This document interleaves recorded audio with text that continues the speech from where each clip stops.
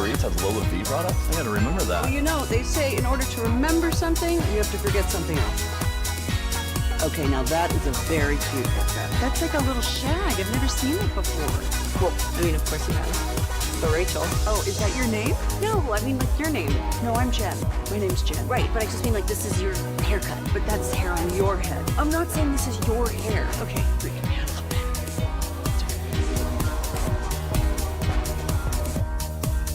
Good morning, Metroplex. We welcome you to a live Friday edition of Sean and RJ. Choppy out one more day on vacation. We got Cowboys insider Bobby Belt. We got Peyton Russell. We got Aiden in the back. We're live on the Fan Cam, Twitch, and YouTube. Thank you for turning it on, leaving it on, and already it is a wheels off Friday. We are not starting with the Texas Rangers today after what happened yesterday between Jerry Jones, Michael Irvin, and Micah Parsons on social media. Oh, yeah, and I just got stopped downstairs by 2 police officers. Oh, yeah. So Jerry and Michael. How much did you have to slide him? How much cash do you have to slide him? Just be like, hey, guys, just look the other way here.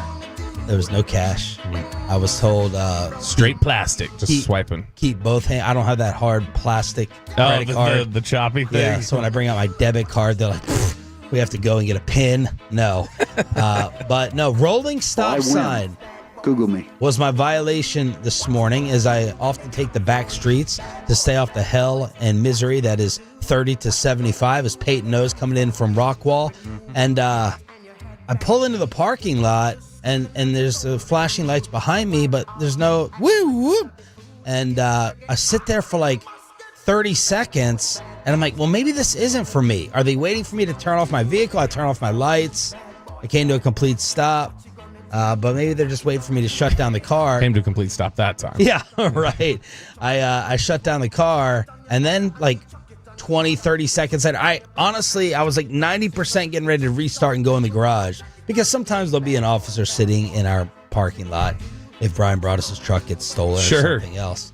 And then finally came out and said, you rolled through a stop sign, and we've been following you for quite a while. And I was like, quite a while? Weeks, in fact. That's right. We've been monitoring, and I had to try to pull the radio card out, and I go, can I text my guys that I'm going to be late for the start of the show?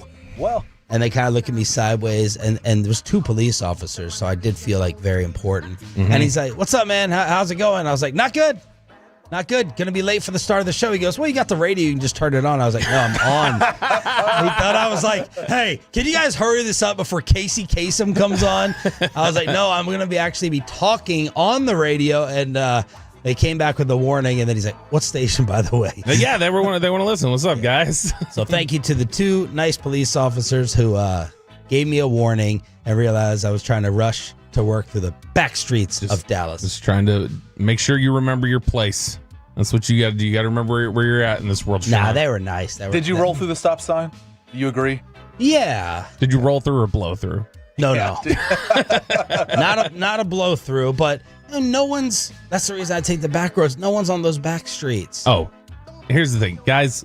I know you guys have, if you're listening out there, I know you guys got ticket quotas and stuff like that you got to fill. No. McKinney Avenue. Don't be talking about these officers like that. No, McKinney Avenue at 5:48 a.m.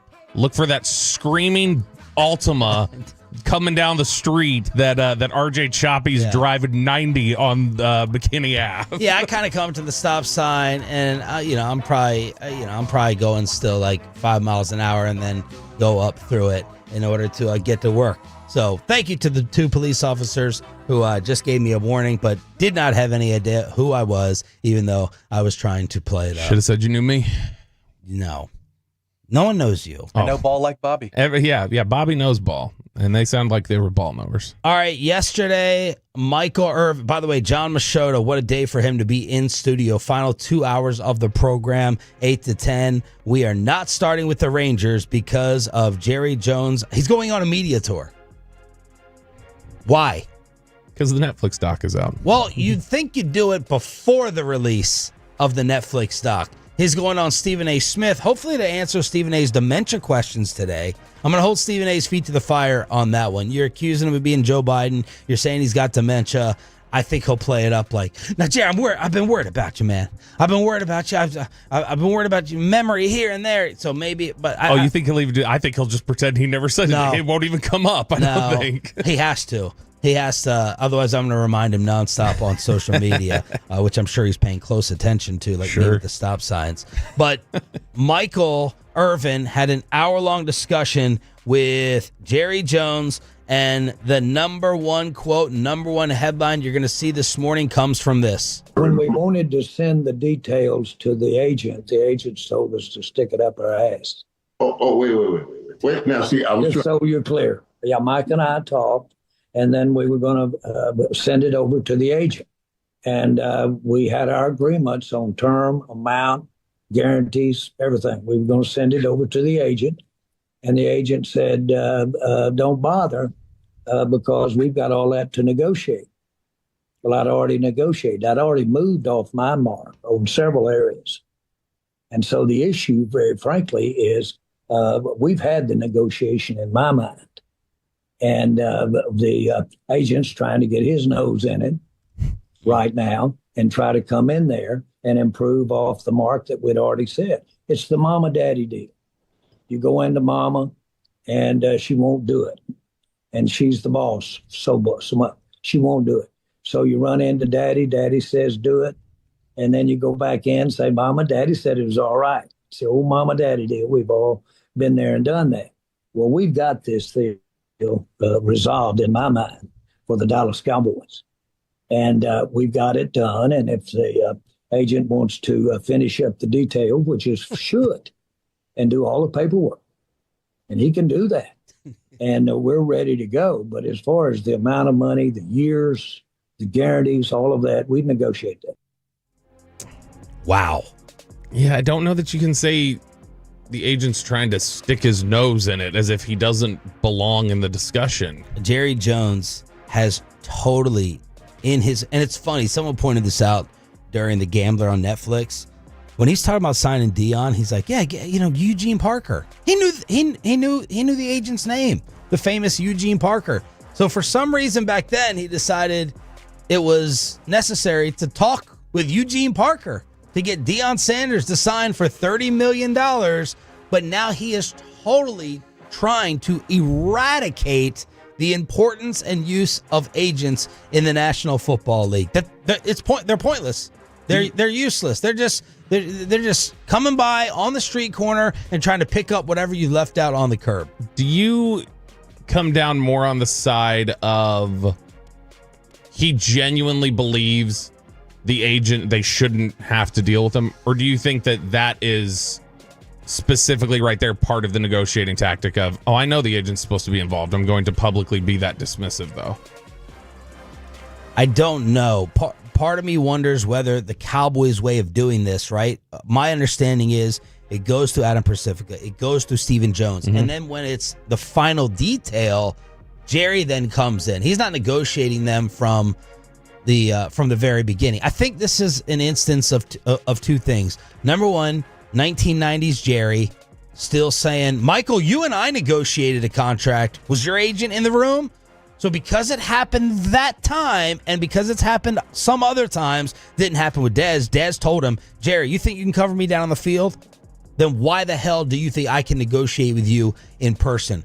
Call my agent. Dak did not make the mistake Micah did. And Dak said, I'm not talking to you from the beginning. I'm not sitting down in a room. I'm not getting tricked. I'm not getting lured into your office. Yeah. You're talking to my agent from the very beginning. So I think Jerry and this whole old school mentality handshake thing is working against him. And then he's like operating like brand new Arkansas Jerry, year one taking over the team. If he talked like this in year one and the media was covering him, they'd say, this country bumpkin doesn't know that you're supposed to get the agent involved to get the deal done. He's just going old school. And this is, again, that sense of betrayal that we worked out. We didn't just talk generally about what it would look like. We worked out the terms. We worked out the years. We worked out the guarantee, and it should be binding. It is binding. On behalf of the Dallas Cowboys, the negotiation is over. I moved off my marks. That's him saying, I went in with a certain number. I went up in terms of those categories. So that's everything I'm thinking about it. Yeah, I think that... And Micah, you agreed, and then you run into the other parent with his mommy-daddy analogy. I think I'll use a different parenting analogy. I think when you advise your kids, you say, hey, don't go hanging around with this person or whatever else, because you may think that you're going to be able to hold your own or stand up for yourself and stand up for what are your morals or your standards or whatever else. And then that kid goes, okay, yeah, sure. And then they go, I can hang around this kid. Like it's not going to be a problem. I'll be fine. And then you start realizing, oh, there is a pull here that's really, really difficult. I am out of my depth a little bit. And I think that Micah thought, I can quietly have this meeting and I can handle it. People think it's a little too much for me. I'll be fine. And I think he got in that meeting and he went, nope. Okay, we got to back out of this now. And I don't think he intended to sign anything, but I think he thought, I can sit here and have a meeting with Jerry and it's not a problem. Yeah. And I think he found out really quick, oh no, Jerry's been here for forever. You referenced The Gambler, as we're going to find out, and then we talk about The Gambler. This is the last couple episodes we've watched that display the absolute, regardless of anything else you would think about Jerry as a football man, as a businessman and as a negotiator, and his impact on the NFL and the way he stares down the most powerful negotiators in the NFL and tells them, F you, and I'm going to win, and he does win. That's a dangerous person to try and sit across from and think you're going to be able to hold your own. And Dez knew, I can't do it. I'm not going to do that. Jerry gets into more details on why this offer should have been good enough. I have agreed to give more money than has ever been given in terms of guaranteed money than anyone ever has as far as a defensive player. I've done that. Now I am the cat that writes the check. Okay? Now, Micah's got 3 years with the Cowboys left. He's got 3 years. At some point, somebody has to have the say over the other. At some point, it has to be that way. My job is managing the check. Okay? Micah's got to do the playing. Where's the least important part of this whole equation we're talking about? What is the least incremental part of the whole equation? The attorney or the agent. Okay? He works for Micah. Okay? He's not the principal here in any way. In any way. They're in here to make their percentage. They're in here to basically, yes, advise Micah. Come over to the office and I'll show you exactly what I offered Micah. We got it in the back. It's with all written down, everything to go. Interesting that when he says it's written down, okay, on a napkin, he's got what does he have written, or does he have a contract drawn up? And Jerry's trying to say, well, Jane Slater was the first to say, my understanding was it was never put on paper. And Jerry would come back and say, we tried to send it over. Jerry, the agent told us to stick it, which I think Jerry then kind of followed up with an unofficial retraction by saying, well, the agent was basically saying, don't bother. I wasn't involved. And Jerry's like, you're just here to notarize a piece of paper. It's all worked out. You want to look over the legal... Seriously, he's diminishing. Yeah, he thinks of him as he's notary public, basically. Like, oh, we got to have somebody... You're just here to, like, say, no, we've already got this place. It's notarize exactly it. That's all you have to... Stamp. Yeah. Yep. You put your little agent stamp on it. I mean, it's so demeaning. But I think he has to know better. That's why I think this has to be, like, a very public... Like, I'm going to diminish what he's done. And what his role is, because I think Jerry has to know, like, no, this is an equal. Well, but I'm not going to treat you like an equal. He's also trying to turn us on Micah and the agent by having us, and you already see it on social media. Well, should I start blaming the agent that they wouldn't even take the offer? Why would you not get the offer, look at it, and counter back versus just saying don't even bother to send it? Oh my God, most guaranteed money? That's a blinking light like I dealt with downstairs in the parking lot statement of I offered him the most guaranteed money, non-quarterback in the National Football League. Fans are going to hear that and say, dude, he's offering you the most guaranteed non-quarterback money. Well, the most guaranteed non-quarterback money is Myles Garrett at $123.5. then Bosa at 119, then TJ at 108. We thought Jerry said near $200 million in training camp. So maybe he's gone to 180. And maybe he's saying, I offered you 10, 20, 30, 40, 50. It could have been $60 million more guaranteed than Myles Garrett, who currently holds that crown. And that will have fans and that will have media saying, well, damn, Mike, like, what else are you asking for? How much over the moon are you going? And David Mulugheta, why didn't you take the offer? Why didn't you look at the offer? Yeah, and I think it's... And he's going to do it again today with Stephen A. I think it's been, if you want to be honest, it's been effective to this point. I am seeing a bigger swing on social media in the last day or two of people saying, this is on Micah. This is on Micah. Like you're starting to get more of that sense. So, look, it is so much he said, she said, and that's what's so difficult of nailing this down. I think that it is... I think, again, if we reverse the roles and say, if the salary cap guys were negotiating Micah's deal and just told you, hey, we got it done, we're just going to sign it ourselves, Jerry wouldn't go for that. Jerry would go, no, Steven and I need to look over it and approve it. Well, as you would expect, Micah Parsons has responded to Jerry multiple times. Micah's response next on Sean and RJ 105.3 The Fan. Didn't need Franklin Frankel for...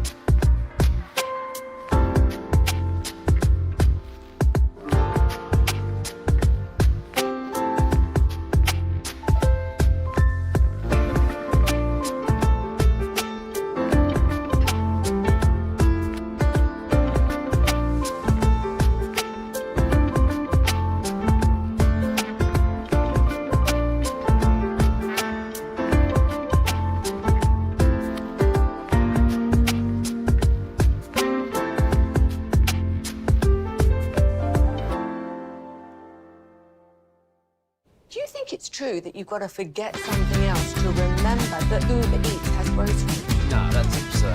Hey, remember when you used to be a, what was it, Pepper Lady? Pepper Lady? Wasn't it Cinnamon Sisters? Razor Waves. Saffron Squad? Nutmeg Maidens? Freaker? No. Nutmeg Maiden? I just said that. Was it Spice Girls? Doesn't sound right.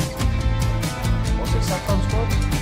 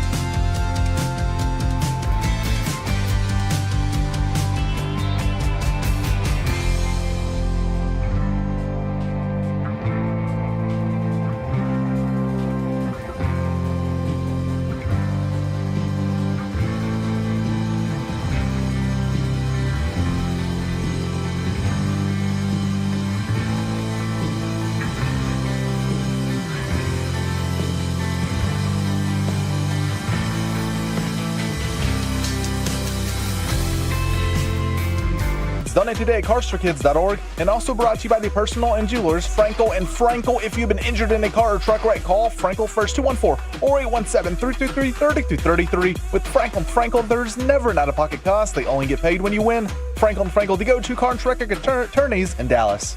Jerry Jones with an hour-long sit-down with Michael Irvin, creating every sports headline this morning, saying that we worked out the deal, all the different terms, and David Mulugheta, the agent, said, stick it up your rear end. Don't bother sending it. Ryan Clark is a client of David Mulugheta's and friend, and Ryan decided to immediately, every media member seemed to hit up David Mulugheta. I know Clarence Hill, Joseph Hoyt, I think Bobby Belt reached out. Did you really say this? What is going on? Ryan Clark got him on the phone. I just hit David Mulugheta, and I simply asked him, I said, did you tell Jerry Jones to stick the contract up his ASS? Because I was like, ain't no way. And he laughed, and he said, I've never used that phrase in my life. So for anybody who is reporting that, for Jerry Jones saying that, this is false. This never happened. This is just another public way to make this situation, which is already ugly, even uglier. David Mulugheta in no way has ever told Jerry Jones or any other general manager or owner that. It's all bullcrap. It's all lies. And I think we all agree, Bobby, that David Mulugheta did not say that. This was a figurative statement from Jerry. I think he must have just been saying essentially, or like he in a way basically told us, What's your point? Jump in a lake. Like, I think that's the way he's doing it. Because I can't think of many agents in general that would say to any general manager, much less Jerry specifically, stick it up your rear. I can't imagine that. But I mean, I 100% believe it. I bet if you press Jerry on it, Jerry would say, he didn't say that. But I mean, that was the spirit of him saying he didn't want to talk to us about it. What else did he go into with the playmaker before we get you Micah's multiple responses last night on social media? He reiterated, look, we really have 3 years to work this out. In fact, he was asked by Michael, hey, how is this different from the Dak situation? You did this with Lamb. We've gone through this with Zeke, Zach Martin. How is this different from Dak? The world would know that I want Micah if they knew what I had offered him, and he knows what I offered him. So the world would know that I want Micah to play on the team and that I respect him for what he can bring to the team. And now, as it turns out in this particular case, you say, well, what happens? Well, what happens is that we have a contract, and there's this year remaining under the contract. And then in the NFL, I get at our volition to extend that contract another year. We'll pay him like a franchise and another one after that. So we really got 3 years to work this thing out. And it's a basic contract that's there to go. And I did that with Dak, and we couldn't agree. So Dak played his last year of his contract, and then we franchised him. And so it's exactly what happened with Dak. And we moved forward. And of course, ultimately, we got a contract, made Dak the highest paid player in the NFL. So there he is differentiating. Dak's deal was totally up. He's like, we got Micah for 3 more seasons. It's just not factoring in the hell, the fury, the culture, the cancer, the chemistry that can all be blown up with Micah Parsons trapped here. Yeah, I mean, if Micah Parsons is still on a trade request in the spring, Jerry Jones is not. That right there, that's part of putting pressure. Like, that's saying, you got 3 years left this. You want to sit like this for 3 years? You've played 4. Jerry's like, I don't care about the locker room. I'll get you damn near up to 30 years old before you get your deal, if that's what you want to. And I mean, that's part of the negotiation. Which, if you're Jerry, you have to. Like if you're in Jerry's position, you have to throw some of those things out and make that a realistic thing, whether it's privately or publicly. And you're not negotiating privately, so you've got to communicate it in public. That's the wild thing about this, is that they're not talking. They're not talking to the agent. They're not really having conversations with Micah. Will McClay will walk by him at practice. You see Will McClay talk to him sometimes, and they chat, and they're fine. You're not seeing Steven and Jerry chat with Micah out there. We're not hearing that they've talked.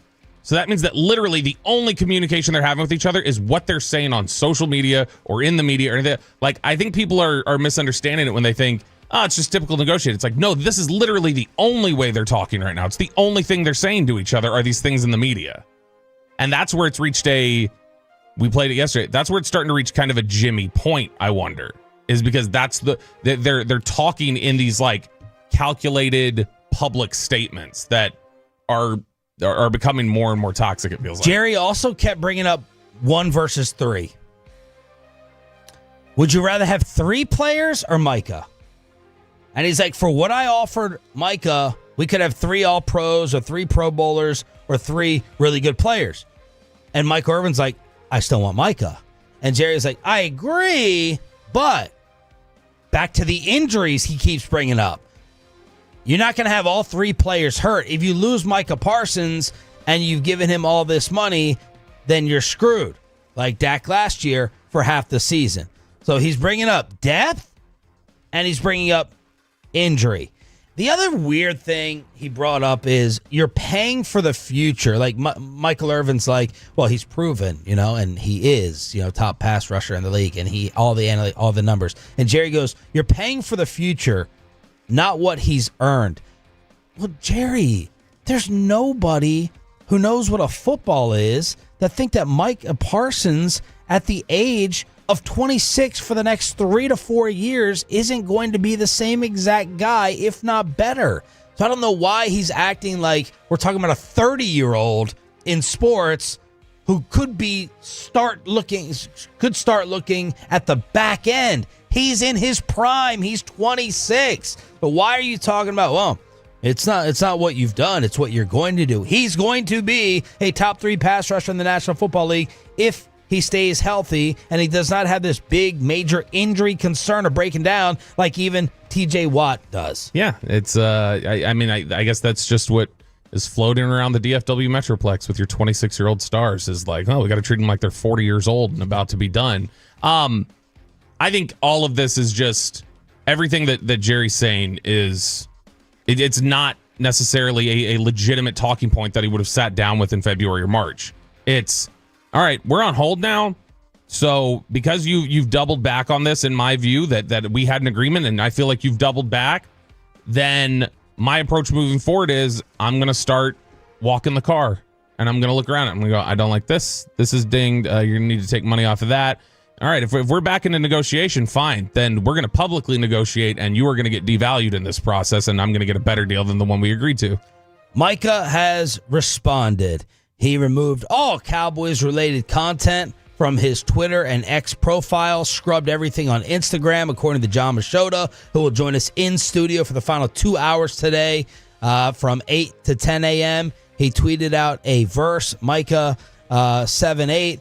Even if I fall, I will rise. The Lord is my light. And then, Bobby, you had what he posted on TikTok. Yeah, he went to TikTok and he had posted a series of images that were like him blowing a kiss in a game and waving goodbye. And it was an old Allen Iverson press conference where I don't think it was the practice one, but it's him talking about, I'm a winner. I'm always going to win. I'll win wherever I go. That's what it is. So it's very much talking in a, like, you're seeing the wave goodbye, and then you're hearing this commentary from Allen Iverson playing over it that's basically just saying, yeah, well, I mean, wherever I'm going, because I'm not staying here, wherever I'm going, I'm going to be a winner and I'm going to have success regardless. So I don't need this, basically. All right. Now, whose side are you on? 877-881-1053. 877-881-1053. Are you on Jerry's side now or Micah's? When I first tweeted this out after the trade request leaving Oxnard, it was 85-15. Bobby, you're starting to see more and more Tolos take Jerry's side. That interview is going to cause more to go to Jerry's side. Maybe not a ton, but some. And then we'll see what he says with Stephen A. Smith today. Mike on Twitter said, I can't believe I'm saying it. I'm actually on the side of Jerry on this one. This boils down to two things.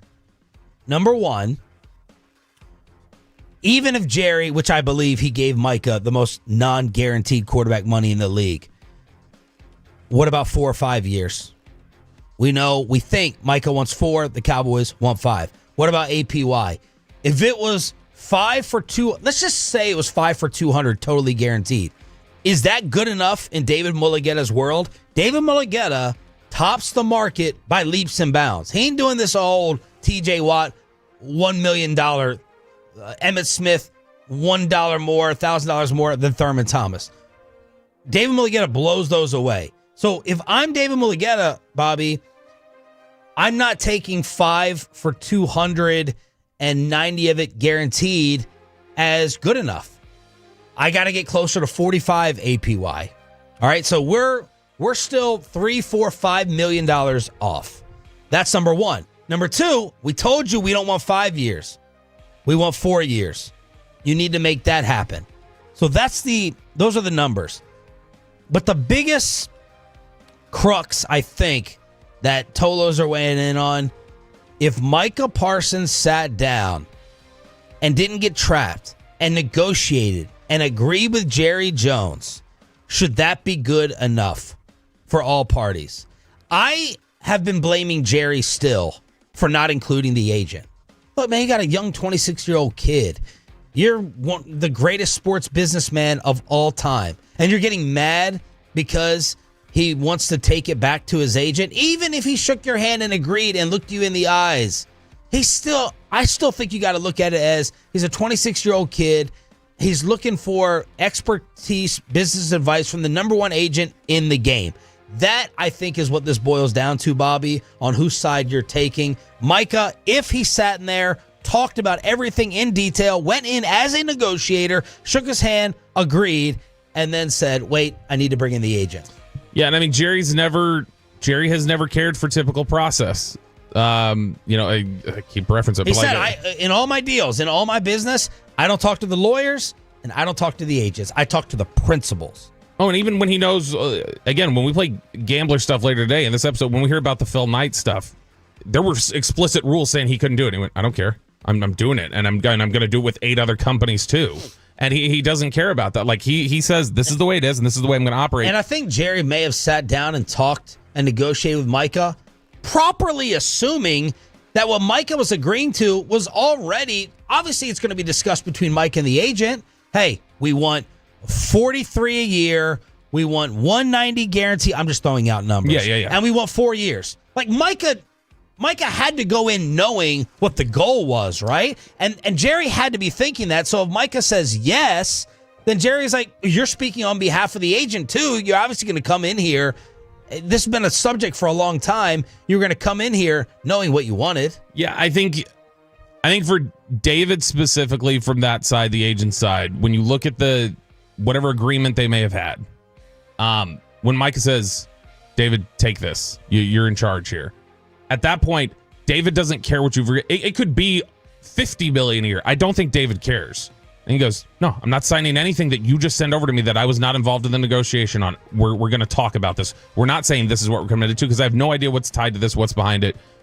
So I don't even think it's necessarily. It could have been $10 million over the market. Could have been $10 million under. Could have been just a record setter. I don't think he cares. I think he's going, I'm not agreeing to anything you send over right now because we haven't talked about and this. And Jerry's disgusted by that. Yeah.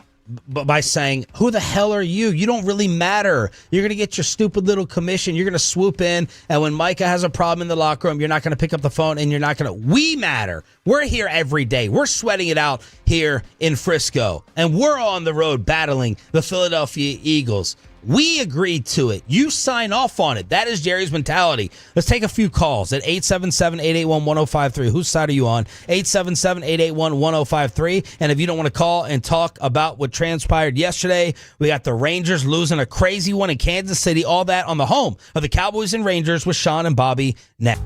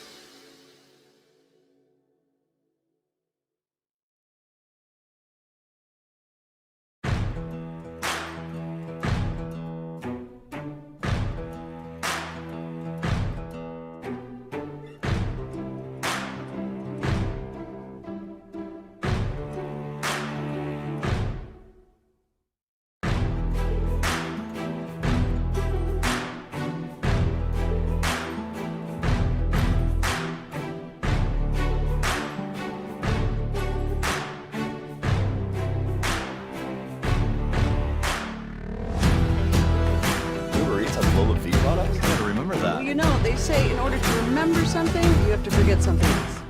Okay, now that is a very cute haircut. That's like a little I've never seen it before. Well, I mean, of course you know. It's the Rachel. Oh, is that your name? No, I mean like your name. No, I'm Jen. My name's Jen. Right, but I just mean like this is your haircut, but that's hair on your head. I'm not saying this is your hair. Okay, great.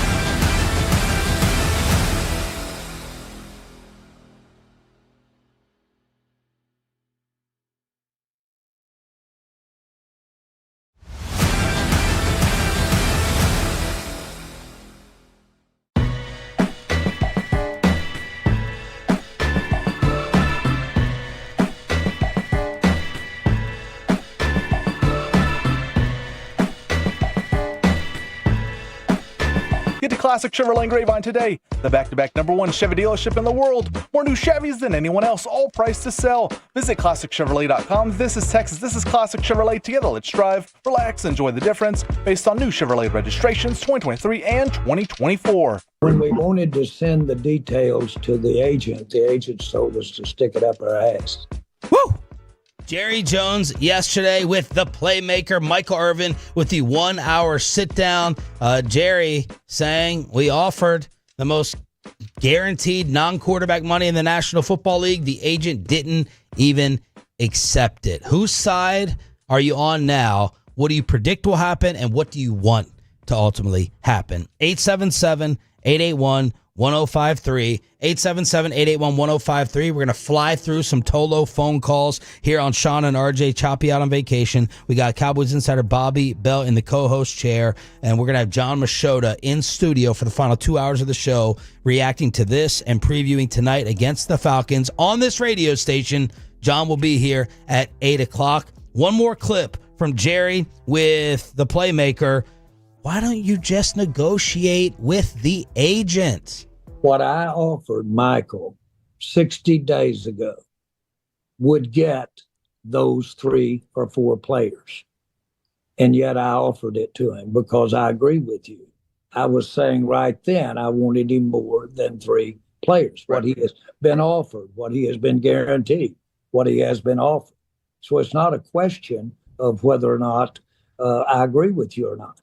I do agree with you very much. And that's a big part of the issue, is that at where my offer was, and of course we do have those issues of him saying, well, my agent wasn't sitting there. And so we don't think it was an offer, and we don't think it's a valid one. You and I would tell them you can do some pretty good business without an agent sitting there. And as you well know, I've done most of my negotiating without an agent in the room. And so I like to do that because where was the agent after we did our deal, when many times we needed to work things out and work things out, team life and all that kind of stuff. It was really us. And so that's why I like to be there at this time. So because he sat down, hammered it out with Michael Irvin, Micah Parsons should be willing to do the same. Tolo calls on the D&M leasing hotline. All right, let's keep a tally here. We're going to see who's getting the blame here from the callers. The dedicated one is up first. This is 4:45 in California with Michael listening on the Odyssey app. Good morning, Mike. You're first. Good morning, Bobby. Good morning, everybody. Hey, look, I just want to say all the way around, man, this whole thing is disgusting. Jerry Jones continues to show how he's incompetent as far as being a general manager. But I also think that Micah Parsons is very toxic. I don't think he's a leader. And whenever we need him or after week 12 or so, it's like he's non-existent. Well, what I hope happens is that we cash out and get our quarterback of the future for him and send him somewhere where they suck, and we'll have a top pick and move on from Dak eventually, because Dak is not the man either. He can't get it done in the playoffs. But God bless you all. Thank you for taking my call. And go Cowboys. Happy Friday to everybody. Happy Friday, brother. Have a fantastic weekend. Thanks for calling early. So much energy for 4 a.m. in California. Way to go, Michael. I know. It's like you being loud as hell in the car driving on over to Oxnard on the courts. Jason in Dallas, you're up next. Jason, you're live on the Fan. What's going on, guys? How are y'all? What's up? So this is kind of my hot take on the whole deal, but, I remember a while back Micah said, I could take $10 million less. What's the difference between $30 and $40 million? So I kind of feel like he's kind of like, backtracking his own words. Yeah. But I think David Mulligan is just trying to get over on Jerry Jones, because he knows at the end of the day he's just going to pay the most money no matter what. Personally, I would trade Micah Parsons. I'm with the other callers too. He doesn't show up. He's got 1 sack in 4 playoff games. Thank you for the call. This is a separate, longer discussion, but I've been trying to think to myself, what is my instant reaction going to be if the breaking news comes that Micah's dealt? And I just know it's not going to be the Luka shock. Everyone keeps comparing it, and I compare it as well. If they get an absolute haul and get that depth and don't pay $45 million to one player, in addition to paying Dak and Lamb and Diggs, I think I'm going to be okay with it. I'm going to be fine. You secure him, but I think I'm going to be okay with even losing a generational Hall of Fame player for what you get back and what this team needs. Yeah, I think the better comparison would have been, because Mike, again, he plays a different position. It's not a great parallel. The Luka thing would have been more like if Dallas had Mahomes and had already gone to a Super Bowl or something, and then it was like in year 4, right when he's about to get a contract extension, you trade him, and it's like, okay, where did that come from? I'm also used to this now. The Luka thing came in the dead of the night, right? If we hadn't talked about this at all, and then today it broke, they traded him, I'd probably freak out the same. Yeah, like in the spring, if after this meeting happened where Jerry got offended and we didn't know publicly it happened and he dealt him, it would send shockwaves. Harrison and Mesquite, you're up next here on Sean and RJ. Go ahead, Harrison. All right, guys. It's kind of simple. Michael tried to put on his big boy pants and sat down with a billionaire white guy that was born in Arkansas. Okay, Jerry, a lot of his contracts, when you're from a small rural town, your word is your bond. Yeah. You don't need no contract. So a lot of the stuff was done like that. Jerry is not going to overpay anymore. He overpaid that. He realized that. So he gave him a significant amount of Jerry not to blame in this case. He been getting to it the whole training camp about the contract. Michael is trying to go back to his agent and get a record-setting number. It's not going to happen. He tried to put his big boy pants on, and it didn't work. Thank you for the call. This is kind of anti-Micah right now, Bobby, to start off. I got a DM here on Twitter from Bart. You got to quit calling Micah a 26-year-old kid. He wants to pound his chest that he's grown and that he's the man on every other situation. Fair point. What happened to taking less? Yeah, that right there. I mean, that what happened? You said it. Not you, Bobby. We always knew it wasn't true. I mean, when he said it, how many times did we go, okay, sure. Tell us that when it gets there. Yeah. It's the way people talk. Alex on Twitter, I'm afraid Jerry is petty enough to never trade him and make him restart years if he sits out. Let's see. We have Frankie. All I'm going to say is Jerry Jones is messy. Curtis, my biggest issue with Micah was showing up. He looks disinterested and out of shape. Will he show up tonight on the sidelines against the Falcons? What do you think? Probably. That'll be great drama. I would assume that he'll pop out there. But yeah, I mean, it'll be. He's been going into the locker. He's been showing up to games. Eddie in Fort Worth, you're up next here on Sean and Bobby. Go ahead, Eddie. Fellas, I'm on Jerry's side. You forgot one other side, the side of winning. My thing is, Michael is not a leader. He's having to show people that he's a leader. If you're a leader, you don't show it. It's simply evident in your actions. My last thing is, this is not about business. This is personal. And my thing is, trade that joker, sign Pickens, and with the other 2 draft picks, get this team to a better spot. We'll never be better until Jerry take the personal stuff out and get us back to a Super Bowl and get us back to winning. Thank you, fellas. I'm out. Great call, Eddie. Have a good weekend. And I want to ask Jerry, whatever happened to your saying, don't let your money get mad. Don't let your money get mad. It did with Randy Gregory. It is here. And speaking of Pickens, Reggie tweeted, listen to you guys. My bigger issue is I believe Tyler Smith is with the same company. What's going to happen with him? Tyler Smith, as we found out in Oxnard, is with Joe Panos. Panos is a former player. Same agency, but it's different rep. It's Athletes First, but it's a different rep. But Pickens is with Mulugeta. Pickens is with David Mulugeta, yes. Okay, so it is the same agency. All right, this is Jerry Jones with Michael Irvin yesterday for an hour and all the fireworks that came with it. Ruben in Jersey, listening on the Odyssey app. Ruben, you're up next. Odyssey. Morning, guys. What's up? Maybe I'm just taking too much hopium here, but I still think that we're going to end up seeing a situation where it'll be September 3rd, maybe the morning of the 4th, and we'll get a deal done, and Jerry's going to laugh in the media and call him Michael, and I think we're still just getting played like a fiddle, and it'll turn out like the last couple negotiations have. Thank you, guys.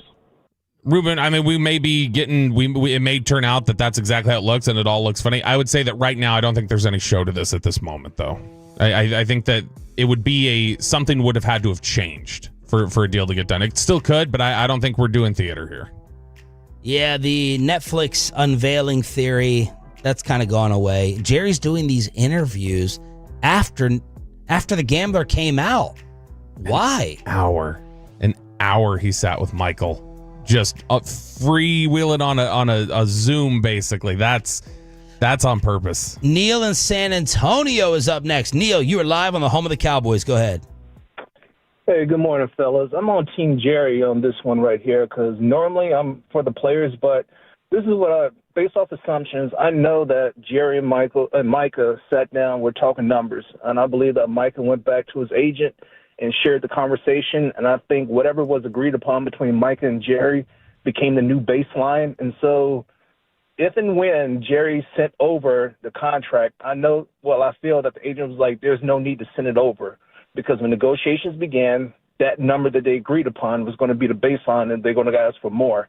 And let's look at it, man. The Cowboys are a victim of their own draft success. You can't pretty much sign every player you draft to the market value. You got the quarterback. You had to do it. Receiver complements the quarterback. Not everybody can be the market value, unfortunately, and I hope that, if it goes on this road, either he gets franchised or we trade him and get, a lot of draft picks. I'm out. Cholo. Thank you, Neil. One more DM from TJ. At this point, I don't think Jerry is lying. I think he cornered Micah, and now Micah's telling everyone it didn't happen to try to cover his own ass with the public, and agent is the one who is lying now. It is. It's overwhelming on the fan text. Anti-Micah. Wow. So remember, 85-15 pro Micah the day of the trade. What Jerry Jones did yesterday, at least in the first hour of the show, is working. 972, Mike is a tool. He'll cave. 803, I don't care anymore. Trade the noise. Let's see. What else do we have? 945, he's not a kid. Trade him. Get Micah out of here. 972, Micah is toxic. It's very anti-Micah right now. Wow, that is improvement. Back to the saga at 7:20 on your official home of the Cowboys. Cowboys Falcons pregame, kickoff, and postgame tonight on this radio station. We are also your home of the Texas Rangers as they lose a wild one yesterday in Kansas City. John Machota in studio at 8. No reason to go anywhere else. We continue right here on The Fan. Disagree.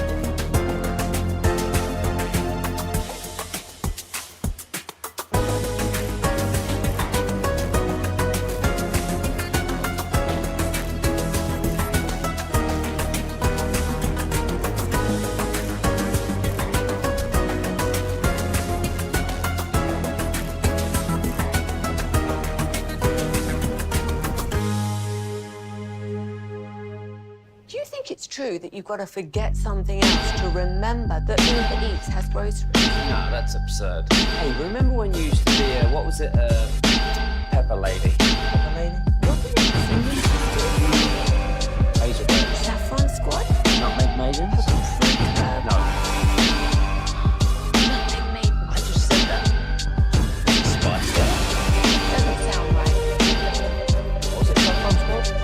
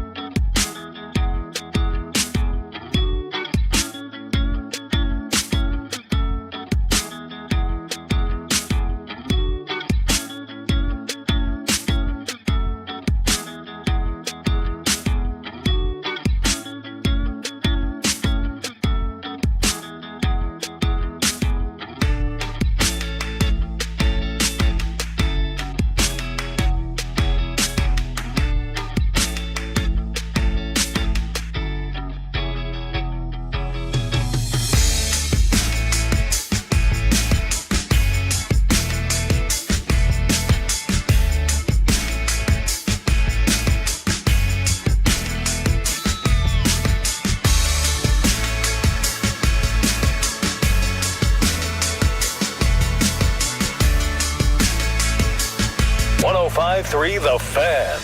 He delivers, and there's a blast by Pasquantino to right center field. That's way back, and that is gone. He has homered in all 4 games of this series.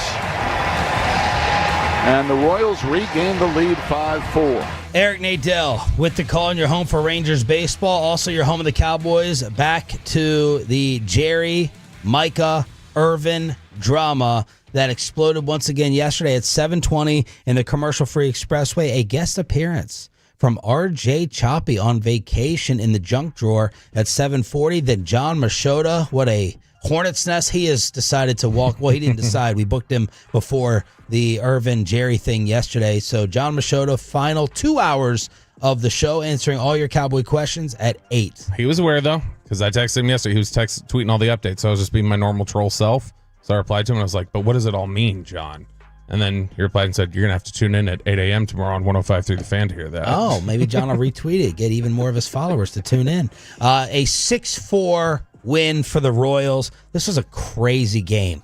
From the Lorenzen catch, watching a pitcher be that athletic, running into the dugout and banging himself up. The fan ejected on the near Bobby Witt inside the park home run. In the 5th inning, the Rangers yet again taking advantage of small ball dinks and an error, and Josh Smith capitalizes and ties it with a 2-run single. But as you heard with Nadell, Pasquantino with his 4th straight game with a home run. Colomb walks in a run, 6-4. They lose another series. Yeah, and I mean, this was again another game, and we've talked about it recently. The carriage has turned into a pumpkin for Patrick Corbin. It's bad again. This is the guy that they thought they were signing. In all honesty, they just thought they were getting a guy who's going to be a spot starter, somebody who maybe would just be decent enough that they would eat innings and give them basically a baseline, so that guys weren't having to, they were getting the proper amount of rest. But he had pitched better than that throughout the season. He deserved a lot of credit. Look, and I think overall still it was a good signing, Patrick Corbin, because he gave you good pitching for most of the year. It's just now, near the end of the year, you're getting the guy that everybody probably thought he was, the guy that was still available during spring training that they signed.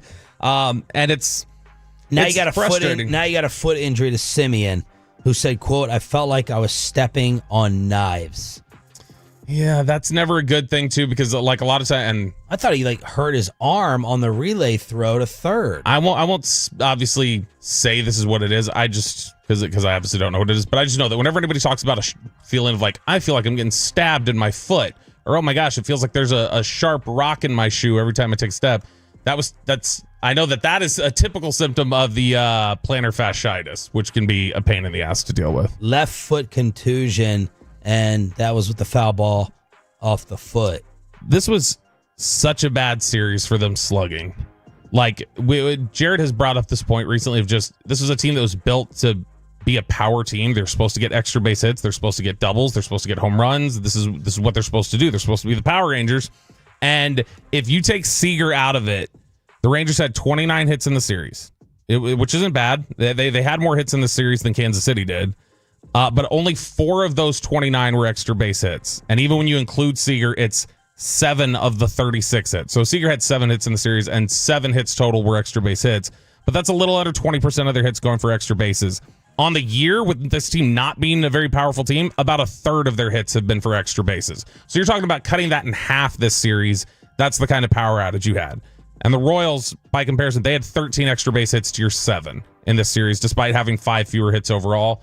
It's a team that is not hitting the way that they were built to hit, and that's frustrating. 7.5 back in the West, 5.5 back in the wild card, and now you're going to get John Rocker's Cleveland Guardians. If you listened to the payload yesterday with the Guardians in Arlington tonight, 6:30 pregame, 7 o'clock first pitch. It's going to be Nate Eovaldi trying to stop the bleeding. I'll get Nate just works in a wound care center. That's all he does, trying to stop the gushing blood from the rest of this team. A 1.76 ERA. He's been fantastic. Now, obviously, Brett Boone said it with us this week. He's become human.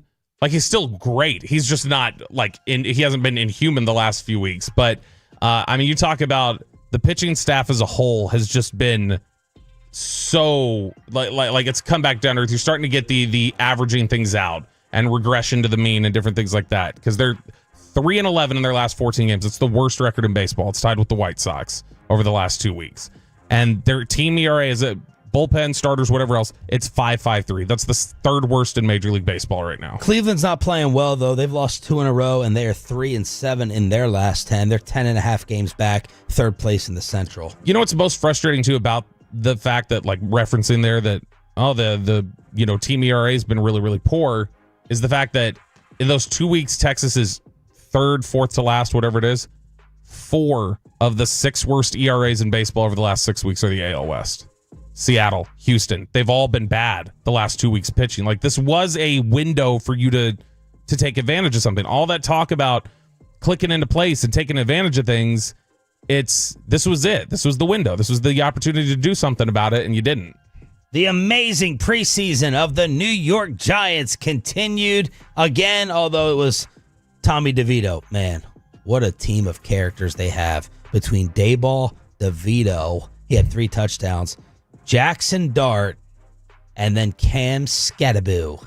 42-10, Giants over the upstart Patriots in many people's eyes. Have you ever seen anyone essentially do a TikTok dance as they're being closed up in the medical blue tent? like Jackson Dart did yesterday. This guy is going to be so insufferable with his little. He looks like a freaking 80s fitness instructor with his little sweatband and his just kind of like California like beach bum look to his face.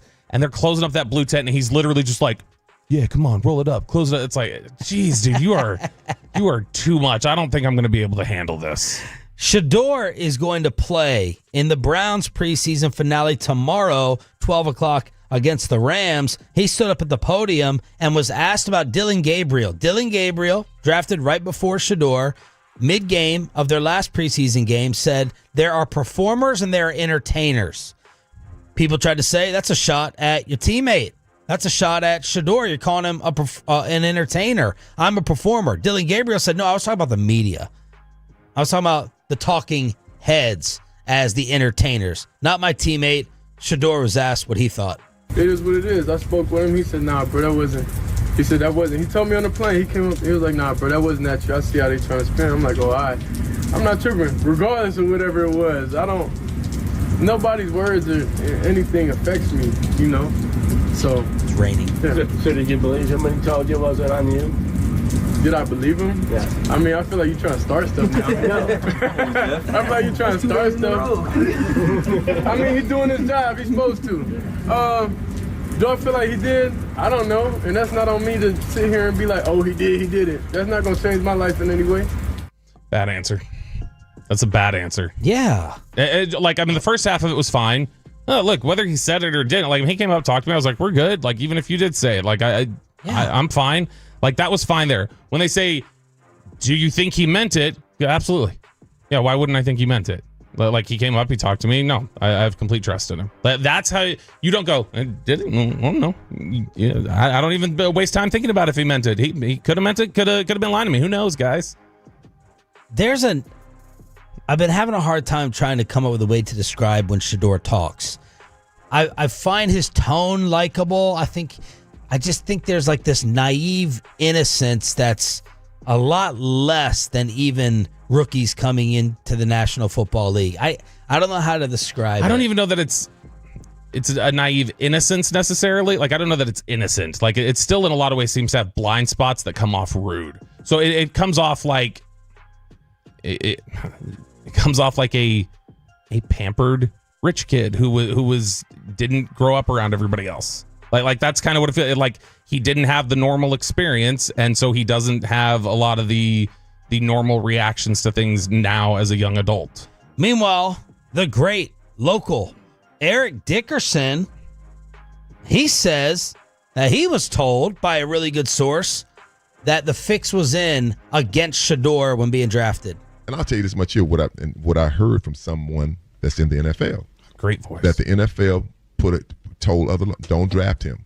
Do not draft him. We're gonna make an example out of him. And this came from a very good source. And he said that, I won't say who, somebody called the Cleveland Browns and said, don't do that.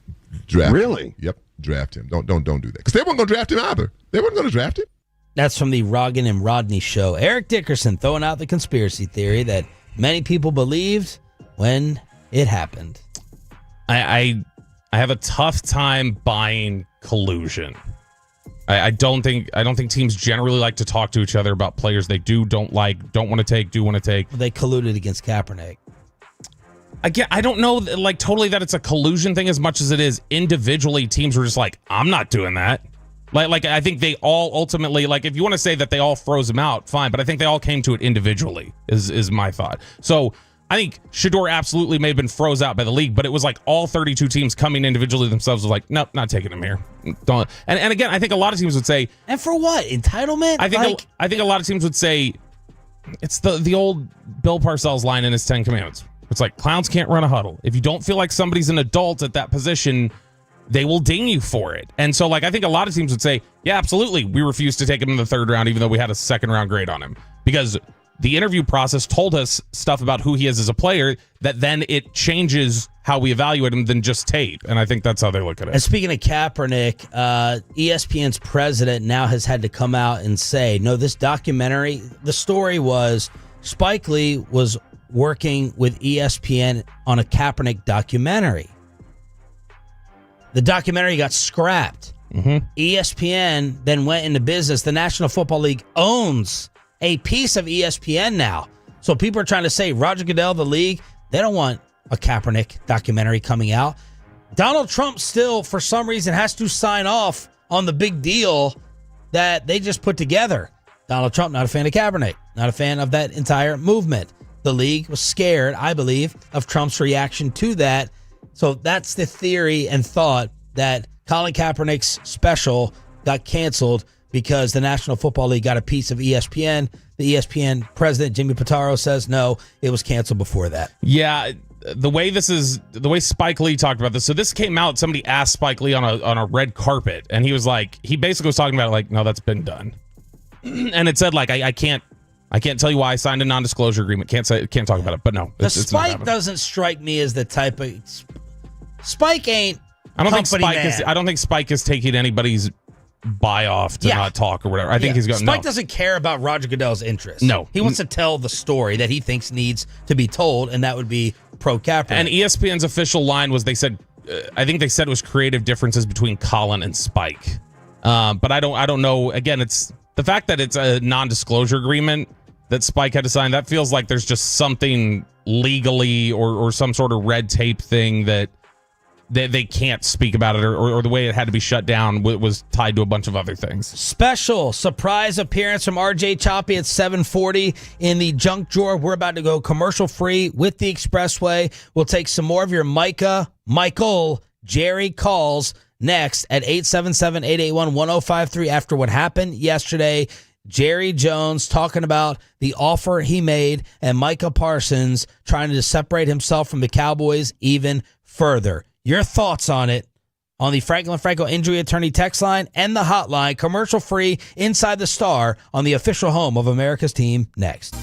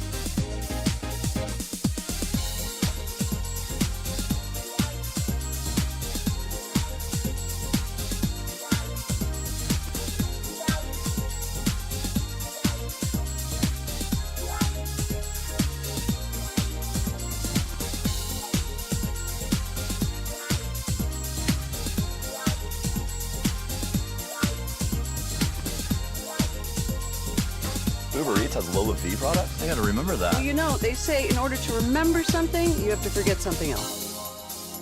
Okay, now that is a very cute haircut. That's like a little shag. I've never seen it before. Well, I mean, of course you have. It's the Rachel. Oh, is that your name? No, I mean like your name. No, I'm Jen. My name's Jen. Right, but I just mean like this is your haircut. But that's hair on your head. I'm not saying this is your hair. Okay, forgive me a little bit.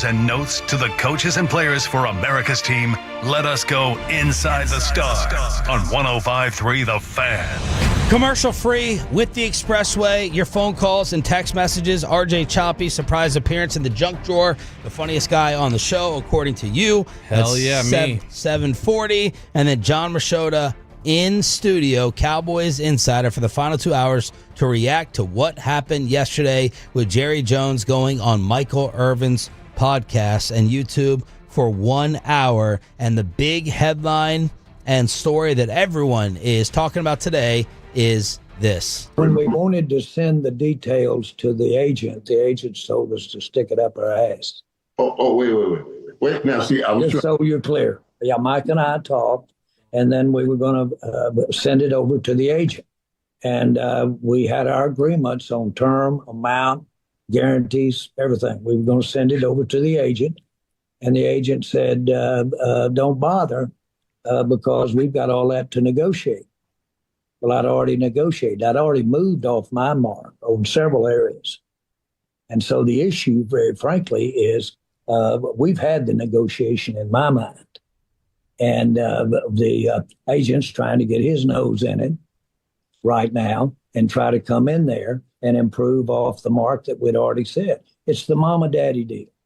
You go into mama, and she won't do it. And she's the boss, so much. She won't do it. So you run into daddy. Daddy says do it.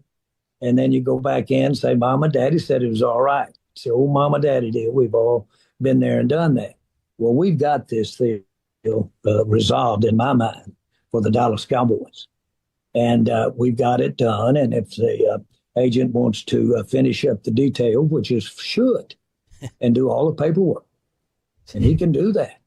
And we're ready to go. But as far as the amount of money, the years, the guarantees, all of that, we negotiate that. That paper, he should. We need a secretary. Yeah. We need somebody to write it up for us. Spell check. We need a spell check. That was so so dismissive. Oh gosh, it's so dismissive. So Jerry's goal, probably in part, was to sway the public on the Cowboys side. It's working if you judge our fan text, social media, and phone calls in the first 90 minutes of the show. Tolos are saying, well, why in the heck? First off, Micah agreed. Why in the heck would the agent not hear Jerry out instead of saying, just don't bother? If that's true, Jerry saying the agent told us to stick it up our rear end doesn't make the agent look great, even though I think we all agree. Jerry kind of exaggerated that. And people are saying, look, Micah overstepped. He realized he was in quicksand. And Jerry said, that's it. It sounds like in that interview, Jerry Jones is not moving off any numbers. That's it. This is the official offer. Take it or leave it from the Dallas Cowboys. Now, of course, we know that things can change. I guess my question is, Bobby, is Mulugheta not calling them? Like, did this thing just stop down because David wasn't involved? Or because the numbers weren't good enough? Let's just say Micah got, because Jerry said I offer him the most guaranteed money for a non-quarterback in the NFL. Let's just say the numbers were fine and acceptable with what David and Micah wanted. And Micah told David, this is what he offered me. Would David had called back and said, deal's done? Or just because he was left out of it, communication stopped right there and then? No, I think David, should I assume near 100% that the terms are not what David thinks Micah should have? No, I don't think we can just naturally assume that they aren't. I think again it's just more like we don't have an offer that's floating out there that they would actually take, but it just has not been communicated because of stubbornness and not picking up the phone. Do you know what I'm asking? Yeah, no, I think that I don't think Micah told him, hey, David, go push this over the finish line for us. I don't think that's what he communicated. I think that's why there's so much tension here, is because Jerry was under the impression that is what was going to happen. Was that, oh, no, it's agreed to. We just need details hammered out for like contract language. That's all we need. And I think that was Jerry's impression of it. Micah is saying that No, that is not what I said. This comes down to basically just like it feels like a miscommunication. Micah thought they were saying one thing as he left the room. Jerry thought they were saying another. And when they split from there, that has now caused each side to think a different perspective. It's similar to how this Jerry Jimmy stuff seems to have so many wildly different opinion of this was what my contract said. No, it wasn't. Well, this is what Jerry said in the war room. No, I didn't. Never said that. Where it's like they both seem so certain of what it was, and it's not. That's why to me everybody keeps saying this is the same old Cowboys, and it draws so many parallels to Dak and everything else. It's like no, it is similar to Cowboys history, but the thing that it's reminding me more and more of as we watch the Gamblers, it's reminding me of Jerry and Jimmy more than it is any contract negotiation they've had with a player. That's what it feels like right now. At the end of the day, as my dad would say, at the end of the day, I'm still blaming Jerry Jones. His job is twofold. It is to get the best deal for the team. And if David Mulugheta took Jerry's deal and said, well, that's fine with the guaranteed money, you're not touching the APY that we want, and it's not the amount of years that we want, then I get that. But Jerry also has to get Micah on the field. Micah's leverage is what you saw in the final episode of The Gambler. Every single Jerry Jones family member with a desperation, I thought, in their voice saying, we need to get one more. We have to break the drought. We got to get one more. And what they're not going to publicly admit to, but we all know the truth, he's got to win one without the Jimmy shadow. That's Micah's leverage. That Jerry Jones is going in, and he told Mike Orvin this again yesterday, in a Super Bowl season. We have Super Bowl aspirations. However crazy you think that is, there's some in that building that believe, hey, we got a shot to be a contender. We expect to be. And that can't happen with Micah Parsons off the field. Now, Jerry privately would say, Micah's not going to be off the field.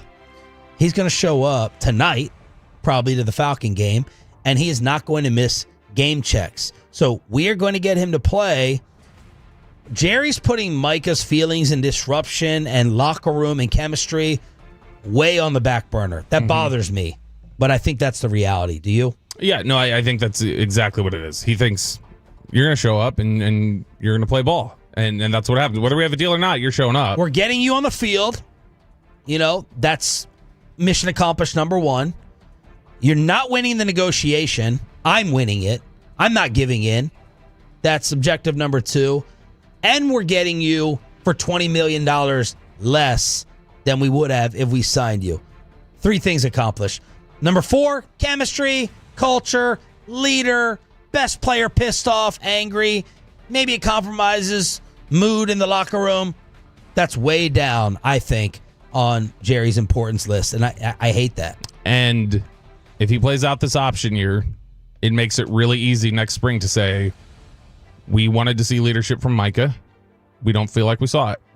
It was there on display. We thought we gave him the opportunity to show how we talked about it all the way back in the summer. This is what we needed to see from him. And then he just, he sat out training camp the whole time. And then, we didn't feel like his heart was really in it. We can't cope with that. And so now we're making the decision. We want to move on because we don't think he's met up to his obligations. One of our top Tolo callers, Jeff in Keller, hitting us up here on the D&M Leasing Hotline. Let's take some Tolo calls here on Sean and Bobby. Go ahead, Jeff. Well, boys. I'll be honest with you on this. From an outsider, you guys do amazing coverage on this whole thing, but I'm just from an outsider point of view, not a fan. But I think that it's very much, let's get the attention on us because Bobby's going to play me when I say this. When the season starts, you guys aren't doing that good. You got to get your stuff in now. You guys are top of every newscast because and the season isn't going to go as well as a lot of, the ceilings and the floors and all this stuff. But let me ask you guys a question. Is Micah, is he really that great? I mean, I know he's good. I know he's, top. But is he worth all of this stuff that's going on? Why aren't there other teams that are Super Bowl contention windows calling and trying to get him right now? Is the podcast, the lack of leadership? I mean, I kind of got to, I don't know who to side with on this, but, it's you guys are doing great coverage, but it's pretty much, I hear cloud music in the background every time this comes in. But, Sean, I do have to say one thing. When you lit up on the G-Bag boys, which I was driving down the road and extremely happy every time you guys would get at him. Why do I feel like RJ Choppy was channeling his Denny Green moment? You guys capitulated and said, all right, we have to be nice. He's up there slamming. They're the G-Bag Nation. They are who we thought they were, and we let them off the hook. Thank you for the call, brother. Have a fantastic weekend. It's like when the quiet person finally explodes and speaks up, and everyone in the room steps back and they go, whoa. That's really impactful. That's what Chiafalo did to me in Oxnard.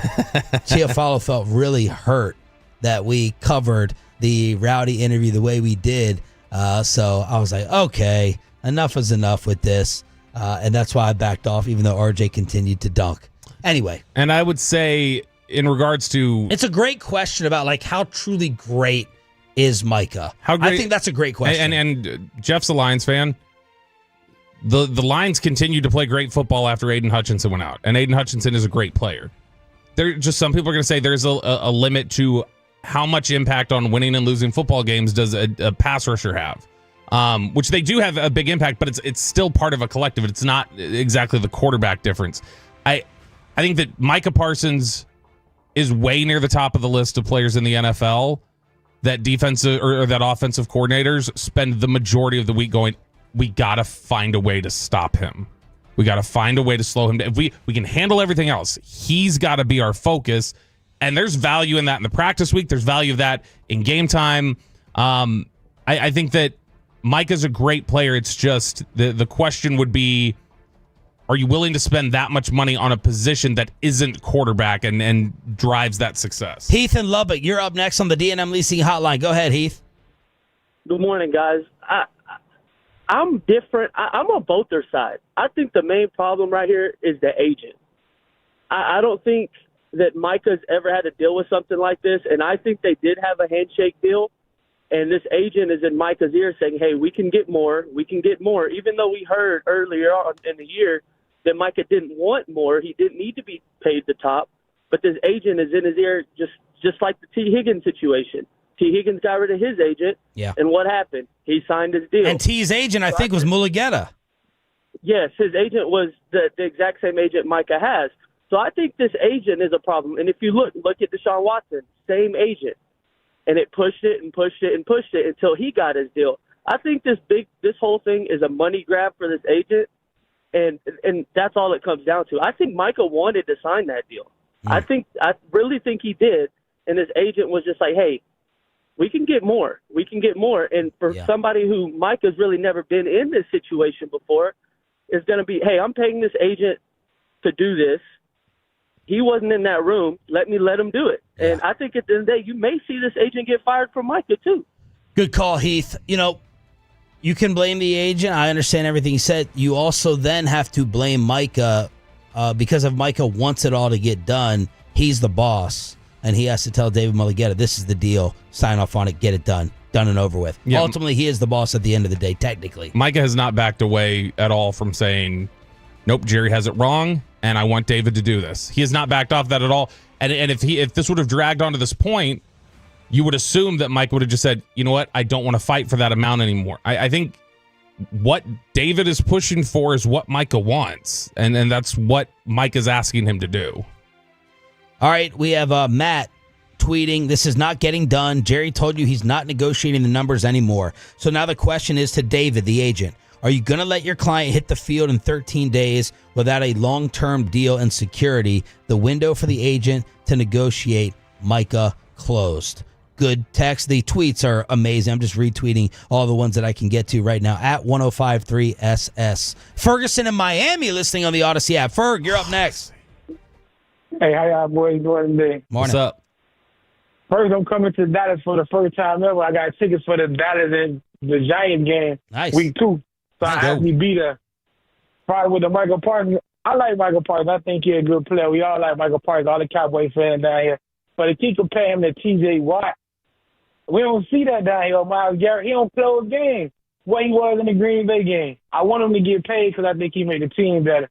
But he ain't a game closer. Everybody keeps saying, hey, generational talent. We need to pay him because this, because that. But when the game on the line, we can't guarantee he's going to go get a sack to make us win the game. Hey, y'all boys stay safe, and I'll be up there week 2. Safe travels, man. Thanks for the call.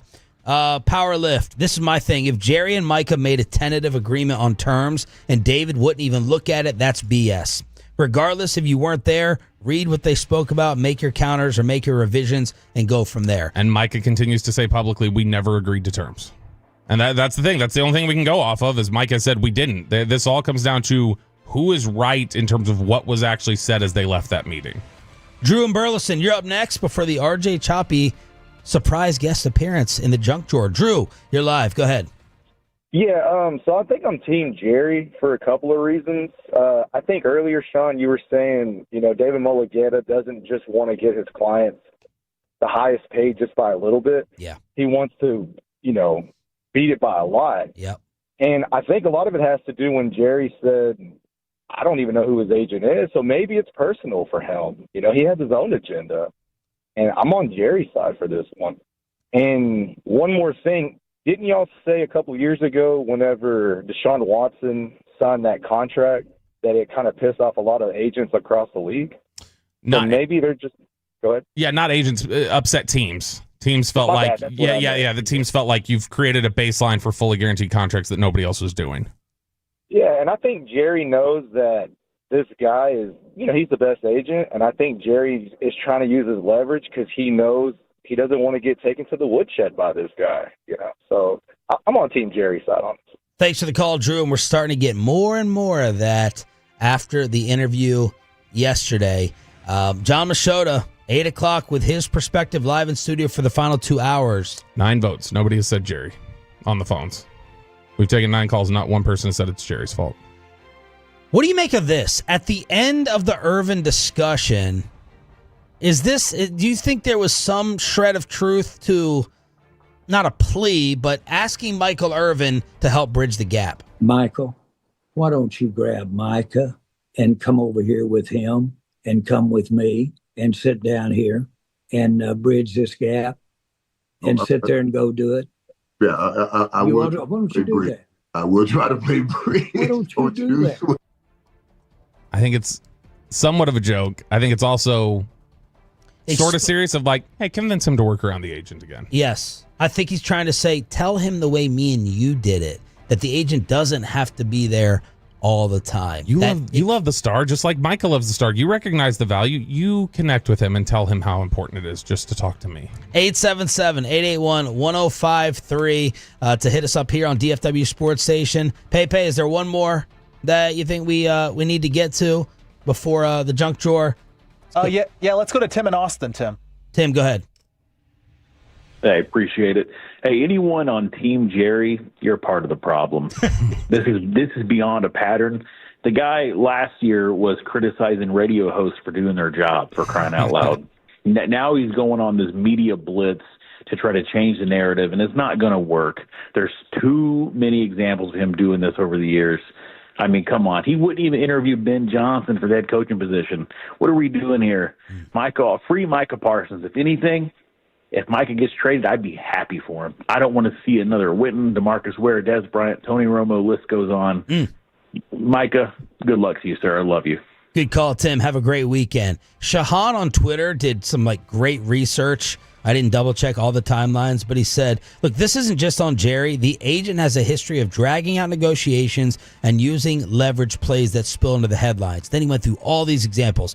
Deshaun Watson, Jalen Ramsey, Jesse Bates, Michael Thomas, Budda Baker, Derwin James, T. Higgins, and now Micah. This isn't new. Mulugheta's playbook is leverage, leading the holdout trade request, leading the public pressure, and eventually a record deal. Well, what I would say back to you, though, Shahan, is if it eventually leads to a record deal, you can't blame the agent, can you? It's like the Scott Boras blame. That's his job. And I think you need to also recognize that when you talk about those examples you list, the vast majority of those ones you listed, they left. They did not stay with the original team. Yes, Watson, Cleveland. Ramsey dealt to the Rams. Jesse Bates, stalemate for 2 years, tagged, left in free agency. Michael Thomas, I'm going off of his tweet. Buddha is still in Arizona. Derwin is still there. T. Higgins. They split. That didn't get done. Yeah, that did not get done. Did you hit up or talk to David Mulligetta yesterday?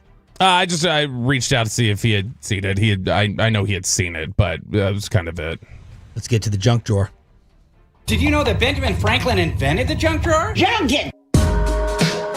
This is where we clean up things throughout the week. We'll have Worst Take at 9. John Machota in studio, final 2 hours at 8 on DFW Sports Station. Thanks for being a total. That stands for Turn It On, Leave It On. By the way, the KNC Masterpiece today, they are going to be broadcasting at Freebirds.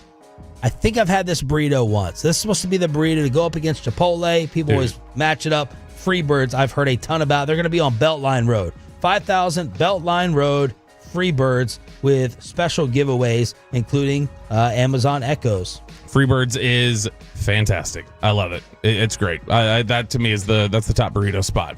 All right. I feel like we've been lacking this week. You know, you think we haven't done a good job? No, I think we've done a fine job in execution. It's clearly just missed the laughs because RJ's not here, and we know he's the funniest one on the station, and everything that he brings or whatever else that people were claiming this week about his jokes that I write for him during the commercial break, basically a lot of the time. But because we missed RJ Choppy, I was like, we should. By the way, he dominated basically that poll. I mean, how much did that? He didn't get 50%, so that's a plurality. It's not a majority. We then go to a runoff, which I have not seen a runoff poll yet. So that's what I take from that.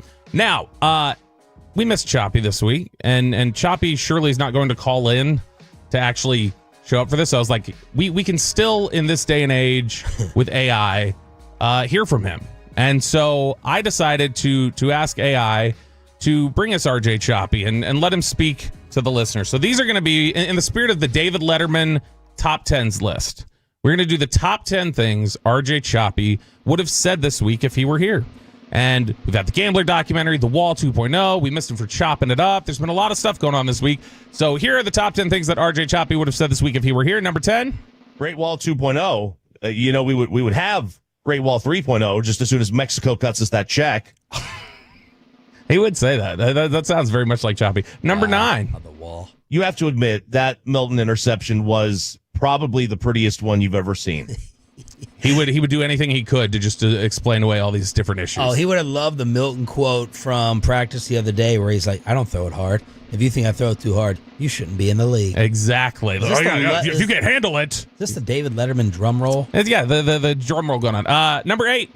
All right, now that the heat has died down a little bit, I'd like everyone to know that Girthquake was really my creation until Rowdy does another interview anyway. Yeah, as soon as he stokes the fires again, then he'll run away from it. He's been, simmering on that. He can't decide whether it's a good thing or a bad thing to take credit for Girthquake. Yeah, so he keeps taking the credit, and then he'll step back and go, well, I gave it up. I didn't have my hands on it. The top 10 things RJ Choppy would have said this week if he were here. Number 7. Yeah, I actually didn't see anything that we're talking about on the show today. We had baseball yesterday. That's for sure, because I think we get that basically during breaks. I will say the number one thing that would have pissed me off this week is us doing all the work, watching 8 episodes.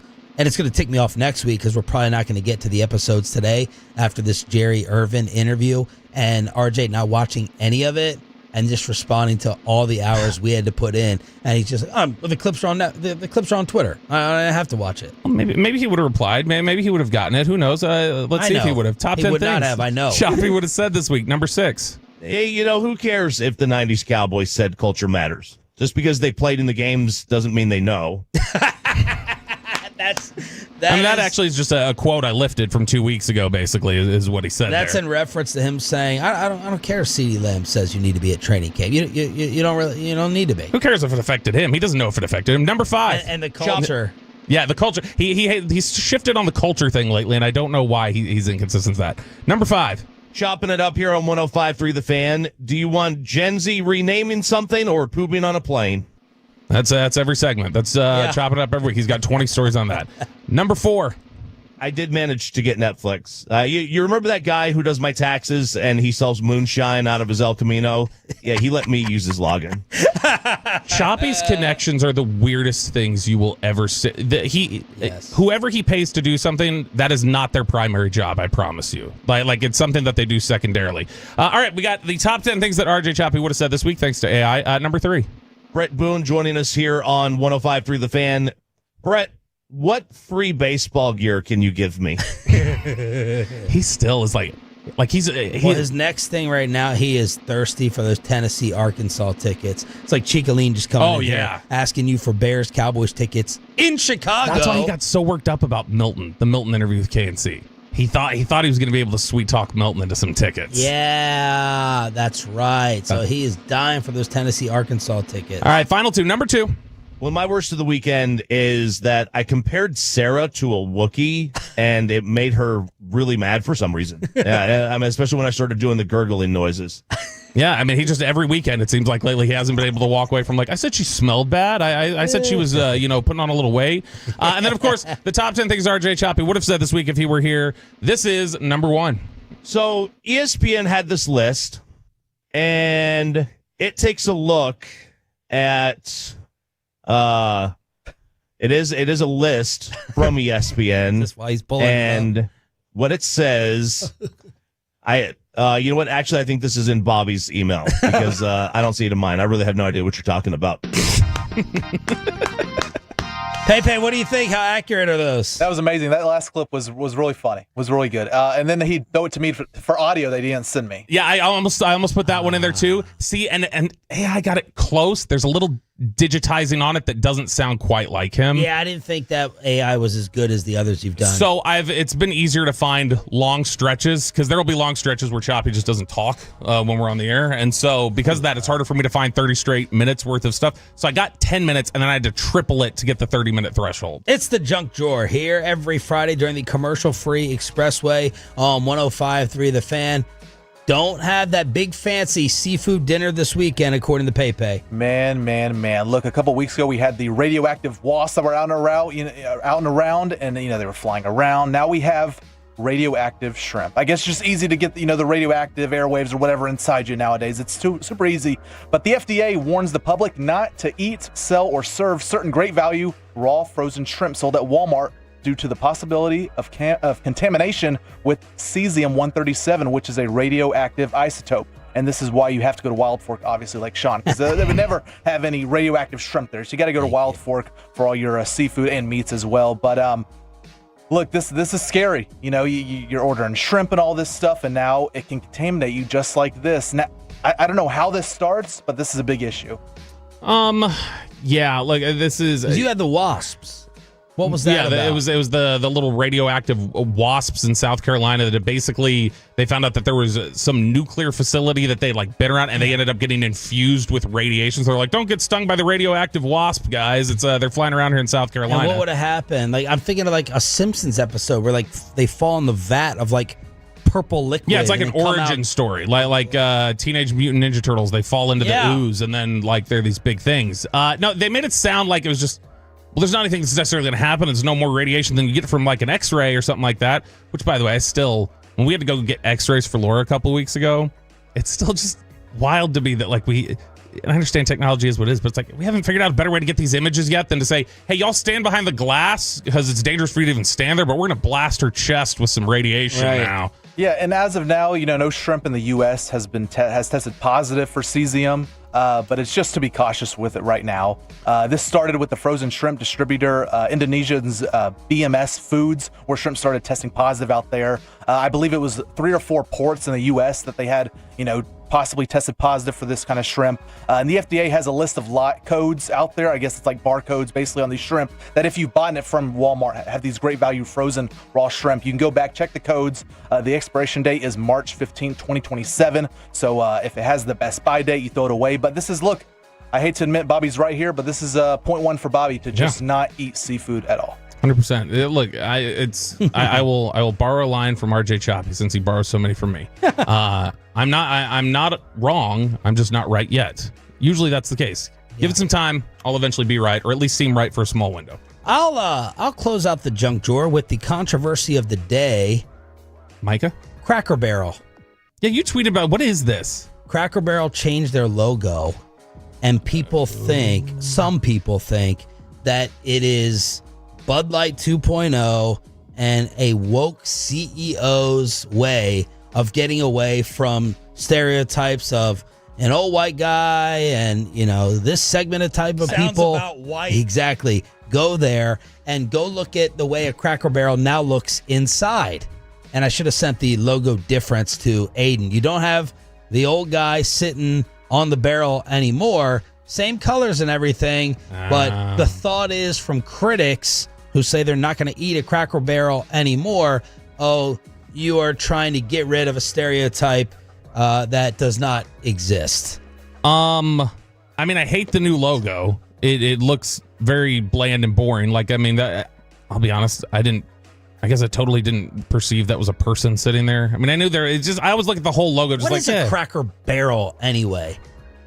Amanda was trying to tell me it was a pantry or something. I'm like, did they have barrels of crackers back in the day? I thought they just had alcohol in them. And the stock price dropped a lot yesterday too. Yes. If you got stock, which I don't know who's buying stock in Cracker Barrel, but yeah. Every time I drive by a Cracker Barrel in Maryland, at least, it's popping. It's packed. I can't remember eating in one. I like Cracker Barrel. I think Cracker Barrel in general is decent food. You can get, they'll serve breakfast all day. It's just good country food, whatever else. And then they always got that little store area in there, where it's a little mini Buc-ee's crammed in there. Yeah. I like it. Now this is a crime against humanity. I don't know what this is. Somebody tweeted this, I guess. There are Cracker Barrels that have been redesigned now to look like that. Yeah. That's hideous. The change. Yeah, that I don't like. People are like, no, keep the nostalgia. I don't necessarily go in there for the food. It's for that old-time country feel. What are you trying to say about me? You're trying to attack me. You throw in race, you throw in stereotypes, you throw in slavery, all these types of things in this Cracker Barrel story. They have those little games at the tables in Cracker Barrel. You know what they are? The little triangle where you skip over with the pins and you try to get with just one left. And you so you hop over it and you remove it, do stuff like that. I never feel dumber than when we go to Cracker Barrel. And Laura will always get down to 2. And I get stuck on 5, and then she's telling me how stupid she thinks I am. The Tolo response is, I don't eat a sign, I eat the damn food. Are they dropping the word cracker? I think that was RJ's joke last night. It's a bad rebranding. They must be struggling for new customers. The elderly base is dying off. Nostalgia for some of us, just like Joe T. Garcia's. Food is not great, but it's always been a great place that people like to go. That from Tolo. Cindy. What does John Machota, I think my top Cowboys source on social media, especially when he retweets his appearances here on Sean and RJ, what does he think of the new drama that played out yesterday? John Machota from The Athletic, Cowboys Insider, in studio for the next 2 hours after this.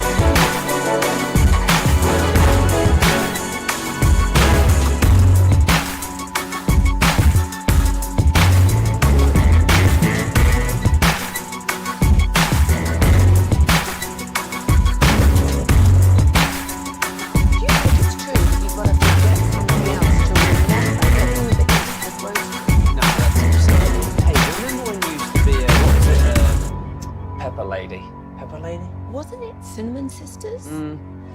Basil Babes. Saffron Squad? Nutmeg Maiden? Pre-Curb? No. Nutmeg Maiden. I just said that. Was it Spice Girls? Doesn't sound right. Was it Saffron Squad?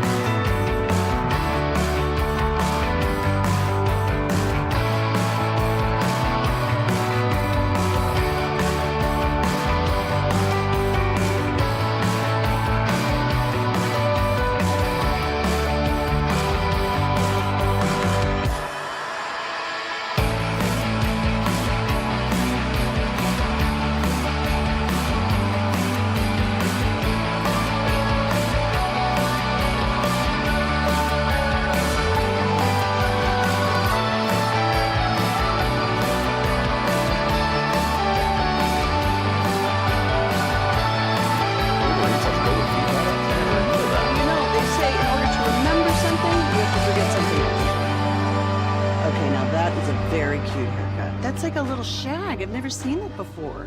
Well, I mean, of course you have. It's the Rachel. Oh, is that your name? No, I mean like your name. No, I'm Jen. Right, but I just mean like this is your haircut, but that's hair on your head. I'm not saying this is your hair.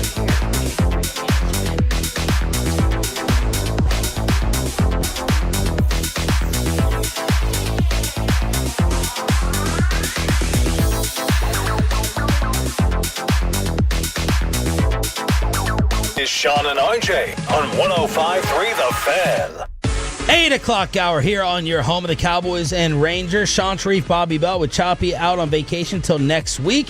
Happy Friday. Thanks for being a total. That stands for Turn It On, Leave It On. The KNC Masterpiece doing their show from Freebirds on Beltline in Dallas today. Starting with Crosstalk at 9:40. We got a special treat in studio, and we did not schedule him after the Michael Irvin, Jerry Jones interview. We had him booked beforehand for the next 2 hours. The great John Machota. When I'm going to Twitter, this is true. I go to John first, then I'm probably going maybe to Nick Harris, and then I don't know number 3. If I want the perspective on the whole thing and the thoughts, I might check out Hellman. Somewhere he'll get to me. Well, you don't. I mean, no, I know you come to me for humor. You're kind of like a really, really, really poor man's Jay Glazer in that you don't get as big a stories as Jay, but you don't do the quantity. You're not all over the waiver wire. You're like picky and choosy of what you want to put out. And I get McCarthy hired too. John's on everything. So, John, thanks for joining us in studio. No, thanks for having me. I, when I got on Twitter, when I first moved down here about 15 years ago, I was trying to do everything Dallas, like tweet out Mav stuff, whatever. And they were good. I mean, they won the title in 11. But over the last 10 years, I've been like, I'm not going to even, when I got this hot take about watching some random NBA game, I'm just not going to, I just want my timeline just to be all Cowboys for exactly what you're saying. So people will just be like, hey, like I was working today, or maybe I was out of town on vacation. I just want to catch up on Cowboy stuff. I try and keep it as much Cowboys as possible. Yeah, we try to ask Florio and like Ross Tucker, like, why don't you follow us back? They're like, I don't want to hear your thoughts on the Rangers. I don't need your Dallas Stars second period breakdown. You know what? Do you guys want all of Florio's thoughts on everything? No.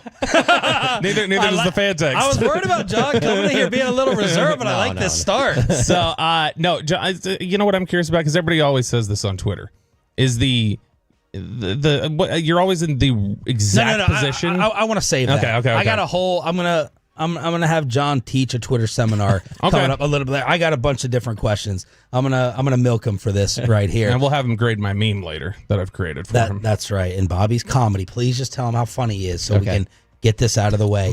Jerry Jones for an hour with Michael Irvin saying we made this offer. The agent told us to shove it up our ass, and then David John went into detail a little bit more. I have agreed to give more money than has ever been given in terms of guaranteed money than anyone ever has as far as a defensive player. I've done that. Now, I am the cat that writes the check. Okay? Now, Mike has got 3 years with the Cowboys left. He's got 3 years. At some point, somebody has to have the say over the other. At some point, it has to be that way. My job is managing the check. Okay? Micah's got to do the playing. Where's the least important part of this whole equation we're talking about? What is the least incremental part of the whole equation? The attorney or the agent? Okay? He works for Micah. Okay? He's not the principal here in any way. In any way. They're in here to make their percentage. They're in here to basically, yes, advise Micah. Come over to the office and I'll show you exactly what I offered Micah. We got it in the back. It's with all written down, everything to go. John, give us your thoughts on this yesterday. So I can see both sides on this. I can see the Jerry side because of the fact that just in my time covering the team, if you take care of Jerry, Jerry will take care of you for the rest of your life. Now, obviously, where you're Micah Parsons, your life's going to last a lot longer than what Jerry Jones has left, but Jerry is fiercely loyal to his star players, so I get where he's coming from there. But he's also the man that says, Just because I said it doesn't make it so. So when he says the thing, like I find it very hard to believe that David Mulugeta said those words back to him. Yeah. But I don't think in the year 2025, really any in the last 5-10 years, that you can think that are you really thinking you're getting this deal done without an agent being involved? Like when you drafted Micah Parsons, like we're not going to pretend you don't know who David Mulugeta is. You didn't know that this was going to happen. And so for me, this screams of back in March, like, let's start talking about this right now. We can get everything, and then we'll bring in David to just sign everything off. But even in Jerry's mind, as great of a businessman as he is, he has to know that David was going to be involved at some point, that he's going to want to do. He's going to have his hand in it. He has some of the biggest contracts in all of sports. So why do you think he's doing it like this then? Why do you think Jerry's like playing like, David, you're here to notarize this when we the principals get it worked out? Why take this approach? Well, just like even if for people that don't follow the Cowboys closely, if you just watch the series on Netflix, you can just tell that there might not be anybody in sports with a bigger ego than Jerry Jones. And he is not going to let some agent come in there and be the big name that wins this deal, even though it did happen with Todd France twice. And he probably doesn't want it. He's probably tired of that. But it's like we all sit there and go, Jerry loves his star players. Is he really going to let this guy walk? Like, nobody believes that. There's a far greater chance that he is just completely dug in and is just like, well, then don't play Micah. Don't play next year. Don't play the year after that. Don't play, I'm from Detroit, and I never thought the Lions would be like, no, Barry Sanders, you're playing here or you're leaving. And basically did the same thing with Calvin Johnson. So if they're going to do that, the guy that has kept a grudge this long with Jimmy Johnson, how angered he is right now, I find it very hard to believe. That's my whole thing when I talk to people, because I don't believe this contract's getting done before the season starts. And so the people that say to me that they think it's getting done, I go, I just want the simple answer then from you. This is the thing that fascinates me the most. Who makes the first call? Because I see both sides being extremely dug in. Like, I'm talking, put them in owners' boxes right next to each other on that Thursday night, and I can see them not talking. Yeah. Walking by each other on the sideline before the game and not talking. Yeah. So that's the part for me where both sides seem so dug in that I don't know who makes the first move. Publicly, Jerry's discussion has been very focused on David Mulugeta, the agent, of just like, this is basically who he's frustrated with. You're trying to insert yourself in something, Is that a subtle way, though, of privately he might be a little more frustrated with Micah than he is Mulugeta? I feel like Mulugeta is basically just the public target for what is ultimately frustration he has, particularly with Micah. And I don't think he's particularly happy with Micah. No, I think that's fair. I've felt since the start of training camp that it was more Micah versus Jerry than Micah versus the Cowboys. And I think since his statement on August 1st, I believe that even more. That they're both completely dug in. For him to put out that statement, that is just such unlike a Cowboys player to do. Now, Jerry says he's had all these trade requests. Yeah, behind the scenes. You've never had it publicly like that. And when I saw him fire that off, I was like, well, there's no way that this thing's getting done in the next couple of weeks, because the last thing Jerry will want is, oh, yeah, all you got to do is have some strong statement on social media, and then I'll make a deal done with you. And in that statement, John, something that could have really, really stung Jerry, Micah basically said that he was tricked. Like he may have misrepresented what the meeting was. Like, you lured me in. You tricked me, when maybe it's possible Micah knew he was going in there for a negotiation, and he did not say that in his trade demand. So it's not only are you reneging, not only are you misrepresenting, but you're making it seem like I'm like this creep who, under false pretenses, had you come in this room and then try to blindside a young, naive businessman. This is why sports is so great and why it's so fun to talk about sports, because there are so many different sides to it. Because while I believe what you're saying, and I think that there is a good chance that's right, there is the part of me being around Micah these last few years. I'm talking about not on the record. I'm talking about just talking to him in his locker. He is a very bright, sharp guy. I could see a part of him thinking he can go toe-to-toe with... Yeah. And I'm sorry, but there's no way I would believe he puts out that statement without at least David Mulugeta or somebody else reading it over, or at least making some suggestions, and that can easily be something that's part of it. And don't get me wrong, I still don't believe that even if that is the case, even if you go in there, you have the best business sense, and you're like, I'm going to go toe-to-toe with Jerry Jones and I'm going to win this thing. At the end of the day, you still know that your agent is far greater in this. That okay, I might get the parameters set, but he's going to come in here and he's going to cross the T's and dot the I's. So. But Micah's really sharp on a lot of different topics. It's not just a football thing. John Machota from the Athletic in studio here on The Fan. If Micah went in knowing it was a negotiation, and like Jerry says, agreed, who do you then blame for this? Jerry for not realizing Micah was going to get the ultimate sign-off from the agent where things could change? Or Micah for the old school handshake, look you in the eye, and the years... the guarantees, the terms are done. Oh, that's on Jerry. He can't possibly believe that. I agree. I mean, Micah Parsons is still a kid to me, I mean, you can't really think that that's... And I'm sure there are players that has been done in the past. Yeah. I'm not saying that he's never had He cited that with Irvin yesterday. He's like, me and you did it. Right. We didn't need your agent. For sure. But in these days that we're in right now, I mean, the thing I keep going back to is there's no way that Jerry Jones isn't familiar with the Deshaun Watson contract. And I don't care whether you want to say it publicly or not as an owner, that had to impress you. Probably angered you because it raised the level of guarantees in the league and stuff, but you had to be like, wow, I can't believe that with what he had, the baggage and all of that, he got that for that guy. Like, there's no way that you don't know who he is after that. And that's just one. There's so many clients that Dave Mulligetta has. I mean, he's clear. I mean, to me, and Bobby, you know this probably better than anybody, that to me, it's David and Todd France, and then there's like another level, and then there's another level down where maybe if it was another level down, this gets done, and maybe on that handshake thing with Micah, he can convince a different. But these two guys, that's not happening with them. And it's not just that. Like, I mean, you could make an argument. It's David, it's Todd France, and then you could probably throw in there, if not a step below, Tory Dandy. Yeah, and you're talking about in that Lamb last year. That's Lamb. Yeah. Tory Dandy and Todd France beat you. And now here's the third one, the third round. Are you going to lose this one too?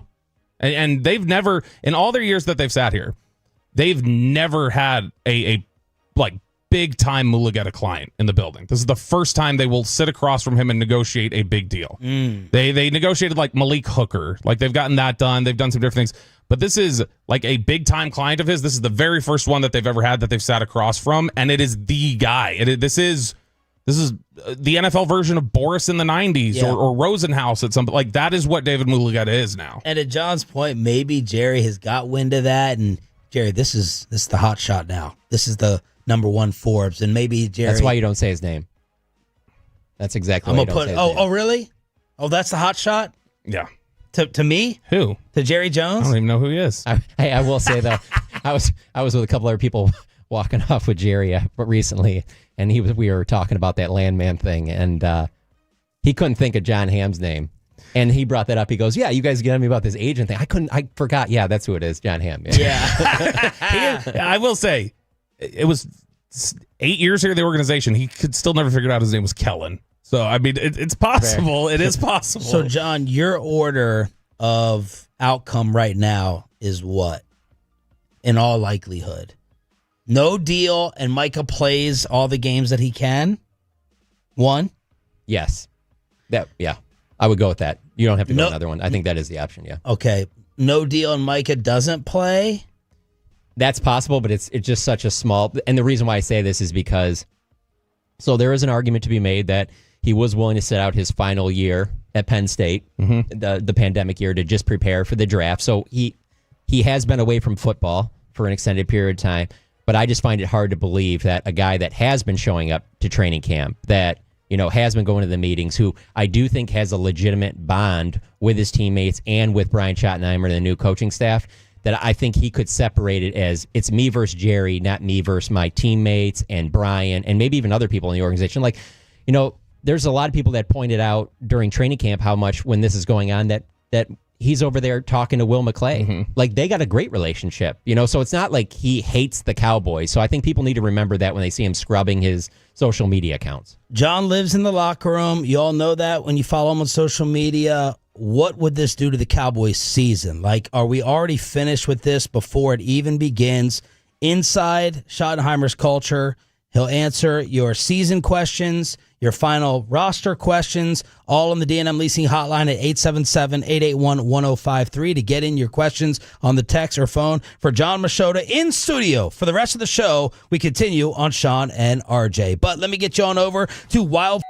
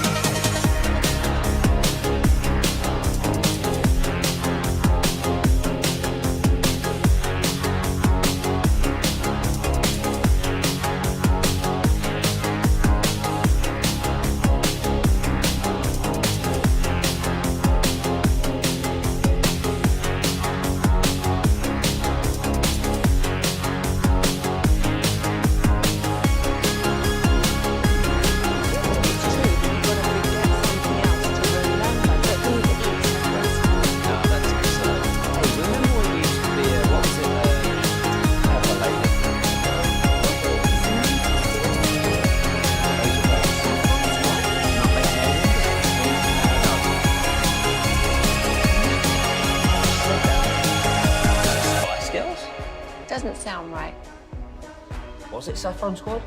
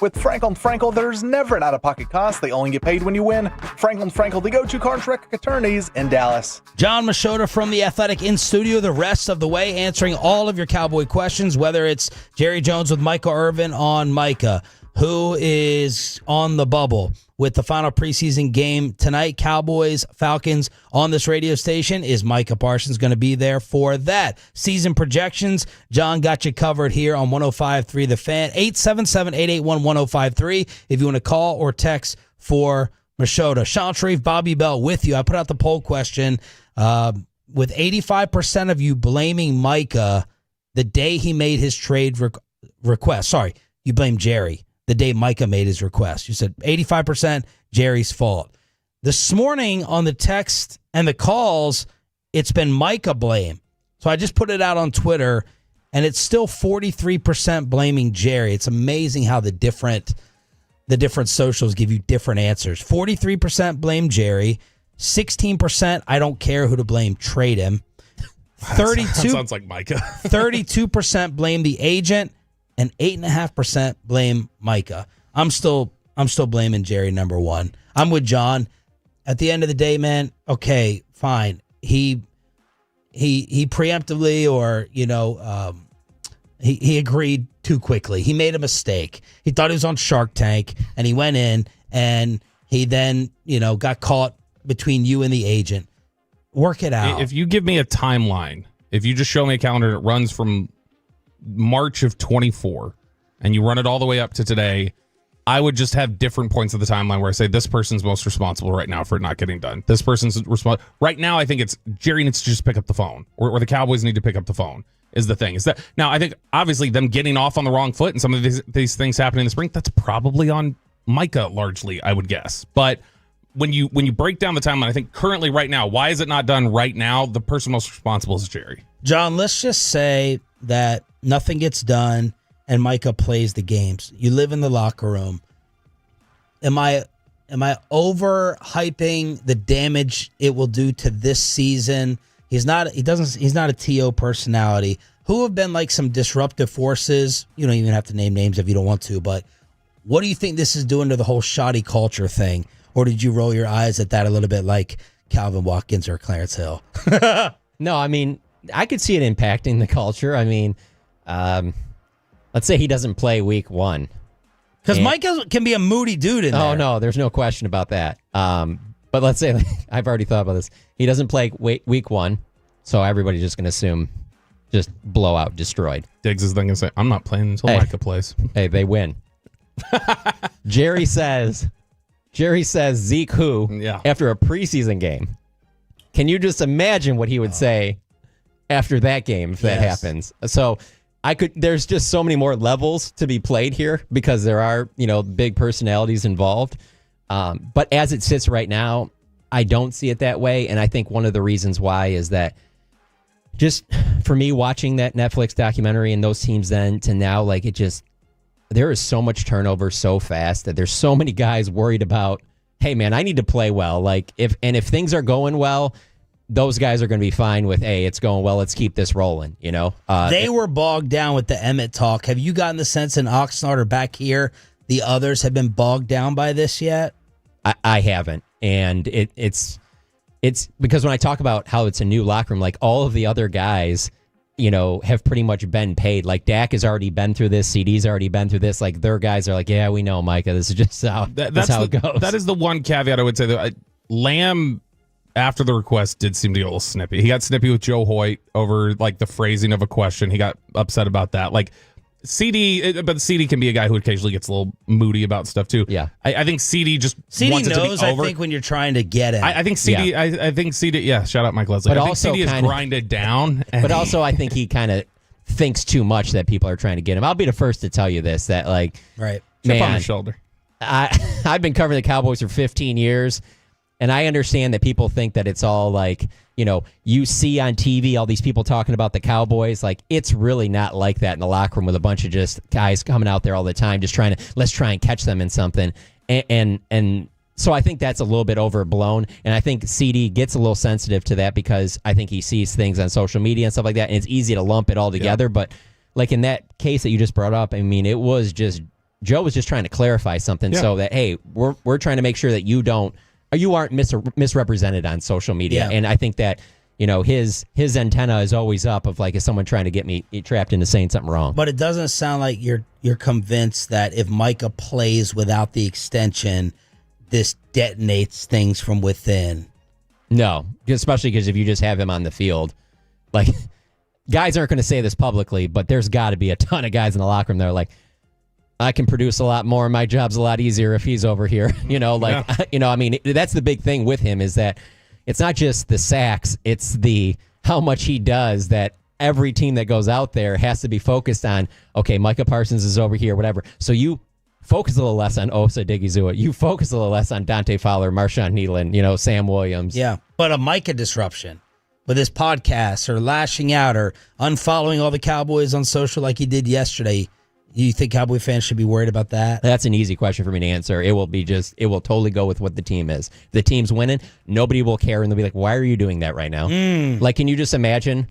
Yeah. Bobby, can you imagine in 2016, Romo loses that job to Dak and starts doing interviews where he's ripping, and they're like, calm down, we're winning right now. Right. Not time for this. But if it's bad, right, that's when you get everybody, yeah, see, you didn't take care of Micah. That's why this thing's going wrong, even though it could be the offense is terrible, can't run the football, can't stop the run, That's in that Wall 2.0 documentary. That's what Zach Martin said when Frederick was talking about, man, we were playing so much freer in 2016, and it was loose, and they were like, yeah, it was great. And then Zach was like, we were also pretty good. And so it was really easy to just go oh, yeah, well, what whimsical guys we have. If we were losing, we'd probably be yeah, that wasn't as fun. It's hard for me to separate that, too. And a lot of interviews Michael Irvin's been doing lately, and then just watching the documentary about how close that team was in the 90s.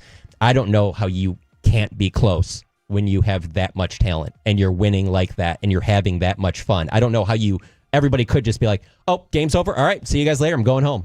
How could you do that at that time? You were bigger. For me, not being from here, I remember watching that that was just local. Mm-hmm. I mean, I used to think John Madden was the voice of the Dallas Cowboys because him and Summerall called every game. Yes. And so there's no way that you're doing that and you're just like, nah, we're not that close. We have our separate lives. All right, Tolos, want to ask John Machota questions from The Athletic in studio here on Sean and Bobby. Jeff in Utah, start us off first.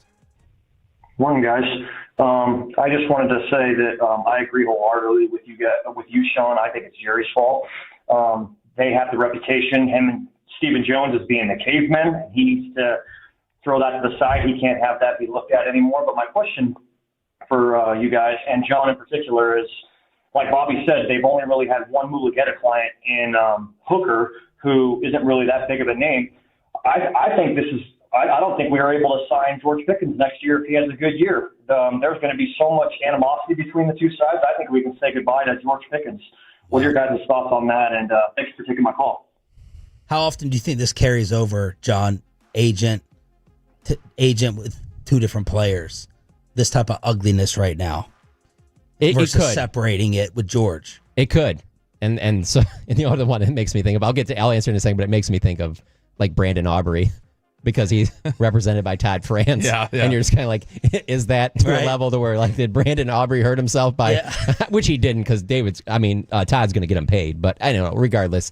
I could with the Pickens thing. It's tough for me because there's just so much that still has to happen between now and then, because I'm more on the if George Pickens has the type of year I think he's potentially could have, I just think he's pricing himself out because of the fact of where Jerry's just going to be like, I already paid CeeDee Lamb. I'm not paying two guys on that level, even though you see the other top teams doing that. I just think that for George Pickens to stay in Dallas, he'd have to be willing to take a little bit less. Like Devontae Smith can't get paid like A.J. Brown. He's going to have to take a little bit less. They have walked away. They've let an agent negotiation spoil things only one other time that I can remember, and it was Peter Schaefer with Randy Gregory. That one went bad, and then 2 months later, the other three players that were represented by Peter Schaefer were all gone. And you think that had something to do with it?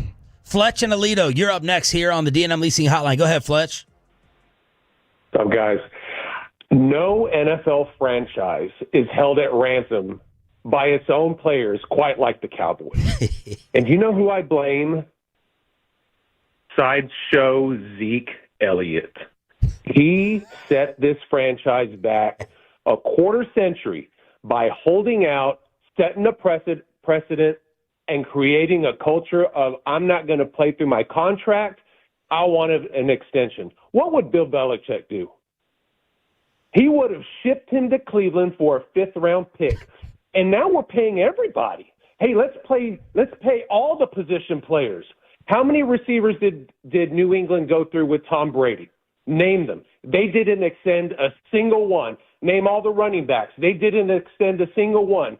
Tom Brady was the highest paid quarterback in the NFL. In how many years did he play? 50? One time he was the highest paid quarterback in the NFL. And now we want to make everybody the highest paid. And all these fans saying, well, let's pay this guy and let's pay this guy. It's a salary cap league. And you've created a culture where nobody wants to play through their contract. Nobody wants to be held accountable. Everybody wants to get the bag. Meanwhile, New England ran off however many Super Bowls in 20 years because of a culture. Robert Kraft and Bill Belichick, you probably can't duplicate it anymore, but Kansas City is doing the same thing. They didn't want Tyreek Hill. Dallas fans would have had pitchforks and torches to re-sign Tyreek Hill. Thanks for the call. That's a great call. I will say this. It still, for me, all goes back to Jerry, because Jerry does enjoy them being talked about when these contracts, and there's just too many of these, and there's not enough times where I felt like they've paid players that didn't deserve it. And so Jerry dragging these things on, to me, is the biggest reason. You don't see that with a lot of these other organizations. And so because of that, he's confident that I'm going to get these guys signed. I'll let this thing play out. Where the issue is with that is that's where you get the Cowboys where they are right now, where they can be top heavy, but the middle is what's been missing for the Dallas Cowboys. It's almost like there's too much pressure on, like, Will McClay has to hit in the draft because that has to fill out everything else, and that has to be a third of it. And so I feel like that's the thing they're missing out on, is that Jerry is too laid back on we'll get this deal signed with the top, and they always do keep the top guys. That's why I don't think Micah Parsons is going anywhere. But it does make me wonder, how much does that hurt them in the middle? If you get that done, maybe you got a little bit more money to do this, to add this player to whatever. Basically the stuff that Howie Roseman does in Philadelphia. John Machota in studio the rest of the way. His thoughts on Brian Schottenheimer's first year, the season overall, who's on the bubble tonight with roster cuts, and the Cowboys Gambler Netflix documentary, along with all the Michael Irvin, Jerry Jones drama. We continue with Below the Belt right here on The Fan. Coming up on the next KNC match.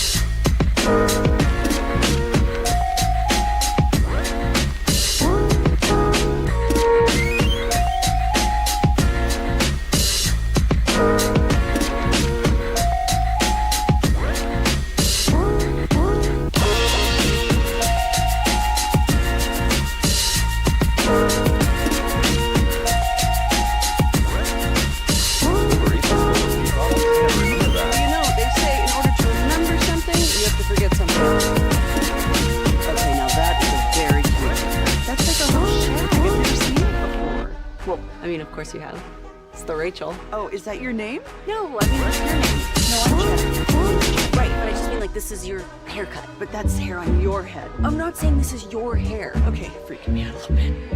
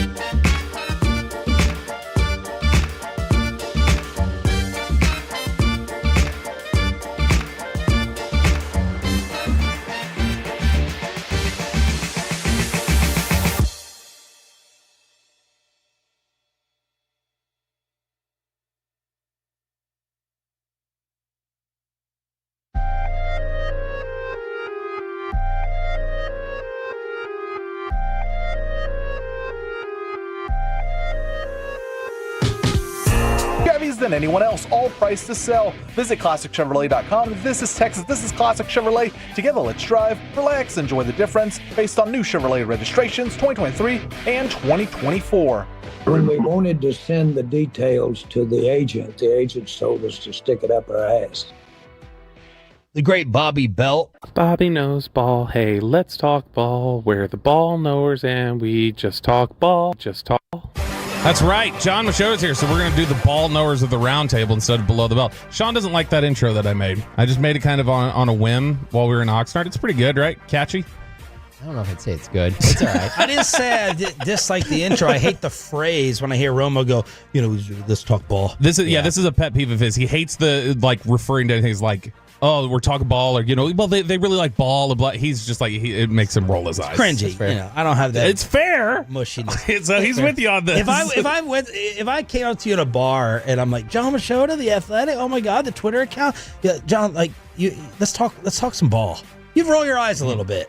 Let's talk ball. Just that phrase. I'm just talking about the phrase. Yeah, I guess. Just me. Only Jason Witten can say that, I think.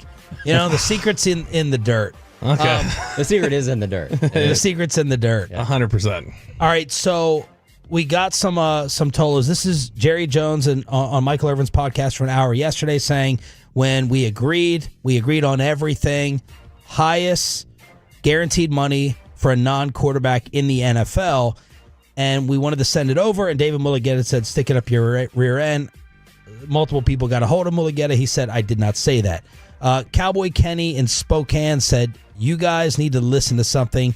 Jerry, he offered more money than even what he was going to. Jerry saying, I moved off my marks. He was offering to bring him into the family as well. John, when you hear I made him the offer that was the most guaranteed non-quarterback money in the league, you think what?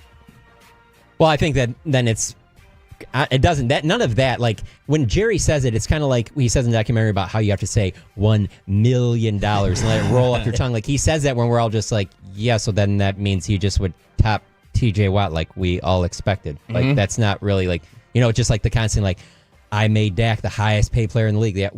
Yeah, no, but there's other players that are in that neighborhood that teams are still finding other ways. It doesn't mean like, oh, I did that, now there's nothing else left to do. So that to me is a little bit of the businessman in there saying that stuff, like making it sound like, but now he could give the exact numbers, and I just don't see Jerry being like, he just is blowing it out of the water. Like this is just the craziest contract. I don't see him doing that. Yeah, I think Jerry, is technically right? The highest guaranteed money right now, non-quarterback, is $123. So when he says that, he knows some fans are going to be like, what the hell, Micah? There's the most. But my immediate thought is, what's the APY? What's the number of years? That has to be signed off on as well. And this is also, I remember, I think it was 2018 when they were negotiating with Cantor on DeMarcus Lawrence. And the report came out, it had come out from like 3 different national people in the same day, I feel like. And it was something like, the Cowboys have offered to make DeMarcus Lawrence the highest paid defensive end in football. It's like, look, and everybody's like, what? Why are you rejecting this, DeMarcus? And then you come to find out later, it's like, yeah, that's because they weren't counting Von Miller and guys like that who are linebackers to them. And so they were saying, yeah, defensive end, which would have actually made DeMarcus Lawrence like the 8th highest paid pass rusher or something like that. And so there's also a little bit of this nuance that I wouldn't be surprised if it's in there. Just like, I said this. And then if David Mulugeta or somebody else wanted to talk about it, they'd be like, yeah, but what he's not telling you is these details here. He kind of left that off a little bit. No question. Guarantees has always been the first one I've thought of. With you look at the contracts that David's gotten done, that's the one that, if you're not giving me the exacts on that, that could be like a guarantees up to this point, and all of a sudden it's like a 3-year deal instead of a 5. There's a lot of gray area there.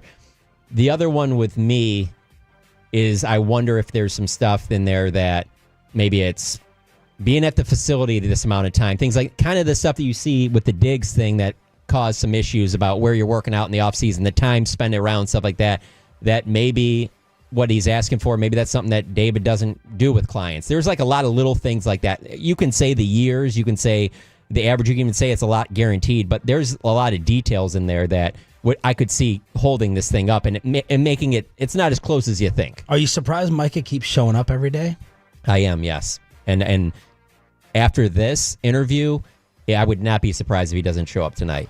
That'll be great drama. Like I was just telling Bobby in the break is that, I feel like I've been watching Micah Parsons more at practice than watching practice, and I wish I didn't do that, but, there is a little bit of, is he talking to this person? What is he doing? And I wish I could just focus on football, but that is part of my job because that is the biggest story with the Dallas Cowboys. I can't just bury my head in the sand and being like, I'm just here to talk football. Like, I'm going to do that, but that's the biggest story right now. And that was the thing at training camp too. It's now he's not wearing his jersey.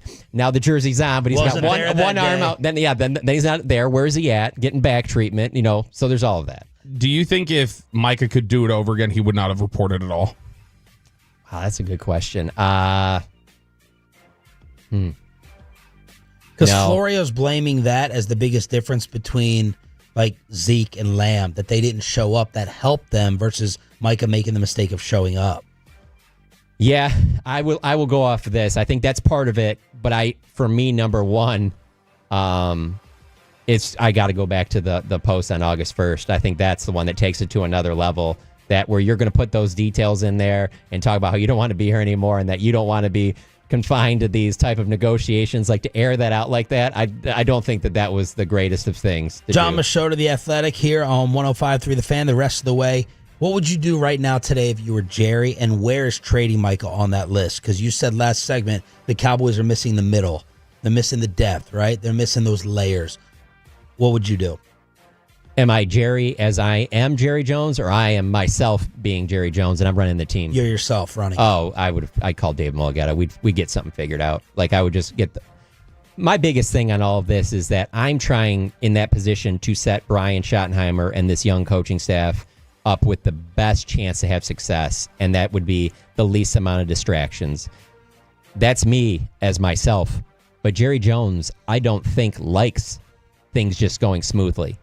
Like I really do. I compare Jerry Jones to is it's the dad in Talladega Nights, where they go out. But then they go out to dinner and everything's going well, and he's got to do something to mess it up. Yeah. Because and I'm not saying necessarily mess it up in Jerry's case, but it's I got to do something to kind of give it a little bit of a spin to kind of make it stand out. It can't just be the winning stuff, because I've always maintained, as much as I don't want him to do this because I love him talking to us, Mark Cuban set out really the blueprint in 2011.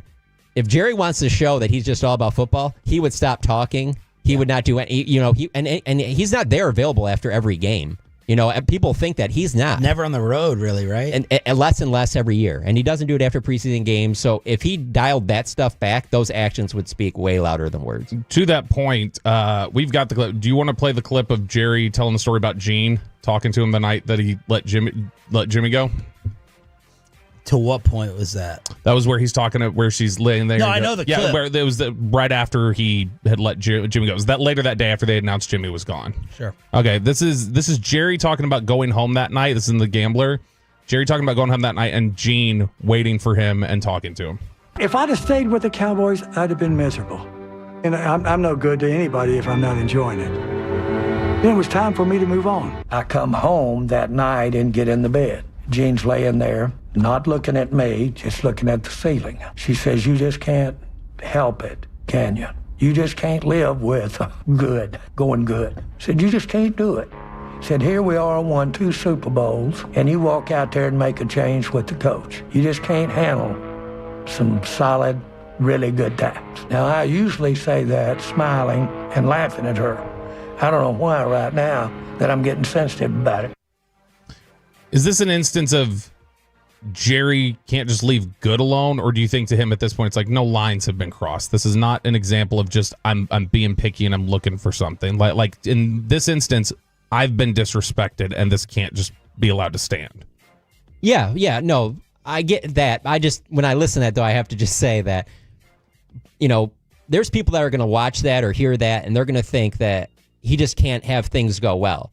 I don't believe that. I believe he's wired that way because going through all of his life, he's probably done things when things are going well, did this other thing, and then they went really, really well. And when I'm saying that, a lot of people just think of him as football Jerry Jones. I'm talking about oil and gas. I'm talking about real estate, things where people be like, you got enough on your plate right now. Don't worry about this real estate deal. And then all of a sudden it blows up and it's like one of the biggest investments he's ever had. He's had successes off of that. Yeah. That's why he is like this. I will always believe that. I totally agree. He's like, I've mastered these other things that I was new to. I'm going to master being a football general manager. Same thing. And then the ego and the stubbornness and then winning without Jimmy keeps him in it, I think. All right, John, dealer's choice of the documentary, Netflix, Shoddy and Season Outlook, or Who's on the Bubble Tonight? You pick. Oh, the Netflix.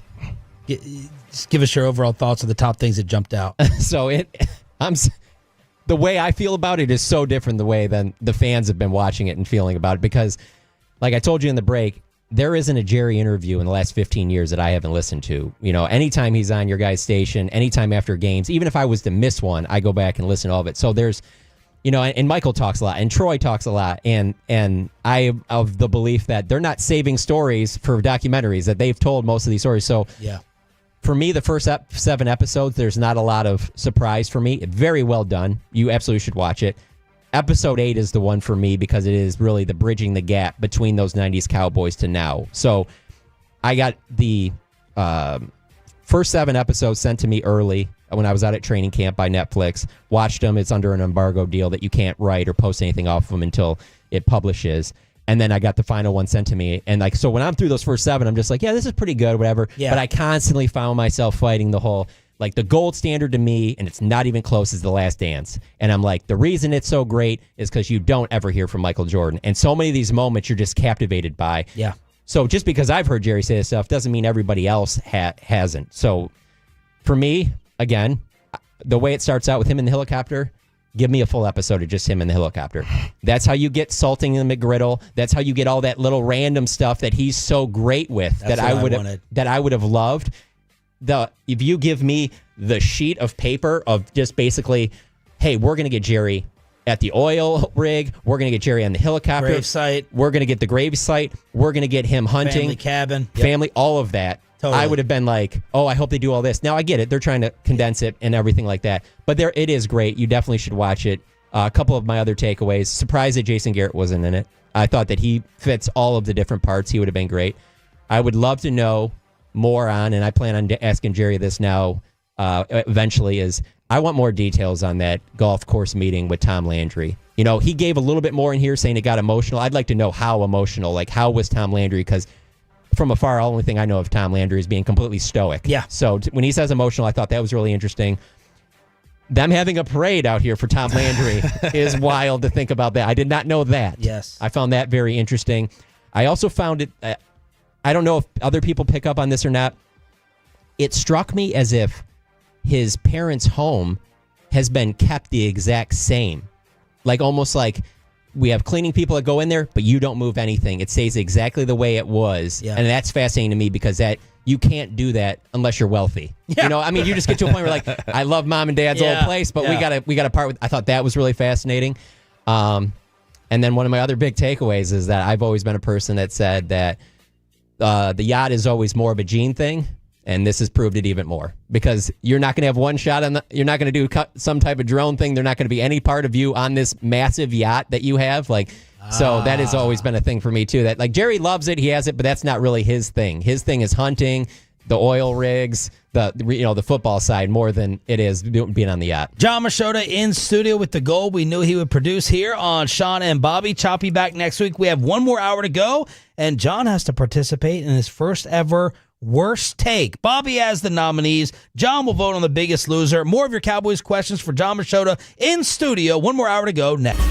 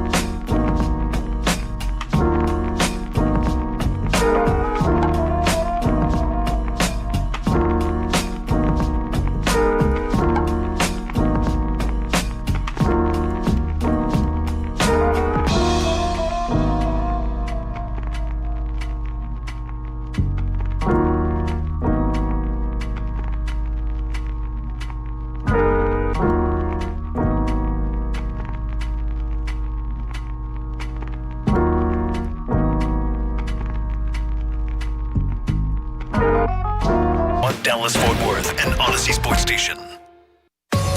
Driven by our D&M Leasing Studios, this is Sean and RJ on 105.3 The Fan. Final hour, John Machota in studio on the Fan Cam, Twitch, and YouTube. First time ever. My fist bump. What do you think that's from, John? Fist pump. Well, he's looking at mine right now. Yeah, that's not a real fist pump. That's our Jersey Shore. Oh, RJ okay. Choppy dedication right there. Okay. Yeah. Because he's so funny. Did you watch? Give me the non-football top 3 things on John Machota's DVR. Oh, The Office is so far above everything else. Love The Office. Okay. Which is crazy because they're doing a spinoff that involves a newspaper company. You think I'd love it. And I just, What's the spinoff? They're doing it like it's going to be this newspaper in Toledo, but it's all new cast members. And I saw a preview of it. I'm like, I don't think that's going to be for me. Did you check out when Michael left and they brought in his replacements, or you didn't love it as much? I didn't love it as much, but I still watch. But yeah, no, Michael Scott is the GOAT of GOATs. Like, that's the greatest TV character ever. I don't think you can replicate that, especially when you watch like the cuts of who else read for the part and things like that. Like, they're just, I wouldn't be as obsessed with it if it wasn't for him. But I'm very sports driven. 99% of my life is sports driven, what I'm watching. But if I'm not watching sports, I can watch The Office just over and over and over again. And what's 2? Is there a Netflix, a binge, a category? I know you're not watching An it. Eminem documentary. No, it's honestly, it's documentaries. When I talk about Netflix doing that series, and that I don't love it as much as I think other people do, but I mean, and I'm a huge Netflix fan. Like, my top 3 favorite things that I've seen in probably the last 4 or 5 years it's The Last Dance, it's the Tom Brady roast, and it's the manhunt for Osama bin Laden. It's great. I watched the manhunt too. So good. So you're putting Last Dance definitely over The Gambler. Oh, yeah. I don't know that they'll ever produce something that's on the level of Last Dance. I mean, for me, Michael Jordan is just on this level that nobody else will reach. But I will say, like I wrote when I wrote my review of The Gambler, I said that, that's why for me it's hard to write this flowery sports story when I write, because that's not real life and that's not sports.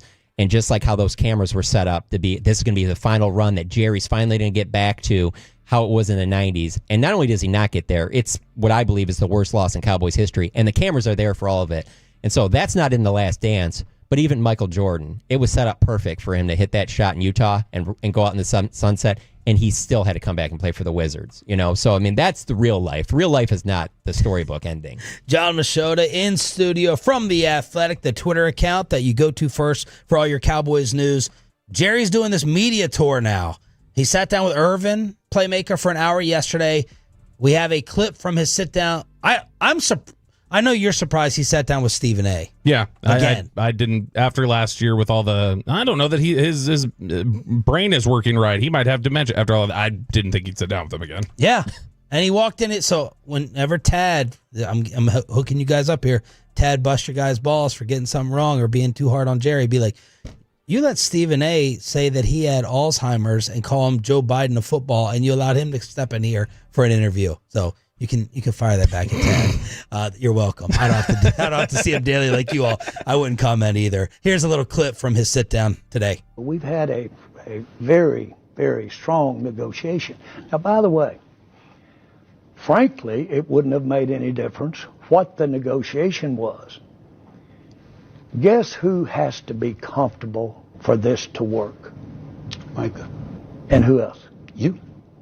Hello. There's not room for a third. There's not room for a third. This will be a good one. John, Jerry Jones is acting like agents don't exist and should not exist, that they should be eradicated off the face of the earth. He negotiated with Eugene Parker for Dion in The Gambler. We saw that, and he is so disgusted over the thought that David Mulligetta would have a say or an opinion. I don't get it. I don't either, and that's why the more he does say things like this, the more I kind of believe in a conspiracy theory of maybe he never wanted to sign Micah Parsons. You put that out there that, hey, we talked, everybody knows it, but you're really like, come on, he's not going to do it without David Mulligetta. His representation is going to have to be there. But you can say to everybody that you talked. You can say the guarantees were there. I tried. See, I told you I tried. And then in the end, you'll play out your rookie deal. If that goes well, we franchise tag you. If that goes well, we could franchise tag you again. But in the midst of all of that, there could be some moments where, hey, maybe we come back together, we work out a long-term deal. But I'm comfortable with playing it out that way. What's more likely, that Micah gets tagged and plays next year under that, or they trade him under the tag? Tag and trade, tag and play. Tag and play. I still don't see a scenario when Micah Parsons' prime years aren't in Dallas. It would be the most surprising thing since I've covered. So the last 15 years would be him playing in his prime years anywhere other than in Dallas. As ugly as this gets, I still think he'll be in Dallas.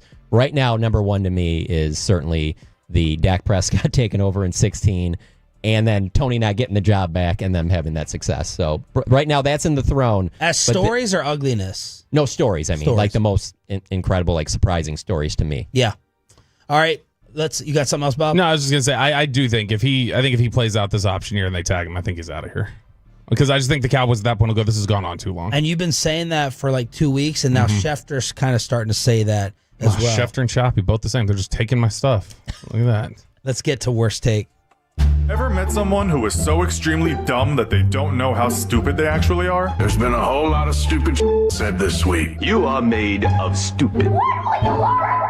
It is worst take. This is where we take the absolute worst takes that we've heard over the last week, whether they be in sports, entertainment, society, whatever else, and we go through them and then we vote on them on the fan text 877-881-1053, 877-881-1053, and I think we got our winner on Monday, to be honest. John especially. This is John's automatic vote. John, do you know Monica McNutt? Or know of her? Oh, I already know what this is. Yeah, I know you do know what this is. Drewski. How dare you? Showed up on the set of First Take last week in a Barry Sanders, number 20, blue jersey that said Sanders on the front. Showed up in that, and Monica McNutt identified the jersey incorrectly. All right, so the jersey. Let's get into it because obviously this ties to one Shador Sanders who balled out in his first preseason game. This is Barry Sanders. I'm sorry, I apologize. Barry Sanders. But the tie, come on, the tie is the Sanders. Bear with me. Bear with me. But let's get into Shador because it's appropriate that you're also a fan there, right? It's so bad. You're going to find something that's going to top this for me. No, I don't think so. A guy from Detroit who, as much as like I said, Michael Jordan is the GOAT to me, like the GOAT of my GOATs is Barry Sanders. So. What is another Michigan jersey that would be second on the offense list there? Like the yellow 4 for C-Web. That's a good question. Detroit, I don't think there'd be a baseball player, certainly not recently. No. You're not going to know Miggy's number just like that. Yeah, because in Detroit, 11 Isaiah? 11 blue? Isaiah's a good one because the GOATs in Detroit are certainly Barry, Isaiah, Joe Louis, and Gordie Howe. So it would be, and then just the jersey doesn't stand out as much as, especially because he's in that clip wearing it backwards. It says so Sanders funny. 20 It on says, when do they also, that's the thing that gets lost. When do they now change sports jerseys to the front with the name on the front? Now this is the other thing. It did remind me of, there was once in 2017, Jalen Smith had just finished his first year of playing, and Dennis Rodman had gone on ESPN, and he was wearing a 54 Randy White jersey. And Jalen Smith posted it all over social. Thanks for the support, Dennis Rodman. Yeah. And it's like, oh my gosh, dude, that is so bad. That's nowhere near as bad as this. This is bad. This is bad from Monica McNutt. She just shouldn't have been up there moderating it. Next one here. Look, everybody wanted to know about Myles Garrett and his speeding issues this week. That was something. He's had a lot of these issues. The problem may have come in the way that it was asked by an individual named Jeff Scootle. Or Schudel, I don't know how you say his name, but he's a Browns reporter out there who decided to cut at it this way. What is it like to be in that car and seeing that speedometer creep up toward 100, like a mile per hour? I'd honestly rather talk about football on this team than anything I'm doing off field, other than the back to school, event that I did the other day. But still, I mean, people want to know about that. People want to know a lot of things. It's like he's interviewing an astronaut. Like, let us know what it's like to land on the moon. That speedometer, take us through it. Yeah, it's like he's talking about, and it's a bad thing.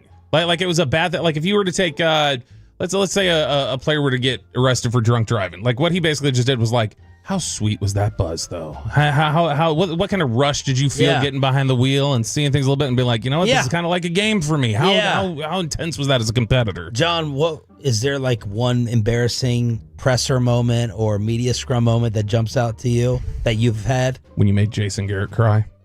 I don't think that was embarrassing. I really did want to know what he thought. I mean, I knew his dad wasn't doing well, and it was Father's Day. So, but I didn't know. There's nothing that I'll think of one. But that clip, the thing that stood out to me was kind of going back to what we said earlier about CeeDee Lamb.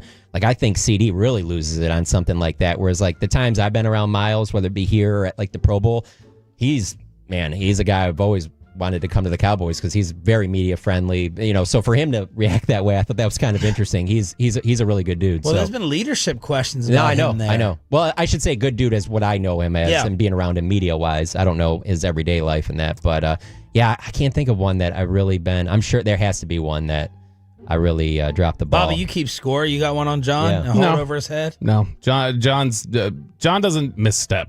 John's solid. This is we're going to stay in Cleveland for the third one here. We played it a little bit earlier in the show. Shedeur Sanders, very easy question for you, buddy. Dylan Gabriel got his statement misconstrued. Said, "Oh, we're about entertainers. I'm a competitor." And said, hey, I explained all of it. I apologize to him. So Shedeur Sanders, pretty easy question. Did you believe him? So did you believe him when he told you it wasn't on you? Did I believe him? Yeah. I mean, I feel like you're trying to start stuff now. I feel like you're trying to start stuff. I mean, he's doing his job. He's supposed to. Do I feel like he did? I don't know. And that's not on me to sit here and be like, oh, he did it. That's not going to change my life in any way. Yes. That's all you have to say. Yeah. Did you believe him? Yep. Yeah, what was that noise in the background? It was raining. It was raining. Oh. Yeah. Taking a shower. I can see Shedeur being like, y'all are gonna have to come to me. I'm Sharon. I'm not going out there today. And then finally, we've got these three. Monica McNutt's gonna win it. Although this is a pretty bad take. We're gonna nominate a joint nominee for Amanda Sharif and Youssef Sharif for saying that RJ Choppy is the funniest one on the show, or funnier than me. They don't think he's funnier than Sean, but they said that Choppy's funnier than me. And I couldn't stand that. I couldn't live with that. And I don't like your face right now, John, and how you're not just immediately cackling at the suggestion. And so I just wanted, like, Sean was saying, I'm sure you just run around, like, putting your phone in front of people in the press box. I'm like, that's exactly what I do, actually. Yeah. Yep, 100%. He's laughing because he knows that's true. So I'm just going to have you blind react to a meme of mine and just grade it for me, okay? What would you grade that meme right there? What? So He's not even... Is it what you showed me earlier? Yeah. Yeah. Bobby, and no way is that funny. That is a good one. It's completely inappropriate. That is a good one. You listen to the show enough because you're monitoring Jerry interviews and everything else. Is Bobby or Choppy funnier? I would say Bobby, but I know Bobby better. Yeah. But I mean, RJ's got a good sense of humor about things. Yeah. And Peyton, his football takes, for instance. And Peyton and me are definitely like third and fourth. That's the way the voting ended up. They voted me fourth. Okay, I don't think there's a huge gap or anything like that where it just, where there's just one person isn't funny or there's just one person that's super funny and the rest are just kind of all setting up layups. I think it's there. close. Yeah. Oh, good. Good Garrett answer. Hey, that Romo picture is probably the worst thing that I've done. Oh yes, yeah. That's what right. was it? It was when he was jogging and he had his jersey look full and everybody's like, "Is Romo fat?" And it just caused a. Oh, it was your picture? Yeah, because it was like when you're out at camp, like I'm just firing off because like the sun's coming down. I'm just like firing off pictures, but then I didn't even look at it, and then it's blown up on Twitter that he looks like he's overweight, and now he's got to be asked all these questions about it and everything. But did you get backlash just for the picture without adding commentary, thinking he was out of shape?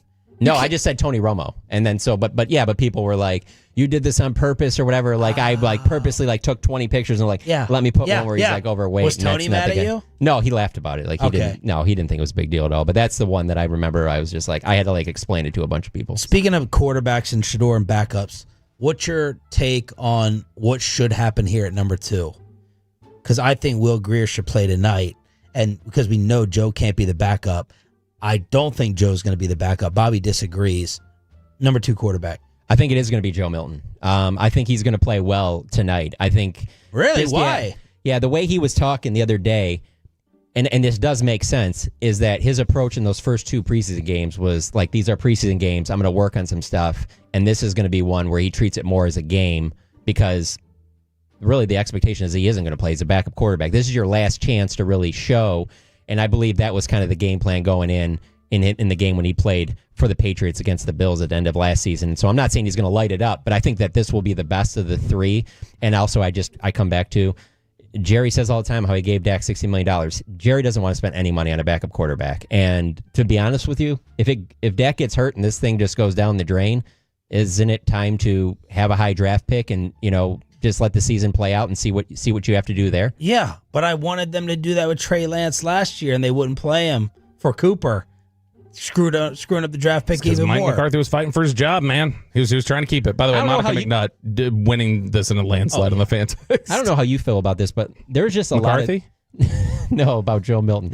I am a sucker for the big arm type. Like I like Jay Cutler and Matthew Stafford and Jim Drunken Miller. And so for me, I understand like for Babe Laufenberg, he will not like the mental side of some of these quarterbacks, but for me, that's secondary to Traits the arm. are awesome. They are awesome. And so that's why for me, I've always been more interested in the upside of Joe Milton than I ever was with Trey Lance. Did yesterday with Jerry and Michael Irvin change Nick Eatman's mind about what's going to happen with Micah Parsons and who is on Nick's roster bubble for tonight's final preseason game? We preview the Falcons with Nick Eatman, DallasCowboys.com next.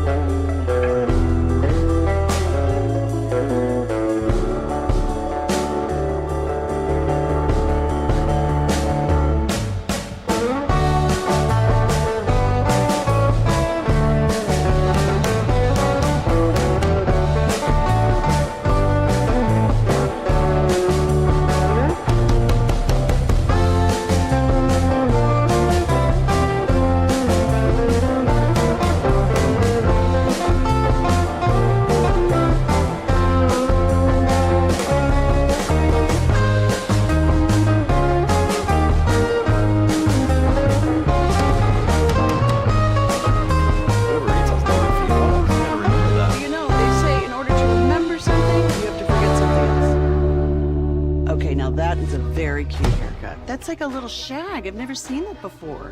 Well, I mean, of course you have. So Rachel. Oh, is that your name? No, I mean like your name. No, I'm Jen. My name's Jen. Right, but I just mean like this is your haircut. But that's hair on your head. I'm not saying this is your hair. Okay.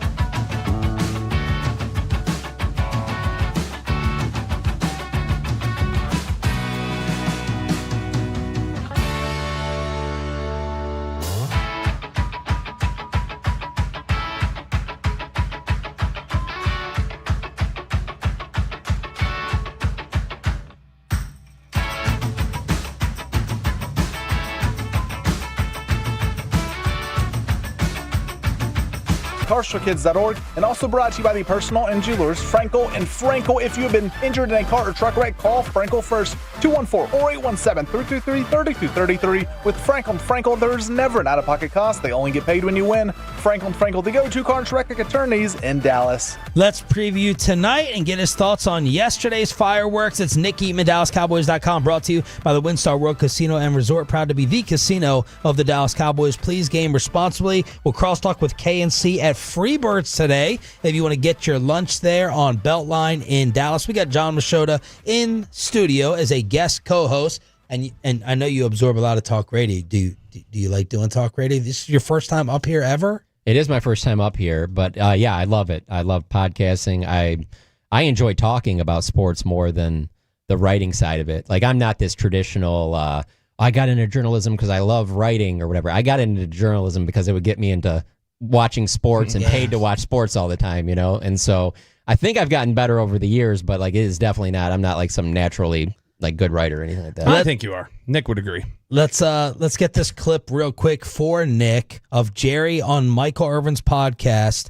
And they're like, why are we even here with Micah? Why didn't you pay him earlier like all the other stars? I would like to list right beside that the ones that I've paid early that I wish I hadn't paid early, relatively speaking. The ones that I have paid as early as what we're talking about here that I shouldn't have paid early, that we should have seen a few more things come down the pike. And so let me say this. I have never not written a check because of having paid the players I paid early. I've never not written a check to get that done. So it hasn't kept me from being able to write a check. And keep this in mind, what you're paying a player for, not in any way. I'm the biggest fan in the world, and I appreciate what a player has done up until that point, especially one that has really, really done well enough to be in the top 10 or 12% of the paid players. But none of what you're paying him is for what he's done in the past, not a cent. It's all about what he's going to do.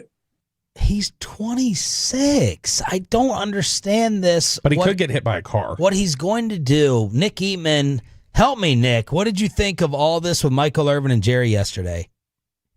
Well, I won't say exactly what I think about all of it, but there's really the timing of it that just seems to really suck. I mean, this is somebody that's putting out their own, our own Deep Blue documentary, and I swear we can't get any other news tonight. It can't be a slow news day. Either it's an 8-part series from Jerry getting put out 2 days before, or then this. Anyways, I agree with all of that. As far as the part of you pay what's going to happen, and I think Jerry has been burned over the years. I mean, we're talking way back. Back in the Aikman, Emmett, Irvin, Dion, all of that about paying for what they've done and not for what they're going to do. Yeah. So, but I don't, you say he's 26. I think it's more about, are you going to, and this isn't just Micah, this is everybody. Are you going to continue to be as hungry, work as hard, do all of the things, the film, the study, everything that it takes for you to be at the top of your game? Are you going to do that just the same as you did before? Are you going to take your foot off the gas a little bit? So it's not about he's got 5 or 6 more years, but are they going to be the same 5 or 6 years that got him to this point in the contract? Nick, and I think that. Sorry, Nick and John Machota, same question. Do you think there's a difference in questioning Micah's work ethic or doing all the training and being ready to go compared to Dak and Lamb? Do you have a question more about Micah with that? Nick, I'll start with you. No, I don't think it's about work ethic like that. I think they keep throwing the leadership part of it. I just think it's the hunger, it's the desire. But I've never understood that with Micah. I just think he might be different than some others in his own way. but he's ready to go. I don't feel like he is ever a guy that you would have to question. Yeah. From a standpoint of like, is he going to be ready? He's going to get his body ready. He's going to do it in his own, unconventional ways. But I don't think he's ever said he's not ready to go. What do you think of that, John? Yeah, I agree with Nick. I don't think of him as not being ready in terms of his conditioning and being prepared. And I think we'll see that in the opener. I think he's going to play, and I think it's going to be on obviously he isn't going to have training camp behind him, and I think he's going to play well. The thing for me with Micah is, it's honestly, and I know a lot of people think this is stupid, but I'm telling you, this stuff matters in sports. It's body language. It's the way, like, even at these practices, the way he sits, and he's just kind of like, I don't want to be there. It's times at practice where, the team's stretching, and it's not this year, but in the past, where like he's just kind of off, just kind of doing his own thing, doesn't really care about this part of it. Like there's little things like that that I'm telling you, like, it is a big thing with a lot of people about the body language, especially when you're the team's best player. You are the team's most talented player. I've made the argument, and I will continue to make the argument, that he is the biggest reason for 3 consecutive 12-win seasons. He's not the only reason. It's not that there aren't other people that are on there, but when they got him, things changed. And so he has all of that. They just need a little bit of the other stuff. I wonder how much of when it comes down to, like, for instance, in comparison to Dak and Lamb, Dak is the leader of their work ethic group. Like, he's the guy that's out there all the time and overworking and different things like that.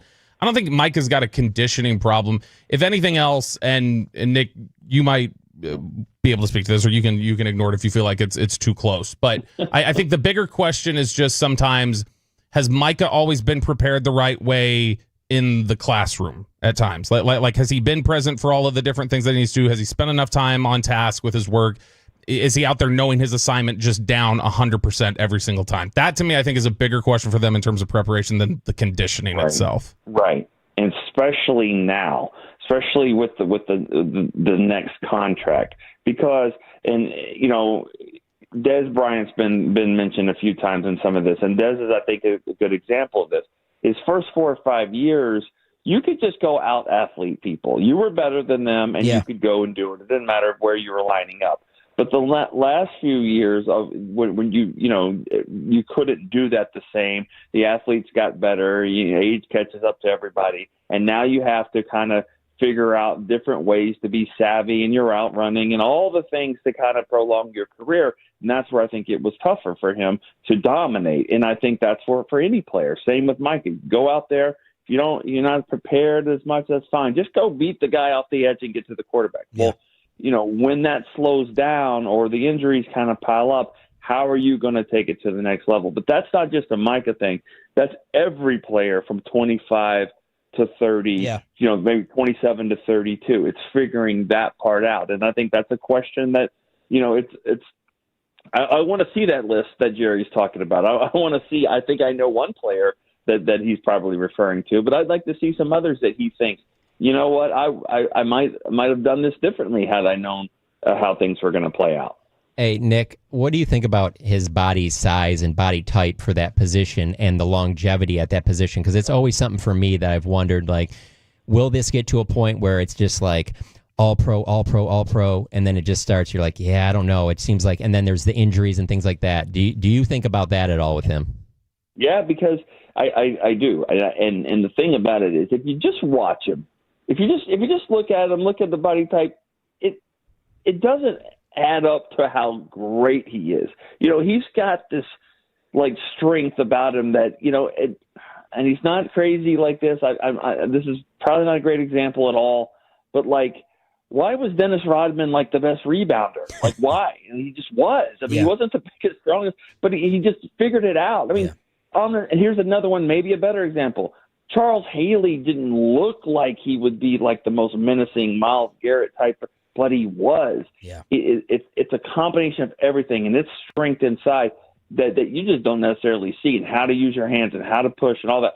So you say that about the body size. Yeah, it's going to change it, in these next 5 years or so. And so, I think you do worry about that. But then again, the contract he's trying to get, you certainly wouldn't put that on a linebacker. So he's in that in-between role that I guarantee it's been a part of the discussion. if there have been discussions. Nick Eatman, DallasCowboys.com. Before we preview tonight, Nick, anything else from yesterday's interview that really jumped out to you, surprised you, or changed your mind about this outcome with Jerry and Michael Irvin discussing? The biggest surprise was just how quiet Michael was. Michael's just doing like the nod thing, it's just like, now he wanted to talk a lot too, but it's funny, Michael being on the other end of it though, just watching that dynamic was kind of interesting because Jerry is just dropping gold here, but I do give Michael credit for it. He was just like, wait, hold on. What did you say? Yeah. It was definitely an interesting thing. I can't think of one or two things because I had heard some of that. You'd heard that there was a deal in place and that basically, Jerry's basically saying we don't need the agent until it's time to turn it in and things like that. And I don't know if I disagree with him, but I think that's the operations he's done in the past. And for this reason, it's not what's on the table. But it sounds like there's got to be more to it than just a couple of I's to dot and T's to cross. I feel like there's more to it there, but who knows? Nick, who is on your watch list for tonight? Who is tonight important for against the Falcons? I hate to say the obvious, but you have to figure out what's going on at quarterback. You have to see it, and I just wonder what the Cowboys are thinking about their next plan. If Milton doesn't play well, doesn't give them, and I don't think he's going to do anything tonight to say, oh, he's the backup. I think it's very clear he's probably not ready to be the backup. So I don't know, they want to see one more time. But I bet you Trey Lance, it was clear at this point, too. They still played him. He needs reps. But what's the plan after that? Because if it is Will Grier, I'd like to see Will Grier get some snaps, too. Yeah. So that it makes me wonder that they have something else in mind with another player that maybe isn't on the roster. Because if not, then I don't know why the backup quarterback isn't getting more reps with your team, because I just don't feel like there's any way it could be Milton. Awesome stuff, brother. We appreciate it. Enjoy tonight. We'll recap Monday. All right. See you guys. Nick Eatman, DallasCowboys.com, brought to you by the WinStar World Casino and Resort. What's on your watch list for tonight, John? Milton, obviously. That's number one for everything that Nick said, so I won't have to add too much to that. So after that for me is Jaden Blue. He's a running back. I think he'll have a major role in this offense even as early as week one. And I think that he's a guy that probably gets the second most touches at running back this season, if not first, behind Javonte Williams. We'll see there. So he has been dealing with an ankle injury. He'll play in this game. That's a big one to watch there. Wide receiver, with Mingo being out, that opens the door for another receiver. To me, the leader in the clubhouse is Ryan Flanoy. I know fans won't like that because they want Trayshawn Holden, because I'll be honest with you, Trayshawn Holden shows up, and I totally get it why fans want him. I just think Flanoy, he fits better with what they had in Mingo. He helps more on special teams, and he's been in this, in the building and around. I think that they probably trust him a little bit more. But Holden, I'm telling you, like, for every year we're out at training camp, there's all these Andy Jones, Dennis Houston, John Bea Johnson. Like, he to me is definitely the best one out of any of those guys, and it annoys me when people say, oh, you're just saying that because every year there's one of these. No, Trayshawn Holden, there's something there, to the point where I kind of wonder, like, do they not play him in the first half of these preseason games because they want to try and slide him through and get him back on the practice squad? Because he's got, I'm telling you, he flashes at practice as much as any receiver not named CeeDee Lamb, George Pickens, and probably Kevontae Turpin. He would probably be your next guy in terms of ones that have stood out. So, and then defensive tackle. Nick mentions maybe there's another move at quarterback. It's hard for me not to believe that there's not another move at defensive tackle if you don't see enough from Mozzie Smith. I don't know how you can go into the season with these defensive tackles. If Mozzie Smith plays into the second half tonight, he's in trouble. Yeah. Micah Parsons has responded to yesterday. Doesn't mean anything. And I'm going to give you John Machota's masterclass for free as we crosstalk with the KNC Masterpiece live from Freebirds on Beltline next. Coming up in the next G-Bag.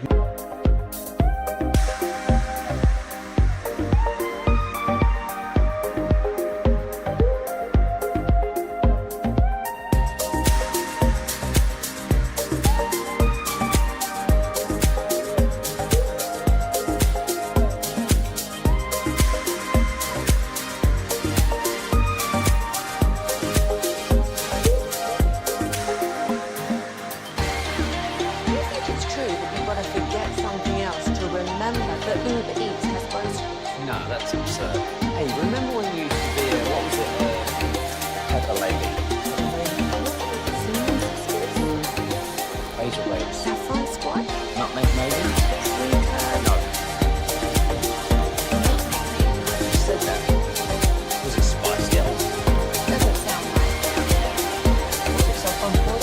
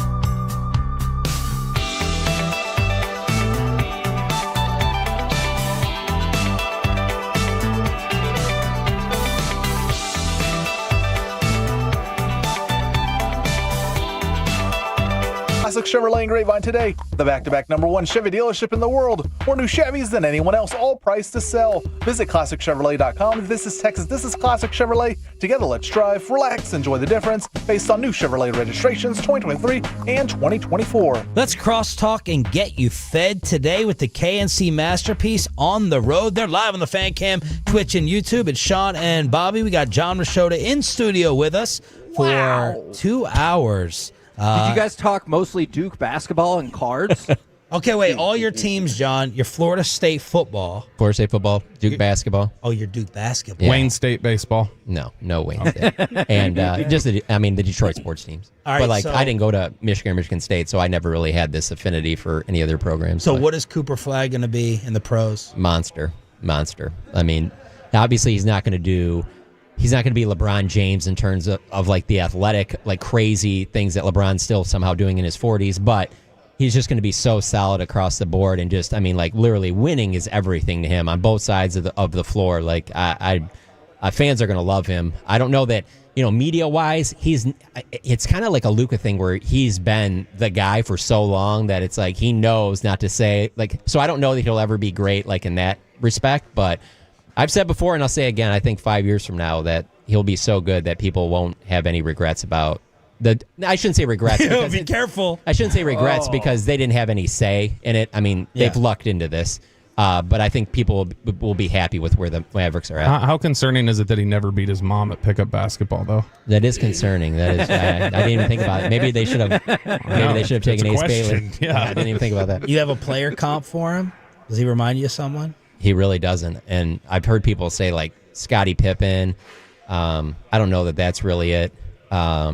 He doesn't. He's just completely unique. I don't think he has a weakness in his game. And I keep going back to this because I know it's not a big deal to some, but like how hard he tries on defense, how hard he tries to get others involved just does not fit with what I think of young athletes nowadays that are as talented as him. He has the ability to be, I'm the guy, just give me the ball, you guys get out of the way, I'm going to the basket, I'm going to score. And I felt like there were many times last year at Duke where John Shire had to get into him about, no, take over right now. This is yours. Like, I understand you're trying to defer. Go now. And that's, I think, a great quality to have. God, you and Hagee, you just don't strike me as Hell Duke yeah.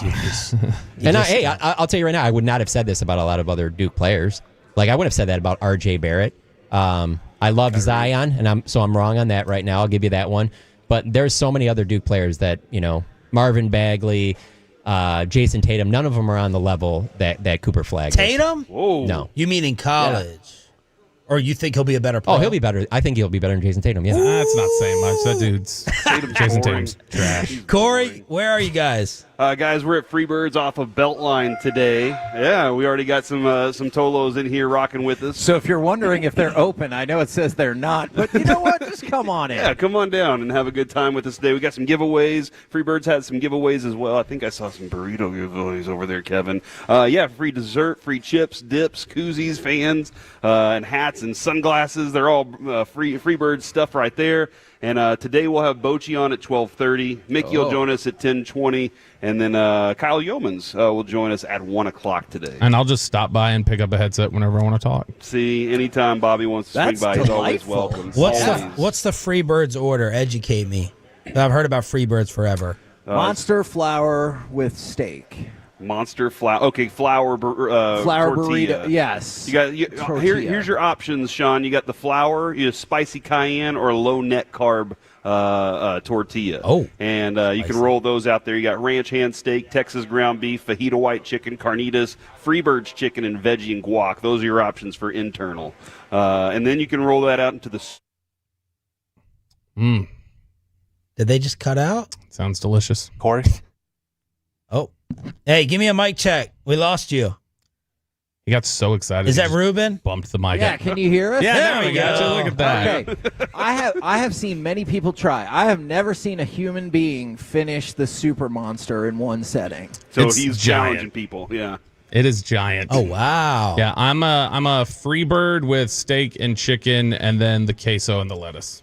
Yeah. Oh, yeah. Queso on it. That's a good so call. Good. Dallas location on Beltline. Micah Parsons responded to Jerry Jones on Michael Irvin's podcast yesterday, removed all the Cowboys-related content, dropped the Micah 7:8 verse, even if I fall, I will rise. The Lord is my light. And then, Bobby, you saw TikTok? Yeah, he posted a series of 4 photos of him blowing a kiss and waving goodbye in a game, and he had over it the Allen Iverson practice audio from the press conference, which says, I'm going to win wherever I go. I do not care about where I go. I'm going to win.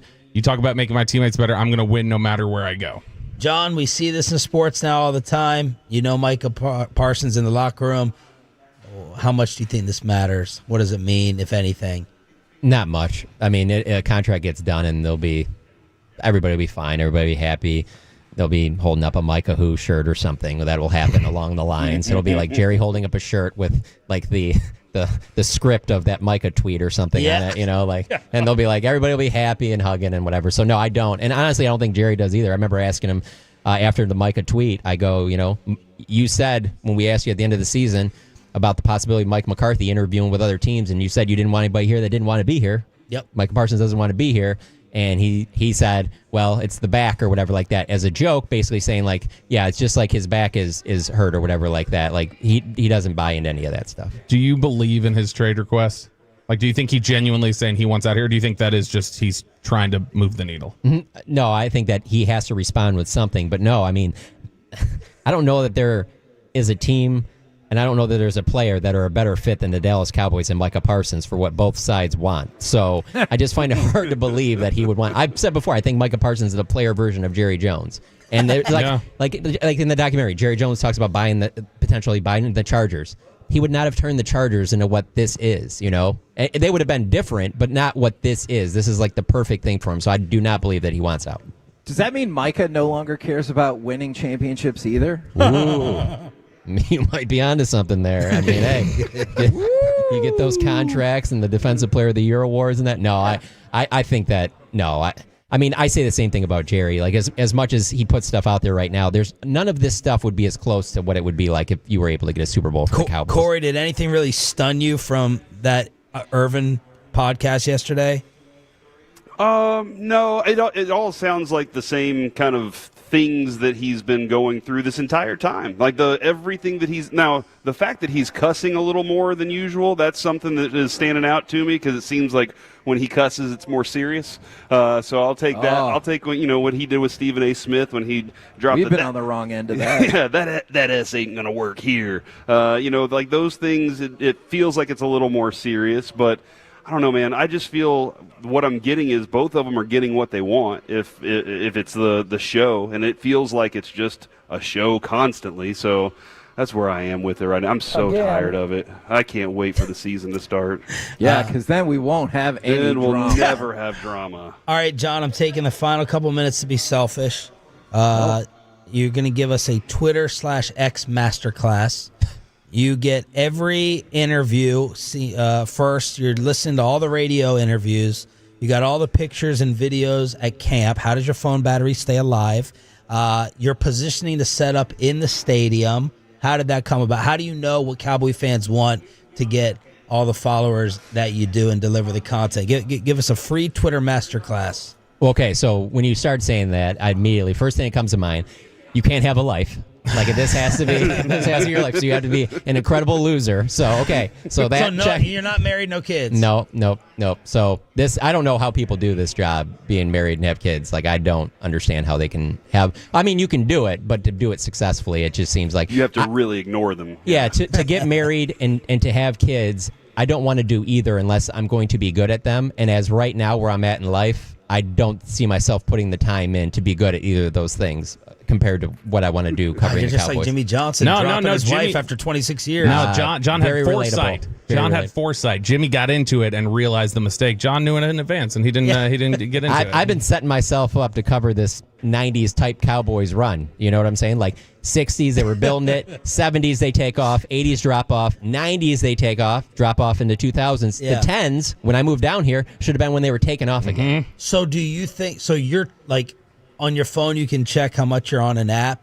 Would it be embarrassing to see I would never check. I'm not on like Sham's level, but I'm on my phone most of the time. I mean, that was my thing. It's like, okay, so I moved down here, and it's like I'm not going to be out reporting David and Todd and Clarence and these guys. How am I going to? And I'll be honest with you, man. Like, you guys have been a big part of that because of the Jerry interviews. Like, that was a big thing that when I moved down here, I'm like, I've heard Jerry talk in the last month more than I've heard all of the Detroit owners and GMs talk in my life on the radio. I'm going to start writing off of this. And nobody really cared. They were like, yeah, go for it. We'll put it on our website or whatever, and it'll be fine. And they started doing well. And I started doing more and more of that and writing about that stuff all the time. And that helped get my foot in the door. Are your camp pictures and videos the most popular thing you do, or is it transcribing something, or like people you feel like you get the most followers picking up in Oxnard? Yeah, it's definitely in Oxnard just because we're able to be on the sidelines. That sucks. I don't know about Corey and Kevin. To get every play, that would be such a damn beating, right, Corey? I did that for one day because I needed to do some stuff for Carter. He had to drive somebody back to the airport. So I was like, all right, I'll get all these videos. And I was like, this is ridiculous. Do you have a portable battery pack? Like, how do you get it up so fast or edit it? I'm being serious. So I have upgraded to whatever the highest internet I can get on Verizon. Wow. So that's helped. But no, I usually get a new phone every 2 years, so usually the battery's been pretty solid when I have it, and then I just delete a lot of stuff. So people reach out to me like a couple months later or something like that about a clip, and I'll be like, yeah, I've already deleted it. But that's just every night. That's what I got to do after I leave the practice is I got to delete probably 60, 70 videos of just a ball in the dirt. Or I posted one video of CD dropping a pass because I was like, CD actually dropped a pass. It never happens or whatever. And there's just people in the comments like, delete this now. Why would you post this? I'm just like, you hate our Cowboys. Yeah, you get one good play and it's like 1,000 views, and then you get a Dak interception and it's 4 million. Right. And you're like, what just happened? Yeah. And now no one knows because they all take it on NFL Network and ESPN. No one knows not to go copy your video of the fans rushing in the stadium. Yeah. So is that Machota patented? Machota copyright? No. That was just the one where I was just. We sit up in the press box. We're there, 2-3 hours before the game starts. And there was a couple of times where you can see the fans all running in. I'm like, I need to go down there and get a better view. And then it kind of just picked up. And, I've had Amazon and when they moved to Amazon Prime and stuff, like other companies reach out to me to buy it and offered money. But technically, I really can't sell it on my own. Like the company you work for. What? The video, because I'm technically getting that because of my credential, which is because of the company, whether it be the Morning News or the Athletic now.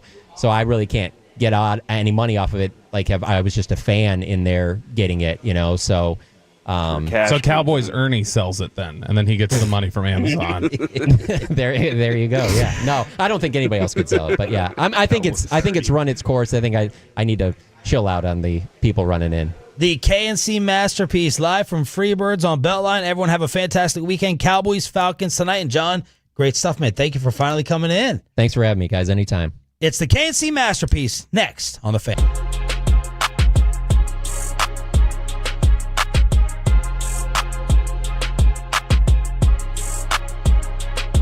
Do you think it's true that you've got to forget something else to remember that Uber Eats has groceries? No, that's absurd.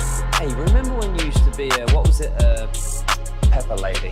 Pepper Lady? Wasn't it Cinnamon Sisters?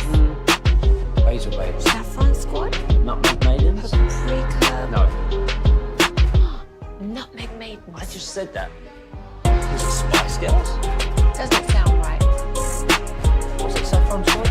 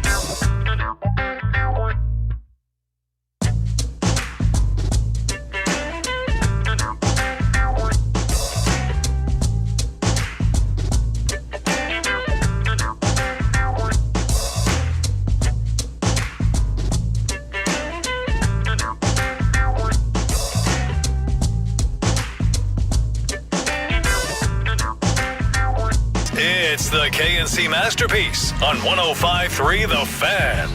KNC Masterpiece right here on 105.3 The Fan. We are live at Freebirds in Addison. Now, I have just...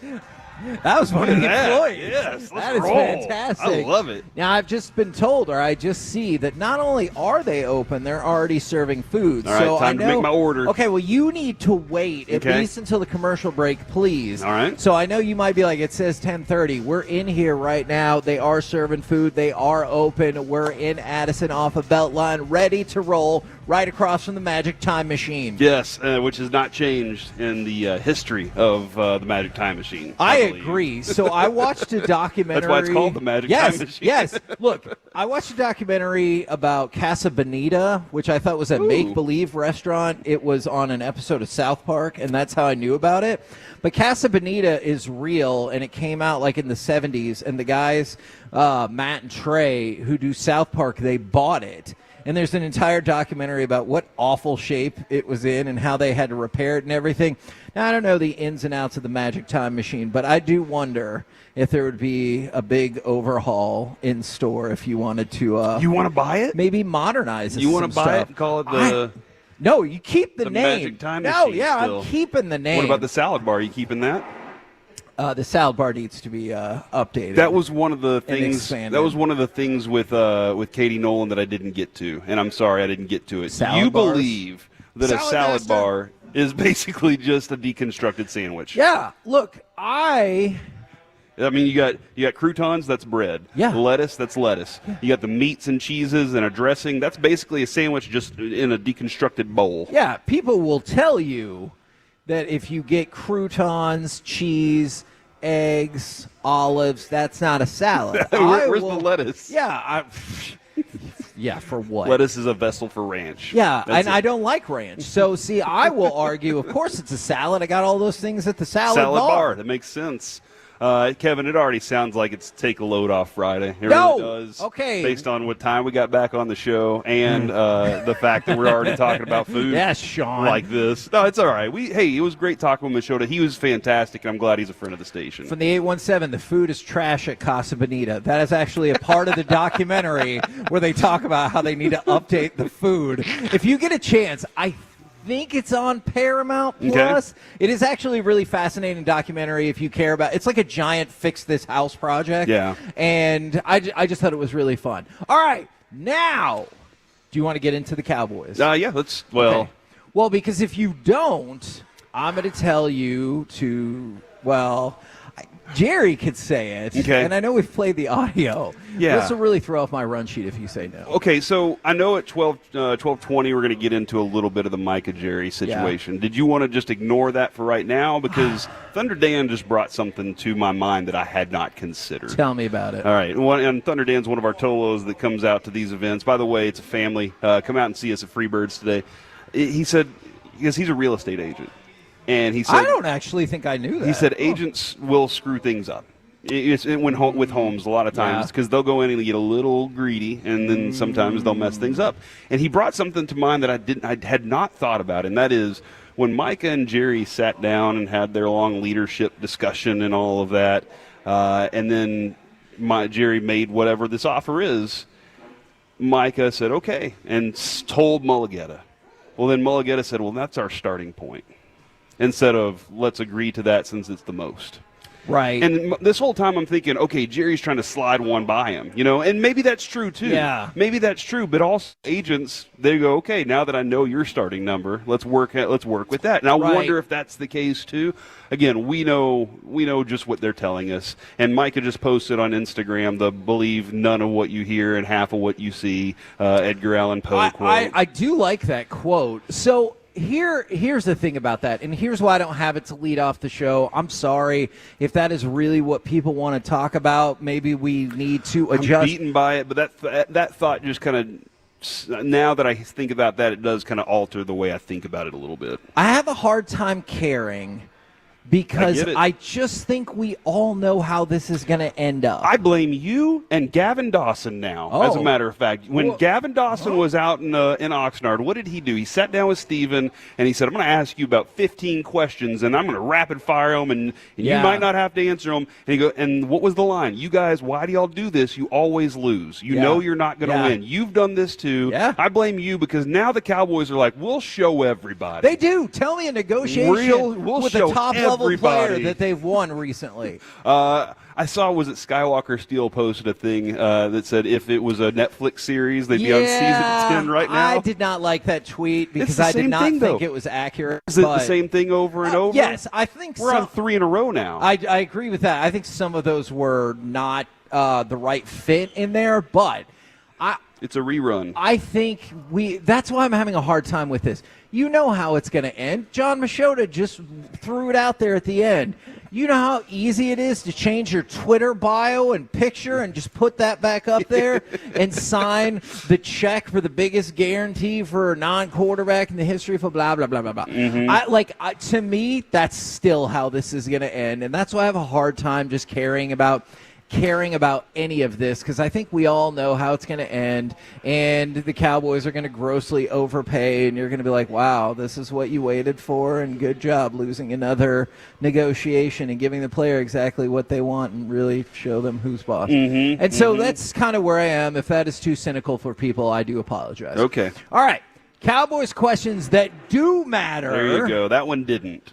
Which Cowboys players need a good night to solidify their roster spot or maybe even make the team? Corey, Alec, I want to know from both of you, and I asked the question starting with, is Mozzie Smith one of those people, or are we all just dreaming and make-believing how the Cowboys do business? Because if I'm going to complain about how the Cowboys do contractual business, I don't know how much I can put behind, hey, if Mozzie doesn't play well, he might get cut, because that feels like that doesn't go with the Cowboys' MO either. How much of a difference does he make on the salary cap?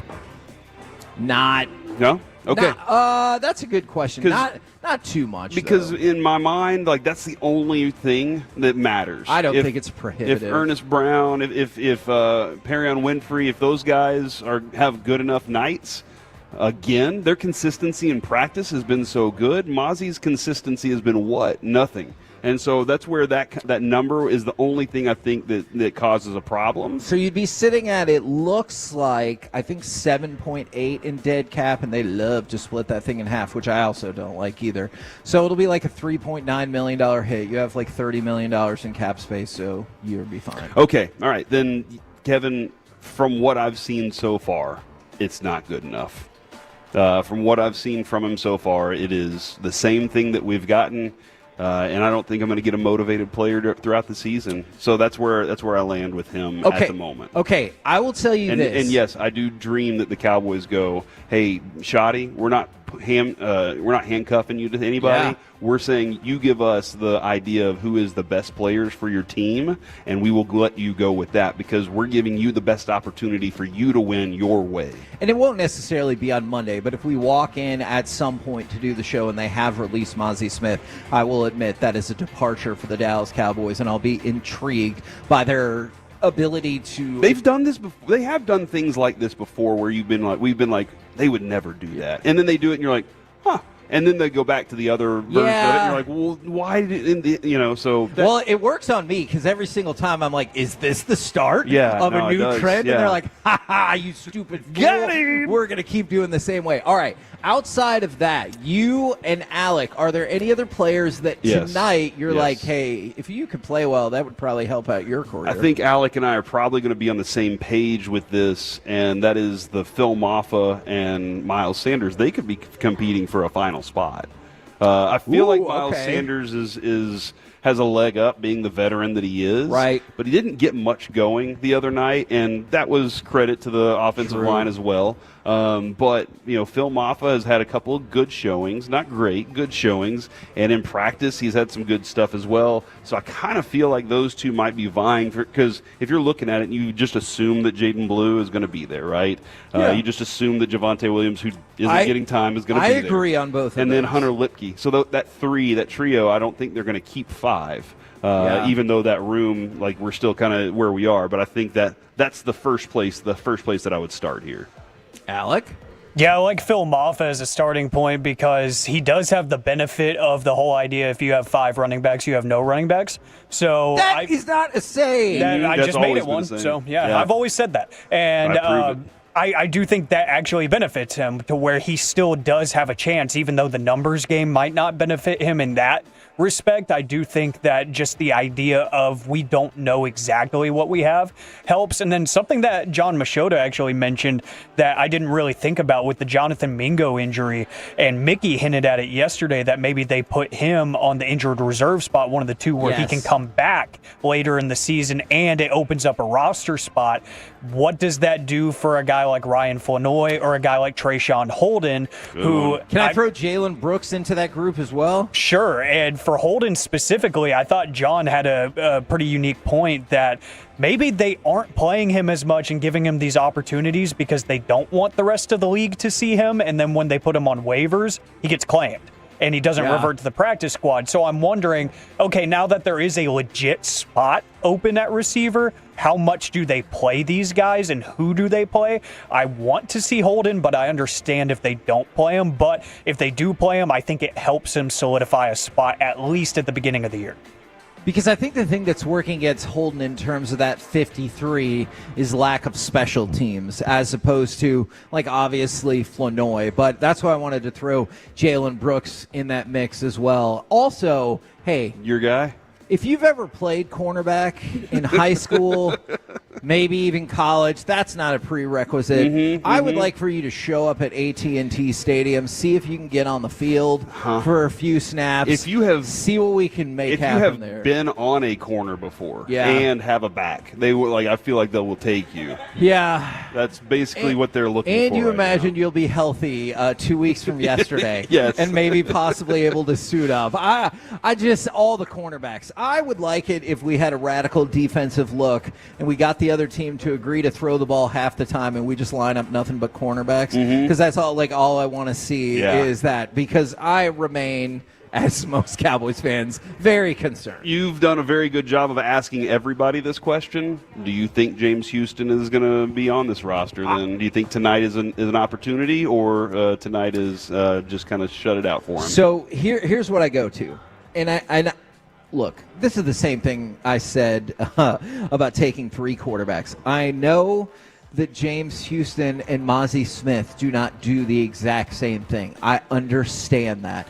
But to me, right now, James Houston looks like he has more want to, and he has been motivated. More productive than Mozzie Smith. So if this really is a meritocracy, then he makes the roster over Mozzie Smith. Now, you might be like, this is a numbers game, and I already feel like I'm pretty loaded up off the edges, and what I'm more concerned about is, like, I understand that part of it, but I'm just saying, if it's just who has shown that they look better in this training camp and in these games, give me James Houston over Mozzie Smith all freaking day long. Do you think he makes it? Based on the fact that I've had the right people say yes, I do. Okay. I'm going to go with it.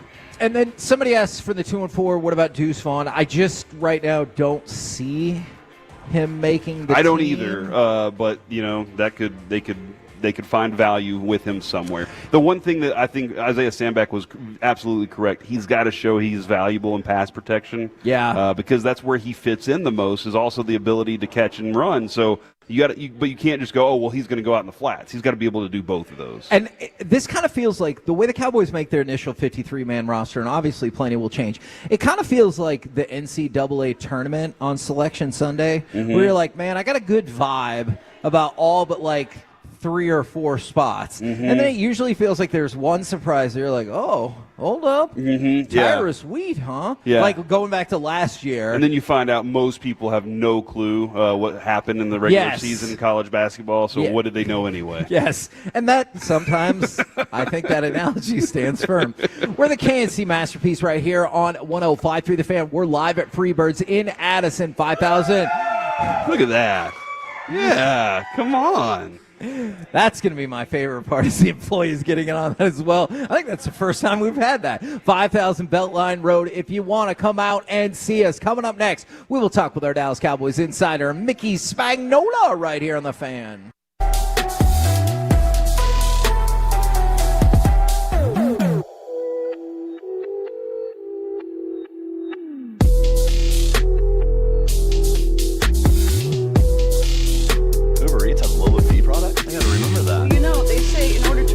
Something, you have to forget something else. Okay, now that is a very cute haircut. That's like a little shag. I've never seen that before. Well, I mean, of course you have. It's the Rachel. Oh, is that your name? No, I mean, your name. No, I'm Jen. My name's Jen. Right, but I just mean like this is your haircut. But that's the hair on your head. I'm not saying this is your hair. Okay.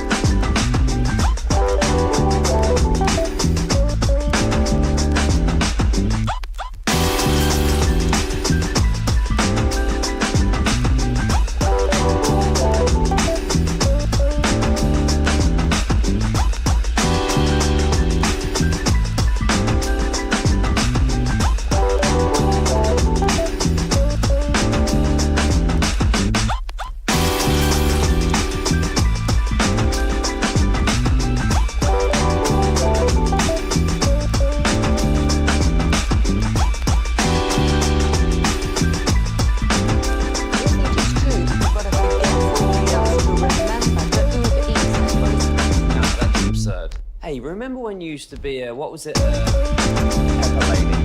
Pepper lady? Wasn't it Cinnamon Sisters? Basil Babes. Saffron Squad? Nutmeg Maidens? Paprika? No. Nutmeg Maidens. I just said that. Was it Spice Girls? Doesn't sound right. Was it Saffron Squad?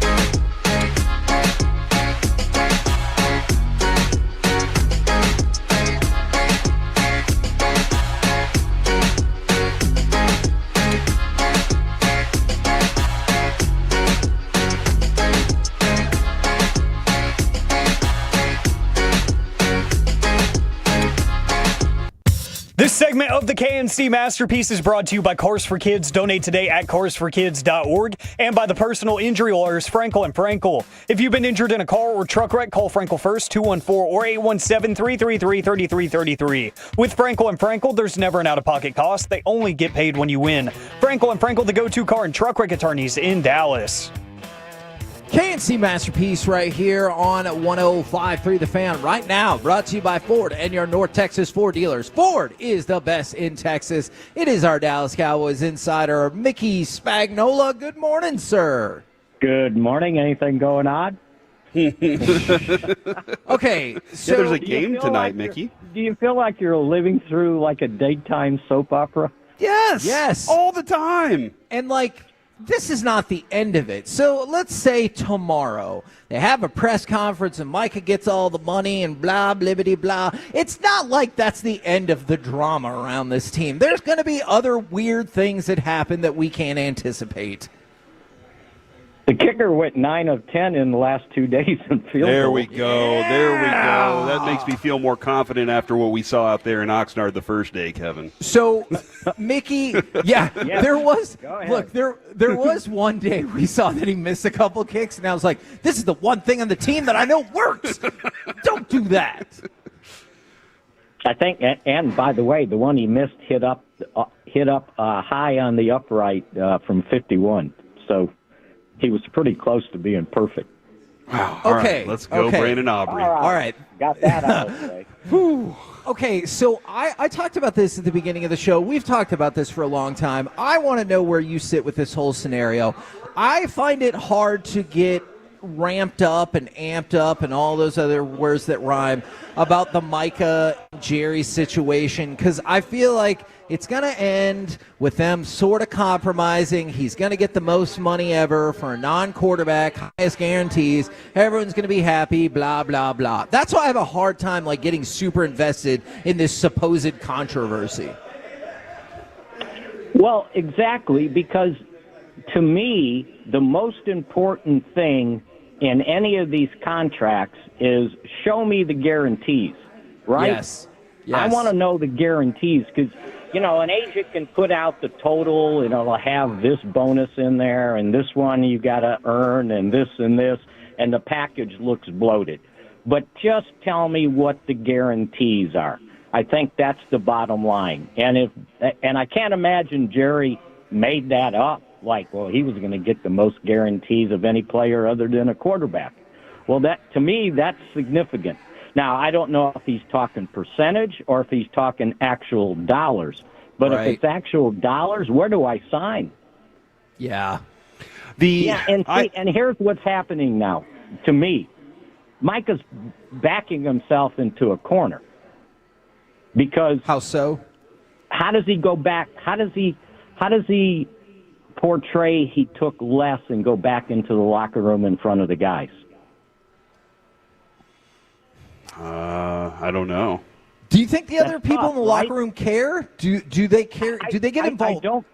I don't think they care. But from his pride standpoint now, if like I said, and I don't think we have any reason to doubt that Jerry didn't just make something up, right? How does this thing get settled? And while all this is going on, he seems to still be trying to make a partial effort to work out and stay in shape and condition just in case he has to play in the opener. That hasn't changed. So I don't know if his workout yesterday was before Jerry said it or after Jerry said it. Yeah. Right. And would you presume that after the media tour that Jerry just went on that Micah will be there tonight? Do you think that he'll be around?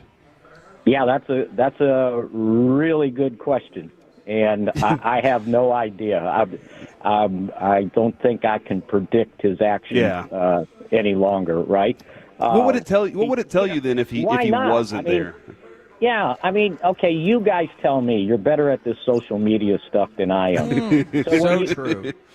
When you clean your whatever, right, as references to the Cowboys, is that really serious? It's something.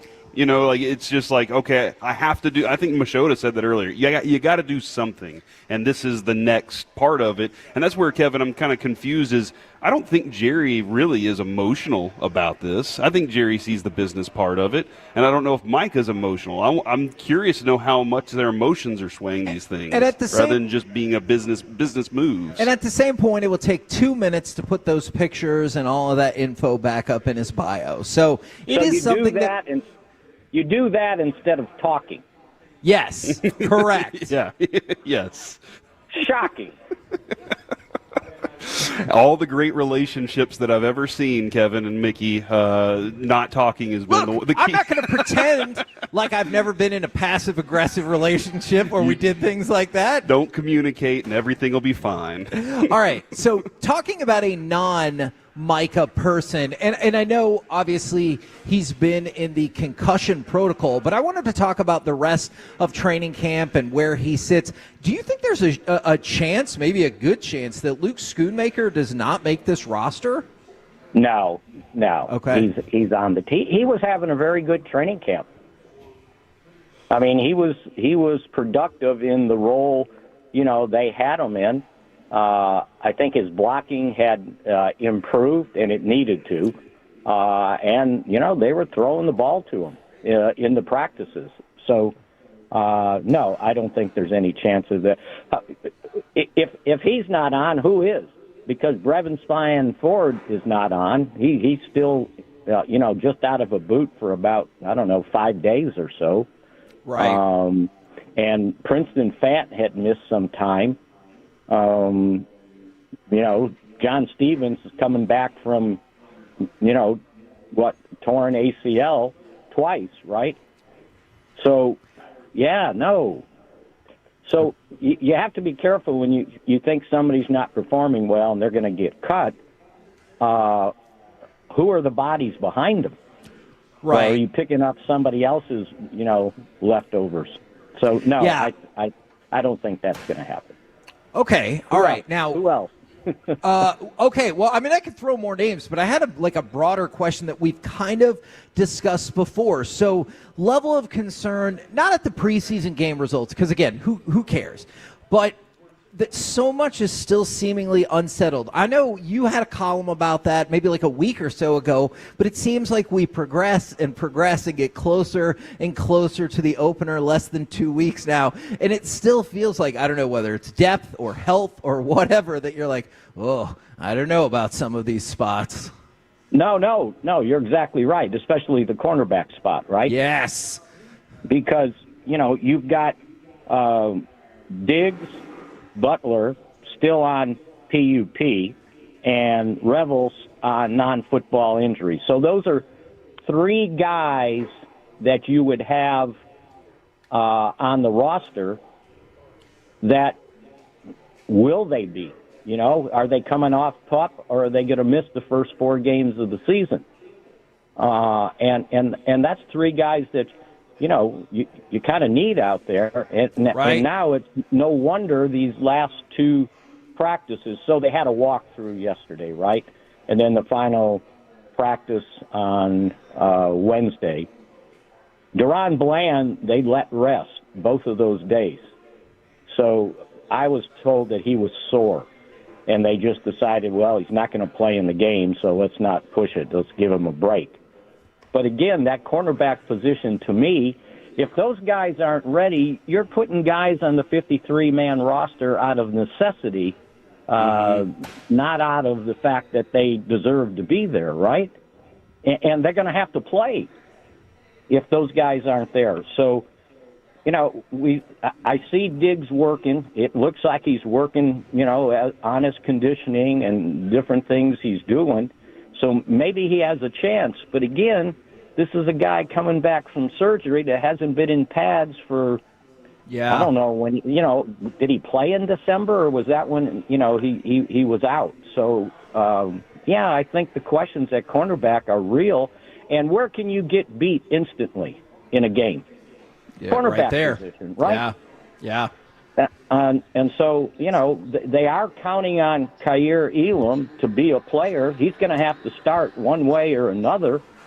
if he's in the top 3, heck, he might be in the top 2. And then after that, you're relying on guys that have either kicked around the league on rosters or practice squads, Keeman Hall, or Zion Childress, who's an undrafted rookie, who at least, when talking to him the other day, said that, he actually asked Mark Stoops his senior year to move him closer to the line of scrimmage. He had been playing safety, and it's like, let me play nickel. And he played nickel and played well, so at least he's got some college experience there. Yeah, so, yeah, absolutely. that position to me is troubling because it can get you beat instantly. Well, we appreciate the insight and info, and tonight, if you could jump on social media and breathlessly tell us everything that Micah does, if he's there, we would all appreciate it. Add more affiliation to the Cowboys, to yours. Yeah. If you will let me know if he dresses up his social media accounts, okay? Okay. We will. Deal. All right. Thank you very much, Mickey. We'll catch up with you again on Monday. All right. Sounds good. See you guys.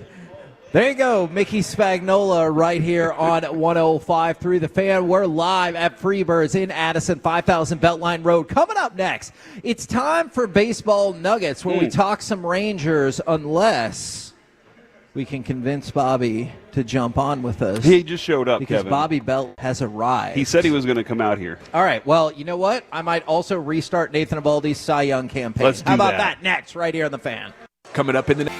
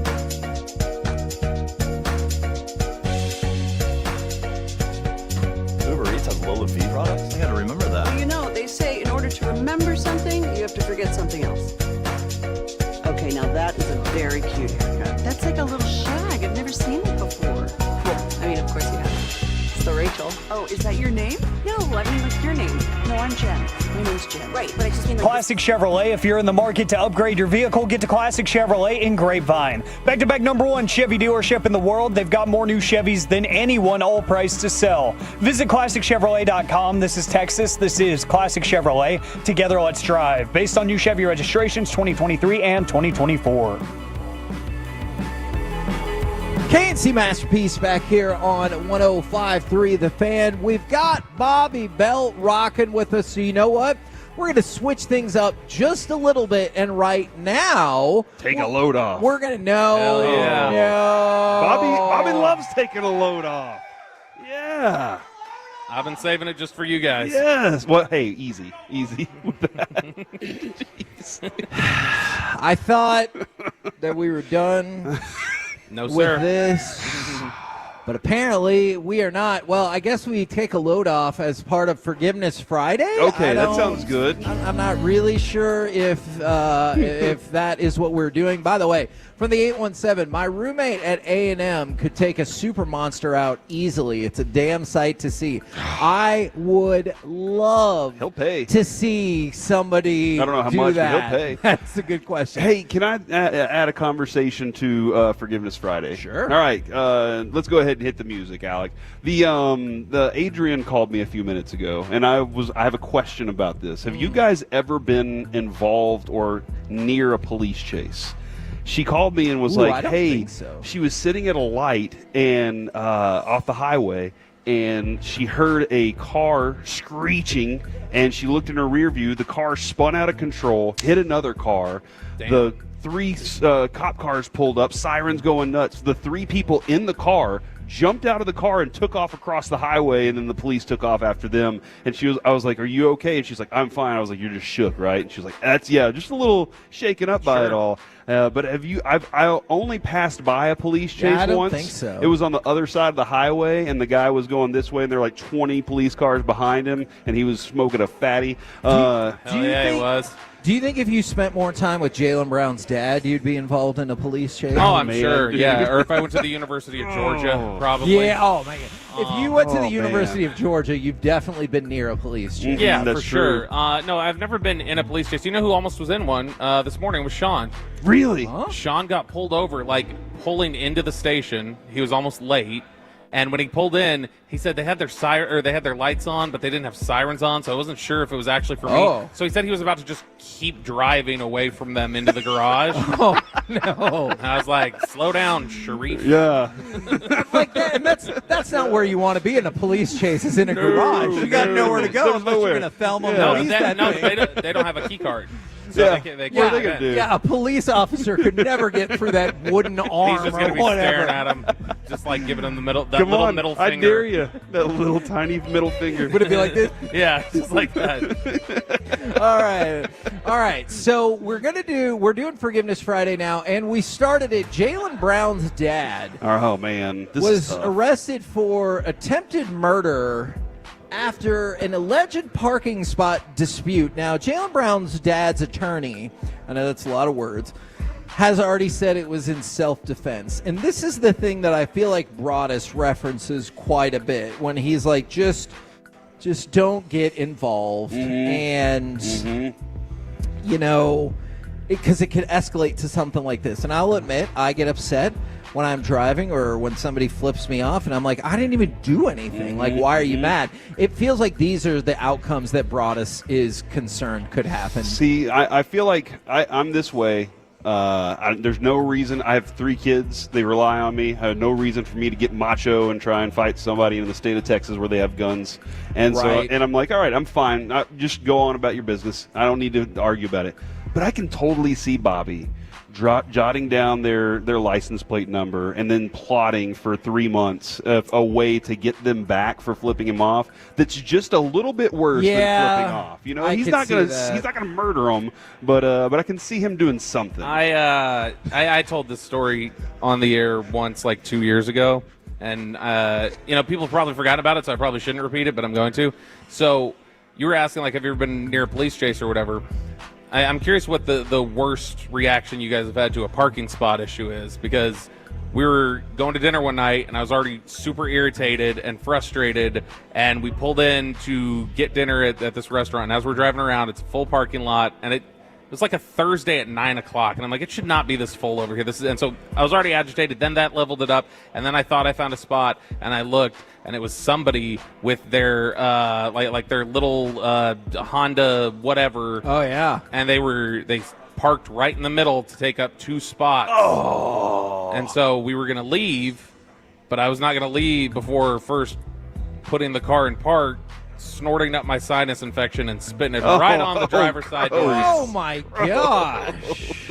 They were just going to grab that later when they left. Oh, I love that. And I would have said, you know what? If you were not halfway parked in this, it would have landed on the concrete. I was trying to spit on the concrete. You were parked halfway. That was in the your spot, fault. Yeah, and so that's You what never happens. keyed a car, have you? No, Okay. no, not Me since neither. Sean. I love the idea of having zip ties in your car just so you can tie the. That seems the like a risk no, factor. No, Yeah. you can tie the grocery. It does. You tie a grocery Alec, pull cart to that. somebody. Yeah. You tie a grocery cart to somebody's door handle, and then they got to find scissors. And now because they screwed everybody over, now you screwed them They have over. to undo their front door. Yeah.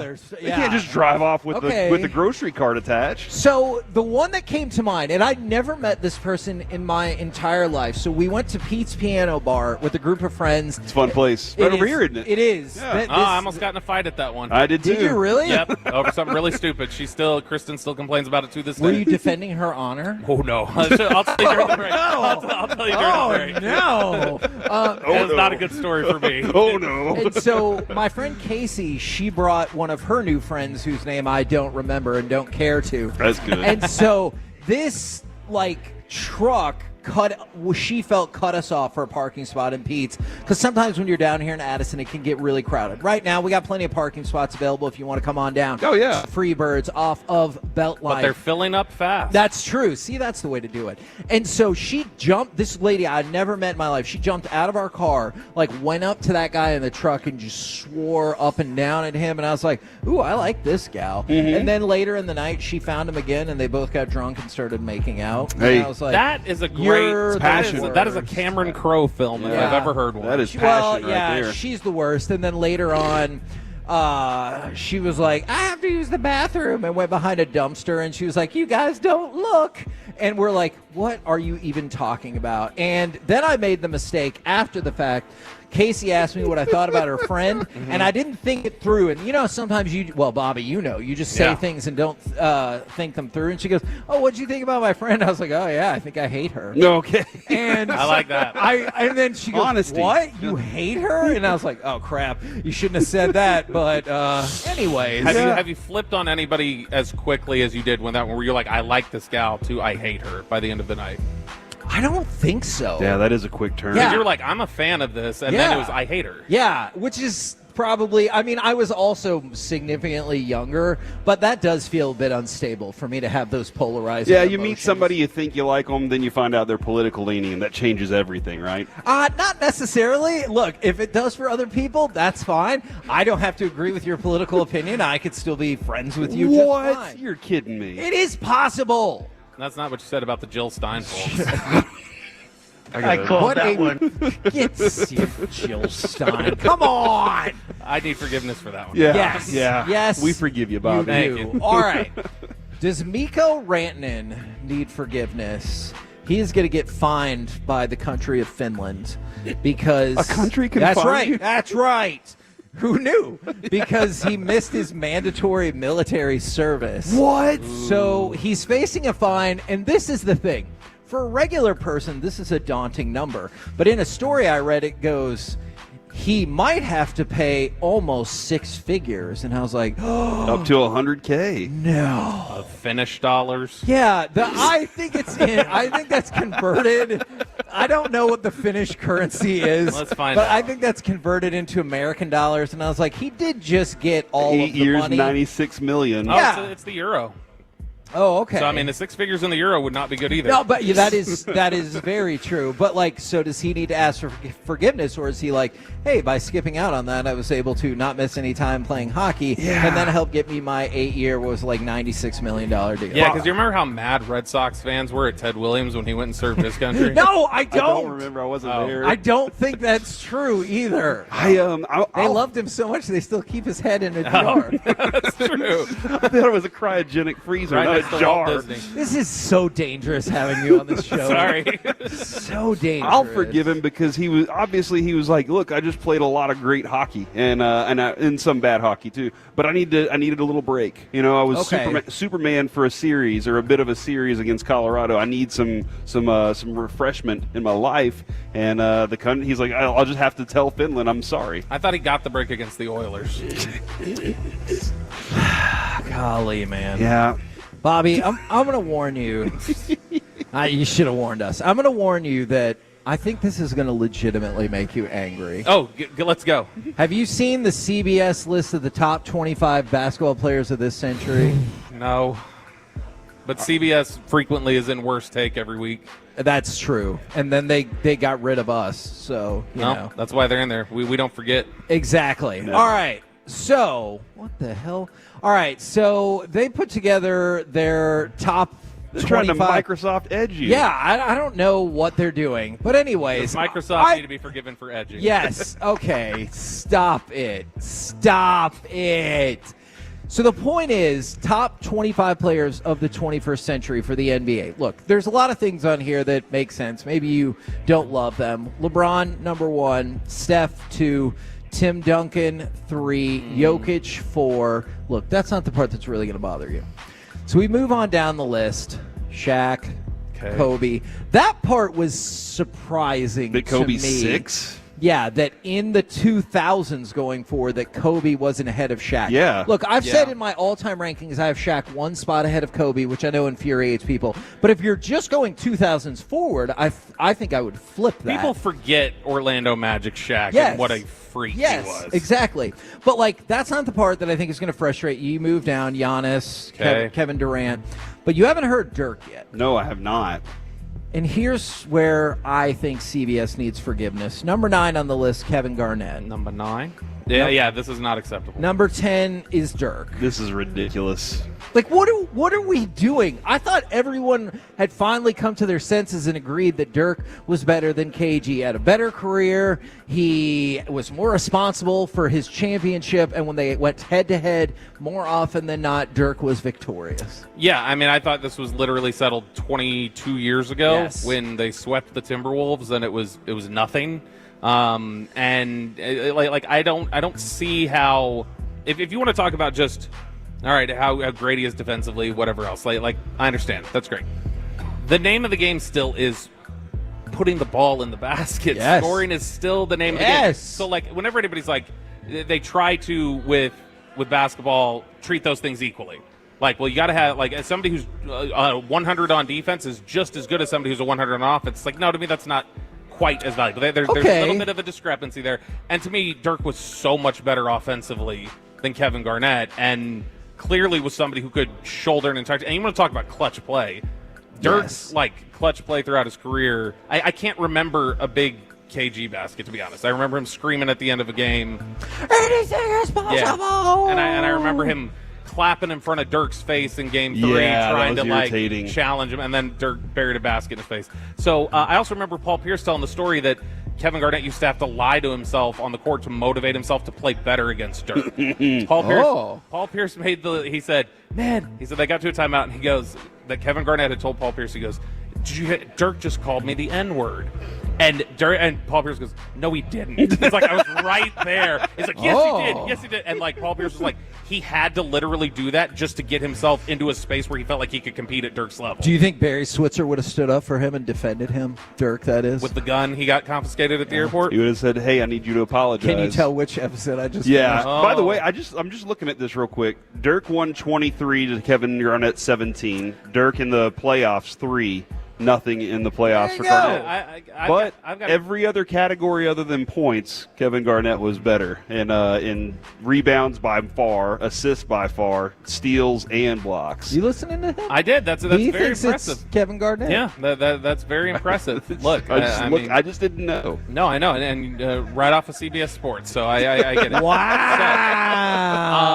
Look, I think you bringing up Switzer and bringing up the last episode you watched, I think that's a great time to say that this week it struck me that those who deserve forgiveness are literally anybody tied to the 90s Cowboys. Like, if there's any resentment or anything else, it is going back and watching it is such a special time and such a special era that I'm like, man, if there's still people holding on to bitter, petty things from that era, like, let it go. Let it go, because absolutely. It was such a great era, and it was such a great football team, and there's so many great stories there that it's a shame that a lot of it gets lost in a lot of the petty stuff. Yeah, no, I'm with you. Well, Bobby, thank you very much for stopping by. Do you mean that? No, I do. I do. Always, man. 15 minutes makes you sweat. Look, it does. I will admit, though, Bobby, you're very supportive of the station, and I appreciate it very much. You're, of course, free to stay as long as you like. Coming up next, though, this time we really will do Baseball Nuggets live from Freebirds in Addison on 105.3 The Fan.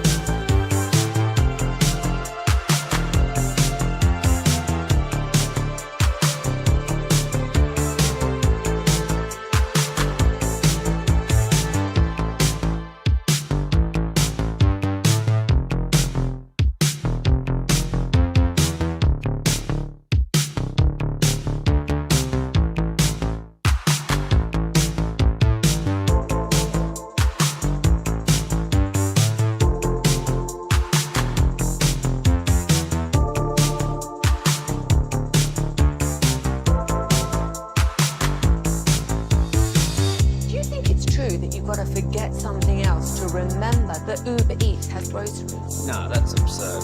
Hey, remember when you used to be a, what was it, Pepper Lady? Pepper Lady? Wasn't it Cinnamon Sisters? Those are babes. Sapphire Squad? Nutmeg Ladies? No. I just said that. Was it Spice Girls? Doesn't sound right.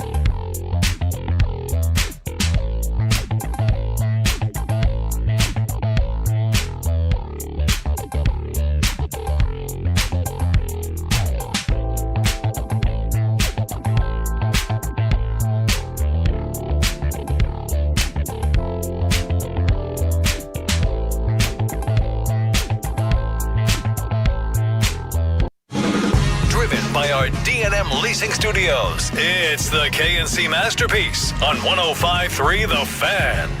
KNC Masterpiece back here on 105.3 The Fan. We're live at Freebirds in Addison off of Beltline Road. If you want to go ahead and join us, we've already been having a blast today. I think we're going to do some of our giveaways. And, of course, you can enjoy that delicious Freebirds food. But right now, we're brought to you by Reliant Air Conditioning, gimmick-free AC repair and replacement. It's time for Baseball Nuggets. And I suppose we should probably start with the Rangers. Go ahead and give me cut 4, and then I'll ask if this felt like the last stand. He delivers, and there's a blast by Pasquantino to right center field. That's way back, and that is gone. He has homered in all 4 games of this series, and the Royals regain the lead 5-4.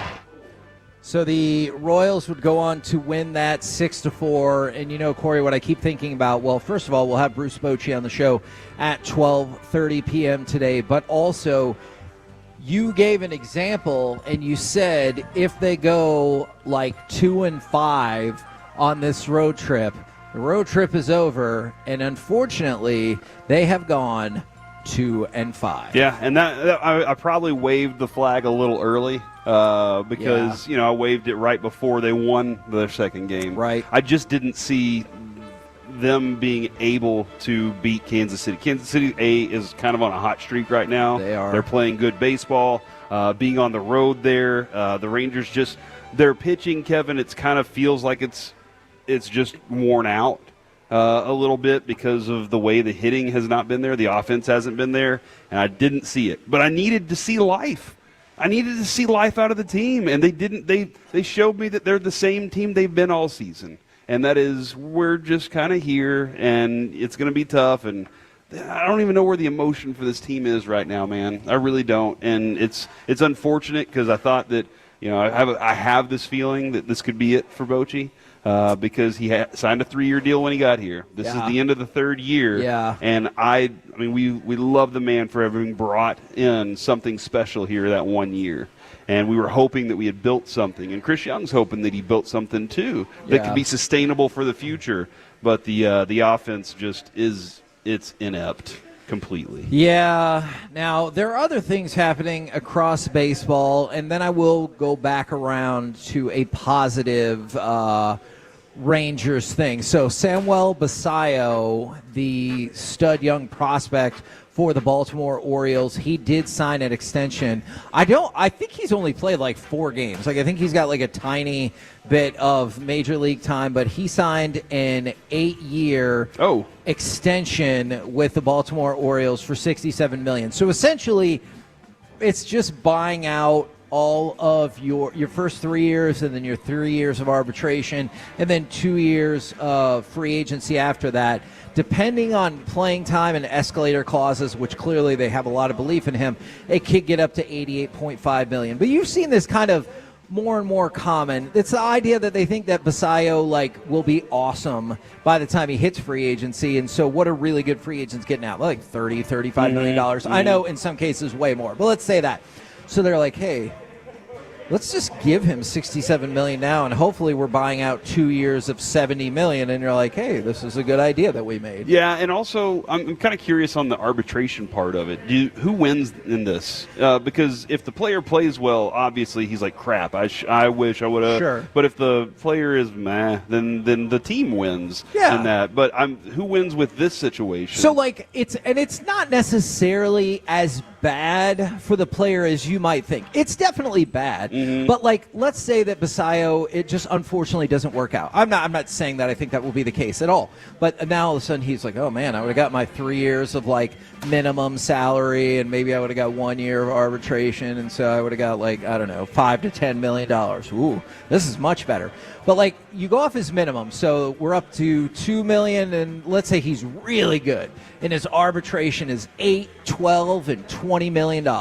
So now that's $42 million in the aforementioned 70. Yes. So he could have gotten like $112 million in this time. You're Right, like, yeah. Well, dang, that kind of sucks. But at least you're not like, I squandered $100 million or something along those lines. And so I see the appeal for the Orioles. They're like, well, we got to get something. Like, Yeah. if we're going to give you this money when you, again, I think he's literally played 4 games. You got to give us something. For the Braves, Austin Riley, he had a core injury, and he has had surgery on that. He is going to be out for the rest of the season, which, by the way, right at the time that Michael Harris II, we talked about this a couple of months back. He was having just a god-awful first half of the season. He has been on fire since the All-Star break, but because he was so bad that first half of the season, his numbers overall for the season still look fine, but he has been on a freaking tear for the Braves as of late. Speaking of players who have been on a tear, I want to restart this because he's scheduled to start tonight. Nathan Eovaldi. Nathan Eovaldi for Cy Young. Hey, hold on. Harris hitting 380 in August? I told you. Can we get somebody that hits 380 in August, please? Yes. If you take our 4, 5, and 6 hitters combined, they probably hit 380. Oh, right. is that's not Man, that's not going to be probably okay. not Yeah, what you were hurts. getting at. That All hurts right. my soul, Kevin. Sorry Hurts my about soul. that. You got to tell the truth, though. All right. So Nathan Eovaldi is going to start tonight. If he goes at least 6 innings in his next 2 starts, he should be in position where he would qualify now for the ERA title. And I know Skubal had another fantastic outing and, like, rock on, good for him. But take a look at Eovaldi as of late. In his last 8 starts, the Rangers are 8-0. And more specifically, do you know that Eovaldi has won 7 of those games? And I know we've talked about the discounting of the pitcher win, even though Bochy still says it's really important. But the idea there is he's winning the games that they are winning. Yeah. You know, and so, like, that means either... They've only lost 7 of his starts this year. So he's been amazing. Yeah. In those 8 starts, and some of those aren't his fault at all. Like most of them are. season, Actually, yeah. Kevin, I think the only one that is really his fault is that no, actually they won that Arizona game, so never mind. Don't worry about it. Okay. Good there. All right. I was going to say, I think there was a Mariners game in there where not so great, but he's been phenomenal this year. In those 8 starts, he has a 1.6 ERA. He has 45 strikeouts and 9 walks in that time. And he has a 1.76 ERA. Whenever it was like a 0.5, that was better. That like I really liked that time a lot. Okay. But then that Arizona game popped up and he gave up 5 runs, and that changes things. Okay, so what I'm hearing is you might think KG is better than Dirk, and you're out on Eovaldi. Those are your hot takes. This one, I just aim for perfection. Okay. All right? And that's what I'm trying to shoot for here. All right, well, I mean, and I know he does too, and that's why I think he holds himself to that kind of standard. Okay, now that I believe. So let's say you get these next 2 starts done. Right now, he has an ERA that's 0.56 better than Tarek Skubal. Yeah. That's half a run better than Tarek Skubal. Yet it seems to be like a done deal that everyone's like, well, Tarek Skubal is going to win the American League Cy Young. Well, you also look at Eovaldi. He's got a sub-1 whip. In fact, it's 0.87. He has been phenomenal. I say, if you don't think there's time left in this season, or you don't believe that the Rangers will make the playoffs, we can believe in Nathan Eovaldi and maybe win the first Cy Young in the history of this franchise. I love the idea of that. I really do. I absolutely hope that happens. I do know Evan Grant put out a piece a couple weeks ago, Kevin. You were in Germany, and I don't know if they delivered the morning news to you out there. They did not. I got it from like a week later. Yeah, I know you're a big earlier. fan of newspapers still. You don't like the digital version. You're like, no, bring me the paper. Sorry, Earth. Is the Dallas Morning single copy price $5 everywhere? Because I bought one in the airport on the way to Germany. It was $5. If it is, they should be making a lot more money. Good point. think Corbin Burns has the record for fewest innings ever pitched for a Cy Young, and Eovaldi would be under that. So it would put the voters. It would put the voters in a significant predicament. Is my understanding, but because Skubal has done it for so long, done it for more innings, and still has slightly a higher ERA, which is a huge number. You said half a point. But it's still, they look at it and they go, okay, but the amount of innings, how would that change? And it's pretty. I don't think it's all like go back to the 1800s, but yeah, it is a significant thing. But I mean, the way he's pitching, I would love to see him add that to his resume as he goes on, for his career. He's already got World Series. He's the greatest. One of the greatest postseason pitchers you've ever seen. All those things are going to put him in the Hall of Fame, but to not have that on his ledger would be something that would be disappointing. And so that's what I hope for him, is that he can pull that off. All right, Corey, you made the mistake of getting math involved on this, so I'm trying to figure out a way that we can make this happen because you're right. He can do it. It looks like he's 44 innings behind Corbin Burns. Okay. I believe he could still start 8 more times.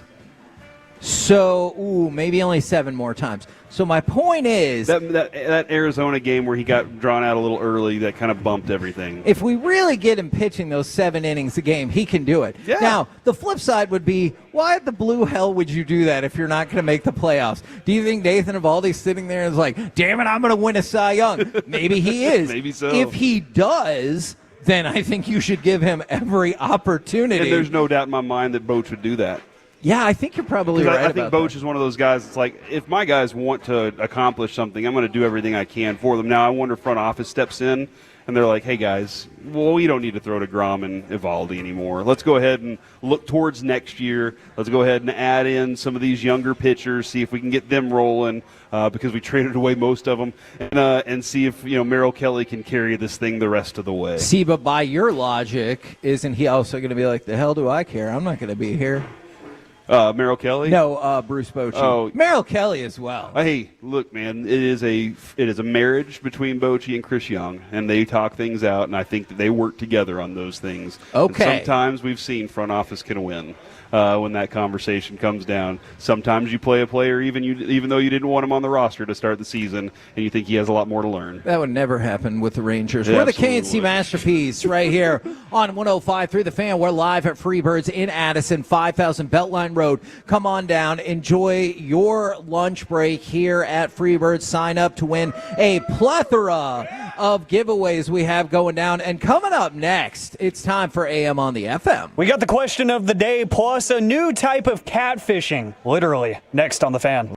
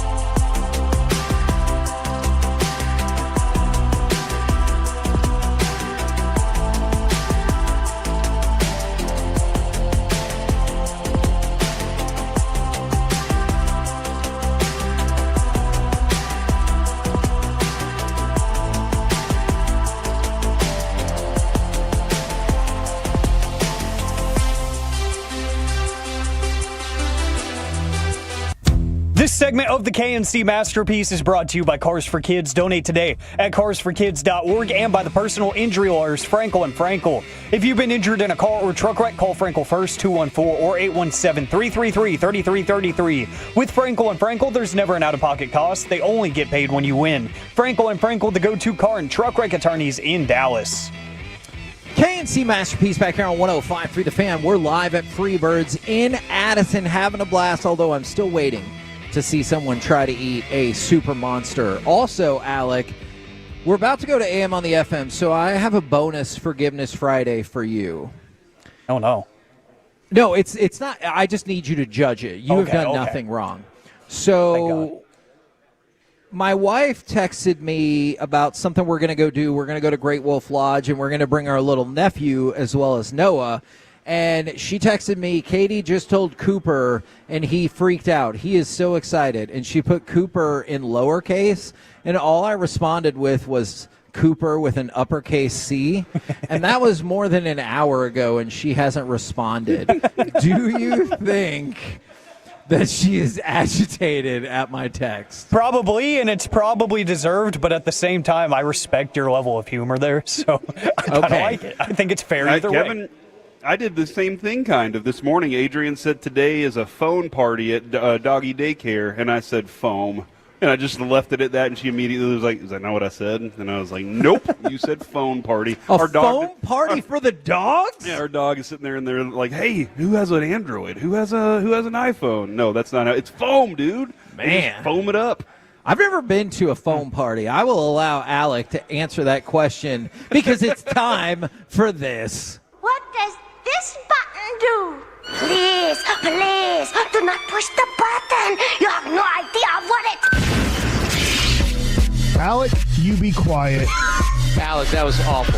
1 for Alec, 0 for Peyton. Don't you dare touch that dial. Don't you dare do it. It is time for AM on the FM. My name is Alec Medford, the man that they call the pride of Mansfield, Texas. 877-881-1053, the Frankel & Frankel Injury Attorneys text line to and that's for a reason. They're trying to move him, and they do move him to a team that was linked to him, and hey, a team that has had plenty of issues with running back injuries. So, yeah, it's a very smart move if you ask me. It is. They've had wild success with any running back they put into. True. And I'm absolutely drafting him in my fantasy draft. Does this say anything about compensation? Yeah, it looks like Jordan Schultz had the compensation first, a 6th-round pick. Wow. Okay. That's got to hurt your feelings. Just a little. Or are you just happy to be somewhere else? You know what? I bet it does hurt his feelings, but then he's like, my career could potentially be way better off now. Oh, yeah, absolutely, for sure. And then from the 214, oh, she's definitely agitated. Oh, no. This is true, unfortunately. But again, I respect where you were coming from there, so I don't think you can hold your head down for too long.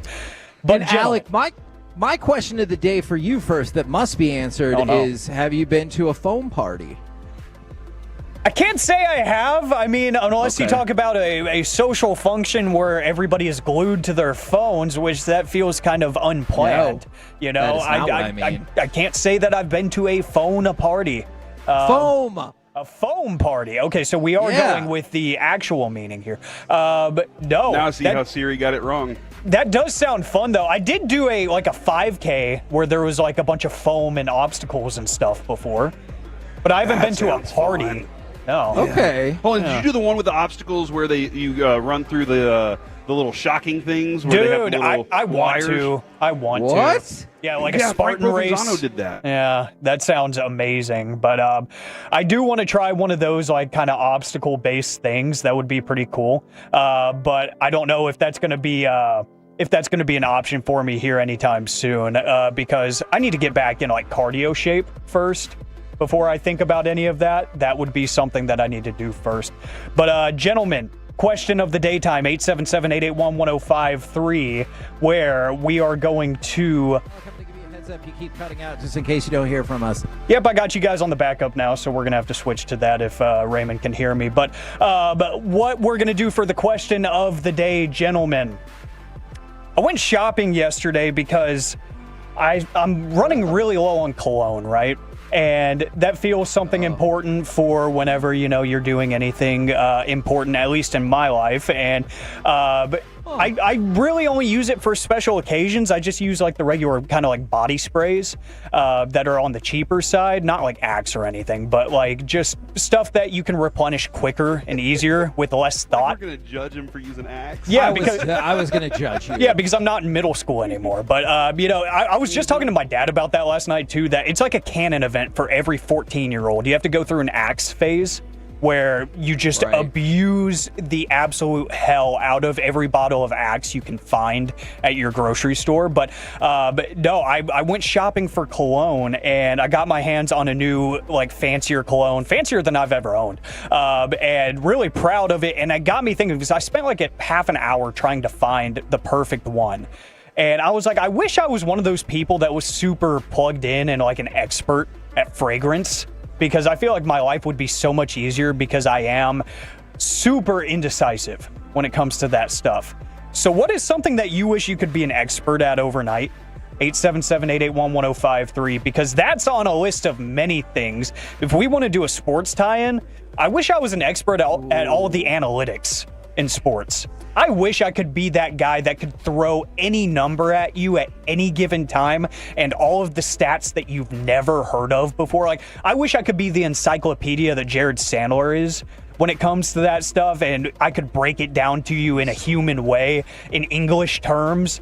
Like, that would be so cool, but I don't have that information yet. I have it in certain areas, like in football. I could probably give you some of those, but I can't do it across all four sports. If I could have that in all four sports, that would be awesome. Okay, so for me, I think is what it would be. I would love to know more about, like, home remodeling supplies and where I can maybe cut a corner and where I can't. Like, I don't want to make the wrong decision, and I'm like, I went all the way on all these other things, but this is the spot, and they're like, that's the one spot. You can't do that. So, like, I wish I had all of that knowledge, like on an analytic level, and I'd be like, well, it is $10 cheaper per yard, but I'm telling you, you're going to pay for that. Yeah, I'm right there. That's probably the place too. Getting the air conditioning fixed. Thank you very much, On Time Experts, for hooking it up there. But like knowing what the prices are on things, so that you can feel like you're getting the right price. Hey, my refrigerator's broken. How do I fix my refrigerator right now? Those types of things. So I absolutely would love to be a price expert. If not that, though, stock market. If I was an expert on the stock market, dude, I would play that game so hard.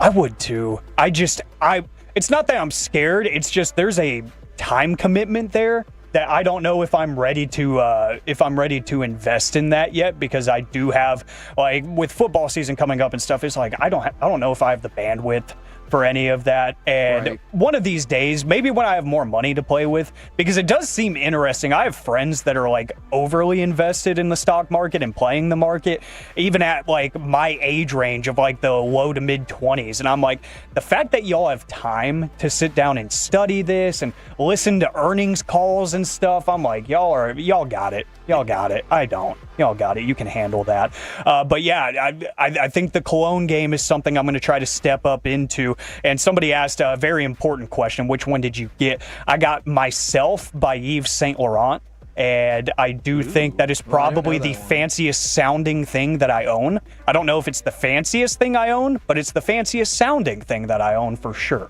But 877-881-1053, what you would want to become an expert in overnight. Corey, what was that? Adrian and I, we went through and we smelled every cologne that Macy's had. I got Do they one. put it on the little strip? Oh yeah, every single strip. And we used, I think it was a stick, and I think we used every single stick that they had in there for that day. But I was like, I'm smelling every single one, and I got one that I was like, all right, this is the one I can go with. And the lady goes, that is a unisex one, so there you go, just like my name. Why can't you have a unisex cologne? You know what, I can, and I wear it every single day, and I smell amazing. Oh. Sometimes. That's concerning. Isn't there like a NBA or a NFL player that has a unisex fragrance out there now? I think we talked about it at one point. That I'm kind of intrigued by some of those, because I did smell a couple at, I think it was Sephora yesterday at the Grapevine Mills Mall. And I was like, some of these I really don't mind. And the fact that they're made for anyone. Yeah, it's... Lamar Jackson has one, and so does Andre Drummond. Huh. Jason Tatum. Jason Tatum has his own fragrance as well. Huh. Interesting. 877-881-1053. The Jason Tatum one is probably overrated, if you know what I mean. But the one thing you would want to become an overnight expert at, I like this because of where you guys are at right now from the 945. I want to become a burrito rolling expert. That is one thing that is so easy to screw up to. Ooh. Yeah, I have so much respect for people that can roll the burrito the proper way. Because, Kevin, I'm going to roll it up, and you know what's going to happen? It's going to leak out the side. It's going to fall apart. Yeah. I'm going to have to eat it in the middle, and nobody really wants to do that. You want to eat it the correct middle? way. Yeah, because I misrolled it. That's the way. Oh my gosh! Just look, if it's falling apart that bad, just take it out. Trying to pretend like it's a bowl. Turn into a bowl. Almost, yeah, absolutely. And I do think, what was it? Maybe like 2 years ago, one of my favorite pop culture stories ever. Whenever it was the YouTube channel Yes Theory, they got a dude that looks like Justin Bieber to go out in the middle of LA and sit on a park bench and eat a burrito sideways, and it went viral because people thought it was actually Justin Bieber. But it wasn't. It was just a lookalike. That was the most amazing thing I've ever seen.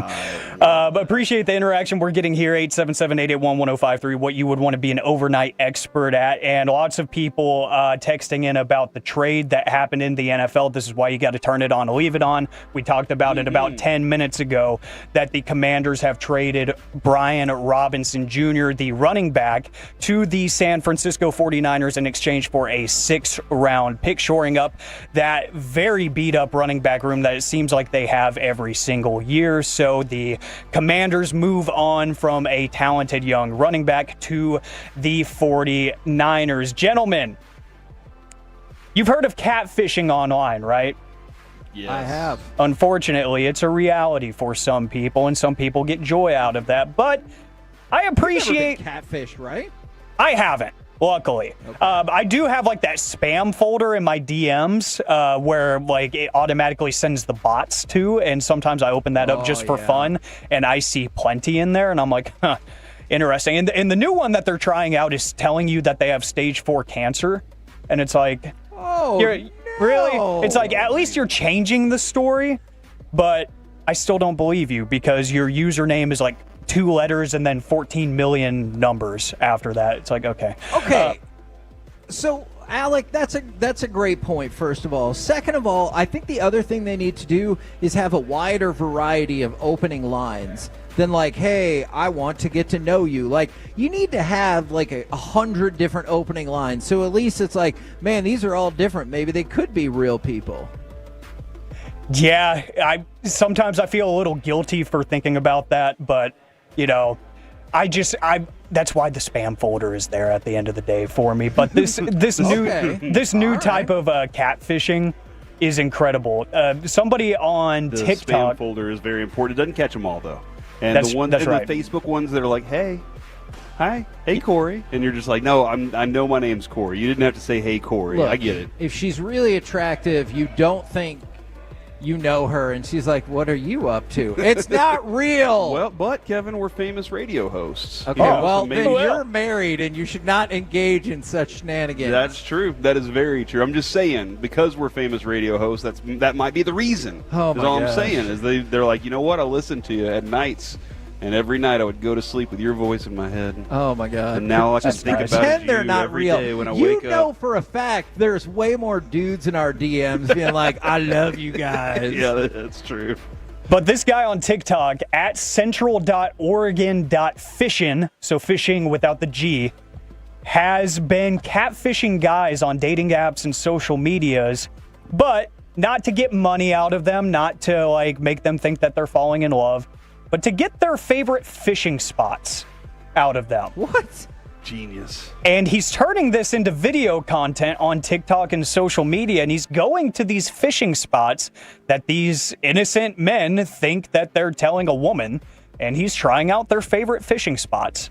So, I mean, you still shouldn't be lying to people and acting like you're some sort of single attractive woman when you're not. Fair. But at least you're not taking money from them, and you're not robbing them of their social security info or any of that.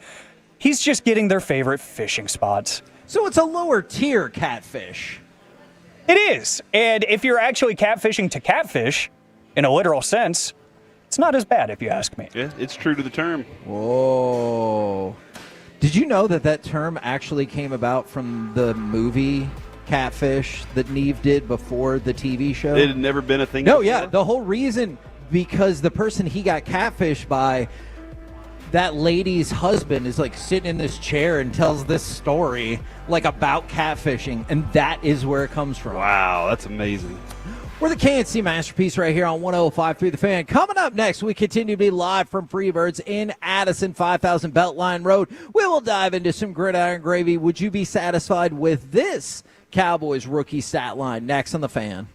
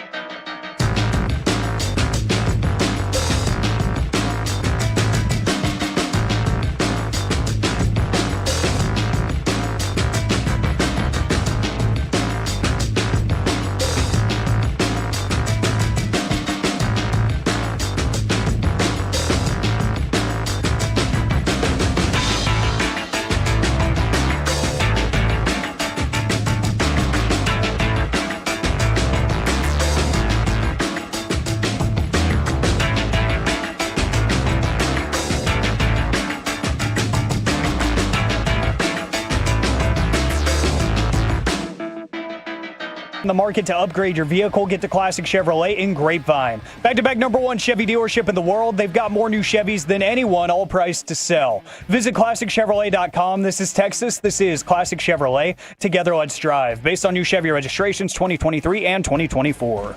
Here's the first down snap for Childs. And now he's in trouble. He's going to be pulled down, and that's a sack for Ezeraku. KNC Masterpiece right here on 105 through the Fan. We're live at Freebirds in Addison off of Beltline Road. If you want to come and see us, we've got Echo Dots to give away as well, I do believe. This time I didn't have to look directly at the box to remember what it was, but you heard I was still a little bit hesitant because I want to say Amazon Echo, and I was you like, to no, get things right. We changed it. Yeah. Yes, Yeah. I do. And also there are Freebirds giveaways, desserts, chips, dips you can I win. love desserts. Not for you. Okay. As All right, well fine. as I see how it is. koozies, sunglasses. We've been doing giveaways all show long. We will continue until 2 o'clock. If you want to come spend your lunch hour with us. I dare you. Okay. I dare you. I don't know if it has to be, and somebody just yelled, I double dog dare you. I'm in on that too. I don't know if it has to be adversarial. 2 dogs, if you will. Okay. Yeah. I hope you will just come and see us because you want to. That's fine too. That's okay. fine if you'd like to. Right now, let's go around the entire NFL and dip into some gridiron gravy. Dip it and rip it. As you can hear, there are people here, and they are participating in the show. You are free to participate as much as you like as well. Now, you heard it during AM on the FM, but if for some reason you have been toloing, shame on you. The Commanders did trade Brian Robinson to the 49ers for a 6th-round pick.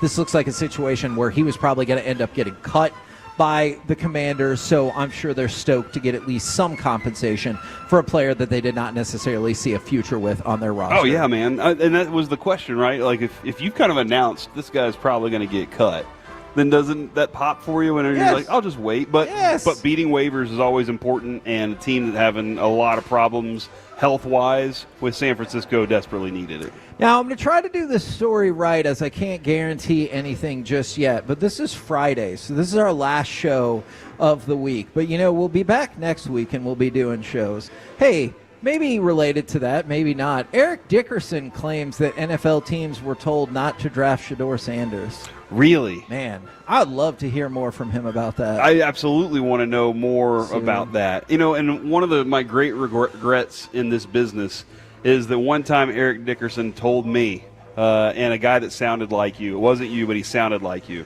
He said, Nate Wood. He said, whenever you run into a linebacker that was on steroids, you knew it. Right. And I did not follow up with the question. How did you know? Like who? Yeah. And so I regret that. So I'd love to potentially ask him that one day in the future, if that would ever come up, would be possible. So we'll see.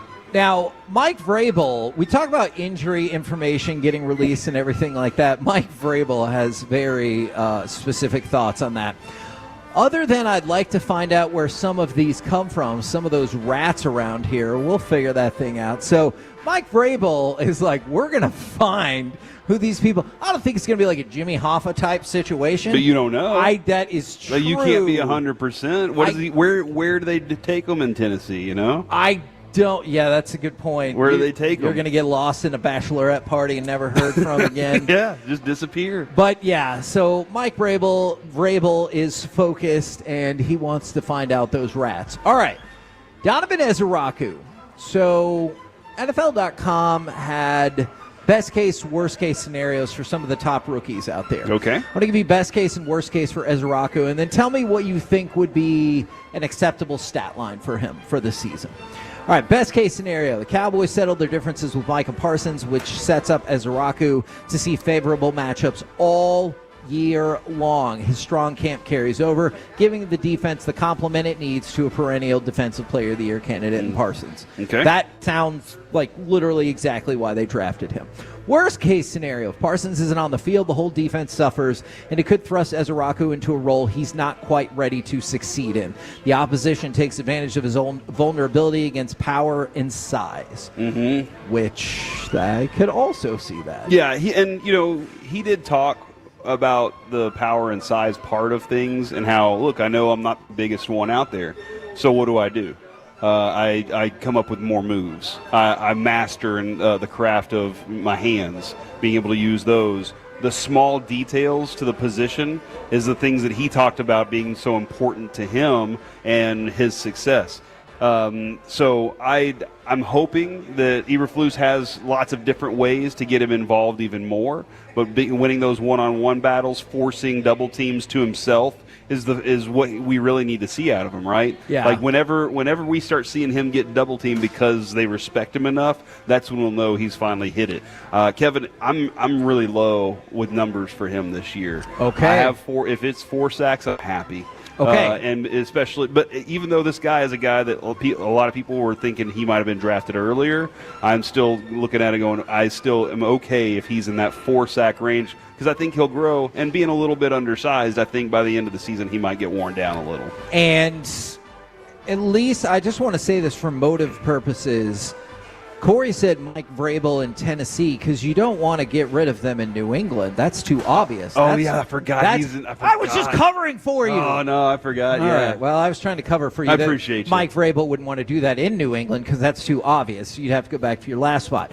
So, NFL.com. And they bury a lot of things in New England.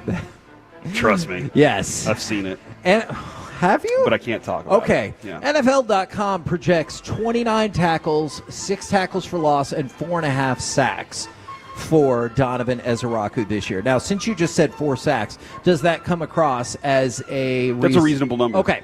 4.5, like I have 4, so I would probably bet the under, but man, 4.5 would be fantastic. If you got 5, I'd be very, very happy. And from the 817, this is a great part. Shows next week are not guaranteed, Kevin. You could get hit by a car. It's true. And as we know, that is what Jerry is holding said up that in his press the conference. Micah negotiations. Hopefully that doesn't happen. We will have shows next week, and maybe somebody I just mentioned will be on the show. All right, Spencer Rattler. Micah? No, maybe. Jerry?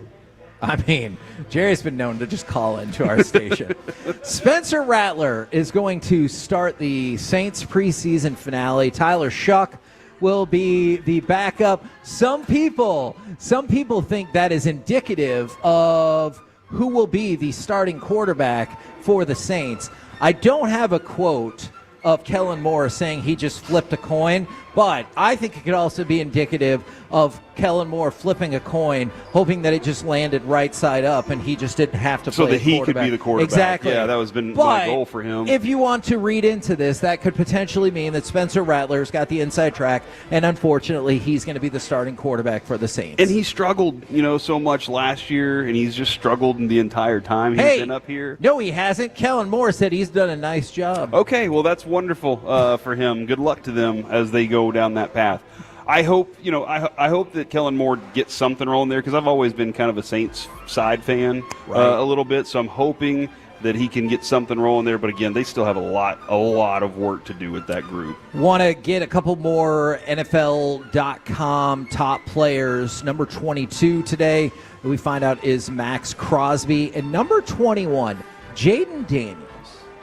Does that, I know it's just 1 year. We went through this with C.J. Stroud. I was so supportive of how well C.J. Stroud was doing. Do you feel like 21 for Jaden Daniels feels right across the NFL? That feels like he jumped up there fast. Yeah, he did. He didn't have a second year of information yet. And so they're because if he does, yeah. Couldn't you see him at like number 7? Yeah, or for something sure. Crazy. And based on what he did last year, like, this makes a lot of sense that he's this high already. Right. But man, that's a very fast jump to be that high, but he did it last year, man. The offense itself lends itself to successful quarterback play. Kingsbury's offense always has, but you still have to run the offense. You still have to execute it. You have to accomplish those things, and every once in a while, you have to make a special play. Right. And he was able to do that for the most part all season long last year. We learned a lot about him, and I don't really love exactly what we're going to be having to face for the next, 8 years-ish. Right. All right. Here are all of the options. The Bengals, the Bills, the Browns, Cardinals, Chargers, Falcons, Jags, Lions, Panthers, Texans, Titans, Vikings. These are all the teams that have never won a Super Bowl. Will there be a first time ever Super Bowl champion this year? If there is, you got to think I have Bills. two teams that could be it. All right. The Lions and Bills, not the Falcons. Although Michael Penix could be an amazing player. Stop That's a big option there. But I think it would be between the Bills. Like, if they might, maybe Kansas City fell just enough that the Bills can finally overcome it. Okay. Maybe that's there for them. The Lions, maybe Aaron Glenn was holding their defense back a little bit. I know injuries were a big problem last year, but he got that thing. He was patching it together all he could. Maybe there's maybe the offensive coordinator who said, "Hey, I'm not changing anything." Ben Johnson did a great job setting this offense up. Maybe they just do keep clicking along. Which is still curious. If they run into problems early in the season, we'll be like, "Hey, yeah, maybe you should have looked into that just you know a what? little bit." I drew no plays up. I don't know what to do now. All right, so you can get about 2-1 on your money if you think there will be a first-time Super Bowl champion, although certainly I understand why people are geared more towards whether it's the Chiefs, the Eagles, or whoever. But that's the fun thing about this bet. You get all of those teams. So, like, if the Vikings really took off because J.J. McCarthy is badass, then you could be like, okay, great, that works as part of my bet. I just don't believe in the Vikings I yet. get it. I do. And even I can't decide when I will believe in them. I believe in Justin Jefferson. I just don't believe in the entire group yet. And O'Connell has to overcome some of the lack of success in order for me to buy in on them. We're the KNC Masterpiece right here on 105 through the Fan live at Freebirds in Addison, 5000 Beltline Road. Coming up next, we will do some NFL overreaction or reality right here on the Fan.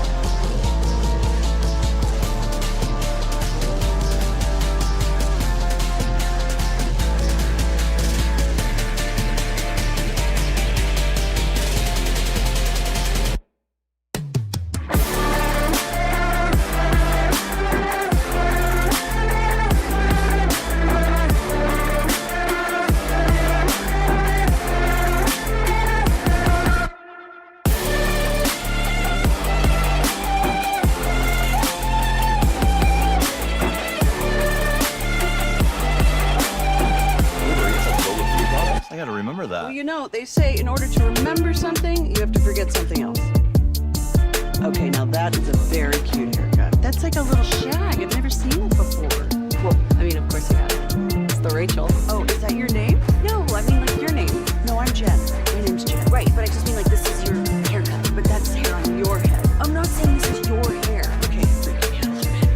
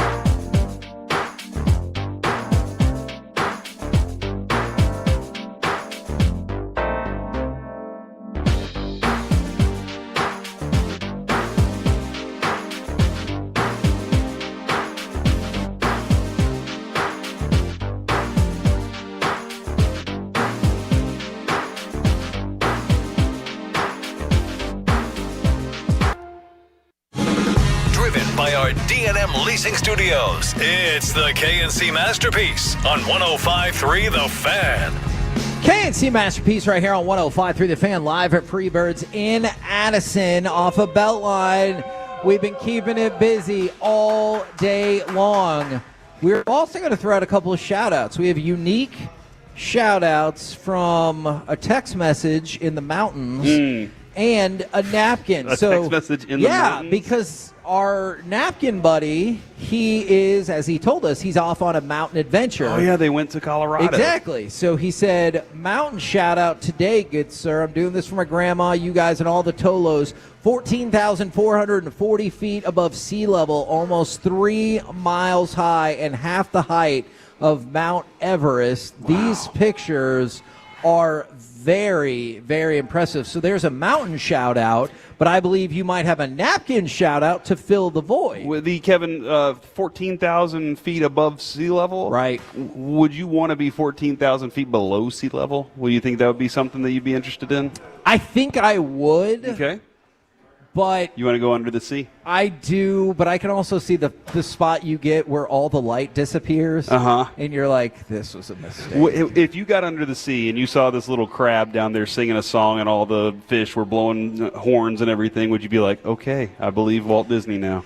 I mean, not about some of Walt Disney's other opinions. Look it up, people. He has some shocking other opinions. I would get the hell out of there. Plus, I mean, look. You have to wade through the evil witch because you're not hooking up with that mermaid otherwise. That's right. Try to jam it into a tail. That's not going to work. Oh, my gosh.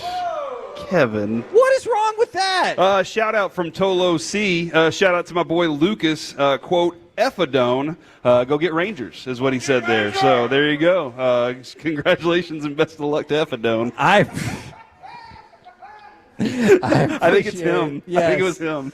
I am done. Okay. No, I'm just kidding. All right. I appreciate the focus and belief in the Rangers. I like the way Brada said it is like, hey, I'm going to keep rocking with it until Chris Young tells me it's done. I feel like that's where I'm at. It just...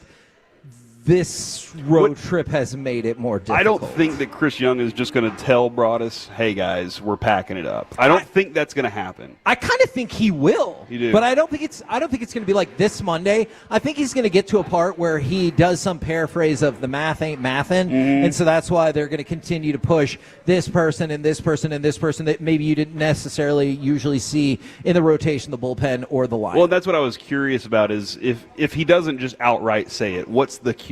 What's the sign? Is it Evaldi gets shut down at DeGrom? Yeah. Oh, if Evaldi gets shut down, then for sure. Is it DeGrom? If DeGrom gets shut down completely for the rest of the year? I could see that, although they do kind of have the protection of, oh, yeah, we had to skip that start just to kind of take a look. You can be like, well, we wanted to be cautious. He's fine. But we took a look and we got just a little bit nervous or whatever. But I think Chris Young is going to say something like, there's lots of things you have to consider, and we're not just focused on this year. We're focused on the future. If he says that phrase, that is your cue. From Jagon and Terrell, true shout out to me fighting the flu this week. My kid's been fighting something this week, dude. He's been in a bad way. I feel bad for him, but he's trying to fight through it, so I'm proud of him. Yeah, that medicine high is a magical time in the flu cycle. What right? do you mean? Explain the medicine All high, right, Kevin. so think about it. Because the medicine tricks you into thinking you're better for a few hours. Like maybe your fever breaks. You feel like you can do more normal things. Like maybe you can swallow normal again, like if that's what's been bothering you or whatever. Then you start getting up and tidying things yeah, up. and you you're think exhausted. you can do it, and all of a sudden your body counterpunches and you're back down. Yeah. And you're like, God, it's only 3 more hours till medicine time again. Yeah, you're dead on. Okay, That's good. Because if you said that was just me, I'd be like, oh, that's unfortunate. All right. It's time for NFL overreaction or reality. And we're going to start with, this could be a spicy conversation. This is from the mind of Corey Majors. Go ahead and give me cut number 6. NFL overreaction or reality. This is the most iconic route in Dallas Cowboys history. Aikman quickly. The pass to Harper. Harper off to the races. They're going to run him down, however, at about the 9-yard line. They spent a lot of time talking about the slants in the documentary and the switch off because Irvin's like, man, you knew the play was going to work because Michael Irvin says he switched positions on the field because he knew that's where the ball was going. I was like, if the person on your own team is like, I know the ball's going here, you knew it was a great. I am convinced that I'm getting the ball. It was a very well drawn and so you know play. that he drew the right. He ran the right route too. Absolutely, because he ran it thinking I'm about to get this ball, and he got everybody in on that. And so, but you see afterwards, he's excited. He's like pumped up right behind Alvin Harper. And then Aikman's excited because Aikman laid out like what a technician he is, where he laid out. He goes, we'd run that play 6 times. All 6 times we'd gone to Alvin Harper. So it makes sense that you would think like, oh, they're going to go to Alvin Harper out on the left. And they're like, we're going to switch it up. So the most important part there, though, Kevin, was the fact that Alvin Harper knew that the ground out there was slippery. And so he knew not to plant too hard there. He had to come out of that a little choppy. And then he was able to come across where the grass was nice and green and sturdy, and he was able to take off upfield. And so that I appreciate just about, I'm through 6 episodes. I've been kind of doing like 2 episodes a day. I appreciate just about everything that Jimmy Johnson has said in this documentary, except for his breakdown of the field. He had a drawing that he was like, this is the good part of the field. These are the bad. We walked it all through. And I was like, did you? Or did you look at the field where those parts you said were the bad parts, were the parts that had clearly been torn up? Like, it matched it exactly. It looked like he did a giant trace of the field. Now, if he would have been like, this spot over here in the middle at the 17 to 25 is no good. But it just looked like he was like, the middle part that looks good, that's the good part. Yeah, that's where we're going to be running most of our game today. So, Alec, I'm going to allow you to answer this first. Corey's contention, overreaction or reality, that is the most iconic route in Dallas Cowboys history. Yeah, I already see people disagreeing, and I think I'm with them. It's either for me. It's either that or the Hail Mary, and it's tough for me to decide because I know, and as I was going to get the sound of that highlight of that catch, there was people on Reddit debating if that actually sealed the game for them or not. I was like, people are debating about that within the game itself, not just its moment in history. So I was like, this is a pretty polarizing play, even though it was a really great play watching it back. But you know what? I kind of like Corey's point. I kind of do, if we're being honest. I was leaning Hail Mary, but I think that I like this one, even though it wasn't a scoring play, even though it wasn't the flashiest of them all. It's just a simple slant route, but it did, in my mind, seal the game for them. So, you know what? I'm going to say it's a reality. Yeah. I'm trying to decide how spicy I want to be with my answer. It's either that or the Bang 8. That's what I'm learning now, is the Bang 8 is the best route ever because Michael Irvin was unstoppable with it. By the way, the conversation is broken out here in Freebirds about what the answer is. I am also going to go with the Hail Mary. Okay, the Hail Mary, though, thrown in an NFC divisional round game, Kevin, they basically gave up on that game, all right? Okay, that's fine. what happened. If you want my really spicy opinion, the most iconic route in the history of Cowboys football is Joe Montana to Dwight Clark in a game that happened against the Dallas Cowboys. What are you doing right now? Although the thing I might argue is that wasn't really a route as much as it was like, hey, just run around. Somebody get together. And Joe Montana's like, I'm going to throw the ball up in the air. Well, I mean, that's basically what Roger did. He wasn't a route as much as just go, and I'm just going to throw it as far as I can. And I understand some people have talked about the Dez caught it. I'll go with the Hail Mary, but I understand your logic, and that's been my favorite episode so far because I understand they're trying to do a lot in this documentary. I get it. You're trying to cover years and years. By the way, it's still pretty much 100-0 old stuff versus new the stuff. Steve Walsh thing, maybe Steve Walsh didn't want to talk. And maybe nobody else wanted to talk about it either. And sometimes in those situations, that's what happens. Absolutely. I think that's a fair point. I loved episode 4 because it felt like a deep dive on the one thing. Yeah. I know it wasn't only about the 92 NFC Championship game, but that was a huge part of it. And they did the same thing that they did in like the Trojan War documentary where they're getting to the point where USC is looking to repeat and then all of a sudden they break out to Austin. And then they're like, but a team from the South had been building up. And it's the same thing here. They did a great job with that. That's been my favorite part so far. I also say, and I did add this qualifier, Kevin, that was the most iconic route I've ever seen. I wasn't alive for the Hail Mary. I was sitting there watching that moment happen. And, Des Bryant caught it. I said he caught it.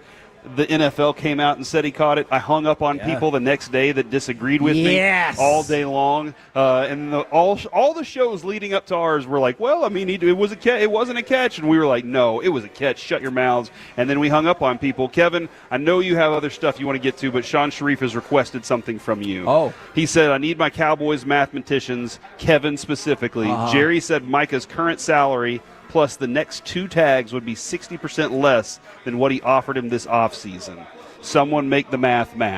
And there's no way, right? Way.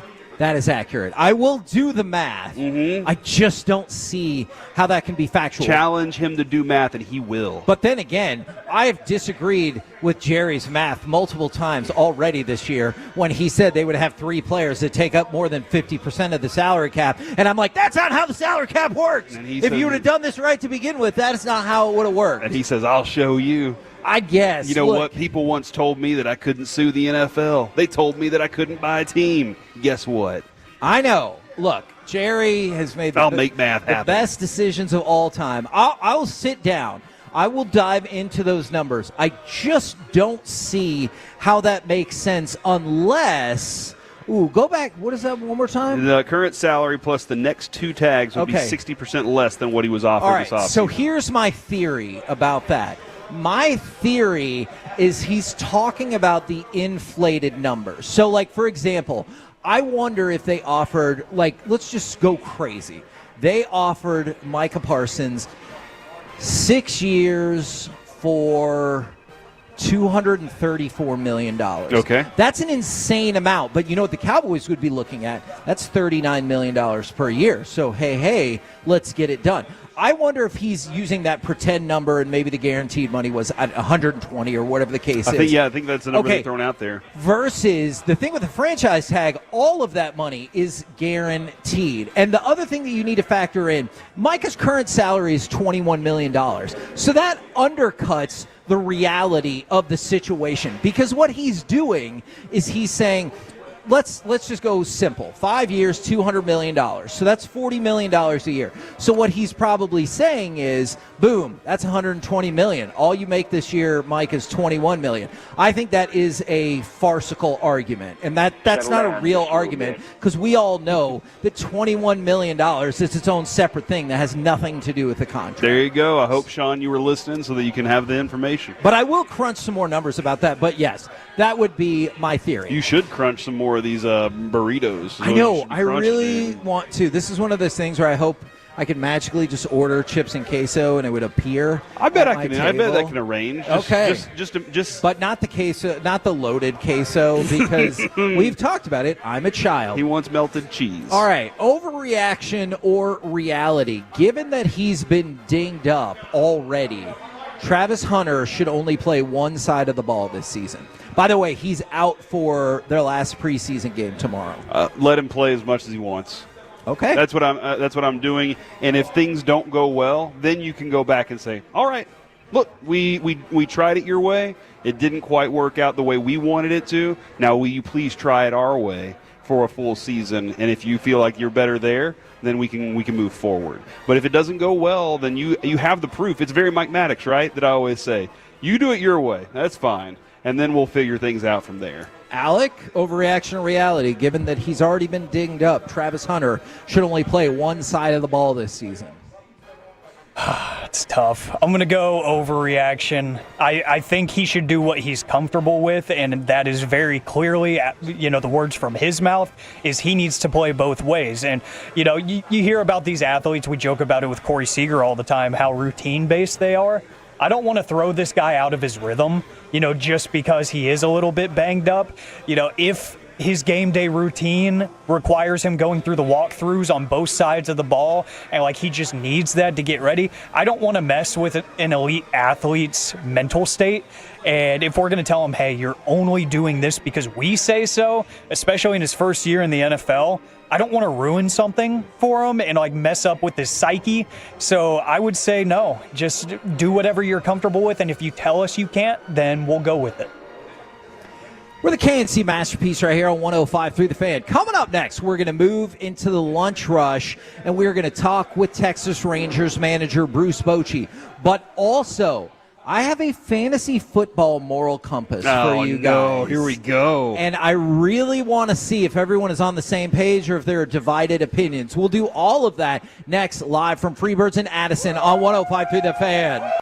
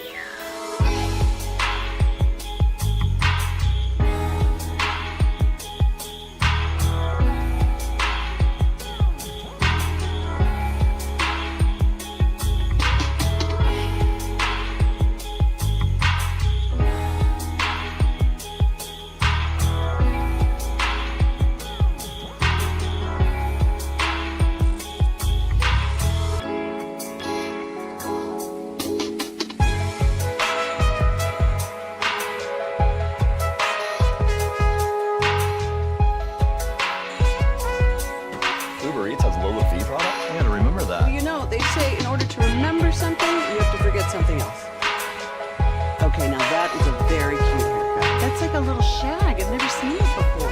Well, I mean, of course you have. It's the Rachel. Oh, is that your name? No, I mean, that's your name. No, I'm Jen. My name's Jen. Right, but I just mean like this is your haircut, but that's hair on your head. I'm not saying this is your hair. Okay, freaks me out a little bit. The Expressway on 105.3 The Fan is presented by the On Time Experts. And again, the 3-2. And he missed just a little bit inside for ball 4. A bases loaded walk for Maley, pushes across Perez and gives the Royals an insurance tally here in the 7th. It's now 6-4. KNC Masterpiece back here on 105.3 The Fan. That would also be the final score. We will talk with Texas Rangers manager Bruce Bochy in about 5 minutes as we're doing our show live from Freebirds in Addison today off of Beltline. Corey's been having fun giving prizes away all day long. I helped draw a couple names. Yeah. But my wife showed up too. Hey, do you want to put her on the air? She's fine.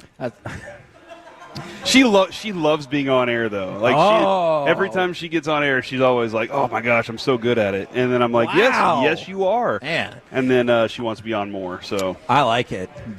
Doesn't everybody? Yeah, I'm holding out on her today. Okay. All right. The radio Okay. situation. So I want to see if you think this is fair. This is the part in the show we talk about what I labeled the stupid Jerry Jones and Micah Parsons. That is what stuff. you labeled it. That is. Is that a fair way to put this? I think that's a fair way for how people feel about it right now. Okay. There are I think a lot of people are like, yeah, exactly, Jerry. That's what I we're thought that asking. was my point. Somebody just texted in a few minutes ago, and they were like, can you kill contract talk for the rest of the year? And Jerry Jones, I'm dead serious. He understands that it's part of the conversation. Yeah. And what would be the other part of the conversation for the Cowboys right now?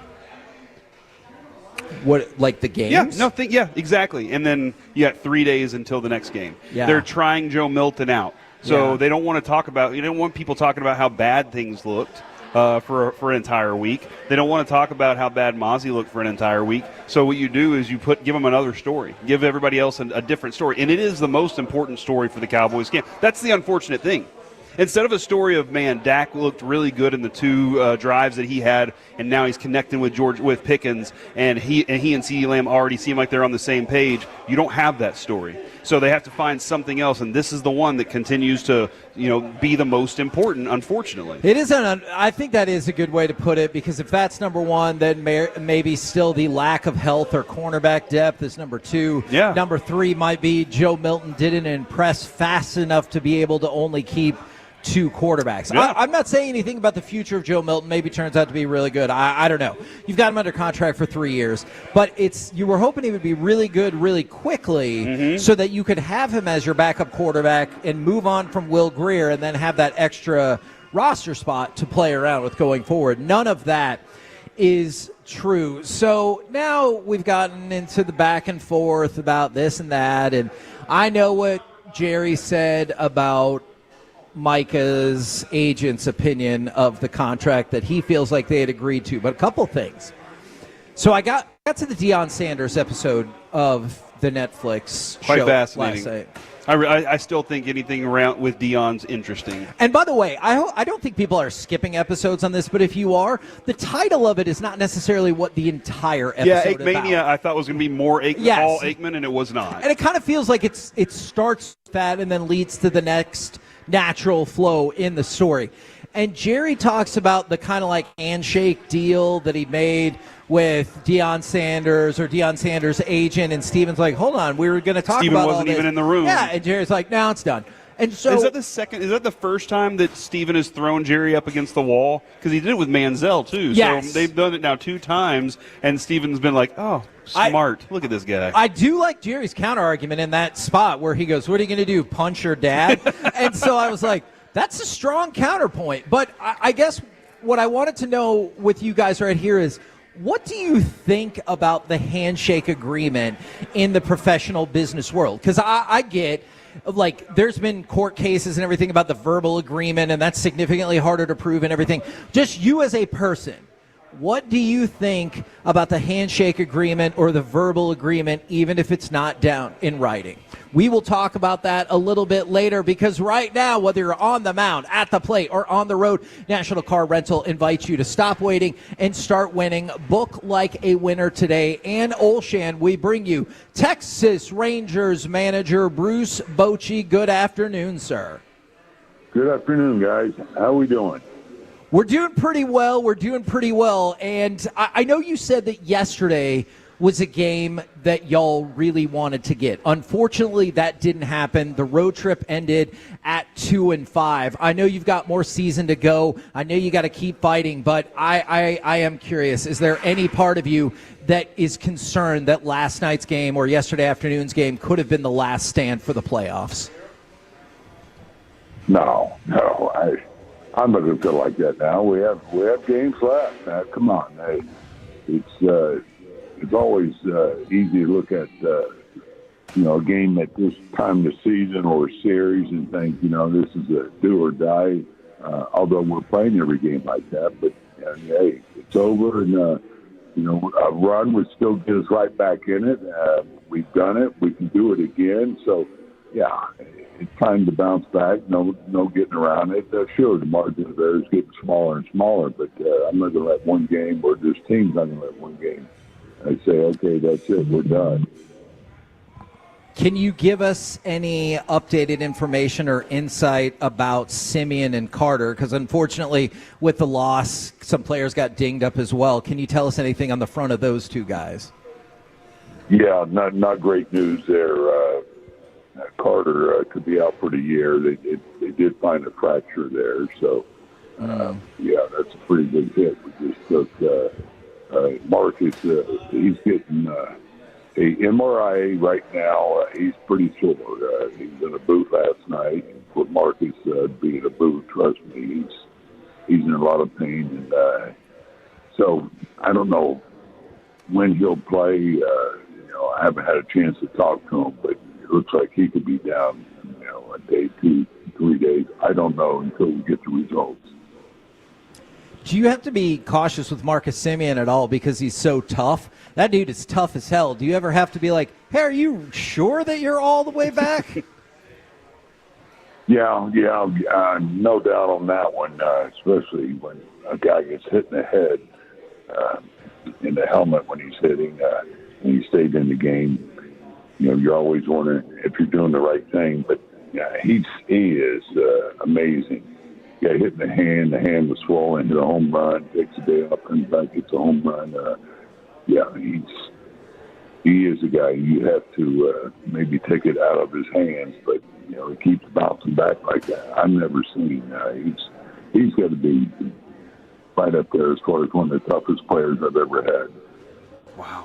Wow, man. On Evan Carter's front, I mean, Josh Young kind of had similar stop-and-go start to his career where he would get injured and then you'd be out for a while and then maybe he would come back. With Evan Carter, that's got to be a very difficult thing to even ever find a groove whenever you're having these types of injuries for him. Well, you're right. It's hard to get that constant rep that you need, and talking about hitting or even playing defense, running bases, things. At his age, he hasn't had a ton of them, especially up here because of the injuries, and that's what you feel bad about for him, and also for us, though, because he needs playing time. That's how you get better. That's how you hit lefties, seeing lefties. Get that. It just getting those reps at the plate, all the little things that come with winning the ball game.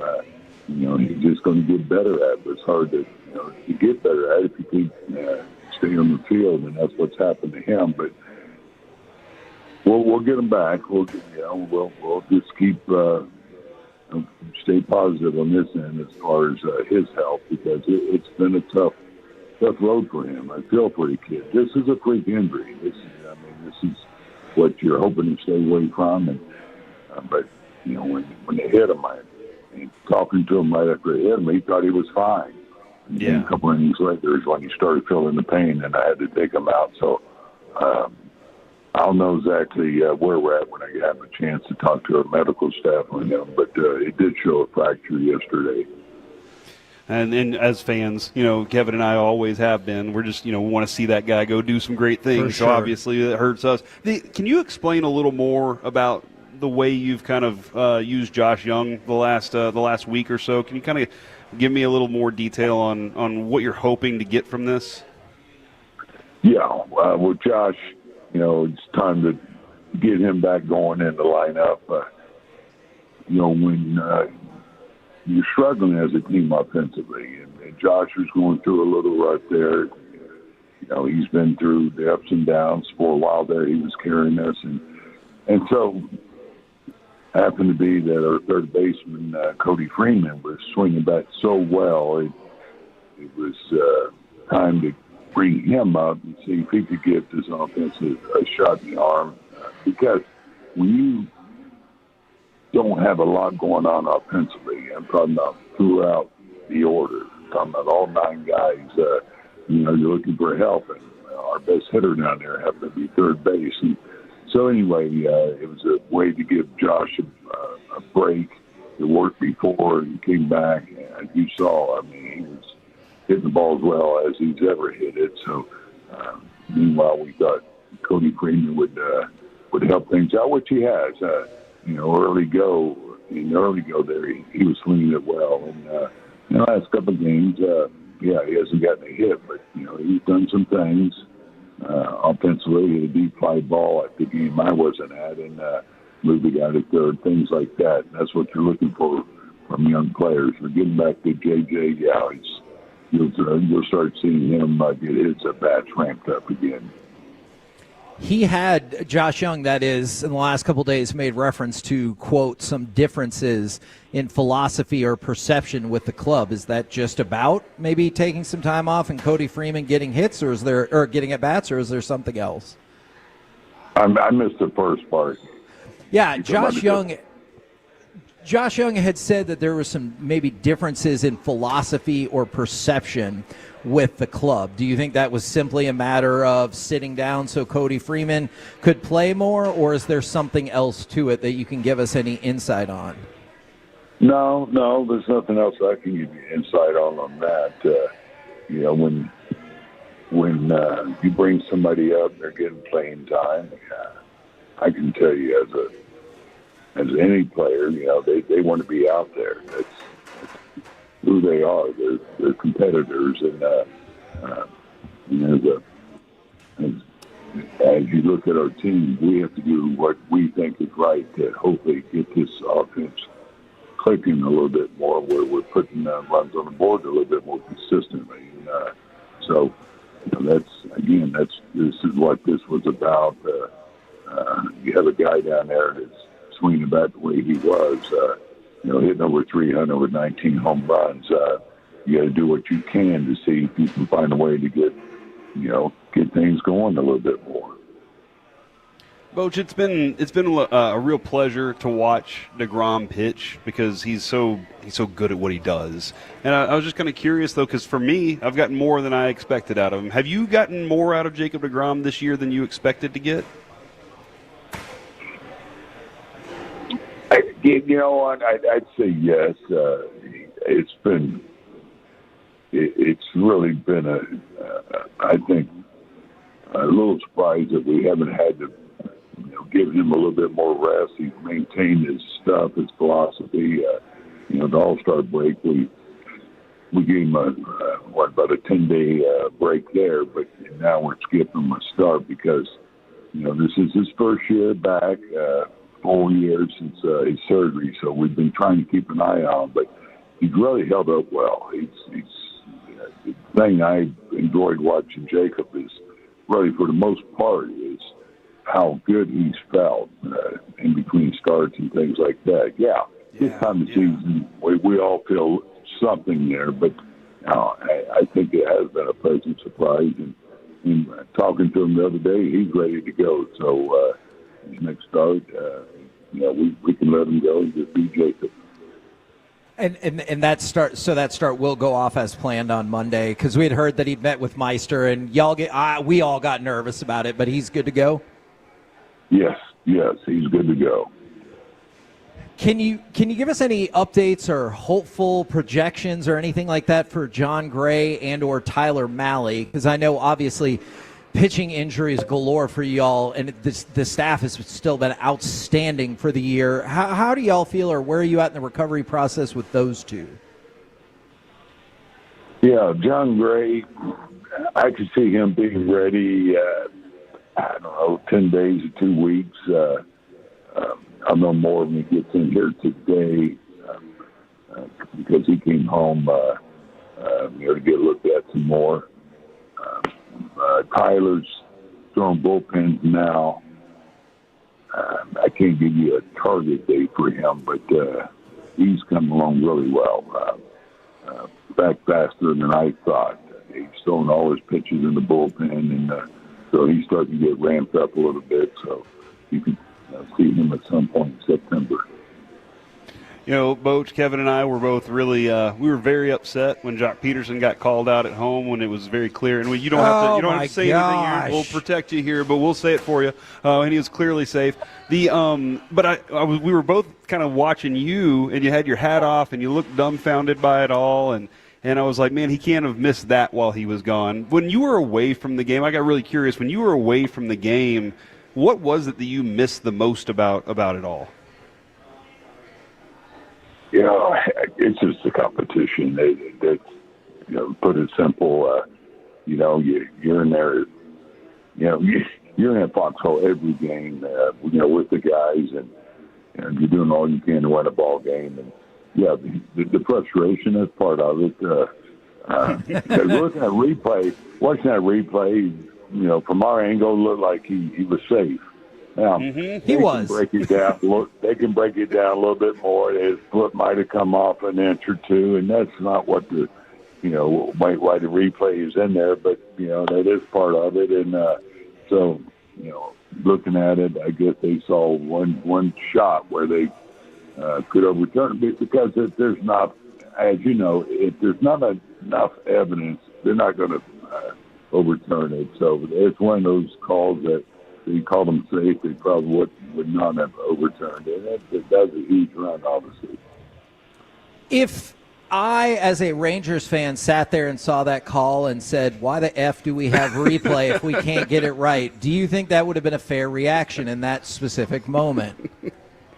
Yeah, that's going to be a normal reaction. I've had that reaction too, trust me, more than once. And, the worst one was going back to 23 in Chicago, where they called Jonah for blocking the plate. He wasn't even in front of the plate. That one, that's the one that really dumbfounded me. I was just buffaloed by whoever made that call, how he could make that call, because we lost our common sense on that one.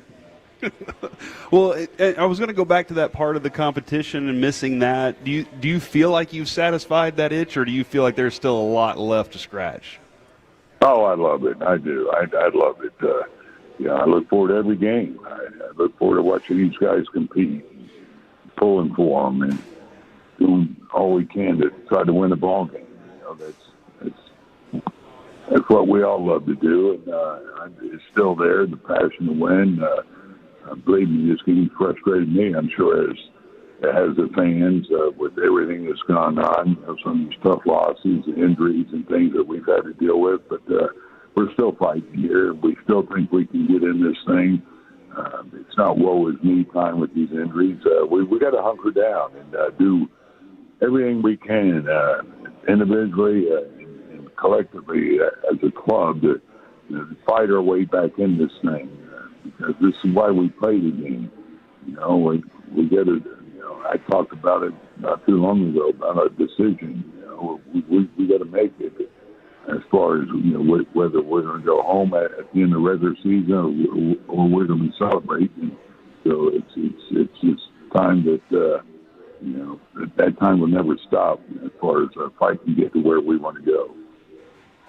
Now, the last thing I had for you, I know the focus right now is obviously on winning games, but this Texas Rangers franchise has had numerous MVPs, yet they have never had a pitcher win the Cy Young. Seeing as how it looks like he's about to qualify for ERA, Should Nathan Eovaldi not be one of the, if not the leading candidate for AL Cy Young with what a crazy year he's had?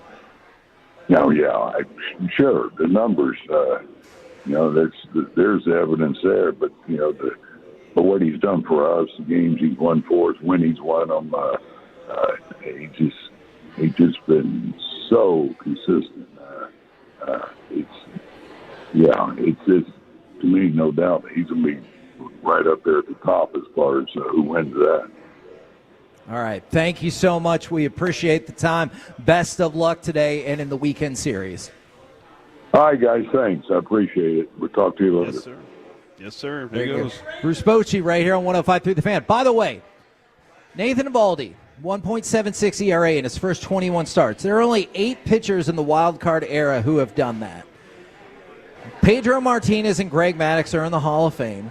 Clayton Kershaw and Zach Greinke are going to be in the Hall of Fame. Mm-hmm. And Roger Clemens was a cheater, but if he wasn't, he would also be in the Hall of Fame. If he hadn't done steroids, he would have been in the Hall of Fame based on what he had. Absolutely. I think the career trajectories of him and Barry Bonds are shocking in terms of how similar they are, that they would have made the Hall of Fame of their own accord. I would have been a Hall of Famer, but as Mike has said many times, Hall of but Famer. I wanted to be the greatest, Yes. and so Yes. I did something wrong. Yeah, absolutely. And so 5 of those 8 are in the Hall of Fame. And I'm just saying, that's some pretty unbelievable class that Nathan Eovaldi is in. So real quick, going back to the Micah thing and the idea of how do you guys feel about the handshake agreement? Okay, because good. Yeah. back-to-back, from the 8-1-2, if it's not in writing, it didn't happen. And then for the 8-1-7, it is binding. If you disagree, you're a trash human. Those came in back to back. I'll agree on the trash human thing. Like I absolutely will agree. If we shake a hand, I think as a man or woman, you should just honor what you said you would do. Kevin, you say this a lot of times. If you say you're going to be somewhere, be there. Yes. If you're that's a very big thing to you. I know that for a fact, and it's not just other people that I've seen that happen with myself. But it means a lot. However, every time I've ever done a deal with anybody, I've never trusted the number they gave me until I saw it in print.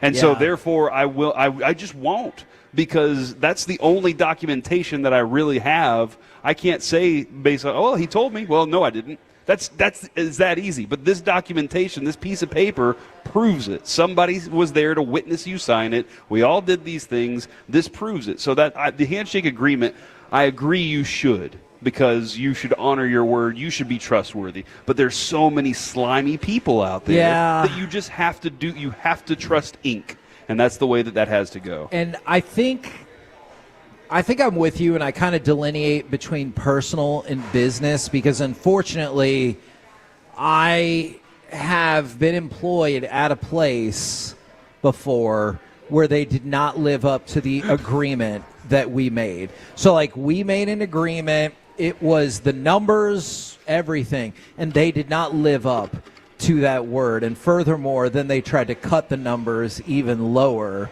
than that. And so ever since then, I do understand it's not real until it's signed. And that's why, that's also the reason, like, I hate that. You don't sign it until you read it. Yeah. Because you have your lawyer read it. Because you got to make sure that those numbers, whatever is terminology is in there, you better understand it and understand what you have to deal with. Like Trayvon Diggs, he was like, I'm actually pretty shocked that they're holding me accountable to not coming into the workout. Well, did you read it in your contract? Right. If it said it in the contract, then you probably should have just obeyed whatever it said in the contract. And I think that's why it's so important, is because they can say, hey, don't worry about it, it's fine. But that's not going to hold up with anybody. Now, I got a bit of audio. Maybe back in the olden days, Kevin, whenever we were driving steer. I know. So we're going to go to cut number 10 real quick. And I know there are I'm sure there are some people who have questions about the legitimacy of this. But I want to go off the idea that it is legitimate. If you're having a fantasy football draft, you can understand a world in which perhaps you took Bijan Robinson number 1. I did last year. Okay. So I want to play cut number 10. Should have taken Barkley. I'm going to go to cut number 10.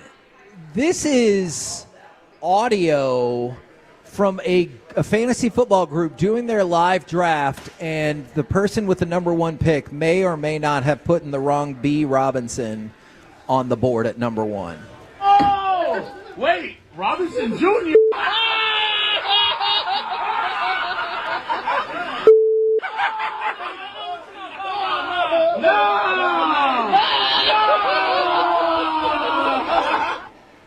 So he, in fact, Jr. means he took Brian Robinson Jr., who, as we discussed earlier today, was traded for a 6th-round pick from the Commanders to the 49ers. So my moral compass question for you here is, that person immediately realized the mistake. You knew what they were trying to do.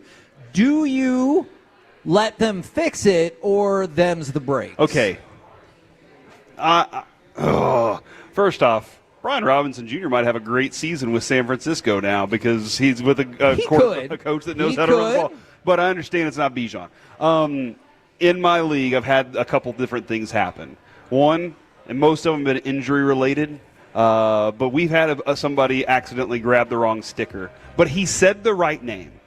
And so I think if you say the right name, that was the complete intent. It's not your fault that it says B. Robinson, and there's multiples of them. You just got to, read better. But whenever you've been drinking, things happen, Kevin. And so the other thing, too, is multiple times Tony Romo got hurt in a preseason game when my friend had drafted him. Jordy Nelson. My buddy had drafted him. Within 10 minutes, Jordy Nelson gets hurt in a preseason game and is out for the year, and he drafted him like 3rd. And I was like, and we didn't change anything for him. We told him, hey, man, and he was like, that's just the way that it is. I'm going to have to deal with it. And that's why we don't also draft before the last preseason game's done. Which I totally get. By the way, speaking of being out for the year, we'll circle back around to Evan Carter in a minute. But I'm totally, if you say the right name out loud, and everybody should be saying the right name. A lot of people like to put the name on the board and not say anything and then walk away like, ha, ha, ha, I got you guys. And it feels like that's what this guy did. I think you should say the name out loud, and if that's it, that's the intent. The sticker doesn't matter that much. Alec, what say you? My argument is this is exactly why you use an app and not a physical board in 2025, because I would totally be the kind of person that would have a few too many beverages and misread the name. So I would avoid the situation altogether, but I will say, if you don't say the name out loud, if you just try to do the gotcha, you're not getting him at number 2 and, swerve everybody, then you deserve to be stuck with that pick. You should have announced it like everybody else is going to say, I'm taking this player. You got to say it out loud, man. I'll also say, Kevin, in my own league, I'm in the minority on this opinion. All the guys in my league agree that that's the way that you deal with it, but I do not. And I'm not the one that that's even done that the wrong way. Now, am I the one, Kevin, as everybody's putting stickers up on the board, am I the one that puts it on crosswayed and a little slanted? Yeah, everybody's trying to make it nice and neat and very formal, and you know what I'm trying to do? I'm trying to mess it up just like I do cakes. I hate you for that. I like you otherwise, but I hate you for that. So, by the way, this could be a breaking news situation. It's not for sure yet, but in our interview just a few minutes ago with Bruce Bochy, he did say they are worried that Evan Carter might be out for the season, and it looks like they found a fracture off of his wrist, and so they are worried that he could be out for the rest of the season. That is, like we were discussing with Boch, his start, you can't get into a rhythm, and we know what he's capable of, and you know what I think that's going to end up doing? If he doesn't get a moment to breathe and for this to free up for him, if he doesn't get that freedom type feel, I think what's going to end up happening is he's going to start pressing things that he doesn't need to down the road because he's trying to make up for lost time. And I hope that doesn't happen for him because he's been such a good patient type of hitter to have on your team. And that's what we were expecting that he would grow into. And that stinks for him right now, man. We're the KNC Masterpiece right here on 105.3 The Fan. We're live at Freebirds in Addison off of Beltline Road. Coming up next, it's time for the C Block starring Corey Majors and Kyle Yeomans.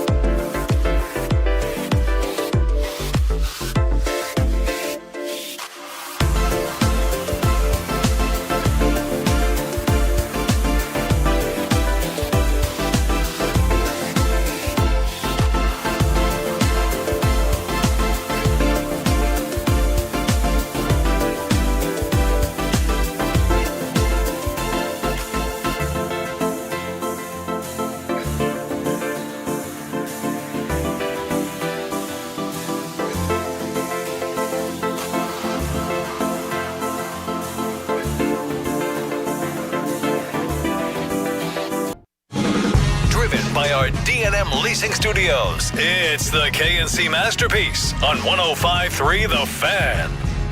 KNC Masterpiece right here on 105.3 The Fan. We're live at Freebirds in Addison.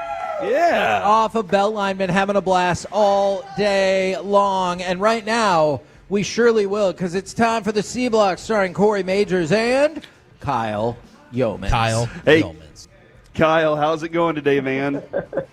It's good, guys. Sounds like you guys have a great crowd in there today. Yes, we do, and that's what the Friday Football Feast does bring, and we always appreciate that. Kyle, can you confirm that somebody on the sideline recently name-dropped you? Yes. The other day I was walking off of the field and into one of the tunnels at AT&T during the second preseason game, and they had the flag runners, the guys that wear the white button-ups and the cowboy hats, and they run the flags around the field after the Cowboys scored. I was walking in, and one of them did the drop from the fan that you guys just played here a second ago. Oh, yes. He goes, Kyle Yeomans. And I like laughing, like I was like trying to get from point A to point B, so I started laughing and just kind of like waved at him as I was walking by. And I was going to say something on my way back out, but before I could get back down to the field was when Andrew Booth had the pick six. So as I was walking my way back down out to the field, they were running flags because they just scored a touchdown. So I never got to get a name. I never got to talk to the guy. Hopefully I'll see him tonight. I'll remember the face if he's out there. But it definitely made me laugh, and it made me think of you guys. I immediately texted Corey and was like, hey, they name-dropped me. I was like, they're listening to the shows. I love that. So I have a statement and a question for you. Okay. I want you to go ahead and start planning your life ahead next week for the Friday Football Feast. We will be at Uncle Julio's in Frisco. So obviously you should come hang out with us. And then for my question, do you think Brian Robinson Jr. is better than any of the running backs on the Cowboys roster? I saw that trade a couple moments ago, and I'm not going to lie to you. I looked at it and I said I would have given a 6th-round pick for Brian Robinson to be here in Dallas. I would have made that move. Now, is the pricing the same from the 49ers than it would be for a division rival to take a running back like that? Probably not. It would have probably taken Dallas a little bit more. They would have had to pay that interdivisional unwritten rule sort of tax to get the guy. But yeah, what is that, a 5th then? It maybe, maybe it's a 5th-round pick. Maybe it's a 5th and a pick swap or something like that. Maybe you get a 7th back or something. Either way, I still think I would have at least entertained that option. And I'm entertaining any option right now across the board. I haven't been super impressed with the running backs, and that's not a secret. We said that on our podcast this week. I know Javonte Williams is the presumed starter, but with Jaden Blue being banged up, I think everybody else on this roster is under question going into tonight as to who do you feel more comfortable with? Is it the rookies? Is it the veteran? It doesn't really matter to me. I just don't think it's going to happen either, or it's not going to make me confident either way. It may be a time for Dallas to maybe look elsewhere and go find a veteran running back that they do trust giving significant carries to. Are you confident that at some point this year we will have 3 cornerbacks on the field that are healthy that we all feel good about? I would have said yes last year, and we didn't really have that happen at any point last year, did we? That's valid, yeah. Yes, I am. I'm confident that at some point it'll come together. I'm really excited to see Revel. I want to see what he has. And of course, I've watched a lot of his tape. I do a lot of work in college football with the Americans, so I've seen Savone Revel play for a couple years there in East Carolina, and I've always loved his tape. So the fact that they ended up drafting him in the 3rd round, I'm just chomping at the bit to see him back out there. And we know what Trayvon Diggs is to a certain extent, but this is the 2nd time he's had a major rehab off of a major injury. So is there a drop-off from Trayvon Diggs, or can we expect a similar player out there on the boundary? I don't know if we can. And so either way, I feel confident with Bland. I feel confident with Elam at this point, which has been a saving grace for this defense. Yeah. But outside of that, it's just like the running back position. There's one or two guys I feel good about. Everybody else is a big-time question mark. Yeah, with Diggs, too, like the one thing that you knew was he had catch-up speed, or as Dion likes to say, he had that Lamborghini in him. Yes, and I did see that. Like, that's the thing that kind of concerns me the most is, will he still have that part of his game? And that's a bit of a concern, but hopefully so. But Elam, what's been his best quality? Watching him has been a lot of fun because it feels like nobody's really getting much over on him. But I can't tell if it's the physicality or the stickiness. What is it you like the most about him? Yeah, I think it's the stickiness, and I think it stems from film study. It seems like he's running routes for receivers.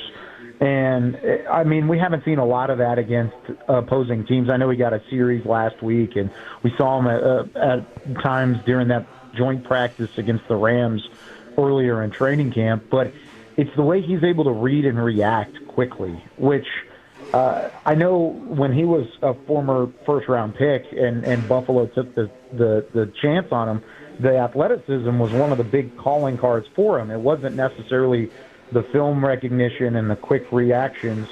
We're seeing that in Dallas, so maybe that's part of the resurrection of his career. Maybe that's part of why a fresh spot for Elam to come in and play has been so beneficial, because he's actually dove into the film. And I talked with a couple guys, one notably Keemon Hall, at one point after one of the practices in Oxnard, and he mentioned Elam as being a film buff. He said that's what he does.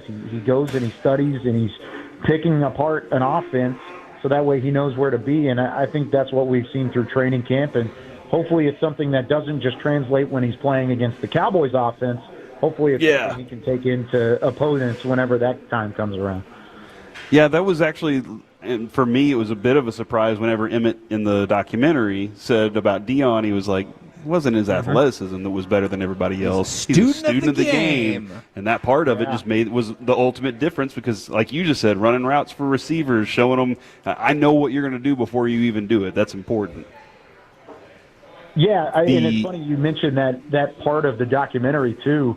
I thought that stood out, and when I was watching that, I was like, oh, that kind of sounds like what Keemon Hall said about Kaiir Elam. Yeah, I actually, when I was watching the documentary, that was the first thing that popped in my head was, I was like, I'm not comparing Kaiir Elam to Deion Sanders. Let's not get that wrong. But just the way that he was talking about it reminded me of that conversation that I had with Keemon, and hopefully that's something that either is it's going to continue and to keep that momentum rolling, but also hopefully it's contagious for the other guys in that secondary. So I have only seen 6 of the 8 episodes of the Netflix documentary, but don't you think it's great that Jerry has conquered over everything and really rarely ever done anything wrong? And he beat the NFL, he beat the oil wells, he beat Jimmy. He's the best, man. It's called The Gambler and His Cowboys, and there's a lot of winning in that scenario, huh? Yeah, interesting. There's a reason why the name of the documentary was The Gambler, and I mean he took a lot of gambles. And I mean I think if you were to ask Jerry and you were to ask ask him about that, and I'll ask him a couple questions on the pregame show tonight about the docuseries and what he thought about it.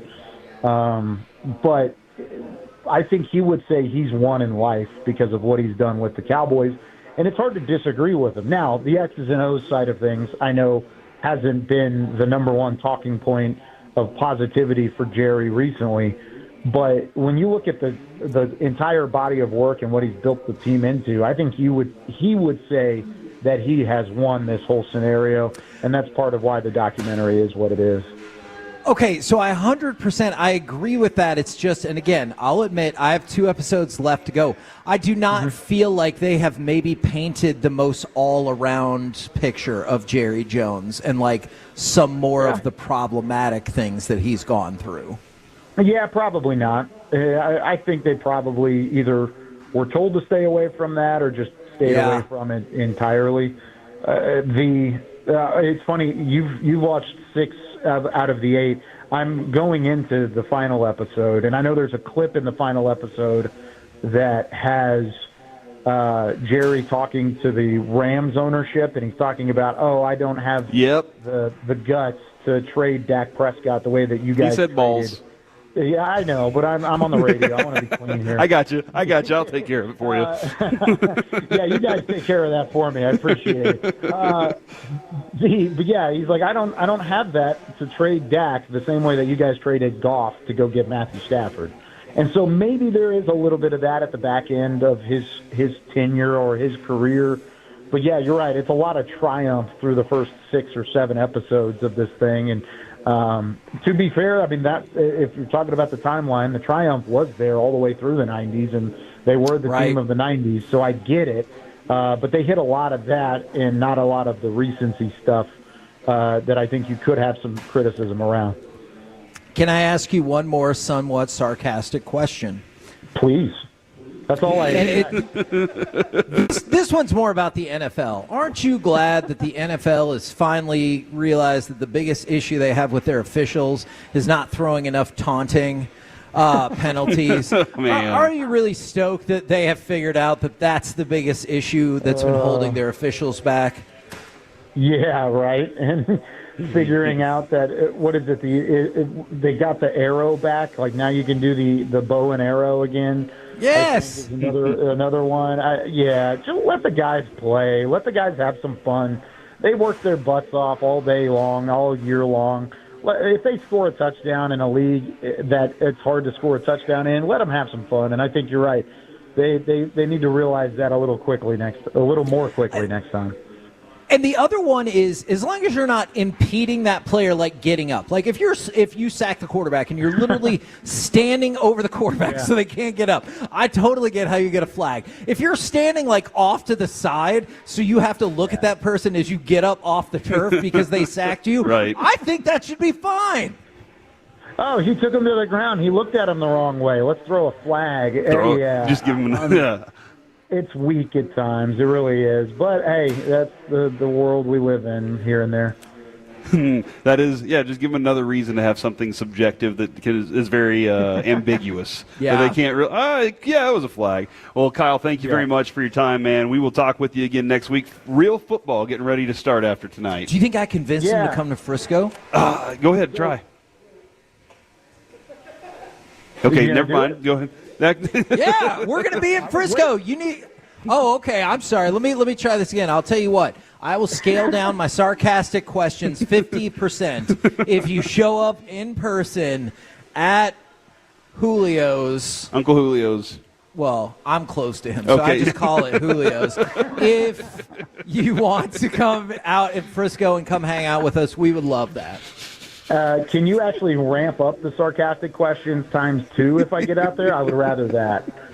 Well, you know what, jackass? I bet I can. Okay. No, I'm just kidding. That was an example. That was an example. That was an example, Kyle. Have a good one tonight, I love Kyle. Have a good game, all right, man? I'll see you guys next week in person at Uncle Julio's. I'll be there. There we go. Awesome. Kyle Yeomans will join us next week in person. That was just an example, Corey, to show him I could do the sarcasm.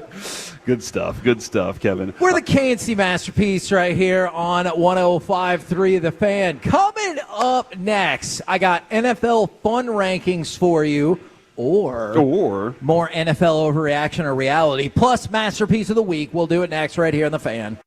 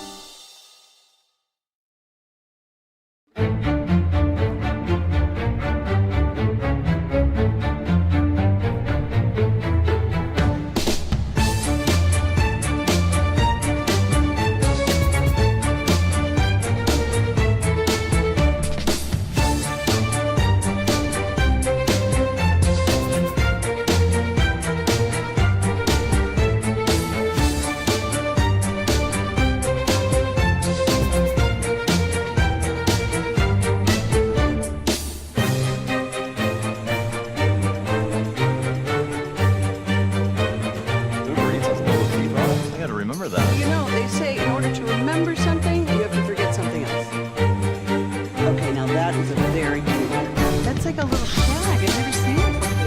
Well, of course you haven't. So Rachel. Oh, is that your name? No, I mean like your name. No, I'm Jen. My name's Jen. Right, but I just mean like this is your haircut, but that's hair on your head. I'm not saying this is your hair. Okay, good.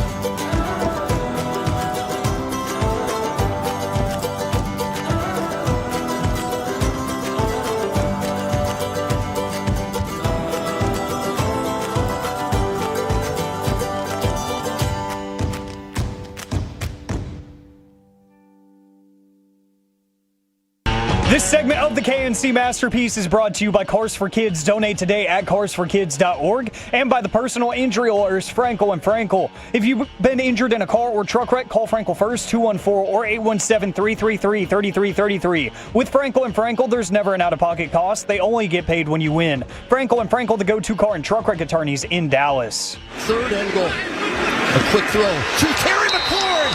Caught it. Touchdown. Touchdown Washington. His second of the half.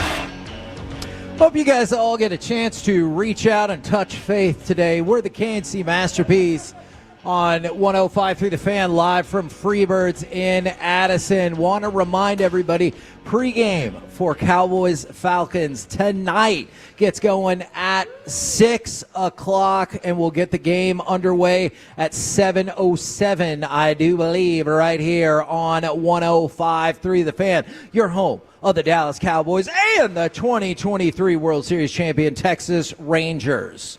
We're going to get to Masterpiece of the Week in just a few minutes. But, Corey, it looks like you got something on your mind. Yeah, Kevin, I wanted to – there's a sport. I don't know if you've heard. It's the fastest-growing sport in youth sports out there. Don't do this. It is lacrosse. And all right, look, just real quick. Almost went full Dale Hansen right there. Just real quick. You know what I don't understand is I heard that at least every 2 weeks for the 7.5 years I worked at the newspaper, I got a call about how lacrosse was the fastest growing youth sport there is. And I'm not disputing that at a time that was true. I don't think you can be the fastest growing 7 consecutive years and still not be the size of the NFL or something. Okay, I understand that, Kevin. Now, here's the thing. You know what America's really good at? You know what they're really great at right now? That is lacrosse. That is true. We are amazing Are we? Yes, we are, Kevin.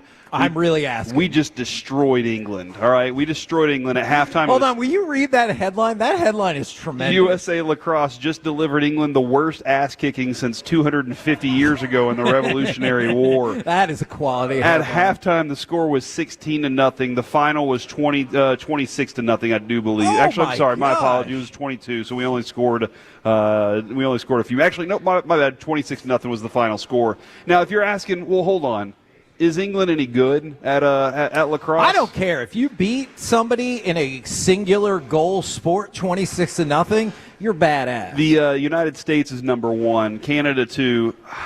Man, I learned how to say this morning. What is that? Howden Sonia? Yeah, something like that. They're number 3. Australia 4. Japan 5. England 6. So they're the 6th best in the world. England is the 6th, and we beat them 26-0? Now, Kevin, if you're asking about how this tournament's going, which you weren't, but I'm going to tell you, U.S. beat Canada 7-6 on August 16th. That's really a close game right there. Because then they beat the HAU team 14-3. Then Australia 18-1. Then England's 26-0, and then the H team again 19-5. And now they have Canada coming up on Sunday, where they're going to be squaring off. So U.S. lacrosse, Kevin, if you want to say, you know what, I want to get behind something dominant, it's U.S. men's lacrosse. Okay. There you go. This might be a question too far. Okay. Have you fallen in love with any of the players yet? Are you going to say Dauber Johnson is the best at his job or whatever? Dauber Johnson. I just made that up. Is not a real name. That's what I was going to say. What? Okay. So yeah, that's a good one. Okay. I really hope. I'm just letting everybody know how good we are at this. Oh, okay. I just want people to know. Because look, if we may not be good at men's soccer, all right? But if we can hold a stick in our hand, we're good at it. Yeah. Right? Yeah, mostly May. Using our feet, not a big deal. But throwing something, using a stick, we're all right. Okay, thanks, Corey. I really appreciate your lacrosse update. Hopefully we'll start talking more lacrosse. That was the only one. I just want to make sure we're not going to dive super hard into Panther City. You know what? Monday, Monday I'll keep an eye on what happened, and then we'll find out what happens with Panther City, Kevin. All right? Sound like a deal? All right. I'm sure there's one guy at our station that's very interested in this lacrosse conversation. Okay. Now, I was going to do the fun rankings in the NFL. We can still do that here, or I can quick hit some more NFL overreaction reality for you. I love fun, but NFL overreaction reality is fun too, so I'm down with that. Okay. All right. Alec, overreaction or reality, you would take Philly and Detroit over the rest of the conference to represent the NFC in the Super Bowl. Ooh. So you get those two teams, and then Corey gets the other 14. Okay. It's ironic that you gave me Philly because we know that Corey's an undercover Philly fan. Come on. True. You got to stop this. And he might think KG's better than Dirk. No, I don't really stop. I was really just trying to be honest. Man, spicy opinions today. Corey, I think you're living a double life. But I do think I would take those two teams over the field if we're being honest. And it would be the Eagles that I would lean more towards just because I don't know what the Lions' consistency is going to look like with the turnover and the coaching staff. So, yeah, I think the Eagles alone, just because there was not much turnover on the roster, I'd take them. I think based on what you believe very strongly is that the Eagles, if they're going to win it, they're going to have to win it out of the wild card. And I'm telling you, man, weird stuff happens in the NFC East. You could tell me all day why the Eagles should win the division again, and I hear you. But it's like 21 years or something. Some weird crap happens every time, and they'll be the wild card and still be really good. I can't explain I'll it. take the field. I like the field. I'll take it. Okay. This feels like a bet we might be able to make happen then. All right, overreaction or reality? Now, hear this out, because I know you're going to say this is a boring franchise. Cam Ward will transform the boredom that is the Titans as a rookie. Reality. Oh! I still think for a long time they just all looked slow. But did you hear what he said about Simmons afterwards? They were like, hey, so what did you learn from that? And he goes, he's strong as S. And so that part right there is already fun enough. Yeah. And so I appreciate that part of it. I think he's going to bring a different type of attitude, and he's a fun player to watch. So get ready for that. Yeah, Titans. I'd say reality as well because he's a freakish athlete when it comes to passing the football, and the off-script plays, I think alone are going to end up making SportsCenter and the NFL's Twitter page and stuff, so people are going to start paying attention more just because of the highlight culture of it all. Okay, man, I did not expect both of you guys to be on the same page. In your face. All right, thank you until that part for engaging in some mini NFL overreaction or reality for me. And now Can I ask a question before we get there, Kevin? Yes. NFL overreaction or reality, is this something that's going to stick around to the season? Yes. Oh, I love it, dude. I've really enjoyed the summer of overreaction or reality. Okay, just remember, not all of the questions are opinions that I hold. They're just questions sometimes. Now, it's time for Masterpiece of the Week. She said, list this. Gentlemen, how are we doing today? Hopefully enjoying lots of burritos and having lots of fun. I just got 3 texts about lacrosse, by the way. So, That's right. 3 people just texted me personally to talk about lacrosse. I'll make it 4. Panther City's no longer playing, Kevin, unfortunately. Oh, well, how can that be? Because this is the fastest growing sport in the universe. Man. Back to you, Alex. Do you think it's because we didn't support them enough? Probably so. Yeah. Okay, for Extra Forgiveness Friday, I'm sorry, Panther City, that we did not support the team more. I forgive me.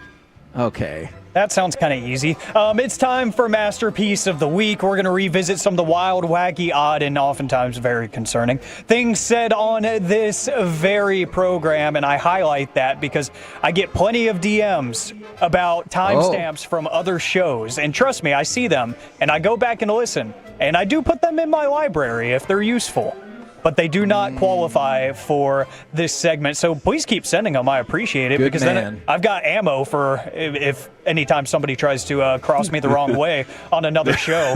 I've got ammo. Holy crap. You, dude, silent assassin, bro. Exactly. I've got ideas. But I do have a tradition as well. Picking on people who are not here to defend themselves, and we have 2 of those people that meet those qualifications. Of course, it feels like every week this time of the year. Mickey Spagnola or Eric Chiafalo. Ooh, go to Eric Chiafalo because Mickey is turning into the Shohei Ohtani of Masterpiece of the Week.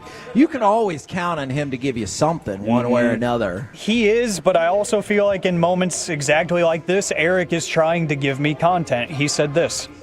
The girls got crazy with it today, and I was like, you know what? Fine. Because that means I just get to kind of lay here. So I'm very conflicted. Yeah, me too. Because that is clearly a hilarious thing that you just played. However, we also saw him get in trouble once talking about. Yeah. We don't want to get him in any more trouble in life. Yeah. But this was about his daughters. Yeah. So I'm hesitant to laugh too much, though. Clearly, the way you've cut it up is tremendous. He knew after he said it what happened, and he knows this show. He listens. He knew exactly what was going down. All right. I like it, though. He enjoys it just as much as we do, I promise. Mickey. You should go ahead and mark that out. You know I don't do that. Actually, I do have an entrant from myself this week because it's not super incriminating. We'll get to that here in just a little bit. Anyways. I don't want to play this one after you said that because it ironically kind of segues. Mickey said this. Just when you think you're deep, then you suffer an injury and it's like, oh, not so deep anymore. Yeah, that happens. Dude. What the hell is Mickey doing on these airwaves, Here's what's man? great about this is in real time, Kevin could not get to the button fast enough to tell Alec to mark that. I watched it happen in real time, and I was right there with you because I heard it too. And you can go back and watch the video. I smiled real big when it happened. But Kevin was like, oh, my gosh, I got to make sure we get this one. And, injuries do happen in those moments. Like what moments? Cramp up. You ever cramped up before? It's the worst for you. Yeah, one time. Yeah. I had to keep going, though. Yeah, you got to fight through it. Cool. Hydrate. All right. Well, I feel like I have the power to move this in a different direction, but Mickey is not going to allow me to because he said this. There's more to it than just the package, right? Dude, you're so right. He is. I'm telling you, man. He is the Babe Ruth of this. Unstoppable. And it wasn't until you guys pointed this out, because I remember the first time you were like, Mickey's here, and I was like, what? Yeah. But now that you said that, It's like every week he Yeah. gives us like 4 or 5 of these, and we got to pare them down. I feel like he's secretly in on the bit, and if we ever ask him, he's gonna deny it. He's gonna be like, "Oh, I'm at I'm in the locker room talking to players. Then I can't listen. I don't know what that is." But he knows. He has to know because he has at least one entry every week. Mm-hmm. It amazes me. Corey, Chiafalo's proud of him. Yeah. Oh, yeah, absolutely. Corey, we're gonna pick on you because we have a lot to pick on this week. Most of it from one segment, but we're gonna start with this. That's really far. I'm only 15. Okay.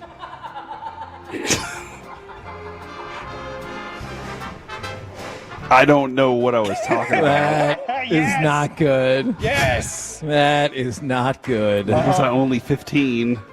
Well, crap. When did you start dating your wife? Oh, jeez. We were 18. No, I was 17 whenever we started dating. Yes, Okay, thank and God she for was that. 17 as well. She's like 3 months younger than me. Okay. So yeah, we're good. Corey, does it make it better or worse when I tell you that you said that during a live spot for Freebirds? Oh, oh yeah, that's right. Because my buddy. He went down to A&M where Freebirds originated. I'm going to say that was the first one I ever heard of. So in my mind, that's where it originated. And he was like, "Hey, I got this gigantic burrito," and I was like, "Oh my gosh, I want a burrito!" And he wouldn't give me a burrito. And he wouldn't even let me have a bite of the burrito. I mean, because you're only 15? He was like, is there an age limit for eating a burrito? No, he said you have to go down there and get your own. Oh. And he said, until you do that, I'll never let you have a bite of a burrito. And I was like, fine, but I can't drive because I'm only 15. Yeah. Didn't have a hardship. Mm-hmm. Sure. Well, Kevin. That sounded like a fake explanation. You know, we have kind of like subgenres for Masterpiece of the Week. Yes. And I just love when Kevin makes a very profound point that you can't confirm or deny, but he totally stands on it. He said this. You make the best cow noise. That's true. I did not know, Corey and I have known each other for 19 years. It wasn't until, the last year that I knew that he had an epic cow noise. Epic at that. It is true. It is. It is. You've heard it. It's tremendous. I used to speak to the cows on the ranch, to get them to move out of the way. That's how I learned it. Yeah, we had to communicate. Stuff like that. Wow. You hear the bass in that? That's I know. really good. There's a lot going on there. I did say that I had something from myself, and again, I'm only playing it because I don't think it's anything crazy that's going to get me in trouble, but I feel like it's a valid point. You should not be trying to pay your bills off of the Little League World Series. That's a good-ass point. So I think that's just a good definitive thing to say right there. I had a writer at the newspaper, sports writer, and we asked him one day if he had a gambling problem. Because it seemed like he might have had a gambling problem. And he said, I don't have a problem with it. Yeah, no, he said, I don't have a gambling problem because I never lose. And that just felt like the start of a story that then you see him living on the streets and you're like, but how did I get here? Yeah, exactly. And it's that moment. So, yeah. That's me. Don't gamble on the Little League World Series. That's right. And Kevin, openly. That's fair enough. Fair enough. Offshore. Kevin, you have another entry for where you're just making a very profound point, and I don't know what it means. It kind of sucks when you're being a pilot. Hold on. What was the rest of that? I don't know. That's it. You literally had a 2.5 second pause after that. You hate pilots. That's wild. No, I love. No wonder you're always trying to call the female pilots pilots. Okay, so hear me out on that. There's a time, remember they would be like, oh, he's a comedian, and then she'd be like, she's a comedian. Uh-huh. And I was like, well, why don't they call the female pilots pilots then? Why don't we do that? It was the same thing that would get me confused in high school sports. Because you got Plano East, Duncanville, you've got all these different schools that have the Panthers as their mascot. And the Pantherettes. And but at one of the schools, they would be the Lady Panthers. Uh-huh. And at another one, they would be the Pantherettes. And you're like, we can't get some sort of uniformity on this? Nope. Everybody's trying to be different, bro. Pilots are great. I appreciate that they got me back from Germany alive. From the 3-2-1 pilot here, you better watch out on your next flight. Do you think there are pilots that have really great personalities, but they're stifled at work, and every time they're like, we are 32,000 feet up in the air. If you look onto the right side, you'll see the Rocky Mountains. Do you think they're ever concerned that they, I think that's part of the job training, is you have to talk like that. And then they have their wacky flight attendant up front that's going to make the safety video fun. I've heard some funny pilots before on those flights where they'll crack some jokes, and you're like, man, I wish I was actually listening instead of got my earbuds in. Yeah, you're already watching old episodes of Ted Lasso. Yeah. Somebody said I'm a pilot, and we do call them pilots. There you go. Next time. Well, all right. We got time for maybe a couple more, and I'm going to warn you, Corey, this is all about you. And this is all from one segment and really like one 30-second part of a segment. Corey, you said this. I am your ideal woman, 6'8", 250 pounds of pure muscle. I get it. And that's how you make another great dominant center in the NBA. Have you ever dated someone that could just kick everybody's ass? Because I see the appeal of just dating someone you're like, that's fine, she'll take care of it, and that lady would just beat your ass. So I'm married to a woman that I know will go tell people things. If my silverware is dirty, it's like, this silverware is dirty. We need it fixed. That kind of thing. Not Karen style, but just look. Hey, we deserve the good quality stuff whenever we're paying the good quality money. Yeah. Huh. I like that. I'm writing that one down. And last one before we vote, real quick, Corey. Thanks for the PSA. I cannot read and do not want to learn. It sounded like I was reading that, so that's even weirder. See, I like that. There's people in life who's like, I'm going to fix you. And this person's like, I don't know how to read. Don't try to fix me. I'm not interested. That's a great one. Obviously, I'm going to vote for Corey at the age of 15 because this feels like a cautionary tale for us all. That's really far. I'm only 15. Mm-hmm. Yeah. This is very far. First base is it, mister. I'm voting for the 6'8" woman. Oh, yes. What a turn. Okay. I am your ideal woman, 6'8", 250 pounds of pure muscle. Yeah, declarative. Alec, I don't know if you should change your life or what you're looking for based off of this, but if you started dating a 6'8", ass-kicking woman, I think that would be the coolest thing ever. And you know what? Because you said that, I think we have a winner. I am your ideal woman, 6'8", 250 pounds of pure muscle. You changed my mind. I know what I'm doing this weekend. Thanks, Gonna go Mr. out into town and try to find somebody that is 6'8". It feels like at the gym is a good place to start, right? There you go, yeah. We're the KNC Masterpiece right here on 105 through the Fan. Coming up next, let's chit-chat with those fellas from the G-Bag Nation right here on 105 through the Fan.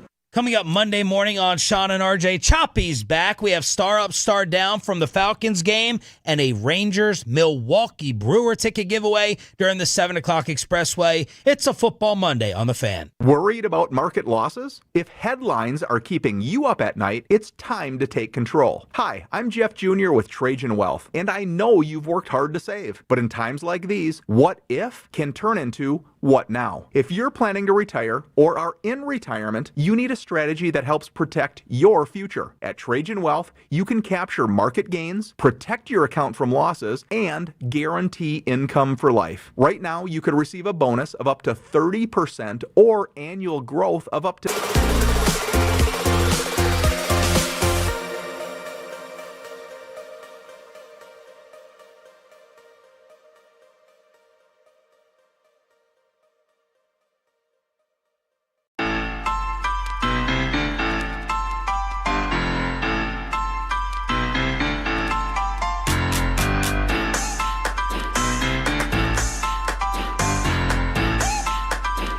It's true, but you've got to forget something else.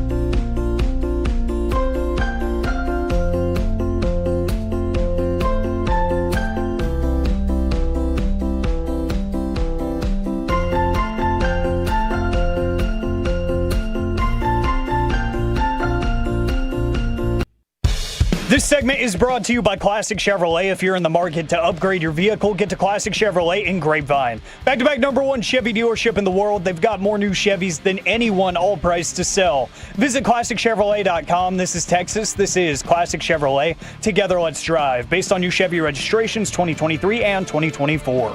Swinging a high drive, well-hit ball deep into left. Langford going back. He runs out of real estate. That one's over the bullpen. A well-struck ball by Nick Lofton for his 4th home run of the year. He gives Kansas City a 1-0 lead.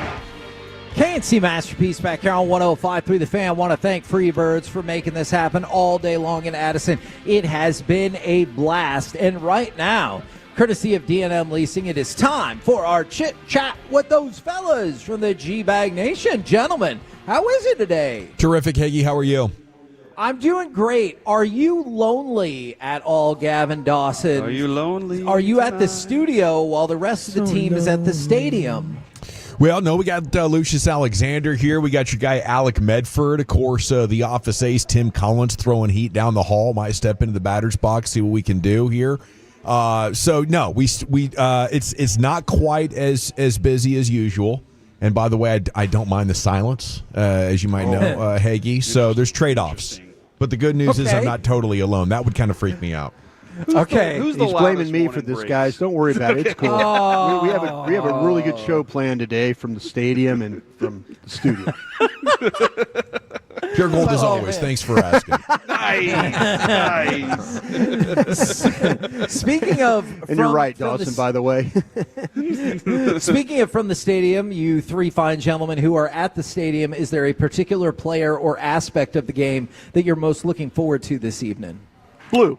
Yeah, blue. it's got to be blue. Yeah, I could see that. Got to be blue. And after what John Machota was talking about with Joe Milton this morning, with Sean and RJ, where he just feels like this is going to be a game where Joe Milton is not trying to learn how to do quarterbacking from the pocket and things of that nature. He's just going to kind of go balls to the wall and treat this like a game that he's really trying to win, which I expect that means probably a little bit more running from Joe Milton, and maybe you see him settle in a little bit earlier in this game and make a couple of better throws. But, yeah, it's got to be Jaden Blue, and the first time we get a chance to see him. Kind of interested to see what's going to happen with the secondary and how they're going to place maybe with some of the young guys. Are we down to the point of the 53 where if you keep 6 cornerbacks, who's number 5 and who's number 6, and then how are they using those guys? I'm also interested to see if Sam Williams plays tonight, because I feel like that Sam Williams might be a guy. If you talk about potential tradable commodities, Tolbert, Sam Williams are 2 guys. If they're kind of on the bubble, if you're thinking about some guys that might be guys that you maybe will move on from, just a thought. That those might be, talking to guys around the league, that seems to be the 2 players that the gang of 7 are looking at right now. You know what I'm going to be looking for, Hagee? Speaking of lonely. Please tell me. Did you notice at the practices, like Micah Parsons is always just kind of standing by himself? If Trayvon Diggs doesn't come socialize with him, like nobody else really messes with the dude. I wonder if that has a bearing on, the negotiations. Is Micah gonna be there tonight? Yeah, I wonder if he's there tonight after he scrubbed all of his Cowboys social media stuff. It was a hell of a scrub. Well, he was in L.A.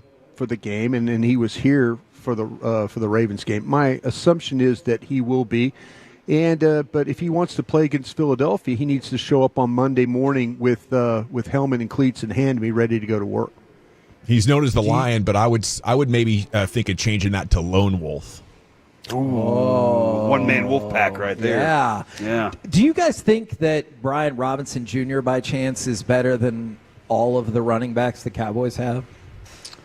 Probably. Maybe. I'm interested with Blue because of the explosiveness he plays with. Robinson at one time was kind of a guy that was really good between the tackles, can make people miss. I don't know if he's explosive Blue. He catches the ball like Blue. Blitz fumbles the stuff. ball like Blue. Yeah, there's some similarities with the guys. I just don't think that's something that they're going to. I think they're going to look at this group that they currently have and say, okay, we have to figure this. But this running back room is the one that I have the most. That I don't know the best. That I don't know how they're going to play it, because coming out of camp, I kind of felt like, well, Sanders gives you explosiveness. Blue gives you explosive. Williams could be third down catch-it guy. But then Moff is in the picture. But then someone tells me, well, don't put Moff in that 53 yet, Brian. That kind of thing. So I have a lot of questions about really how this thing is going to shake out for them. Now, we know it's pure gold, as always. Anything else we need to know about the program today, Dawson? Oh, yeah, we have Nick Harris coming up at 4 o'clock, and we have the latest on, Micah and the Rangers right out of the gates here coming up to start the show off. All right, roll home with the G-Bag Nation leading you into Cowboys Falcons right here on 105.3 The Fan. We'll be back on Monday, 10 a.m. to 2 p.m., Corey. Say goodnight, Kevin. Take us with you way.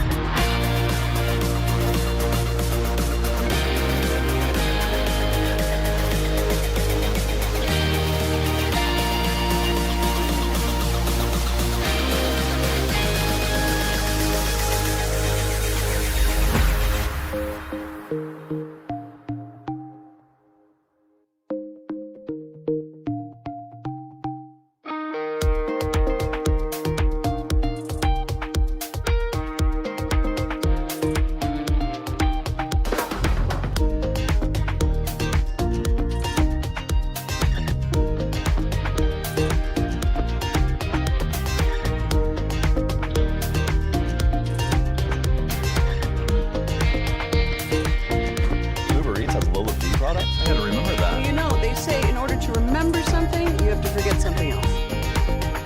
Okay, now that is a very cute haircut. That's like a little shag. I've never seen it before.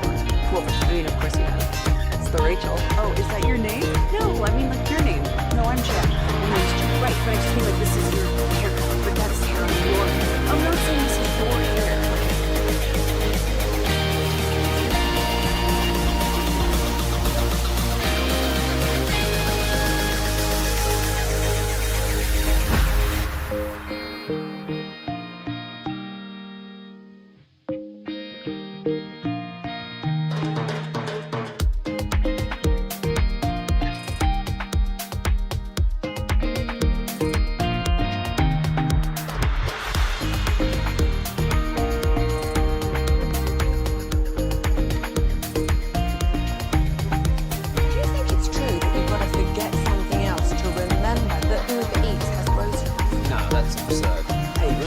Driven by our D&M Leasing Studios, you're rolling with the G-Bag Nation on 105.3 The Fan. Here we go. Hour 1, G-Bag Nation, 105.3 The Fan. General at your service. Live here, 75 and Fitzhugh at the Odyssey Studios. Brian Broaddus, the former Cowboy scout, the Super Bowl champion, is at AT&T Stadium along with Wolchuk and Chiafalo this afternoon. They have the pregame coming up at 6 o'clock. Good afternoon to you, gentlemen. Hey, sir. Yeah, salute. You have Lucius Alexander, the Pimp Cup here. He's got 4 hours flawless coming right at you, and Carter Freeman's coordinating your video. You can watch us at 105thethefan.com, Twitch, and on YouTube. Gentlemen, how the heck are you today? You in this Brad Sham studio? Yes, we are. Yeah, looking good. If you're looking at the camera right now, you'll see the great Brad Sham behind me. Yeah, it's cool art. Yeah, it's cool art. You can see 2 Brad Shams behind me. You know, it's funny. I asked Brad Sham of all these pictures, which one was the funnest Brad Sham? You know, I said, which one was the partying Brad Sham? And I go, it's got to be the guy with the pipe, right? Yeah, That day when he's like, he's got the pipe he's got and the a beard here. Yeah, so maybe that was the funnest guy. He says, no, actually, the guy behind you, Eric, is the one who's the funniest. Where he's just kind of clean-shaven Brad. Yeah, he said that was a fun dude. That was a fun guy. Yeah, I think they're all fun. Yeah. Oh, absolutely. It's been great. I got 4 episodes in last night to America's Team, and to hear all the Brad calls, throughout the moments of history, it really puts into perspective, his place as the voice of the Cowboys. We did get an Evan Carter update during KNC. Looks like broken wrist confirmed, so could be out for the season there with Evan Carter. That was kind of a kick in the junk there for, your Rangers vibes. Young guy can't catch a break. No, he cannot. Really can't. Young guy can't stay healthy. Only breaks he can catch is an actual break. Yep. But it is a football Friday, and the drama on Jerry and Micah really hitting new highs. I go back and forth from being bored and annoyed with this story to, oh my God, look at this. What is next? As Stephen on, or Jerry on the Stephen A. Smith podcast and the Michael Irvin podcast over the last 24, 36 hours or whatever has been outstanding. Jerry saying there's no room for a third. There is no room for your agent to be involved, I think is so rich and interesting. At first I thought, how could you say we're going to do a deal without the agent? But I think, Jerry, these 2 interview appearances or podcast appearances have really put the picture in the frame better for me. I think the way you can say that is we're really not offering any deal that your agent can get involved with until our options and leverage have expired. And right now we're looking at franchise tags. We got you for 3 years and $85 million. So if you think we're going to open this up to the agent coming in here and pounding down our door and demanding cash, you got another thing coming. The only way we're going to do a multi-year deal right now is with Jerry and Micah talking, or with the agent not being involved at all. And I thought, man, what an SOB of a bargaining position to take. But I just salute it. That's powerful. That's the way you flip and negotiate. And is it ticking off the players? Yes. We saw in America's Team, the players have always been ticked off. So I don't think it's like any sort of a competitive disadvantage.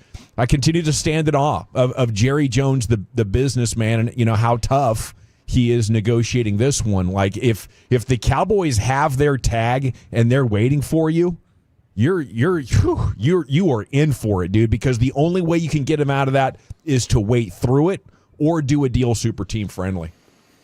Yeah, I think you're 100% right. That leverage factor is so huge here, and Jerry absolutely feels like, and rightfully so, that he has pretty much all the leverage in this situation. So if you're going to get the long-term security that you want and reset the market, then you're going to have to do it sort of on my terms a little bit, and you're going to have to give a little bit more than we would if you were an open free agent and we couldn't tag you and all these different things. Now all of a sudden the pendulum of leverage swings in a different direction, and until he loses that, he's got in his mind no reason to play along. And you talk about all the different examples. I mean, I thought it was fascinating hearing him and Michael Irvin talk about the negotiations with the playmaker back in his heyday, and how Jerry's hitting him with the El Paso stuff, saying, I'm going to send you to Cincinnati, and it clearly got contentious, and then they ultimately come to the agreement and everything's fine. And I think the same thing will still apply here.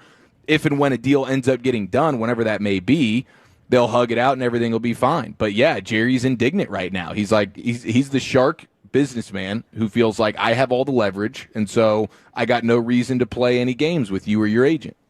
I am annoyed by the reporting, though. Like, some of these things are just so obvious that people are swinging and missing on. And today we're pretending like it's news that Jerry offered $200 million guarantee. He said that when we were in Oxnard. He did. Yep. Like, how do we have such selective amnesia here with facts? Yeah, he, matter of fact, when we had the opportunity to visit with him and Steven, he was very adamant about that. Very much so. He was trying to say, listen, I'm trying to frame this for you guys in a way.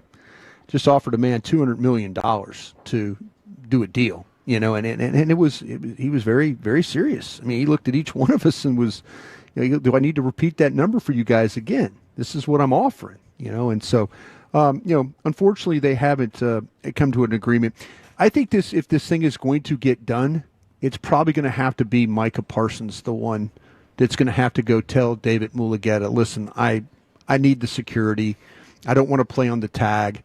Let's go get this deal done. It's going to be close to what the others are, but let's do it. I just need that security. I need the years. I just want to go ahead and get the money.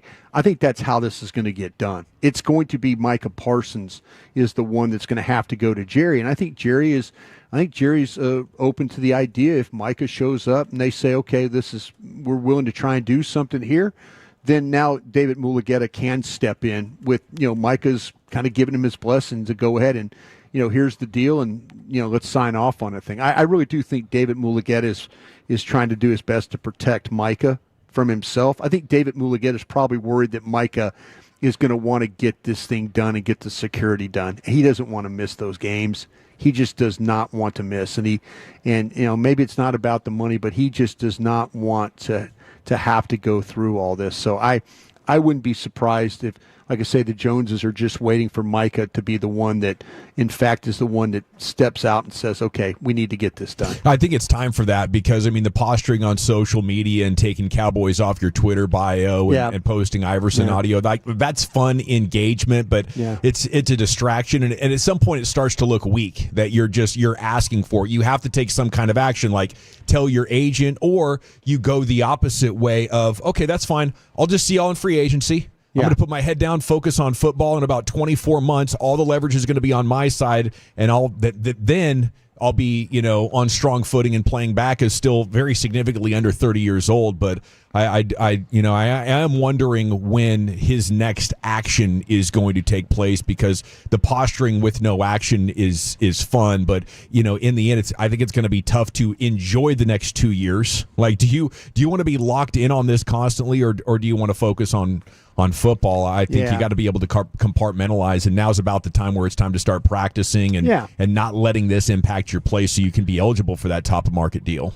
Yeah, the security, I think, is really going to be really important to him. And that's why I think, like I said, it's going to be the Joneses they've got a plan for how they want to handle this. And whether you agree with them or not, they're going to wait this player out is what they're going to do. And I just feel like if it's going to get done, it's not going to be about Jerry. It's going to be about that player just saying, hey, okay, I'll take the security. I'll take the money. I've even said I didn't have to have $40 million. Those are his own words, And so the Joneses are probably looking at this like, okay, we don't have to offer him over $40 million.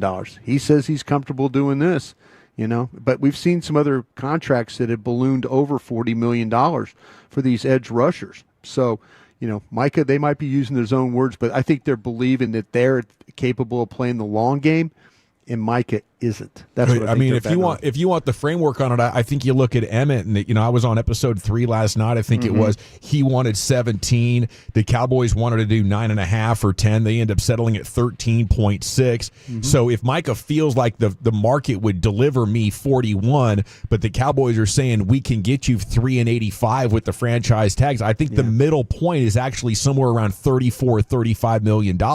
I have a hard time imagining Micah Parsons would want to do that instead of just waiting a couple of years for outright free agency. But to your point, Brian, the long-term but I mean, at the same time, you have security with $30 million.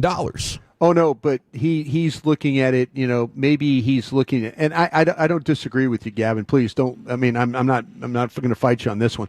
But what I'm saying is, though, to me, he's looking at it like, listen, $38 million or $41 million. You're right. I could find. My life will be just fine with that. Yeah. My life would be just fine.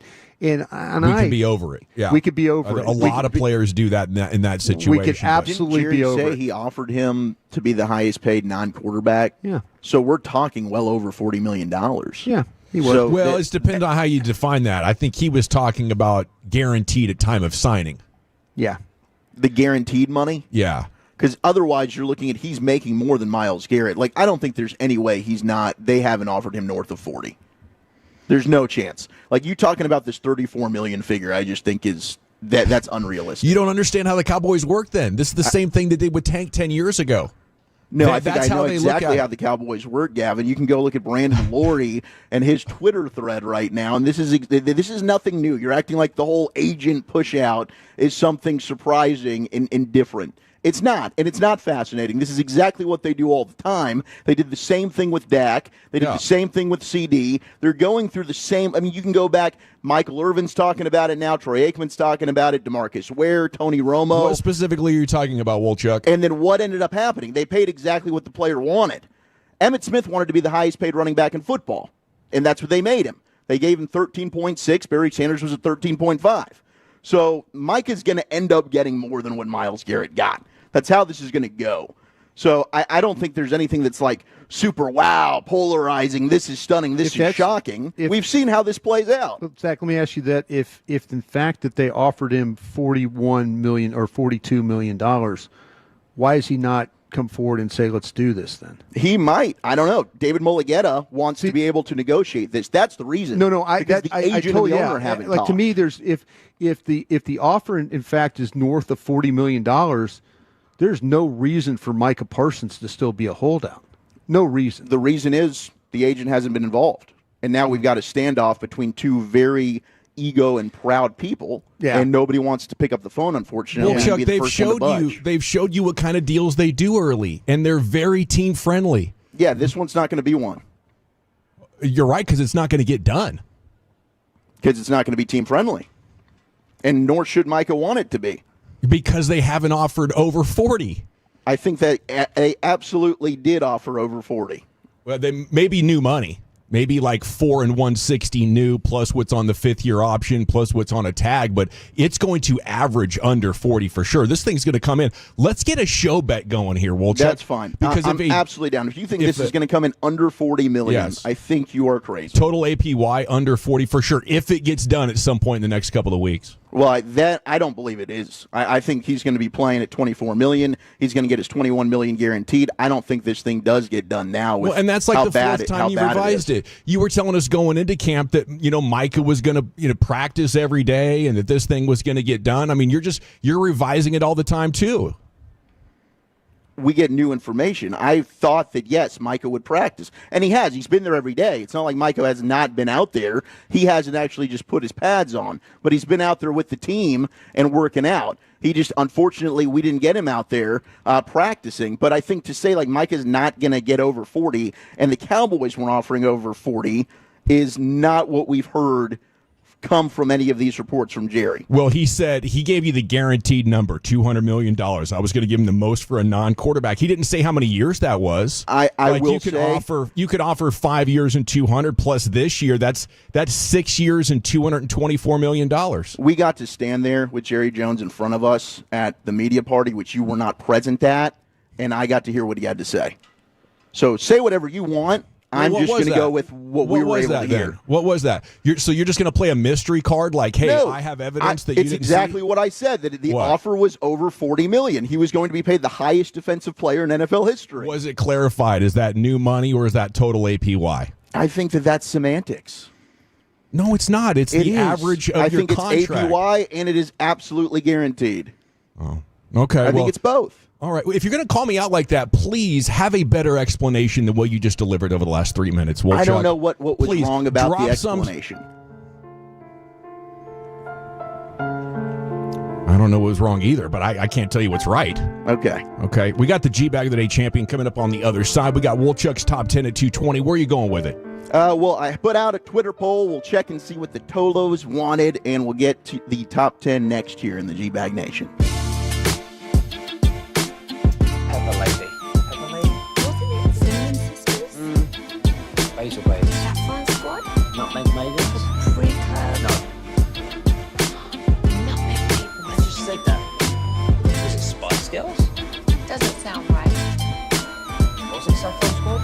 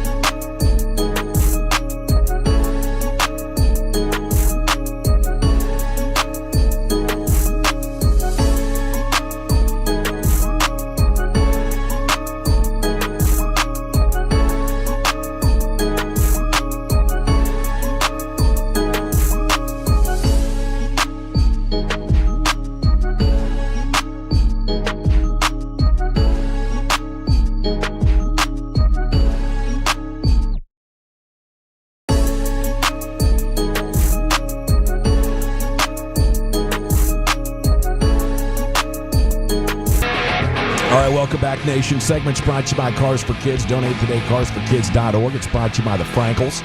If you've been injured in a car truck wreck, call the Frankels first, 214 or 817-333-3333. There's never an out-of-pocket cost. They only get paid when you rent Frankels, the go-to car and truck wreck attorneys in Dallas. Here's Lucius with the champ. Ho, ho, ho, ho, ho, ho. Merry Christmas, baby. What it do and all that fly stuff. Oh, my goodness. Yeah. Merry Christmas. I'm here to fire Tom Landry. What a line. Look, that right there was how my Aunt Lala became a Cowboy hater to this day. She has merch of every NFL team that played against the Cowboys because she rooted against the Cowboys because of that, what is that Sunday Massacre, Saturday Massacre? That right there. That right there. How long do you think people actually liked him for? What do you think it was? Like a combined 15 months? Man, like somewhere. You talking about the Super Bowl winning and then it went right back downhill again. Yeah, you're right. It was a short-lived sugar high right there, bro. Jared, they call him a country bumpkin and everything when they got here. Boy, that right, you got to watch out for those documentaries because all of a sudden now Jerry's like he's a sympathetic figure. You think about his whole career and you're like, damn, man, this dude was amazing, though. Shoot. All right, anyway, G-Bag of the Day, we do it every weekday on the fan. Y'all left me hanging on that one. Nobody was like, hey, no, he had his moments. He ain't amazing. He had his moments. Yeah, 15, like Dawson just said, 15 months. I think so. Yeah, he was that It man. wasn't long. No, it wasn't long. All right, G-Bag of the Day, we do it every weekday on the fan, 5:30. Shoot. Replay the champion right about here. This is day 4 for this champion. Audio comes from the RJ and Choppy Show. My man Bobby Belt defends the station and the G-Bags against the evil forces of Scott Braun, who he did share the photo of Scott Braun with us, and I agree. The Dillard's Cologne situation, I understand that. I think Scott Braun looks like he came in 5th at a John B. lookalike contest. Oh, wow. 5th. Came in 5th. Yesterday for him to come on Twitter and go, one of our producers who lives in the area sent me a clip from your show the other day. Thanks for that. Because you look at his picture. That's how he talks. He goes, sent me a clip the other day. Thanks for the shout out. It's an honor. Okay, so what are you like? Are you trying to like tell him like, oh, I was listening. So just know that I'm listening to anything you say. And I told him, I replied, I said, if I'd known you were listening, I would have said more. So I'll go ahead and say it now. You look like Dillard's cologne samples and Twitter bio pronouns, dude. You are a guy who puts. You look like a guy who puts Emmy winner in his LinkedIn job title and edits his own Wikipedia page. And I only say that because I know that's exactly what you do. You edit your own Wikipedia page, and you have 4-time Emmy winner in your stupid bio. Now, I know you couldn't stay in the broadcast industry on your own since you got fired from MLB Network and NHL Network. You're the 2-time fired. So it's easier for you to think it must be because you're not a shock jock, that's why you couldn't stick in the industry on your own. But you don't have a job because you're not good enough. So... And I called around about you yesterday. I got a lot of friends in media, too. 100% did. 100% did. And there were a lot of people who wanted to talk about you. Okay? So I'll holster it for now because I know you're the exact type of person who's going to go, by the way, it sounds when somebody screen records that S for you again today. And so I'll have it for you with your little passive-aggressive ego because it won't allow you to shut up. But just know, people in the industry talk about you, and I'm sure you know what your reputation is. So take that dorky little chain off of your Twitter bio picture and, like, grow up and be an adult and do something for yourself instead of, like, leeching off of AJ Pierzynski. I didn't see this. Pathetic loser. There he is, Bobby Belt, your 3-time champ now looking for 4? Yes, sir. Tune in tonight, 5:30, see if he can make it happen against the Challengers before we get to L.A. Live. It's time now for Woolchuck's Top 10 at 2:20. Here he is, your Wooly Bully. All right, we had a couple of good options, whether it was smoked meats, whether it was fantasy football punishments, and the total is one of the punishments. Because we're getting fantasy football season. After today, tomorrow, really starting Sunday, I think it's fair game. Start doing your fantasy football drafts. Anybody that does it earlier, why? Why at all? There's risk of injury. I know you're not a big fantasy guy. No, Brian, I just don't. I'm not. I'm afraid that I would not be a very good general manager. Well, it's all because you gave somebody advice and they clapped back. They did. I told somebody not to play Tom Brady because he was so banged up for the week, and then he threw for 406 yards. I gave the person $500. I felt so bad. My goodness. Yeah. A friend of mine, she asked me for the advice. So, you know me, I've got a gang of 7. I'm going to figure out that time. She's like, Brian, do you think Tom Brady's going to play this week? And I'm like, well, let me find out. You know, Brian, Mr. Helpful Guy. And so my sources are all telling me, sources, Lombardi tells me, like, hey, he's really banged up right now. I don't know. We'll see how it plays. And I'm like, okay. So I tell her, and she's like, I don't know. So she ends up starting somebody else at quarterback, and Brady throws for 406, like 3 tutties, and, so. Had a monster day. Had monster day, and so I felt bad. I gave her the $500 that she lost. Wow, Brady made 3 appearances in TD Tuesday that week. Broadus had him on the bench. That hurts. And I'm terrified about playing fantasy football. I'm not going to lie. No, it's not easy. No, it's not easy. We've just been talking about the Try fan sitting in the draft. chair in real life. Man, we got 12 players in this thing. The 12-team drafts, those can start to get, slim pickings. Yeah. You run out of it becomes no longer, Dawson, a talent-rich environment by the time you get to about round 7. No. Is that the cutoff? How many rounds do you guys have? That's a good 14. question. Enough to get super hammered usually. Yeah, that's really key. It's usually the sweet spot. All right. Man. 877-881-1053. Do you have an awesome fantasy football league punishment? We have tried to. How about a team name? I'd rather have a team name. The team names are always fun. Oh God. Oh, I got team names. We can hit those later. Okay. Oh, I got a bunch of like best fantasy the teams? hottest team names going right now. I've seen you already change your team name in a couple of leagues that we're in. Yeah. Well, I'm in a league with Walchuk and his buddies, so of course my team in that league is going to be the Couch Starters. And I loved it. As it should be. Has Hannon caught wind of that yet? No, he has not reached out. And I don't think he's checked. No, it'll be on draft night. Oh, on he's draft gonna night see. when he sees, the Couch Starters just took the guy that I wanted? Wait, the Couch Starters are on the clock? What is going on here? This is crazy. Tomorrow, 11 o'clock, we've got college football. Iowa State, K-State, live from Dublin, Ireland. And Iowa State has shipped bottles of Frank's Red Hot and Sweet Baby Ray's to Ireland to give players a taste of home. There you go. How about that, huh? That's how you do Maybe it. the Irish can get a little flavor taste there of Frank's Red Hot and Sweet Baby Ray's. That's good. I mean, those are 2 great choices, are they not? Tremendous. I think that's exactly what you want to do. I don't know what type of food. Like, wouldn't you also want to bring some of your favorite food? I don't know in Ireland what necessarily you're going to be able to grub on, but anything's going to be better with a little Frank's Red on it. Yeah, put that bleep on everything. Does Iowa have like a staple food? I feel like it would be like one of those meat pies, right? What's the meat pie called? Shepherd's pie? They just feel like a shepherd's pie. Iowa. No, that's England. Shepherd's pie's more England. Yeah, that's like mashed potatoes over the top of. Oh, that's not like an Irish. But they do. bit. I'm sure that they do some meat pies in Ireland. I think that's a UK. Oh yeah, they do. Yeah, specialty. Yeah, absolutely. 877-881-1053. The worst fantasy football punishments that you've ever seen or had to do. Honorable mentions here. We've got a night in a haunted clown motel. Whoa, that sounds awful. Yeah. That's not a good one. Survive Las Vegas with only $20. For how? For 24 hours or something? It's 24 hours on $20. You can't even get It's 2 bottles of water. Yeah, that's not even. I think you could probably get 1 vending machine pizza and then contemplate how much your was that life. vending I would machine pizza? I would like a give it $9 crap pizza. Man, maybe you give it a couple of hands of. Maybe give it a couple of those. There you get go. a $5 hands. Try and at least maybe win 1 or 2 of the hands and get some extra money. Maybe hit the slot machine. If you got Ruben with you, you might win thousands of dollars That could on be a the key. $20 bet. Yeah, do you just like take the 20 and drop it on black on roulette or red? Yeah, or split it up. Fine. Get 10, you double your chances. Am I dreaming about a $5 table? Am I dreaming? You could probably find one.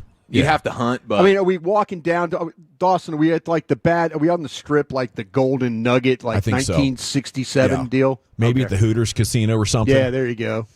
I mean, I would go to one of those places. I would go and try and go to like That's smart. I'd make a walk to the strip, the old like the Frontier and all that, and then they probably going to give you drinks. You could get waters all day, and then maybe you could hit on a couple of hands or do the slot machine, win more money, and then you wouldn't have to worry about the rest of the day. are you going to take a nap at any point? You going to go curl up on the floor at a casino? Yeah, you go in the sports find a book. little- You go to the Oh, sports that's right. You go to book. the sports book. Go to the Good call. sports book. Big comfy chairs. Yeah. Sit down and watch baseball all day, or That would be fun. Football or horse racing. Yeah. Okay, 214 says Iowa's trademark is pork. So maybe like a delicious pork chop. Yeah. Pork sando. I wonder what their secret is. What's the secret with the pork chops? They actually do the breaded pork tenderloin sandwich that my family does restaurants with in Indiana. It's an Indiana Iowa thing. Yeah. I didn't know anything Incredible. about Iowa that much. That sounds pretty damn delicious. Yeah. 214 Church texted in, said he's been to Ireland 17 times the last 4 years. Food is bleeping off the charts. They've basically taken everything from England and they make it 1,000 times better. All right. So they're like dunking on the English. I'll give Ireland another shot. Yeah, I'll give it another shot. Last honorable Lucky mention. Charms count? Yeah, put Frank's Red on the Lucky Charms. The Impossible Bowling Challenge. You can't leave until you bowl a 300, but every beer and hot dog you consume knocks off 10 pins. So you go and you've got to bowl until that 300 is achieved. Who do you think you are? I am. So, oh God, last time I bowled, I hit my ankle. Like I bowled, like I hit my plant ankle. Like I bowled right-handed. Yeah, the ball went right off my right outside or my left outside ankle, and I went down in a heap. Oh, you did. Oh, you went down. It hurt so bad. Hang it up. Well, I was trying to swing it. I was trying. I've got I've got crawfish shoulder. Yeah. So crawfish shoulder died, and then ball went directly into my ankle, and I was it. I stopped. Is that the least athletic thing you've ever done? Is that the most embarrassing? I've fallen a couple of times. You guys know that. Yeah, but that comes with old age. We understand that. I don't know anyone who's blown an ankle by bowling it into their own ankle. That's pretty impressive. I can't bowl. It's awful. If someone says, let's go bowl, I'm what about bumpers? I'm totally out. Brian, you can have some bumpers. I used to know how to keep score. Now they have automatic score. Thank God. Yeah. That would suck. Taking the ACT as a fantasy football punishment is on here. Ooh. That's a rough one. Spend 10 hours in again. Skyline Chili eating 14 conies. Wow. 14 conies in 10 you're not hours? gonna want to be around anybody afterwards. Makes me want to throw up just hearing that. That Skyline gross. chili is not good. Compete in a track meet. You just show up to a high school track meet. That's impossible. How can you? Woo. Or college. In South Dakota, I guess somebody went to a college track meet, just showed up there and got absolutely obliterated. I can throw the shot put it. The 24-hour Waffle House Challenge. Oh, yeah, that's a good one. They need to update that. Oof. Yeah, I think there are some ways we can go ahead and update this thing. Like every waffle, obviously, you have to spend 24 hours in the Waffle House. Every waffle you eat takes an hour off the sentence. We can go ahead and up this. Are those waffles just like gut bombs? I've never had a waffle at the... They were much bigger than I had anticipated. Oh, yeah. They're a heck of a lot bigger than you just imagine. They're not like an Eggo. I'll tell you that much. Lego my Eggo. These are big dogs. But no, they're not gut bombs, I wouldn't say. What about going out on a date with a cardboard cutout? Oh, yeah. You got to full on take this cardboard cutout out to dinner, and you're sitting there on the table. That would be pretty good. Table for two, please. That'd be awesome. You're conversing you're at the bar, them. You're sitting. They call your name. They take your order. You're like, honey, what do you want? Yeah. Oh, she's a little shy. Yeah, but here's what she wants. Golfing in a dress. Golfing in a dress? Golfing in a dress is on here. Some people might do that by choice. Mm-hmm. Just another day on the course for Chop. And then you've got to go out and play in a beer hockey league game. Oh, no, that's how you get hurt. That would I be can skate. brutal. You can? You can skate. I can't skate backwards. I could skate forwards. Okay, how many years ago? Skating backwards would be tough. No, I could go out right now and do it. You think it's like riding a bike? No, I could go skate. I'm not saying I could play in a hockey game. But you could stay up? Yeah. I don't have to be along the rail. I really wouldn't put anything past him. No, listen, But impressed. I'd be pretty surprised if I could see him on some skates. I'll go out and skate for you. I've seen him on his own bare feet. Yeah. Another one on here is a Cowboys Not saying fan I has to don't follow cross them enemy as well. lines in Philly. What? You got to go to a Cowboys-Eagles game. And do what? Where Rep the Cowboys. Where the opponents. Yeah. Yeah. You don't want to do that in Philadelphia. No. Good luck with that. I saw a guy absolutely in a New York Rangers jersey trying to get into the Wells Fargo Center and just got pummeled. And then the last one is the peanut butter deal. Where you put it on with man's best friend. Oh. You go to a dog park. Wait, you go to a dog park? It sounds you like lather something yourself that in you're peanut going to get butter? arrested for. Yeah. You lather your body in peanut butter and then you go to a dog park? Yeah. And you just have to get attacked by all the dogs. Yeah, that's probably, that sounds pretty rough. I think I'd rather do the haunted clown house or I think whatever I'm you're good talking on that about. one too. Yeah, I'm out on that. That's crazy. Mm-hmm. So, hey, some creative ways to get your fantasy football league punishments going. Thank you, Wolchuk. Top 10 in the books here for your Football Friday. We have Cowboys pregame coming up at 6 o'clock. Chief, where are we going next? 877-881-1053. Where have you taken some L's this week? More importantly, where have you gotten those personal victories? Biggest L, biggest dub. Next right here on The Fan.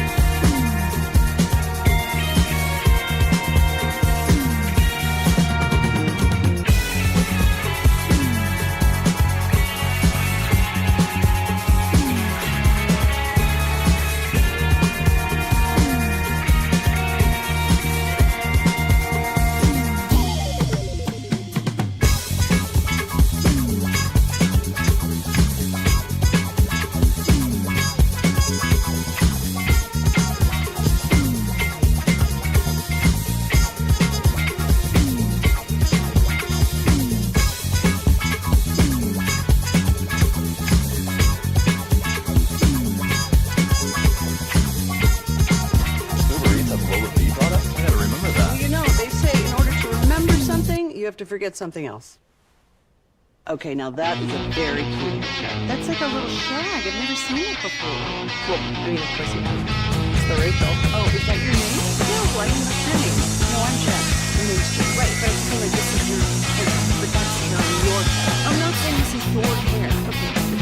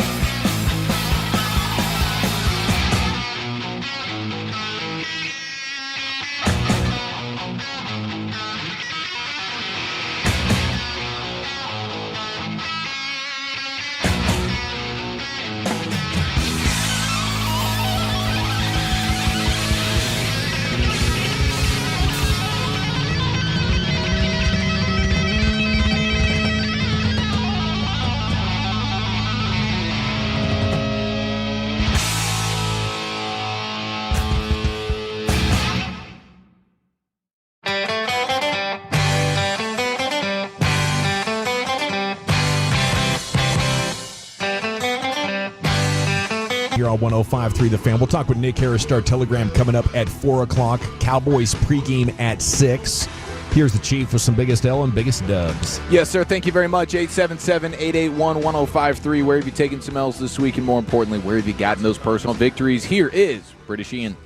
Oh, yeah. Now listen here. It's time to toss things over to that silly twit, Eric Chiafalo, to give us this week's L takers and dub makers. On and off the field, no one is safe from this imbecile's tongue. It's biggest L, biggest dub. Shout out to the texter in the 903, first responder, been out for a month on work-related injury. Biggest L is dealing with workers' comp. Biggest dub, though, finding out today, no surgery needed, 4 weeks of physical therapy, and he's ready to be back with his team. There you go. Shout out to you, 903. We appreciate all that you do for the community, and really glad that recovery time, avoiding surgery is huge. You kidding me? Especially when you're a guy like that who's got to just be moving around and just getting thrown in the line of fire all the time. So thank you, 903, and nothing but wishes for a speedy recovery for you, sir. 972, it's our buddy Reed. All dubs here again, picking up what he calls his smoking hot Colombian wife in the morning. And this time next week, they will be in Johannesburg. Okay. I was looking to you for that. Thank you for the I saw. It's okay, correction. I got you. And you say Joburg. Okay, let's go. Let's Joburg that thing. Going to Joburg. Safari time, he says. It's going to be a blast. Gosh, that's going to be awesome. You said long trip, long flight. Long flight. I'm sure Reed's got the comfiest setup possible on his flight. Hope so. That's a guy who gets it done. Yeah. Maybe be like you, it's a long flight. You and Dawson and Wolchuk flying home on Frontier. That you want to talk about one of the worst experiences of my entire existence. That was when I realized, okay, they're budget airlines for a reason. Well, Gavin had the smart play. You pay extra for the first 2 rows. I did the same thing. It gave us a little bit more room. That's the only way to go. But if you have any weather delay, I swear you're best just leaving, getting a rental car, and driving to your destination. Because when you arrive, the one gate that they get per airport is going to be locked up for about 8 hours while you're sitting on the tarmac. I swear. It's no laughing matter. Like sometimes you'll pull into airports and you can look around out on the other runways and you'll see a Frontier jet out there just chilling. And those people are miserable yelling at the flight attendants for 4 hours. It is awful, dude. I thought you were going to say that, like, you're pulling into the gate, you see all the other airlines pointing and laughing at you. Oh, yeah. If you're in a Frontier jet, yes, I'm sure they're laughing at you like, wow, not worth it. But, if you can get a pretty clear weather situation, like you got to pick the months that aren't going to have any storms, I think Frontier can pay off. 469, biggest L, had to tell Smoke Show Hawaiian girl to kick rocks because she was giving stalker vibes. Big dub, though, he says. Super hot neighbor wants him to come over for Sunday dinner. That's in the 469 right there. Popular guy. Seriously, man. Just having to... So, can you explain the deal with the Hawaiian stalker? What give us some context, please. We need more details. Give us some deets on the Hawaiian stalker chick. I don't know. There's been a lot of surfer threads I've seen here, like professional surfers, kind of thing in my threads. I just wondered what's up with the Hawaiian. A lot of surfing going on over there. Yeah, a lot of surfing going on, and I wonder what's you the Shaka deal? Brown on the Alga? Well, no, I just see a lot of professional surfer, and they show them, and I'm like, oh, cool, What an awesome skill! Like that, you just don't really develop that. As somebody who's born and bred in North Texas, like you don't like the lady surfers are better than some of the men surfers. I mean, they got more like balance and shiftiness to them and all that, man. Yeah, pretty impressive athletes. Mm-hmm. Okay, here we go. More details, please, on that one. Yeah, more details on the stalker chick. We would love to read those. Yeah. Okay, 469 biggest L was my sister's birthday a couple days ago, and she just recently had passed away last year. And that is actually a good opportunity. And one, super sorry for your loss, 469, because that no matter how much time goes, the hole in the heart is still there, and we understand that. So thinking about you right now. He does want to note his dub, new raid, and wow, I'm a big nerd. I'm looking forward to playing it tonight. So I don't know, new raid. I don't even know what game that involves, but he's going to be gaming his balls off tonight. R-A-I-D? Happy for him. Yeah, RAID. Oh. I know that feeling, dude. You're sitting there on a Friday and you have all weekend to hop on the sticks and tear it up. That's where this guy's at right now. It doesn't get better than that. Them's were the days. Happy for him. But in all seriousness, today's the day, correct? Kenny and Quinlan. It is. A year ago today. Yeah, a year ago today. We lost our guy. The 1 year anniversary of one of the greatest Tolos and legendary human beings in the Tolo of the Tolos. Yeah, absolutely. The 1 seed for fantastic G-Bag Nationals and Tolos. We lost the incredible Kenny in Quinlan a year ago. I can't believe it's already been a year. Yeah. I can't believe it.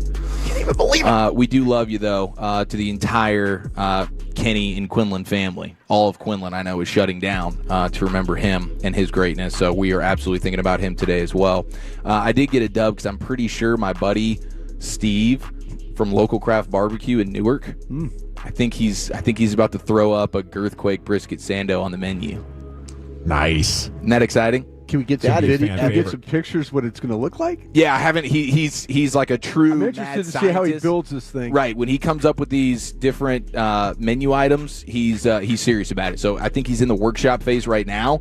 But it looks like the plan is to throw up a Girthquake brisket stando right there in Newark. That's exciting. What if he made it like a 3-meat combo? But I know it's a brisket sando, but I guess it wouldn't be a brisket sando if we throw 3 other meats in there, right? Yeah, I feel like you got to be tried and true to the Girthquake, which is the brisket sando, but he will put his own spin on it, guaranteed. You would put like an extra patty on there or something like that. A brisket sando burger? Yeah. Where you have like an actual beef patty with the brisket? Hey, just spitballing. I think that's a hell of an idea. Maybe just a little extra salty, not too much, just kind of salty. Yeah, he did note that there was going to be a play special. with the bark a little bit there, Dawson. Oh, I love it. Yeah, there was going to be some special sides on this particular the menu sides item. The sides, I think they cure being a little bit sensy is I think what he was going for there. Might have used the B word though. 469, an 817 Biggest L found out today my dad, who's been fighting melanoma for the last 5 years, got the news that his cancer is growing and spreading. Goodness gracious, 817, I am so sorry. The treatments are not seeming to work. And now it is just 100% up to God, and he notes that. Biggest dub, we have Christ on our side, and I have invaluable knowledge on how to be a true man.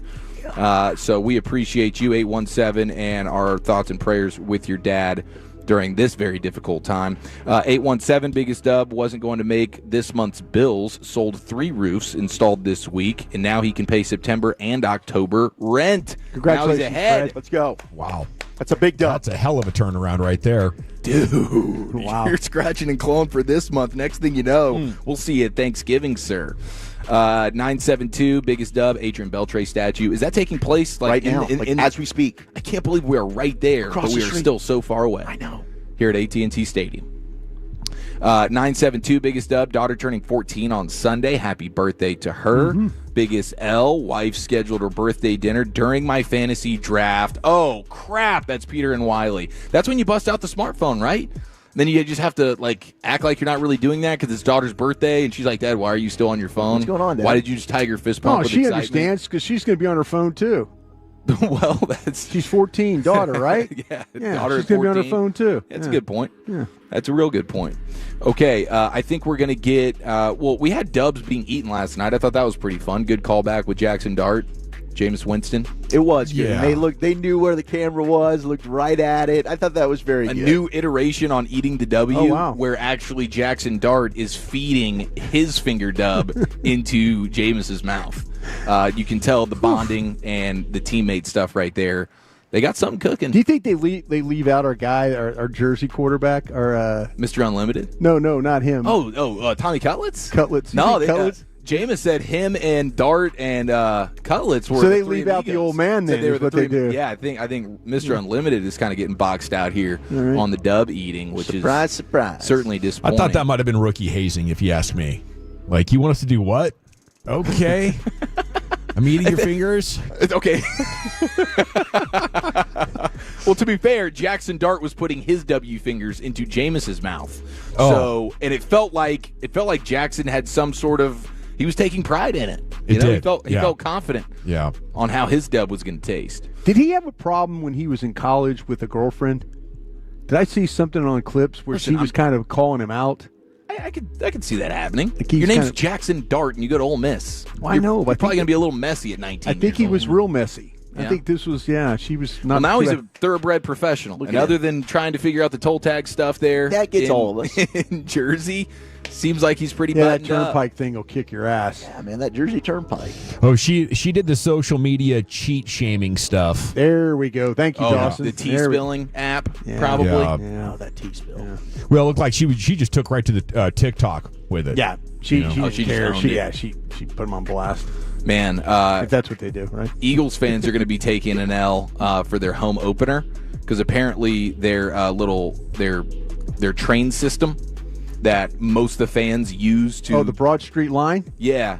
Oh, I guess it's not Broad. The SEPTA service or whatever. They've dealt with some budget cuts. Oh no! And so now the number of usable trains have been reduced dramatically, and so they're already projecting like, hey, if you're coming to the Eagles game versus the Cowboys night one, you might want to figure out a different mode of transportation if you're usually just hopping on the train kind of guy. Yeah. That's going to end up, you want to talk about taking L, if the Cowboys can find a way to win that game, and then you have a bunch of angry Eagles fans that are getting impatient after the loss, we're going to have a lot of Eagle v. Eagle crime. That could get nasty. That could be real bad. It's going to be like prison rules. Biggest dub of the week, though. This is pretty cool. This is a YouTube content creator on the basketball side of things, Keandre Ashley. He has now landed a gig in the NBA. So he's turned his YouTube, like, teaching people about hoops into an actual he's a scout? Yeah, they don't specify or on like player personnel guy what exactly his role is going to be, but he's gotten an offer from an NBA team. They won't even say exactly what the team is yet. General manager for the Mavs. Maybe this will be Nico's right hand man. Some of these guys are incredible with how they can explain the different trends of popular plays and what's working. I imagine for the players it could be quite educational even. I do not. The YouTube community does good work. Yeah, and you are now in the thick of it. I do my best. But this dude, congratulations to him. He's a young buck. He's in his 20s, and now he's going to be right there into the NBA thanks to his basketball YouTube channel. It's pretty sick. Look at that. Thank you, Chief. Yes, sir. Biggest L's and biggest dubs here on a Football Friday. Pregame's coming up at 6 o'clock. Wolchuk's Daily Football Fix coming up next, buddy. What you got? Who's the rat, fake poo, and her CD and GP3 being disrespected?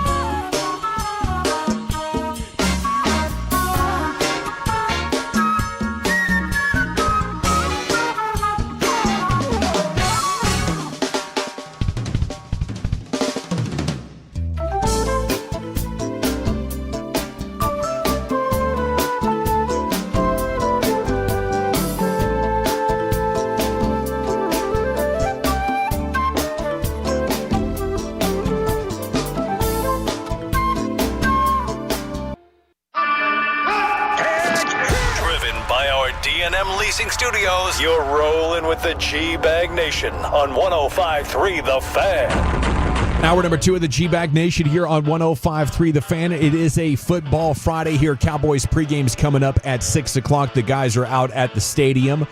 C-Note's coming up at 3:20. Krusty's Corner 3:40. Here's Wolchuk with your daily football fix. All right, we've got. I love this. The mariachis in the background. Well, I love the mariachis, but daily football fix. It's not PFF, it's DFF. It's DFF. We're DFFing. Man, CBS Sports put out the top 10 wide receiver tandems for 2025. Are our guys being disrespected here? At every turn. Yes. At every turn. What the hell's going on? I mean, how high would you put one CD Lamb and George Pickens as a wide receiver tandem? I mean, they got to be fighting for the top spot, right? I mean, in my head, I'm thinking for sure, just off the top of my head, you're thinking top 5. Easily. Yeah. I think when we did this, when it first came together, we decided around 4th. Yeah. Number 1, the Eagles. A.J. Brown, Devontae We're going Smith. to say Cincinnati's number 2 then. Cincy number 2, Jamar Chase, T. Higgins. Number Minnesota. 3, Justin Jefferson and Jordan Addison. Oh. I think that I'd put the Cowboys over them. Because 4, you've got CD and George Pickens. Okay, I mean, they're not sure about Pickens. That's the problem. We don't know how he's going to get. No, they're not. We're sure. The We're 1,000-yard sure. season. They're can he not do sure. that? They're not sure. They're not sure what Dak Prescott likely is going to show up. and Sure. Get the ball to him. Yeah. And I guess, hey, to the Vikings receivers' credits, they've pretty much been quarterback. I take proof. Pickens over Addison myself. I would do. And you liked Jordan Addison a lot. And you proved to be right about I had him Jordan as my Addison. first wide receiver that one year. He's That was a been- bad wide receiver draft too, if I remember correctly. Yeah, it definitely wasn't as good as it has been in recent years. Like Jackson Smith and Jigba and the Seahawks are at number 10 on here, him and Cooper Kupp. I keep forgetting Cooper Kupp is even in Seattle. That's become like Cooper Kupp has become such an afterthought now. But then in the division, you've got 3 teams. You've got Washington at 9 with Terry McLaurin and Debo, Cowboys at 4, Eagles at 1. Boy, they might be So the overrated, receiver's Debo. pretty stacked in the NFC East, and for a team that's dealing with a lot of injuries in the secondary, it might not be a good thing. Definitely won't be a good Not thing. good. Amon-Ra St. Brown, Jameson Williams for the Lions were at 5. That's what I was thinking. Rams, Adams, and Puka Nacua. That could be pretty damn nasty at number 6. That's got a chance. Yeah, that one could be good. Tyreek Hill and Jalen Waddle, and then Brian Thomas Jr. and Travis Hunter. There was a time where Waddle and Hill were probably in the top 3, and now They were. they've kind of slid down. And I wonder if that's got to do with the quarterback, too. 100% it does. Good old Tua. Mike Vrabel. Gosh, every day he's giving us stuff here. So He asked Jalen- about injuries. Yeah, he was ticked off about this. Yeah, I guess he's going after the leaks. we got leaks. So here was Vrabel. There was a report out. Jalen Polk, their second-year wide receiver, former Texas Tech Red Raider, Washington Husky, also the pride of Lufkin High School. He's out for the year. He's going to have shoulder surgery. Media asks Coach Vrabel about it. There's a report today that Jalen Polk will have to have season-ending shoulder surgery. Can you add anything to that? No. I don't know, other than I'd like to find out where some of these come from. You know, some of these rats around here, so we'll figure that out. Now, Lucius, I immediately thought of our New York mayor. I hate rats. That guy just started playing in my brain when Vrabel was talking about this. But we got leaks in New England. Bill Belichick wouldn't have allowed this. Vrabel, he's going to sniff out the rats. You better watch yourselves. Get ready for some false information going out from somebody that they're going to try and catch somebody with. Is that the best way to catch them? Absolutely. You just tell somebody one You thing. have a meeting and say something in the meeting and see if it gets out. Then you'll know. And we still got, like, Bill Belichick should be getting ready to start his season with North Carolina, right? Yeah. He TCU. does. Open up a TCU. Yes. And he sits down, does an interview with the Boston Globe, and he's still taking shots at New England. He said there's no owner, there's no owner's son, there's no cap, everything that goes with the marketing and everything else, which I'm all for that. But it's why, and way less of it was at that level. Generic teams. You've got the owner, the president, the GM, the personnel director, down the line, then the head coach. And I'd say when we had our best years in New England, we had fewer people and more of a direct vision. And as that expanded, it became harder to be successful. So he doesn't think that Bob Kraft is running things correctly there in New England. And when reading that, I kind of thought, well, damn, that's my thinking of why we got issues here possibly in Dallas. We got too many people giving input here. We don't have one direct vision. I don't know if it's the input. Well, it's the input if you're talking about the guy listening to people with the input. But that's always been Jerry's way of operating. I do believe this. We talked about Micah Parsons for 2-3 years. There's people in the organization that believe it's an absolute mistake to give him a sizable contract. That's not the Joneses. That was never Steven or Jerry, and that's the only thing that really, really matters. But if you got people in the organization that are saying, listen, this could be a mistake, Jerry, that maybe makes Jerry think a little bit more about, okay, what am I doing here? That what am I? Do I really want to give this? You wonder why maybe they're drawing the line on this one. There's people probably in the organization and Jerry solicits a lot of opinions. You never know who you're dealing with. He comes into a meeting and he starts talking. Well, I'll never forget when they drafted DeMarco Murray. Yeah, and Chris Hall and those guys all did a great job. The scouts did a great job on the DeMarco Murray, evaluation. And they stand up there and they go, well, Barry Switzer told me this is the guy, and you're like going, well, damn, how about the scouts that figure this thing out? How about the coaches that went over there and worked this guy out and did things, and giving the guy credit, like, well, Barry told me, and you're like, well, that doesn't do anything for the guys that worked on this thing. How about all the people that are at North Carolina right now that are like, yeah, we don't have to deal with the owner's son or whatever, but we do have to deal with the coach's girlfriend. And the coach's, the head coach's son. Coach's son and girlfriend. The very tongue guy. Like, his kid's got his tongue out all the time. I don't know. He's got, I don't know what's up with him. Belichick amassed way too much power, though, and it got the best of him towards the end, though. I think a focused Belichick on scouting the opposition and coaching attention to detail is the Belichick I want. Yeah, didn't really need him doing the drafting because the drafting was not very good. Well, when you get the way that they were winning Super Bowls and the way they were winning playoff games and things like that, yeah, you're talking about the power. You're absolutely right about that. I think sometimes they acted like they were the smartest guys in the room. And, we could take – and it happened here a little bit, I told you, with Dallas. Mm-hmm. Dallas had some drafts with Tom Landry where they took guys like Billy Cannon Jr. and guys like that. Billy Cannon got hurt, but they took guys very high because, our system, and we can do it. And, it was it's so eerie how close the Landry end and the Belichick end, really how parallel they are. Happened to both guys that they just lost it at the end. They really did. I mean, I think Belichick would have chased off Brady long before. Yeah. He might have gone with Garoppolo, and you might have had 2 Super Bowls less if he would have let him control everything. And you probably did miss out on, 3 more good Brady years as it is, just because he wants to do things his way. This is something I had never heard of. Brian, now you're going to have to chime in here, but we go to South Carolina. Mm-hmm. Offensive coordinator Mike Shula. He is using fake poop to help coach his quarterbacks. Here was Lenora Sellers giving us the inside information on the fake poo. So does he have like a poop emoji thing that you actually put on your desk? No, it's like it looks like real poop. I wish I could go get it. It looks like you sit in your head. It looks like poop. So if you're watching film and there's a bad play, he'll grab it and put it on your desk. He leaves it in his office. Go get the dump off. He's like, go get the dump off his desk. And we hand it to him. He just throws it on his table. It's like, that's what you just did to me. So you physically leave the room, go get it off his desk. Yeah.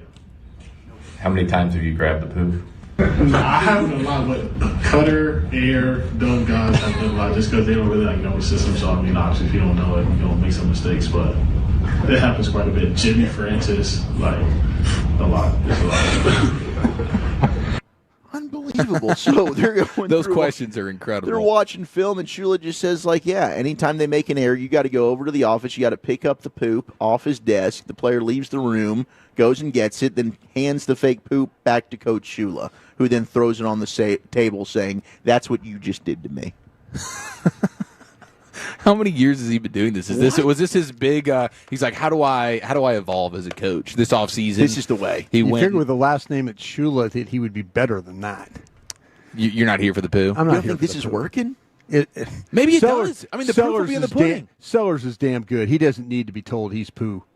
He's damn good as he doesn't need to be told. He is going to be one of the best quarterbacks in the country. He does not have to deal with much poo. He really does. You don't think maybe he has poo the moments, OC is a poo guy. We got like the two. That's true. I mean, the players could turn this on him and say, you know what, Coach? Hey, you're hang on poo 1 for second. that play call. Yeah, go grab that poo. Yeah, Coach, go grab the poo. You're poo today. Eat it like a W. 2-4 is like they're not winning. Like with this, if you're betting the over/under for South Carolina, you hear this story, you're going under now. Yeah, anybody who was they're messing with feeling fake poo. I'm just telling you, man, that Sellers is a hell of a quarterback. Well, I did Mel Kiper Jr. Who the hell is Mel Kiper Jr.? He is comparing Lenora Sellers to Josh Allen. Oh, wow. What do we think? The Sellers-Josh Allen comp as he gets ready for the upcoming 2026 draft. If he develops and improves in the area that Mel says he's talking about, you're talking about a guy who screams one of the top picks in the upcoming NFL draft. 6'4", 237 is what you had Josh Allen weighing in 2018. Sellers right now is 6'3", 240. Yeah. So relatively the same size. Yeah. We've talked about with the guys like Richardson, at Florida when he was taken and stuff. This guy throws the ball so much better than. Mm-hmm. And he's got his all around game is pretty special. When he could drop back, he can make throws, he could throw it down the field, he could throw underneath, he could swing it. There's his ability to make people miss for a big guy, the ball handling stuff that he could do.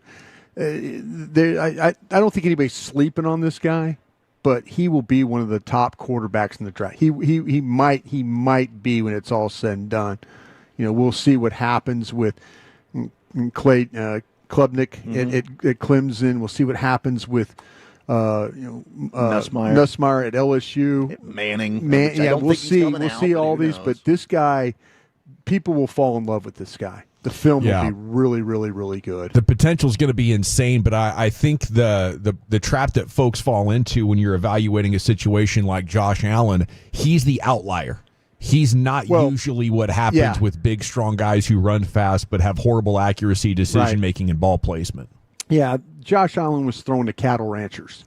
This guy's throwing a little bit better player than cattle ranchers. He's throwing to Gamecocks. That's how you evaluate. Seriously, when you got Josh Allen at the Senior Bowl, you kind of saw listen, and I'm sorry if you're from the state of Wyoming, beautiful state, loved being there. Got my ass kicked in Laramie one time. Large total rough state there. But I'm just saying though, he was throwing to guys that are accountants and cattle ranchers, and that's what he was throwing to. Bunch of Jay Novaceks, basically. Blue collars. Tough guys, but man, I mean, Sellers has got a better talent base around him. Man, Sellers is just going to get peppered. I mean, he's going to get littered with nothing but poo questions when he gets to the combine. It's going to be a lot of poop questions. Did that go on all year? Or was that just an off-season thing? Yeah, How he much won't fake play like poop have you poop. touched in your Vrabel life? slams the door and he's like, so about the poop. Yeah. Wait till Eagles fans hear about this. No, man. They'll eat it up. You have a bad year, Jalen Hurts, you better watch out. Lenora Sellers is coming for your gig. In fact, Field Yates did a way too early mock draft before the college football season starts. He had Sellers going number 2 overall to the Jets, Jets. Oh, I didn't know that. Yep, jumping Does he up. have Saints picking number 1? He has the Browns picking number 1. Oh, wow. And actually taking Arch Manning. So Field, that's probably not going to end up being right, but you never know. Maybe we have a Heisman national championship season for Arch. Everything just falls into place. You have the He list says, where "Peace, Dallas I'm is out." by any chance? Where's Dallas? You want the Cowboys pick? I just want to see now where you're it getting is. a little interested, aren't you? I want to see if I have to start on the draft show tomorrow. Caleb Banks, defensive tackle from Florida. That's who he's got the Cowboys picking at 13 overall. 13. All right. Cowboys enter 2025 looking to right some of the wrongs from their So that would forgettable be- 2024. Porous run D. This guy's 6'6", 330. Also displays the quickness and power to be disruptive and as an interior pass rusher. Began his career at Louisville, but his college season came 2024. His best college season happened. 4.5 sacks for the Gators, including 2.5 in a dominant game against Ole Miss. If you need some tape to watch, I guess Florida Ole Miss, Caleb Banks, that's the one to go look at. But you didn't read the part where his pro comp was Mozzie Smith. No, there's. I just wanted to skip and gloss over that one, man. But he's a Florida Gator. He's not a Michigan Wolverine. Come on. Trade chatter. Maybe a reunion. We just mentioned second best wide receiver duo in football in Minnesota. They're looking to get better because Addison's suspended, so they need some help. How about bringing back Adam Thielen against the Vikings and Panthers? are in talks. Maybe Adam Thielen goes back to Minnesota, reunites with the Vikings after Carolina just extended Taylor Moton, their big-time 31-year-old offensive tackle, 2 years, $44 million. He's getting $40 million guaranteed. So big cash in for him. I feel like he just got a new deal last year, but we're getting more money. So kudos to you. Maybe Adam Thielen goes on the move here as a wide receiver. I was thinking maybe he could be Jalen Tolbert. You're up to date now. Thank you, Wolchuk. Preseason finale coming up at 6 o'clock. Pregame, 7 o'clock kickoff. Cowboys and Falcons out there at the stadium where Broadus, Wolchuk, and Chiafalo will remain through the evening. Okay, when we come back, it's time to hit the C-note. We have some rookie rankings at this point in preseason, what we've seen so far, and 2025 watchability rankings for the top teams. Are they hating on the Cowboys here as well? That's next year on The Fan. I want to chat with you about my friends at Permapure, though, because they are the experts when it comes to foundation repair. And if you have any foundation concerns at the house, call Permapure. Go to permapure.com.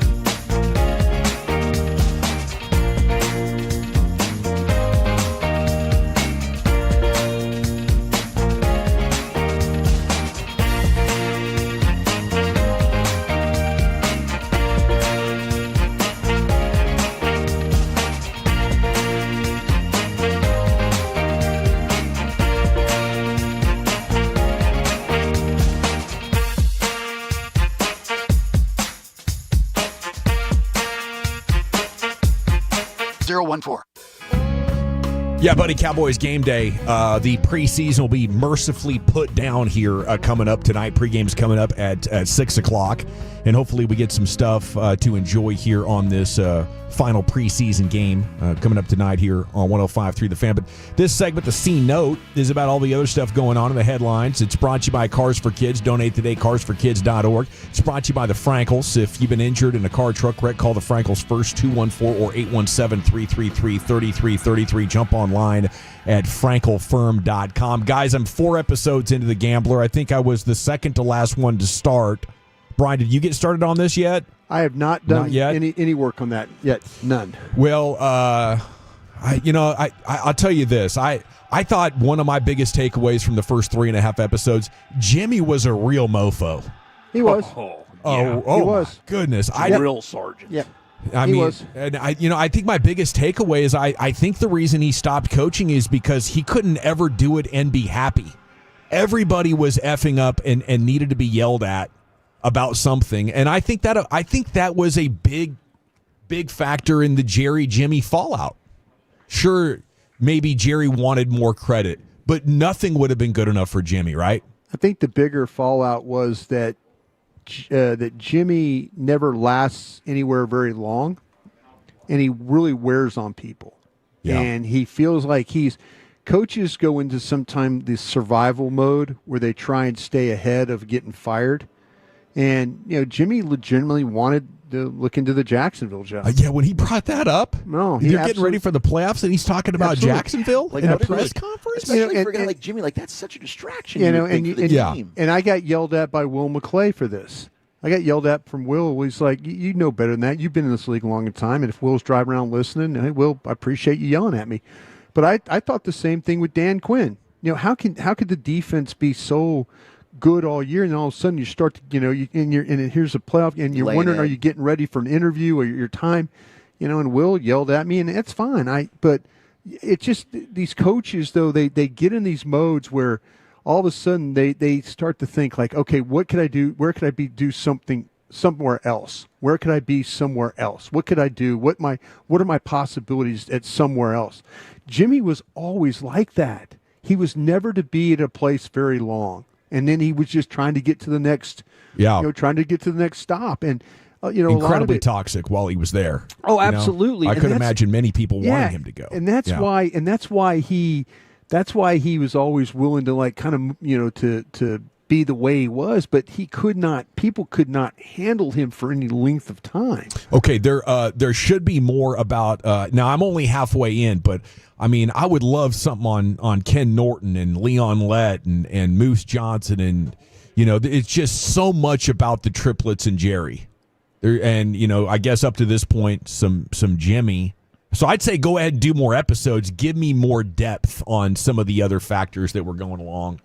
And I thought they were a great team. I mean, I don't have to tell people that, but you wouldn't know watching it.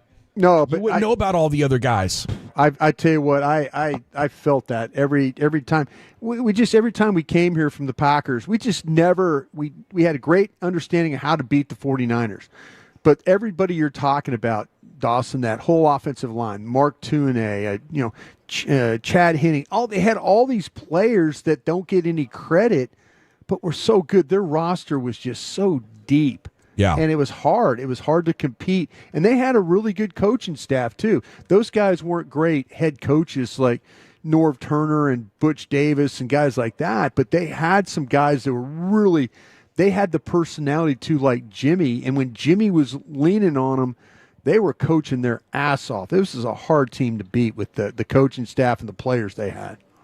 All righty, it is the G-Bag Nation here on 105.3 The Fan. I think you're going to enjoy it, Brian. You know, they do such a good job. I can't believe how much video and audio they have that they can almost keep it going. A montage of 45 minutes of different people talking about it. There's not much need for a narrator at all because there is just so much content to keep coming at you. Yeah, it's awesome. I feel like I kind of lived a lot of it, you know? Sure. I feel like I lived a lot. It'll bring back a lot of memories. I'll be sure. happy to see how it all turned out. You know, it's like a great music video. You might have seen it several times, but it's of a great band, and you're watching it, and it's just cool.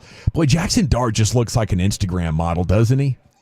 Yeah. Remember they kept showing his parents, Dawson? That's your favorite thing, right? They were showing mom and all them. I guess they were just like, keep showing the Dart family. Yeah. But, I mean, he acts like it. He smiles like it. He literally looks like he's performing for social media. He's got 1 million subs because, you know, he's the guy. He's a handsome guy. Whatever he wants to do, I think when he's done playing, if playing doesn't work out, I think that, you know, the broadcast people are going to be fighting over this dude. Okay, Jerry Jones, I think crushing negotiations. I don't think you want to give players percentages of cap space if you don't have to. He's riding this thing hard. Every percentage matters. And, you know, I think Jerry does some things very poorly when it comes to running the team. But in a salary cap sport, if you want your team to win, unfortunately, you kind of have to support when they negotiate tough like this. And I think, you know, here's another way of looking at it. Micah is guaranteed twice as much as what Emmitt Smith got for a 4-year deal. He's going to be fine. Maybe he'll even be inspired to try even harder to make sure that when he does hit free agency, if that's next year or 2 years later, he'll be the absolute best version of himself. You know, I think there's so many benefits to it, but Jerry he takes so many arrows on a number of stories, and I think this is frustrating. But I got Jerry's back on this one, guys. Just for the record.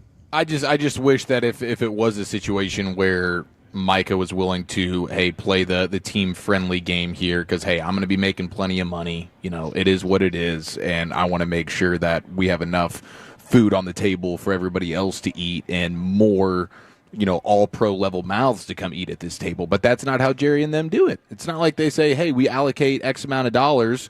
Micah, you leave some money on the table so we can go get player XYZ in free agency. It's not like they do that. Yeah, right? I mean, there's not going to be any type of team you have to get that benefit written in the contract. Yeah. Like if I'm Dak, right? If I were one of these star players, like I want to ensure if I'm going to take less, like I know then you are going to do something with that money that benefits me in terms of helping me get talent around. Because otherwise, you're right. Like I don't know. I don't know if I can take your word for it.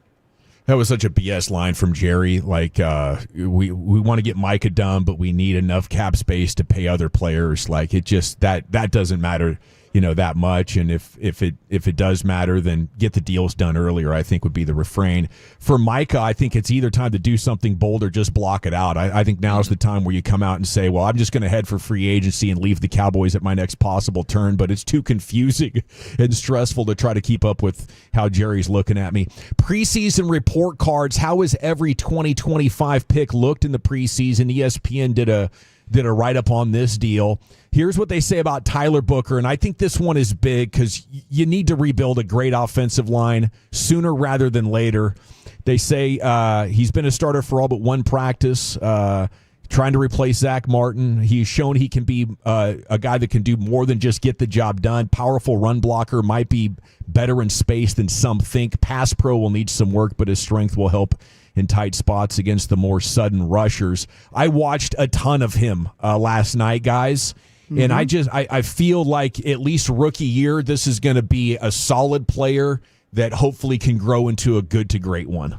But like immediately, the game's kind of moving fast for him, and he's kind of like Mahler getting the way guy effectively right now. And we'll see if as he gets more comfortable, if he can turn into a real difference-making type of player. What are you guys seeing? I thought, he was pretty damn good in pass pro, but yeah, I do think there is like a settle down that needs to happen here. And it is. I mean, the speed of the game, even if you're coming from the SEC, it's huge. But the power that he's able to play with, I mean, it's going to be very welcome to the NFL when you get Jalen Carter lined up across from you. And I don't believe those guys even ended up playing against each other there, Bama, Georgia.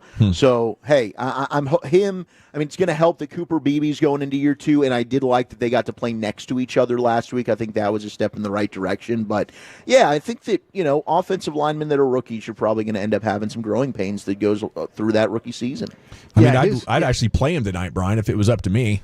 He could absolutely could use some work. I mean, he went well into the game last week, and you saw some really nice things from him. They one time though they had a little trouble to his side. The Sanders tried to he should have maybe kept it gone to the left side here, stayed left side, and he tried to bend it back to the right. And Booker and Adeniji, they had a problem with kind of sorting things out over there.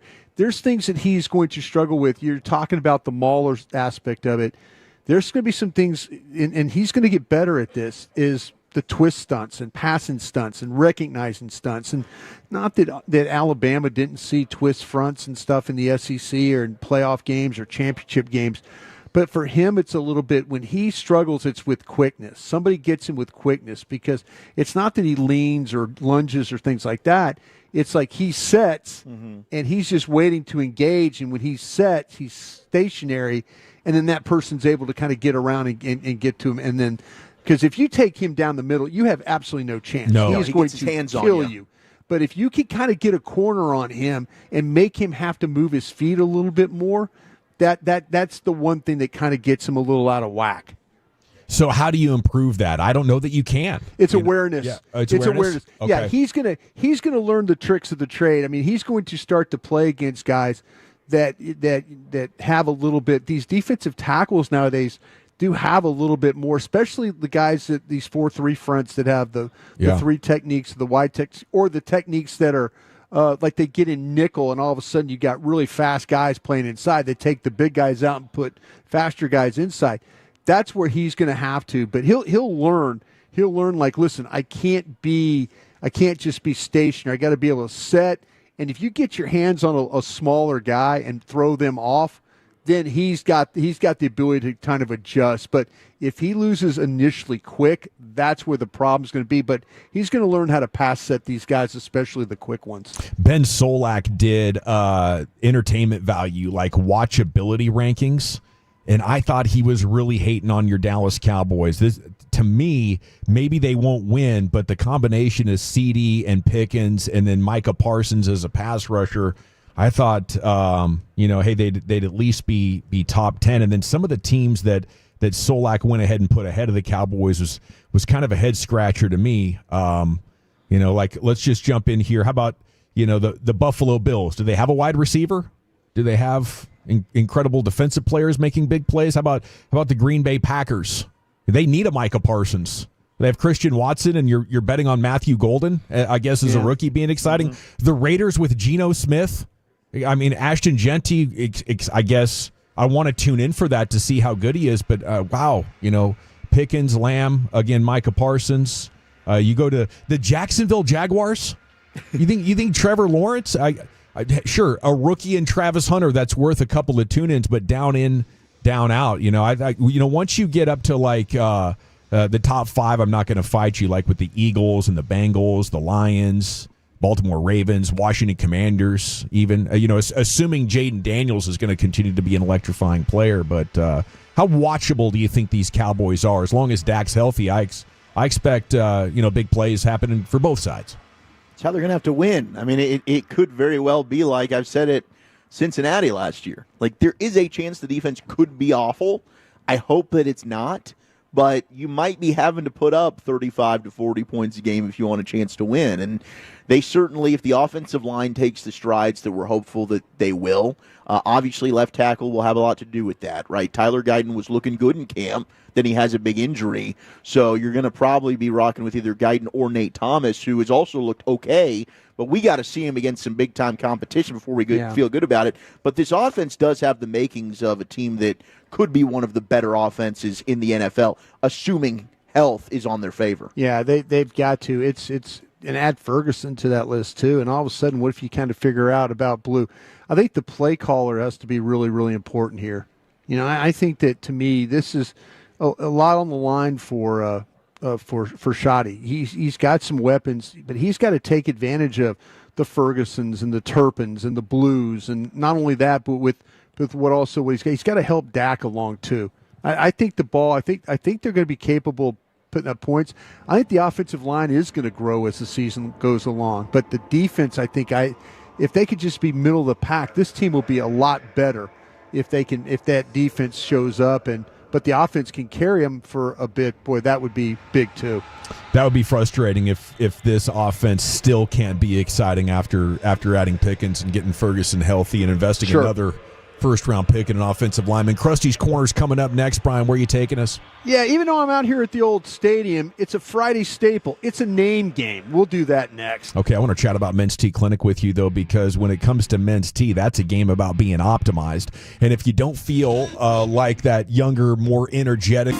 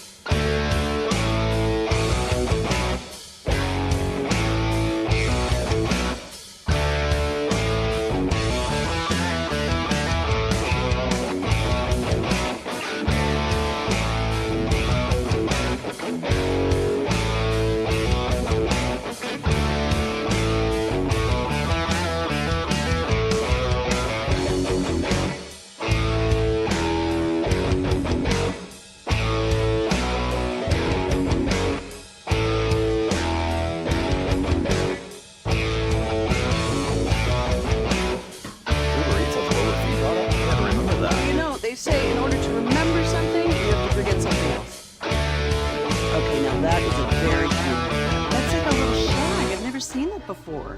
Well, I mean, of course you have. It's the Rachel. Oh, is that your name? No, I mean like your name. Oh, I'm Jen. My name's Jen. Right, but I just mean like this is your haircut, but that's hair on your head. I'm not saying this is your hair. Okay.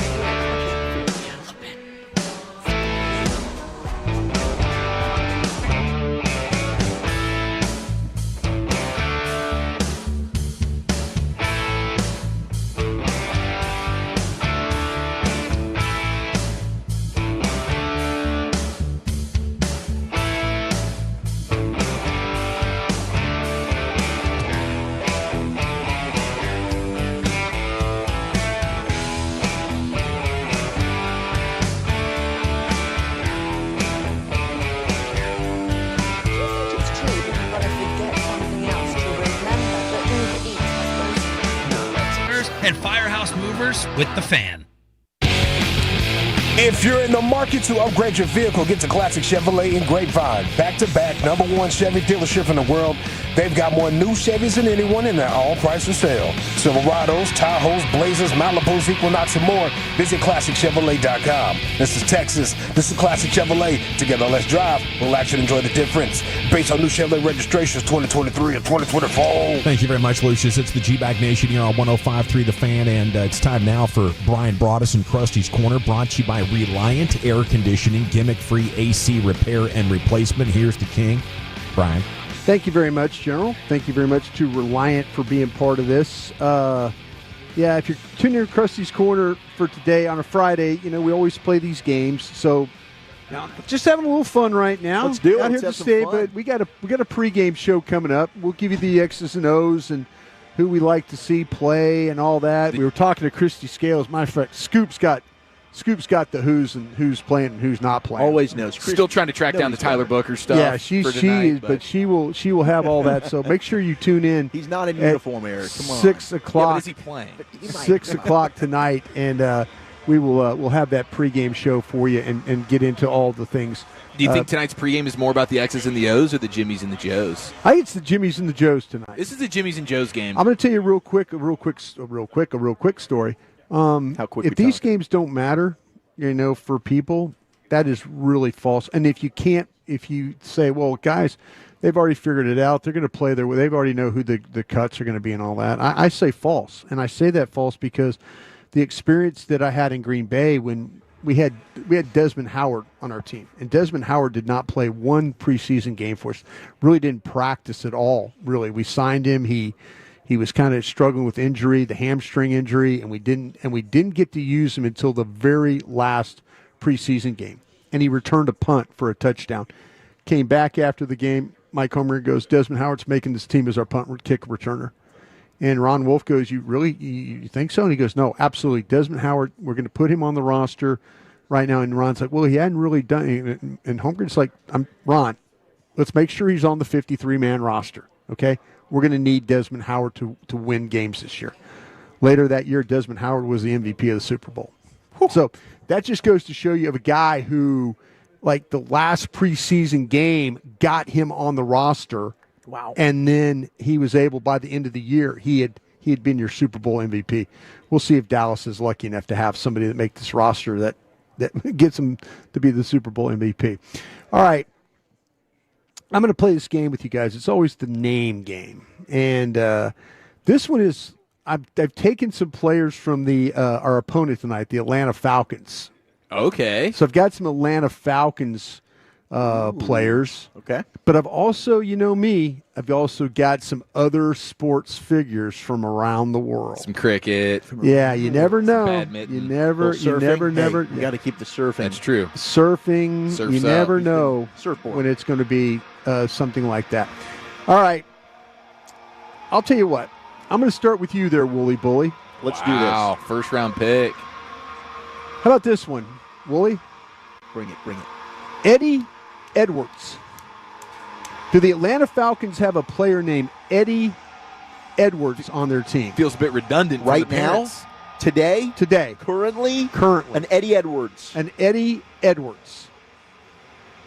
I could say yes. I can envision an Eddie Edwards in an Atlanta Falcons jersey. Now, I haven't even been able to scour through the roster yet. Mm-hmm. So I'm going into this one blind. I know you've been looking up. I think you were prepping for this. Actually, I was looking up some stuff. What is he taking notes for? It's who is I was taking notes. I was taking a lot of notes. Cramming for the test. I'm going to say Eddie Edwards is real. I think that's a player on the team. Eddie Edwards is a real, according Ready to be wrong. Zach Wolchek. Eric Chiafalo, Eddie Edwards. I get NASCAR vibes. I got like automotive kind of motorsport guy vibes. I don't know. Maybe he's a dirt biker. I can't quite put my finger on it, but this guy's behind the wheel somewhere. Sounds like it could be Carl Edwards' son, maybe little brother. I agree with you. NASCAR vibes, not a Falcon. Lucius, how about Eddie Edwards? Sounds like a character from a TGIF show. I don't know which one of those shows, but Eddie Edwards sounds like the next door neighbor. Such okay, a so get out of here, Eddie. So, like Eddie Haskell. Eddie Haskell. Yeah. Hi, Mrs. Cleaver. Yeah, he's a Falcon. You're saying he is a Falcon? He's a dirty bird. Oh, okay. So it's 2-2, right? Like Jamal Anderson. 2-2 here. All right. The old deuce. Here we go. No, Eddie. Eddie Edwards. Better known as Eddie the Eagle. He was a ski jumper. No way. The movie, Eagle too. The Flying Eagle. From England? From England. I prefer the Flying V. 88 Olympics? What Yes. was this? Yes. Dude. Eddie Edwards. This He's is my the movie. 6th grade year. We were obsessed with Eddie the Eagle. Eddie the Eagle was a famous ski jumper. Everybody doesn't know. Nobody remembers his last name. No, It's I know. Edwards. Only know him as Eddie the Eagle. Eddie the And Eagle. I think of Eddie the Eagle regularly, but I never knew his last name. Gosh dang it. All right, we'll go with you now here, Mr. Chiafalo. How about this one? Brady Ellison. Ellison's a football name. Brady Ellison. Ellison's a football name. He's got to be. I get edge rusher vibes from Mr. Ellison here. I bet he's not going to make the team, unfortunately, but No. I think I could see him being on the practice squad, perhaps. Okay, but he gives you that. He gives you edge rusher vibes. I'm getting edge rusher vibes from Not Ellison. linebacker vibes. Not. I mean, off ball doesn't really ring a bell, but Yeah. line of scrimmage, getting after the quarterback, that's the type of player he is. All right, Dawson. Do we have Brady Ellison? I mean, that gives me more like quarterback vibes, and I don't. No, I don't know. I've never heard of this guy. Brady Ellison. You never. This is Patrick Kearney light, okay? Ellison does kind of sound like a linebacker. Yeah. That's what I'm saying. Yeah, fourth rounder, bro. Fourth round linebacker, BYU. It is a great football name. BYU. BYU. Hawaii. Yeah, this could be a Hawaii guy. All right. How about you, Lucius? What do you got? Nah, that's a linebacker, bro. Linebacker. Linebacker. How about you there, Wolchuk? Okay. Caden Ellis was Never an started edge. either in college either. Never started. Never started. Went out there and showed his ass off, though, when he went out there, but he never started. I'm pretty sure Caden Ellis is Shoestring is a tackles. Falcon. That's an edge from Utah. There's Ellison, no I'm way gonna they have say- an Ellis and an Ellison. I'm going to say Ellison is a no. You say no? Wow, if he's getting us on the ON on this, and they got a Brady Ellis or something, There's a Caden Ellis. I don't think there's an Ellison. Brady Ellison. he's going to get a sack tonight. Brady Ellison. He doesn't know his left between his right. He's got two left. Brady The other Ellison right, fool. Oh. is a silver medalist archer. Archer? He's an archer. That's crap, man. He's an Friggin' archer. archer. I wonder He if is they let an him do a archer. football What the celebration. hell? An archer. He is an archer. All right. Lucius, Looking for freaking archers.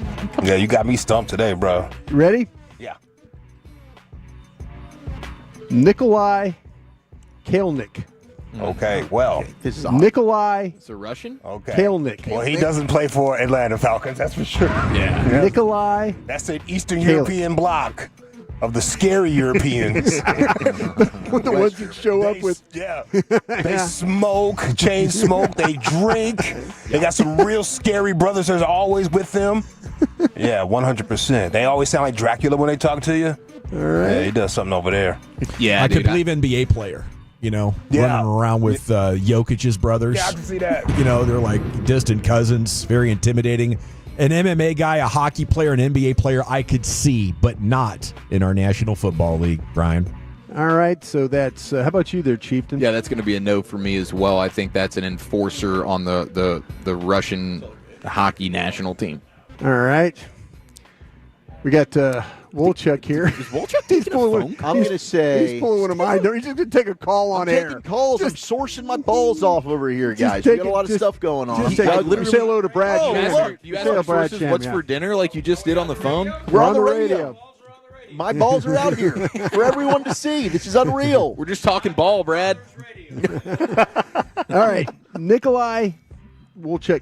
I'm going to say no. This does not sound like a football. Maybe it's a long snapper or something, but I'm going to say no. I don't know what position this guy would be playing. Russian mobster all-stars. 4 no's here, huh? Nikolai. Oh, man. He done broke a few fingers in his life. Are you upset? Nikolai Kelnick. He's a tight end with the Atlanta Falcons. He's a tight end? Don't do that, bro. No. Don't do that. He is not a tight end. He's on the team. He is a tight end for the Atlanta Falcons. Soft hands. Unreal. Nikolai Kelnick. Unbelievable. Tight end. All right. Wait a minute. That's Brad. That's the flip card. I don't have the new flip cards. That's the old flip cards. Flip yeah, card. Brad Oh, that's the old one. Brad had enough of me already. He just threw a flip card at me. Brad, you look great, by the way. All right. How about this one? We're back to you, How Willie. about Brad Willie, showing up to work with no pants on like that? This really is his booth. Don't tell him. What are you doing? Think he knows? He might not. He might not.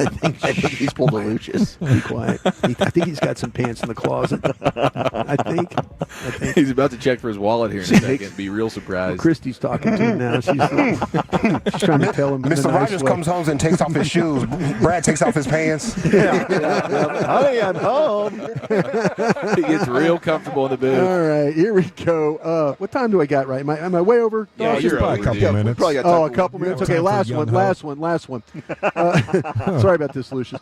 Okay, guys, Charlie O'Connell. Charlie O'Connell. Yeah, that's a quarterback right Sounds like a there. hockey He'll be player. backing up the Nooch tonight. Charlie O'Connor. From the Backing up 60s, the maybe. Nooch tonight. I think Charles expired as a first name there. Still waiting on its comeback tour, so I'm going to say no. Maybe Falcons alumni from the 50s. Former Falcon. Former Falcon. Be a nice curveball. Charlie O'Connell just sounds like a hockey player to me. Yeah, you're right about that. I can't. Tell that to Kevin two O'Connell, no's? bro. No? Tell it to freaking Kevin O'Connell. That's an KOC, great this is actor. COC. He's a great actor. Charlie O'Connell. Chief. Yeah, he's a footballer, man. Footballer. Lucius for the final. You're right. Not a final night. footballer. All The right. O'Connells can sling it. Charlie O'Connell. Billards. He's a famous roller derby player. Roller derby. Roller derby. Wow. Better known as Mr. Roller Derby 1971. So he was the best. Thank you, Brian. Thank you. Sorry about being late, Legendary Lucius. Krusty's Corner game is in the books. We got Nick Harris coming up from the Star Telegram on a Cowboys football Friday here at the G-Bag Nation of the Fan. But Tolos, get ready to hit the road with Alliance Hyundai in Fort Worth, where my buddy Ryan Watson and his crew, they are redefining the car buying. Have the lady.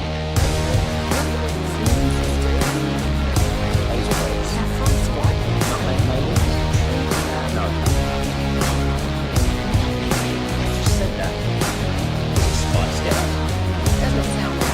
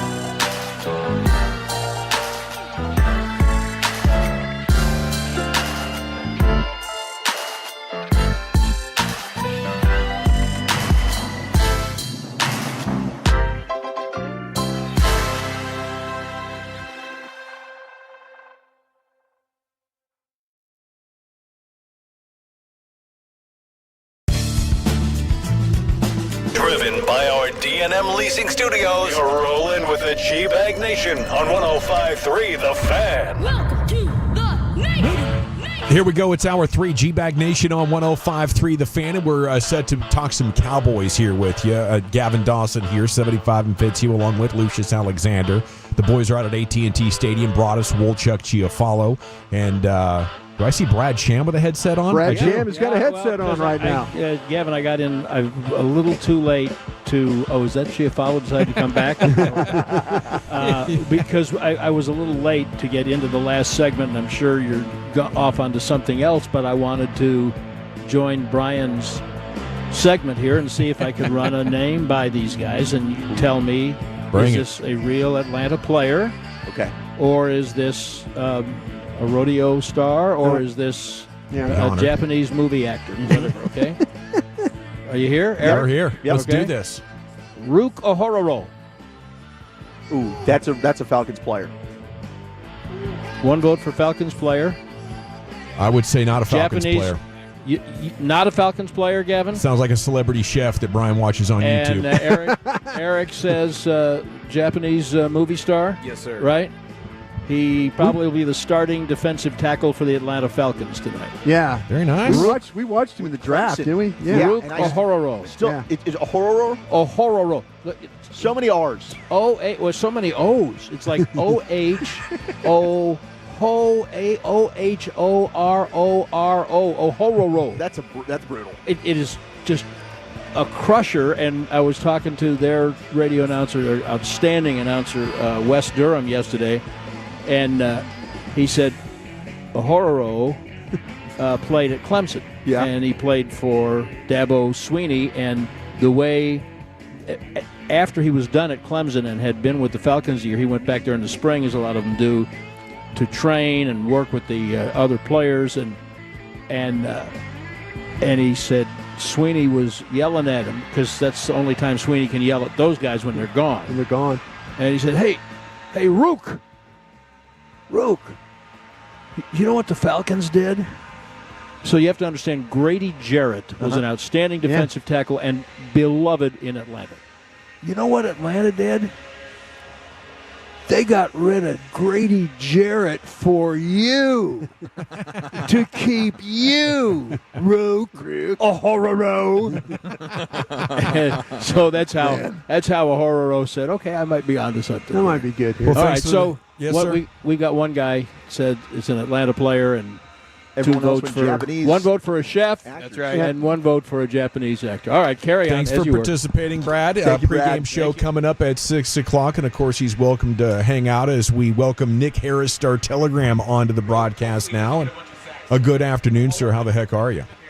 Doing fantastic. Loving the mention of Rook Ohororo. I think we talked about him quite a bit on the draft show. We sure did. Yes, sir. Man, it's really cool how international this game has become. The Atlanta Falcons, perhaps the best illustration of that. Now, bringing it back here to Dallas and America's team, I guess Jaden Blue, the big story tonight. How much hope do we have, or reason to believe Jaden Blue can give him something that no other runner has quite yet?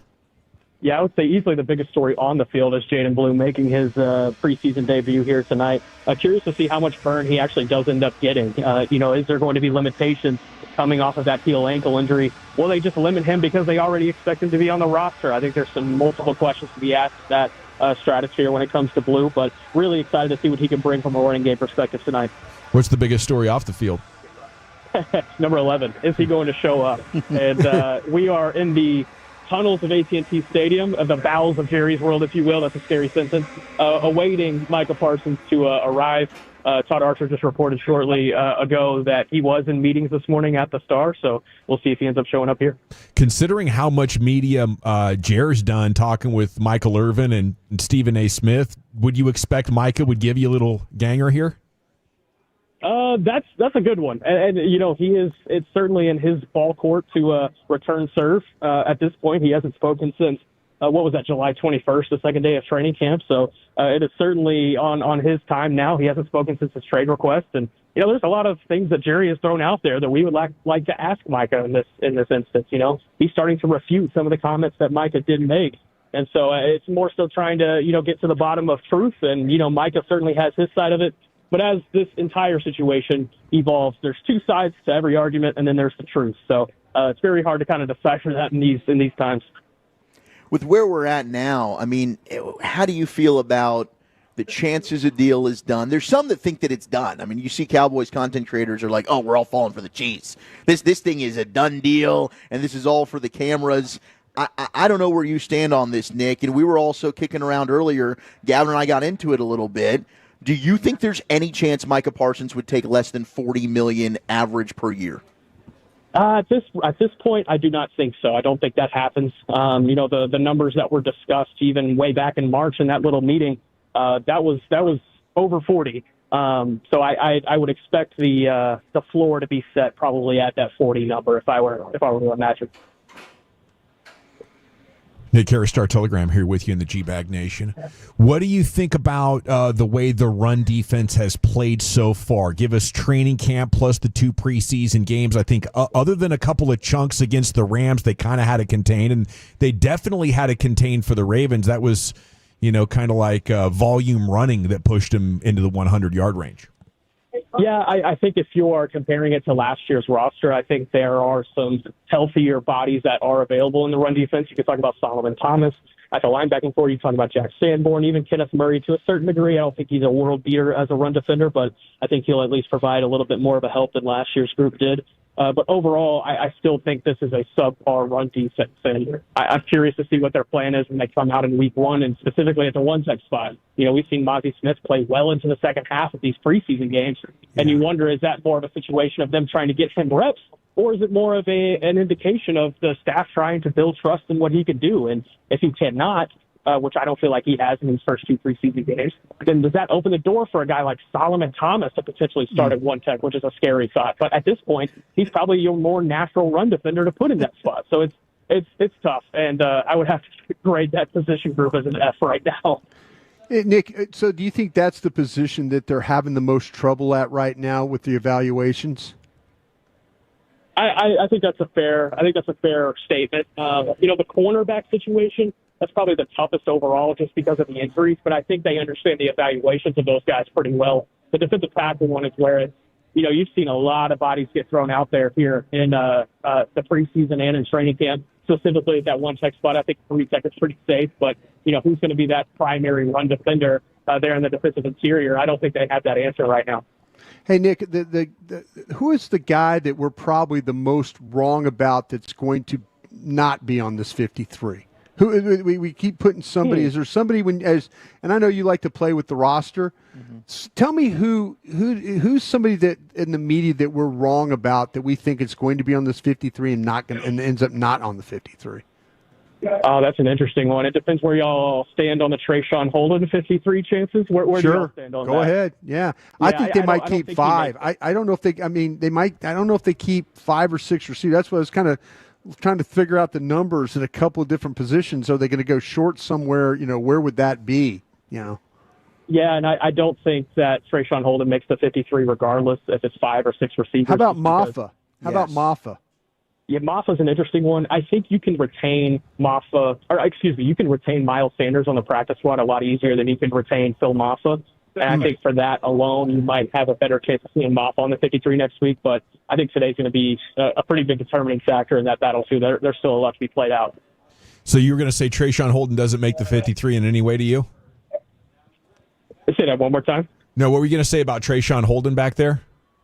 Yeah, I've seen some people try to campaign for Trayshawn Holden to make the 53-man roster. And look, if we were talking about the top 6 pure receivers on this team as far as training camp has shown, he probably cracks that for me, to be honest. But when you start talking about wide receiver 5, wide receiver 6, the special teams value is so much more important. And Trayshawn Holden is still very much learning that in this point of his career. I think a year on the practice squad would do him a lot of justice to be able to sit and marinate, learn the special teams aspect of things, and then make a push for the roster next year. But I don't see how he makes the 53 without the special teams experience as of right now. So he's almost like a better candidate to be your 3rd wide receiver than your 6th. Yeah, that's interesting, right? And that's the roster gymnastics, the roster dynamics that you do have to play sometimes, and that's where it gets weird for sure. I'm curious about where Tyler Guyton's at in his recovery, and are we expecting him to start week 1? At this point, I am. I think it's trending towards that way right now. He has been running this week in the rehab group, and I think that's been a positive sign towards his potential availability for week 1. Nothing has been determined, but if I were to make a bet right now, I would say that he is out there in week 1. Commanders made a trade today, Brian Robinson to the 49ers. Do you expect the Cowboys to have any trade involvement one way or another? It wouldn't surprise me if, once 53 cuts are made next week, that there could be a minimal type trade, but I wouldn't expect anything on the level of Brian Robinson or even, I've seen some big names kicked around out there. I don't think it's going to be anything major. Think about, the Andrew Booth trade last year or the Noah Igbenogany trade the year before. Probably something pretty similar.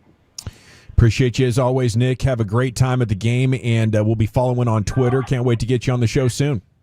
Man, it sounds fantastic. Appreciate you. There he goes. He's Nick Harris of the Star Telegram here in the G-Bag Nation. So here's the other thing on this. Well, Chuck, they've talked about $200 million guaranteed. Mm-hmm. Do you think all of it would be guaranteed? No. So how do you get to $200 million guaranteed and $40 million annually? It wasn't $200 million guaranteed. $200 million would be the base of the deal. So that's got to be multiple years. That's got to be 6-7 years he's trying to throw this thing in there. I don't think mathematically you can get to both. 5. I think 5 is usually, that would be my guess on the years, is 5 is usually what the Cowboys want to try to go with. Now, maybe this is where Micah's side of it, maybe David Mulligeta's like, no, Micah, we need to go for 4. Yeah, and that's where he wants to jump in and start negotiating, because we want to get back. When you're 29 years old, we want to be able to start negotiating again. Yeah. All right, T. It's the G-Bag Nation here on 105.3 The Fan. Jared Sandler's coming up at 4:40. We'll get the latest as the Rangers open up a series against Cleveland.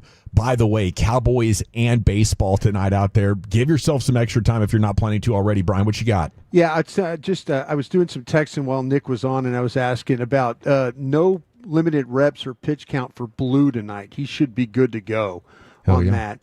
And then also asked about Guyton, chance for week 1, and I was told chance, and he's working that way. Those were what I was told about Guyton potentially for week 1. All right, what are we doing next, Chief? All right, we have good news for a banged-up rookie and the most popular fantasy team names for this year next in the nation.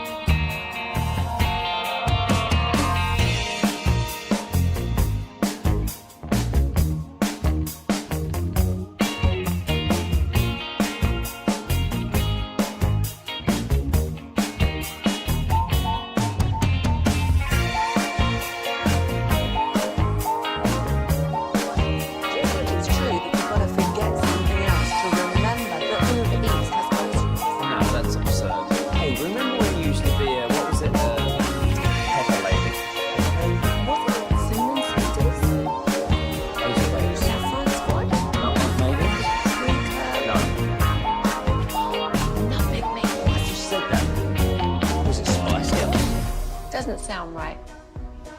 What's it, Saffron Squad?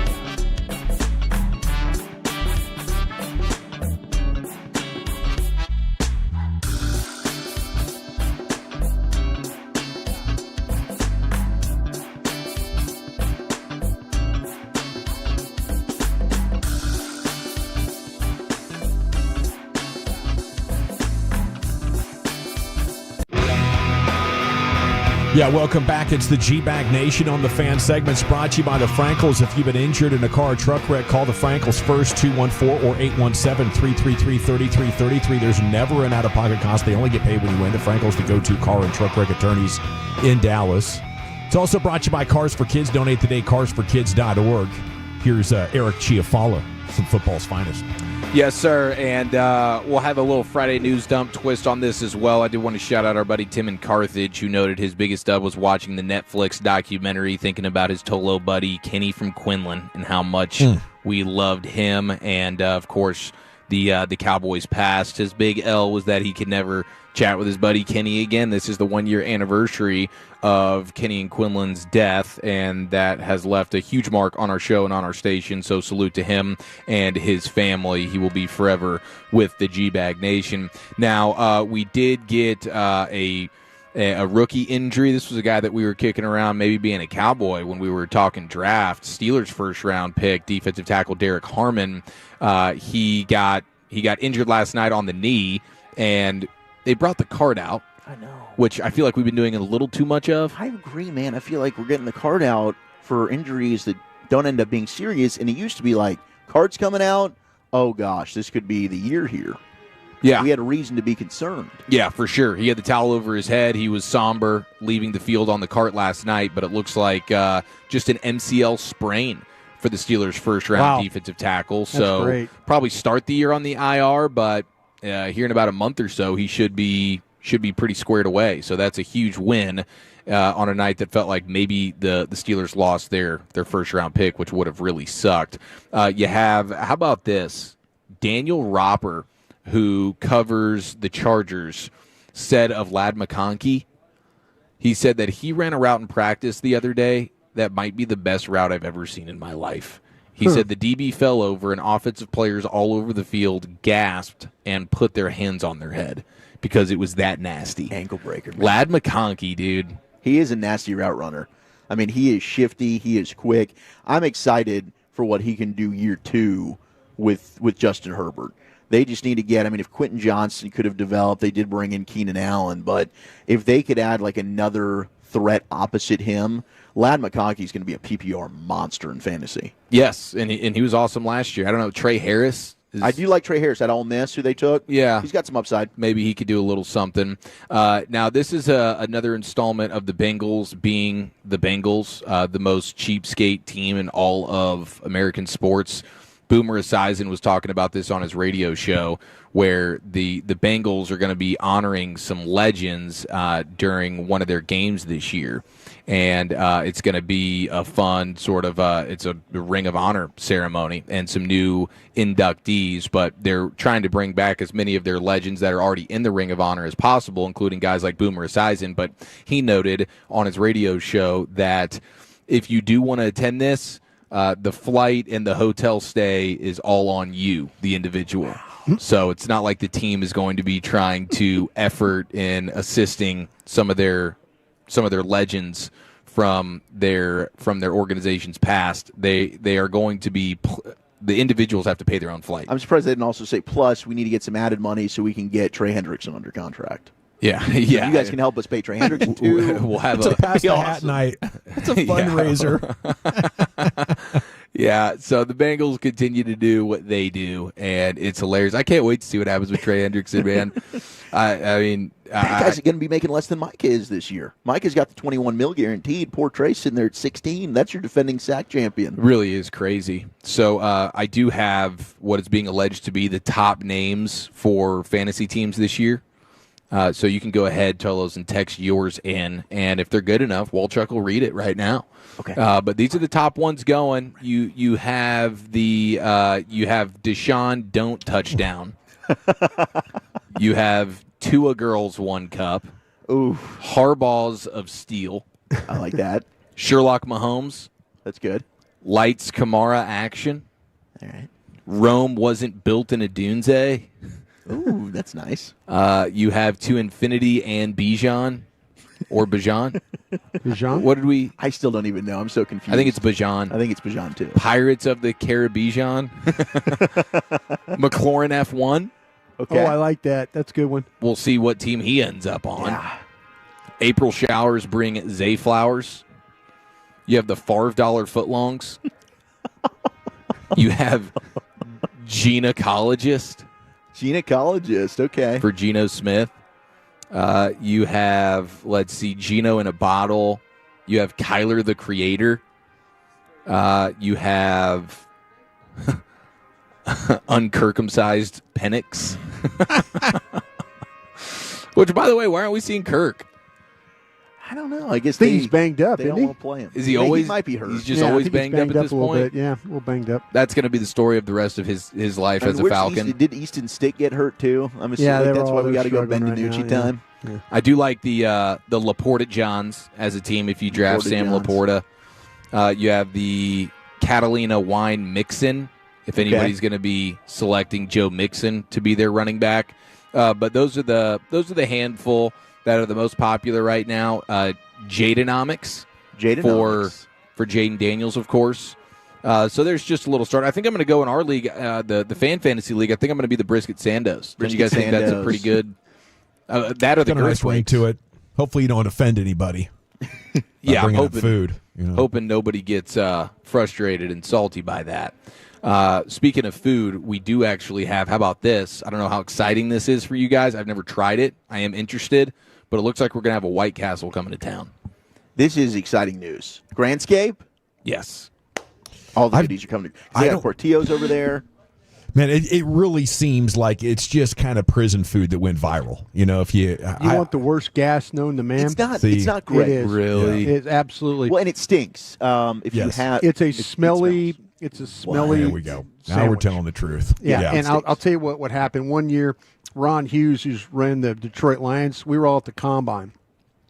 We got a White Castle down the road. Hughes sends a young intern kid to go get. He gives him $100 bill and says, "Get as many White Castles as you can." And so we all sat there. We're all timing on the 40, and we'd all eaten these White Castles, and guys just didn't care. A lot of the smell down there for everybody just rancid, I'm sure. Gas out. Like all of a sudden you're like, it is so quiet. Like, the guys are down there. It's so quiet. And all of a sudden here's, and the guy, and it was everybody. Nobody cared. Nobody cared. And it just, the smell, and we were all like, all right, who did that? And the Buccaneer guys would raise their hands. I mean, who did that? We were all lined up down there. It was Monty Kiffin. And the smell, and it was all those White Castles. Hughes handed out, he goes, "Oh, here, have some. So everybody was just scarfing these burgers down. And the gas attack was awful. I think they're hard to get with no onions too. I think that might be. Oh no, you got to get it with all that stuff on. Yeah, the onions is and part of it. They've got they're kind of mixed in, aren't they? Yeah. They are. They are like a meatloaf. It's like raw onions, or is it like grilled? They're grilling them. The raw onions are on the grill. Cooked They're cooked into the stuff. Oh wow, this is imagine playing fart bottle roulette with that. Less than a ringing endorsement. Fart bottle roulette. I'm just telling you, that smell. As you're eating them, you're sweating it out a little bit, and it's just that. I mean, some people love them. Like there's some states is Whataburger. They're legendary. They've gone viral. I think the movie Harold and Kumar, gave it new life. But I think if you're honest with yourself, once you get there and you realize, wow, this isn't that good, you look around. There's probably nobody standing in line at any White Castle you go to. I think it's like a late night post bar thing at best. I tell you, Kavanaugh ate there every night. We were at the combine. It is good drunk food, and I will say probably the best thing they had was their honey mustard. They did have some outstanding honey mustard. Well, that's a good selling point. You put them on the sliders, baby. No way. I'll dip my French fries. How are their fries? Oh, average. I don't think they. They have chicken fries, maybe. I think they just do the burgers. I don't ever remember they had seeing little chicken any extra sliders. fries or anything. They have like onion that. rings. Do they? Mm-hmm. We didn't have them. God, we had boxes of these burgers, and they were crave casing. Yeah, they're like $1 a piece. Yeah. So Hughes bought literally 100 slider burgers, and just passed them out. And I would like to see how many you could put down, Eric. Could you do a whole crave case by yourself? Because these are like little bite-sized sliders. How many's in a crave case? It's a good question. Maybe 50. Oh, 50?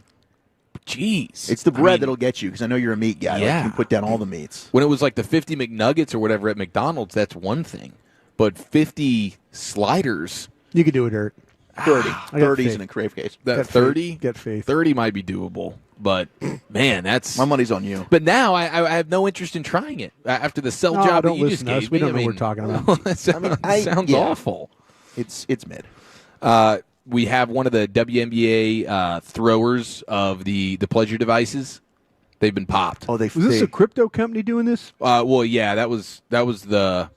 They were the ones who really spearheaded it. But then you had individuals that took it upon themselves. They obviously, rubber-stamped go it? do the grenade, They the wang did rubber grenade. stamp it, Brian. Well done there. Yeah. I'm not going to let that go unnoticed. We had a guy at Fan Phenom Appreciate last night. people listening. He wanted to just talk about the WNBA in the Bildos.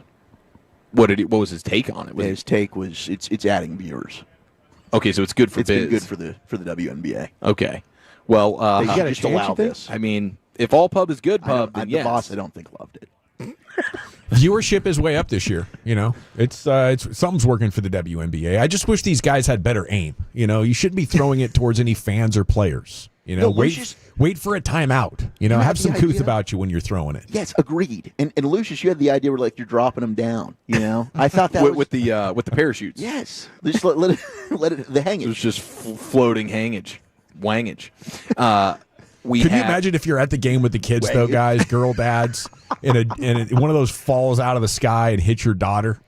That'd be really bad. Yeah. Oh, gosh. You bet your ass I'm prosecuting to the full extent of the law.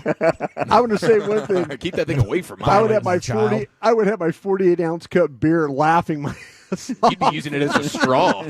I mean, and I would understand. Everybody else probably laughing. For me, we're going to get some justice. Well, how about this? They charged this guy with criminal possession of a big green weapon. That's going too far. That's grandstanding. Ball sacking us now.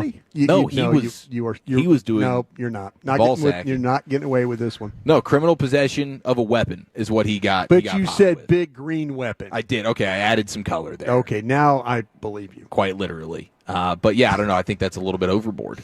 You lose your credibility as a law enforcement agency or district attorney if you start making stuff up. You know. Yeah, I couldn't agree more. And then we close it down here in the news dump. English Soccer Club in Middlesbrough has put up their fine system. So you can actually see there's like a plaque going into the locker room of what you as a player could be fined for. And not clean boots? I don't see anything about wearing boots in the corridor. Okay. That'll get you popped. Slides only in here. But so soccer of you. Peeing in the shower is going to get you a fine. Yeah, and rightfully on this so. team. Rightfully so. I just feel like that is one of those sports. No. Like every locker room shower's been peed in. Okay, one's being peed in right now. Yeah. Okay, if you just close your eyes, it's happening. Like the statistics show, like every 12 seconds, somebody's peeing in a locker room shower. And this is, I don't know how you, are you going to have a pee watcher guy? Are you going to have a guy that's sitting in a chair watching everybody? Looks like a good gig for you. Who's peeing? Yeah, you enjoy it. I mean, if you put me Brian. full salary, you enjoy it so much. I just salary pee in the and shower. benefits. You should be the pee guy. I'm not necessarily advocating for it. I'm just saying I don't think you're going to police this. What kind of teammate's going to rat out their teammate for peeing in the shower? I'm going to tell on you. I mean, if you're peeing next to me, I think that's the issue. If I found out you Eric peed in would there, pee on you and just stand there. I think it does cure athlete's foot, though, doesn't it? Yeah, there's something to be said about that. I think that's like Paul Jellyfish Bunyan. bites. That's a Paul Bunyan. All of the above, General. I think you're barking up the right tree here, but just something to consider. That's how you divide a locker room right there. So-and-so peed in the shower. Like, how about you mind your business? Thank you. All right, Sports Hodgepodge in the books. It's the G-Bag Nation. We got Jared Sandler coming up next, talking Rangers baseball. Hey, Coach. Set to host the Guardians. We'll find out what they got to do to win and all your big Ranger storylines. How's Evan Carter doing? We'll find out next year on The Fan. I want to chat Window Nation with you before we get there because they have a heck of a sale going on right now.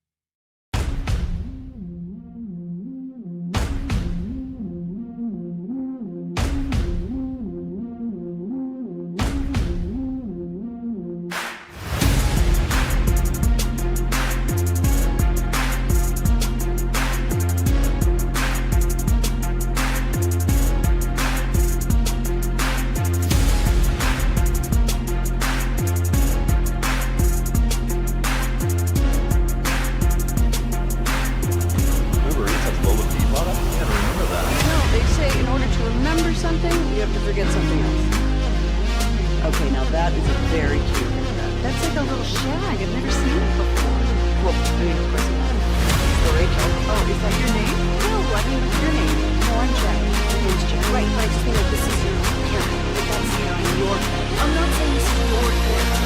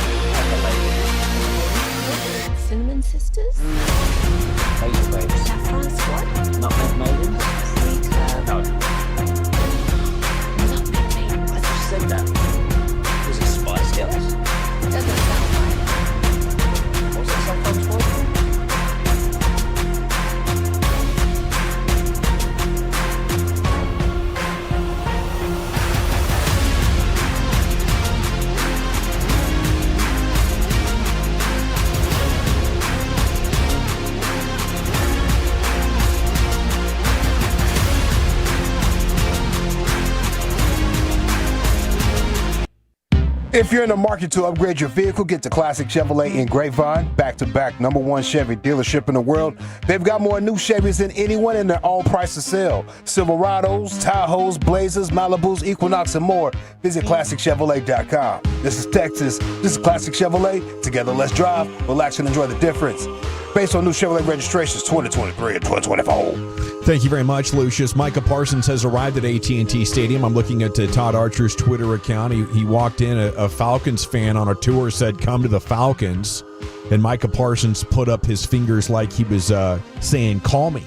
I think maybe, is that the message to Jerry Jones? Is that the message to the Falcons? Call, make a trade happen?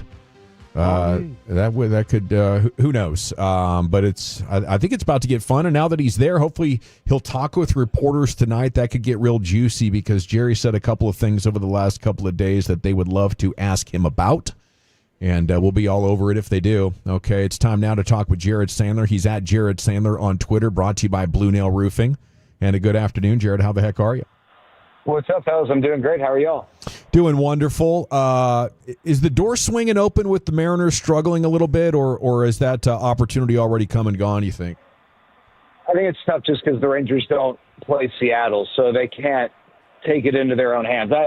I'm a big believer that, the idea that playing a team can be helpful really is a little bit of a fallacy unless you can just dominate the series. But where the Rangers are, they would need something like that. So unless you think that the Mariners are just going to continue to slide, they've lost 5 straight, and I know the Astros won yesterday, but they've been struggling.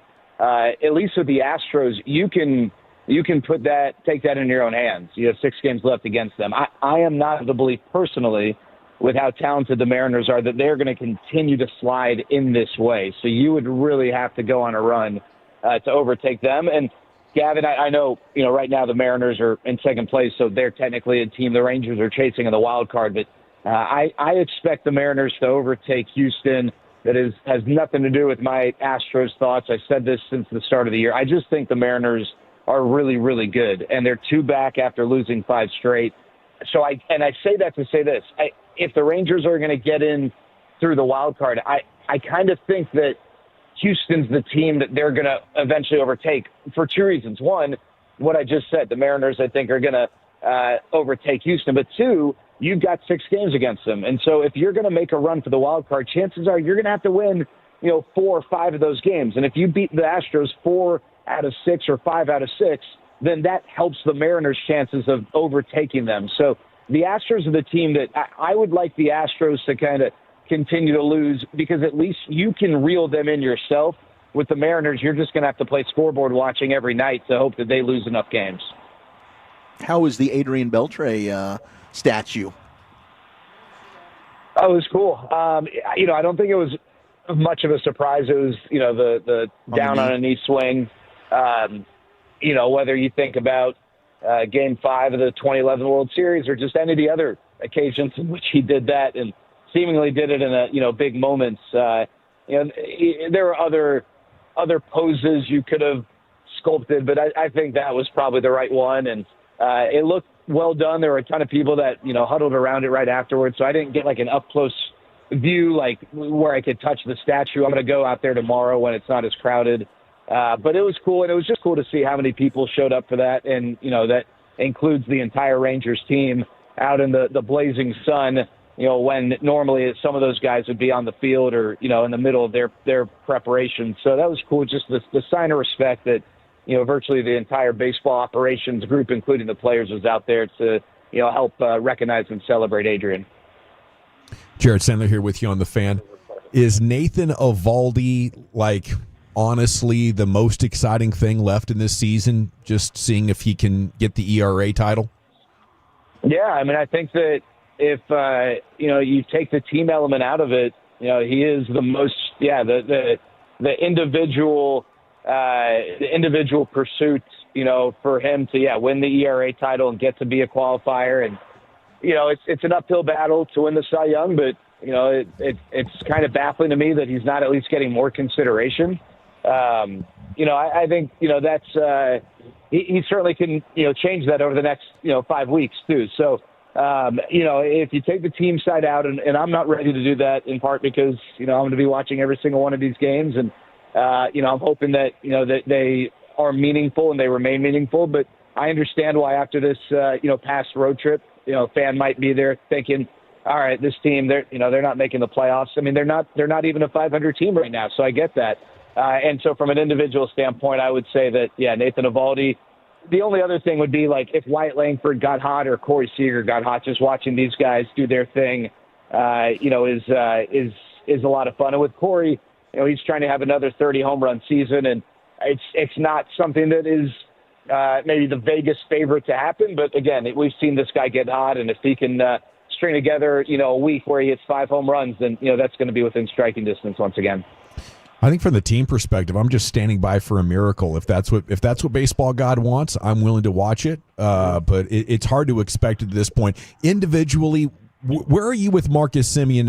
Hitting 225 with the great defense, is that good enough in the context of today's game with stats being what they are to say quality player? Or do you think he's only a long-term guy because the contract's untradeable? Well, yeah, so the contract is what it is, right? And, they can't, this isn't the NFL where, you can kind of force a guy to take a pay cut or, same token that, the player's not often going to be able to leverage their way to more money. Gavin, I think if you're not relying on this version of Marcus Semien to hit 3rd, 4th, 5th or something like that, then he's absolutely a winning player. Because if you stick him in the bottom of the order, and you get the great defense and you get the reliability. I know that, he's not in the lineup here tonight, after fouling the ball off his foot, but you get the reliability and everything he brings.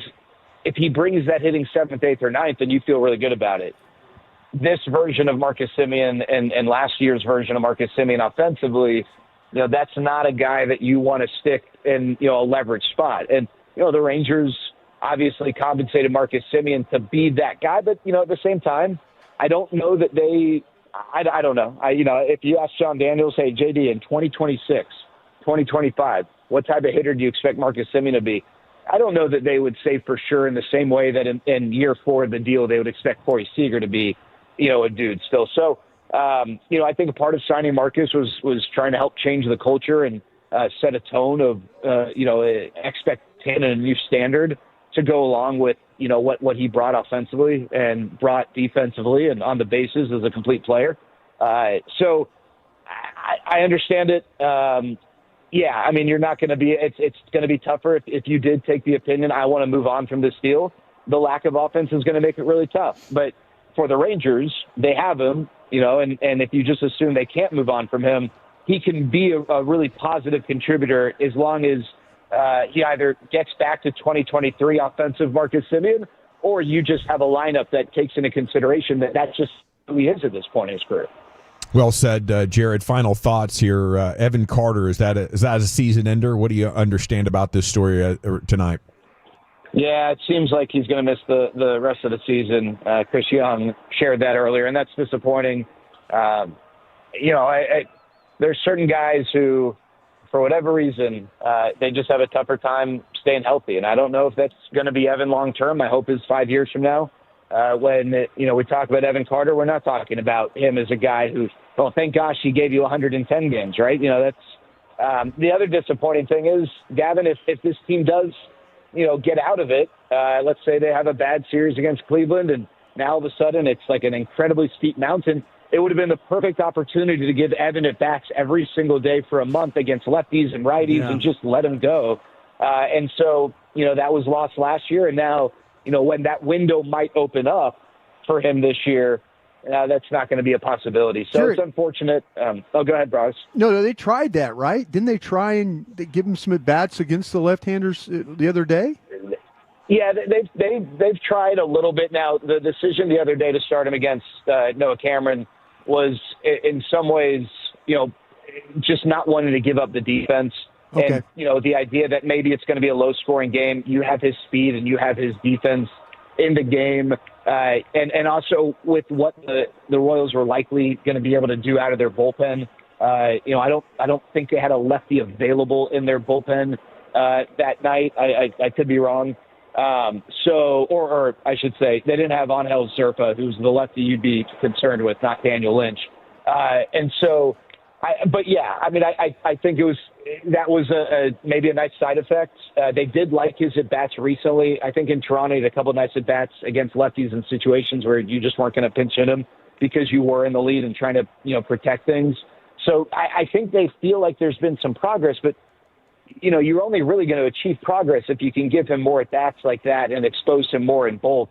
Because here's the reality, guys. The lefties in the minors, they're not really going to do it. The really good lefties in the minors, they're in the majors. They're not in the minors. Those guys, the gap between the talent in the minors and the majors these days is wider than it's ever been. And so, he could face lefties in the minors, and that would help. I'm not saying it wouldn't help, but you're not facing major league left-handed pitching, right? And so this would have been a great opportunity for him, and it's unfortunate. Love it, Jared. Great report. We'll catch up with you next week. Have a great weekend. All right, fellas. Yep. See ya. Let's get some wins. Let's get some runs. Cowboys going to be on the Fan tonight. Rangers, Guardians on KRLD-AM. That's 1080 on the AM dial with the pregame coming up at 6:30. Evaldi is on the Hill tonight. Time for that one segment of the week. It's what you drinking and what you thinking at 877-881-1053. And we're back with that here on the Fan.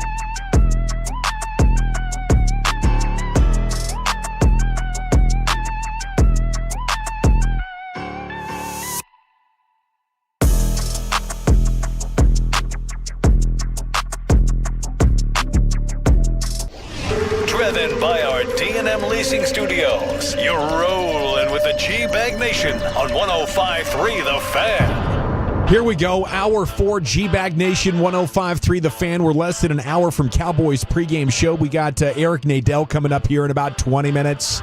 LA Live is around the corner as well, but it's time now for that one segment of the week where you're encouraged to call in while intoxicated or in the process of catching the buzz. That's right, time for What You Drinking, What You Thinking. Here at 877-881-1053. All kinds of legends are on hold already, guys, so let's get around the room. I'll tell you right now, I'm drinking a mixture of water and Peach Vibe Celsius. Peach Vibe Celsius might be the best flavor, by the way. I'm thinking Malik Beasley no longer a target of the federal gambling investigation. He had to have rolled over on somebody, right? I mean, just reading this story. Okay, you had the same thought. He remains uncharged and is not the target of the investigation. So I'd be nervous if I was Malik. But his free agency is open apparently, and if you need shooting, maybe Malik Beasley's your guy. Bring him on down, baby. If he Bring can him shoot on. without his pinkies, he might be all right. Now, do you think the Adelson family looks at that like, wow, this is a guy who's trying to take down the house? There's no way, we're standing on business. No way we can hire this guy. Yeah, I do imagine their house over just talented basketball roster.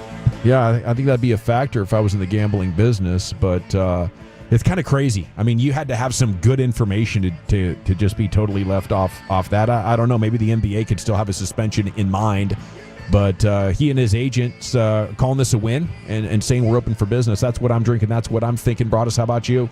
Yeah, I'm drinking currently some Deja Blue water, and what I'm thinking is the old former personnel guy in this last game, please let everybody from both teams get up after every play.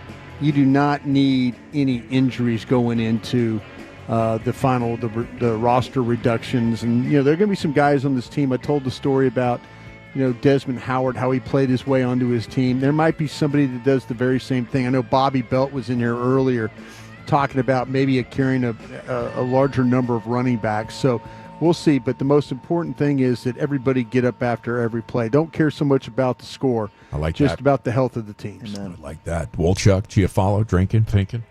Man, just polished off some cafe latte, 30-gram protein shake, courtesy of Heb, H-E-B. I'm counting down the hours, man. I can't wait to get off and just go home and hammer some delicious tequila. 2 shots of rock and roll tequila, because I'm thinking about our guy Kenny from Quinlan. 1 year ago today we lost him. But the other thing is, I would be pretty damn bummed if Phil Maffa does not get on this team. I think Phil Maffa's earned it. He can play special teams. I think he's a guy that could be a starting running back in the league and be productive. I'd be upset if they were to end up saying, we can get Phil Maffa on the practice squad, and he ends up getting picked up by somebody else. Watch them get cute.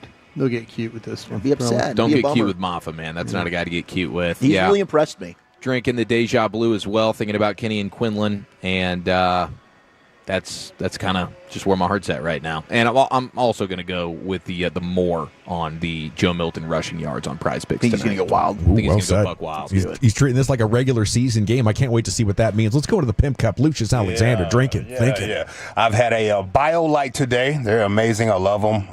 And I've had half a gallon of water today, so I'm feeling nice and hydrated for the weekend. Thinking I'm going to pull up on Pops this weekend. Haven't seen him in a minute. Go pull his tail a little bit. And then after that, I'm going to stay in the house and just watch this whatever's streaming. There's a whole lot of movies and TV shows to catch up on. Yeah. There's a lot of good stuff on these apps right now, so I'll probably do that because every time I step outside the house, it's $200 or more. Dude, I know. Yeah, a trip to the gas station's $100 now. I recommend the new Dexter. I think they hit it. It was weird in the reboot from a couple of years back, but I think they nailed it pretty good on this latest season. So if you haven't checked that out, that's what would be in my queue. Let's go here. Line 1, Rodeo Ron is back here on a Friday night. What you drinking and what you thinking, Ronnie? Boy, I didn't come along today. I'm Jim Bean with Dr. Pepper, and I'm here with my buddy Kenny from Quinlan. And he got 2 shots of rock and roll tequila with him right now. Kenny, we miss you, man, and I know you miss us just as much as we miss you. But Kenny has something to say. He says, Jerry Jones, take your top lip, connect it to your bottom lip, and learn how to shut the F up and learn how to negotiate contracts. And furthermore, Jerry Jones, got to open that roof up Because God and all of his angels want to see the Cowboys play and win a damn Super Bowl. And remember one thing, if you're not hanging out here at Laurel Land Funeral Home with Kenny from Quinlan and Rodeo Run, drinking 2 shots of rock and roll tequila and some Jim Beam, then where the F you at, baby? Yeah. Man, that is so fitting. He's hanging out at a funeral home this evening. I hope you have a great weekend, Ron, and go Cowboys. And salute to the Kenny and Quinlan family as well. I hope those hockey-playing grandsons, Landon and Maxon, are living their best life. Harrison in Mesquite. Speaking of Dexter, Harrison in Mesquite, line 2. What you drinking? What you thinking? Hey, guys, just sipping on a little water. I'm in my truck. I'm an owner-operator. Thinking about these Cowboys, man. Michael tried to sit down and negotiate his contract with old Jerry. Jerry's an old billionaire. And your word is your bond with elderly people like that. You don't need no agent trying to break the market or set a record. Willie Bully hit on it early when he was talking. They offered him a significant amount of money. I tell people all the time, who have the Cowboys not paid? What star did we not pay? He's not trying to overcompensate the way he did for Dak. We overpaid Dak too much, and he's not trying to do that time. Now, Michael's a great player, and don't get me wrong, generation talent, but he pissed off the wrong guy, and you don't do that. Your word is your bond sometimes. I'm from a small town. Your word is everything. Y'all have a good weekend, and I'll see you boys later. That opens a line at 877-881-1053. Thank you, Harrison in Mesquite. Hope you have a great weekend. Line 3's Polo in Garland. You're in the G-Bag Nation. Polo, have at it. What's going on, fellas? I got a couple of quarrels I want to talk to y'all about.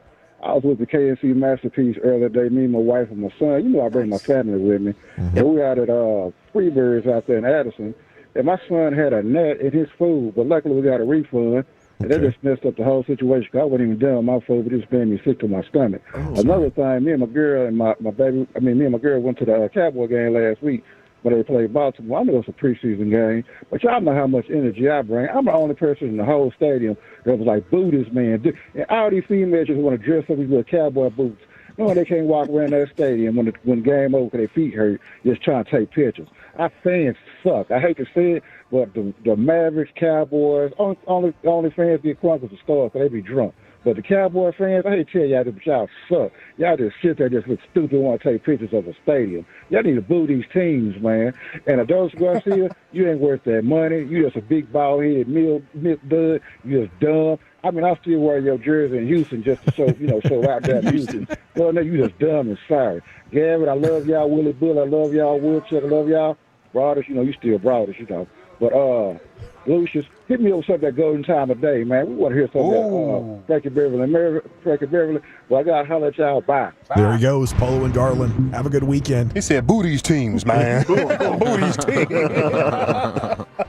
Yeah, I'm with it, man. I think that's powerful stuff.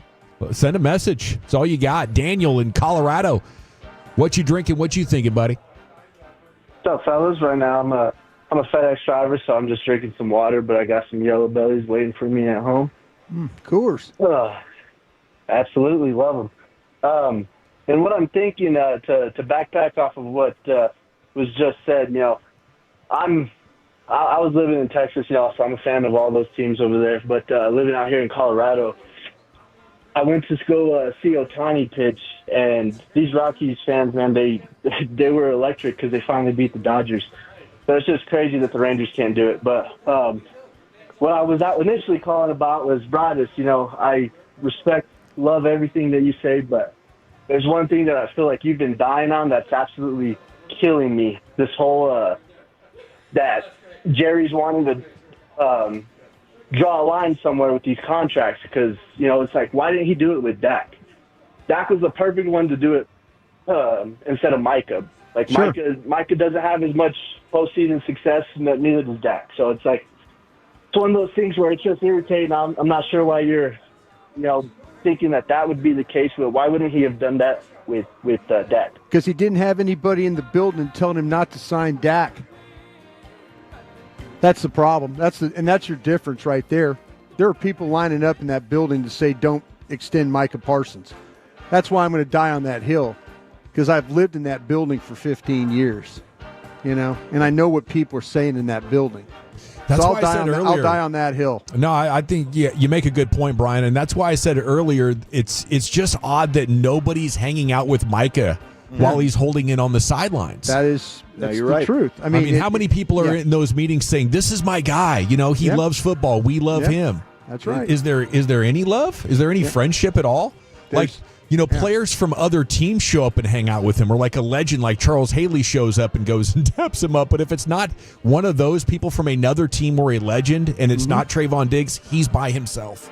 Yeah, it's real simple to me. It really is that. And Jerry does. He listens to quite a few people, and people in the organization are saying, you might want to reconsider this one. And I think that's the bottom line. That's why I'm saying what I'm saying. No disrespect to Mike or anybody else, but you did not hear people talk in the organization negatively about Dak. No.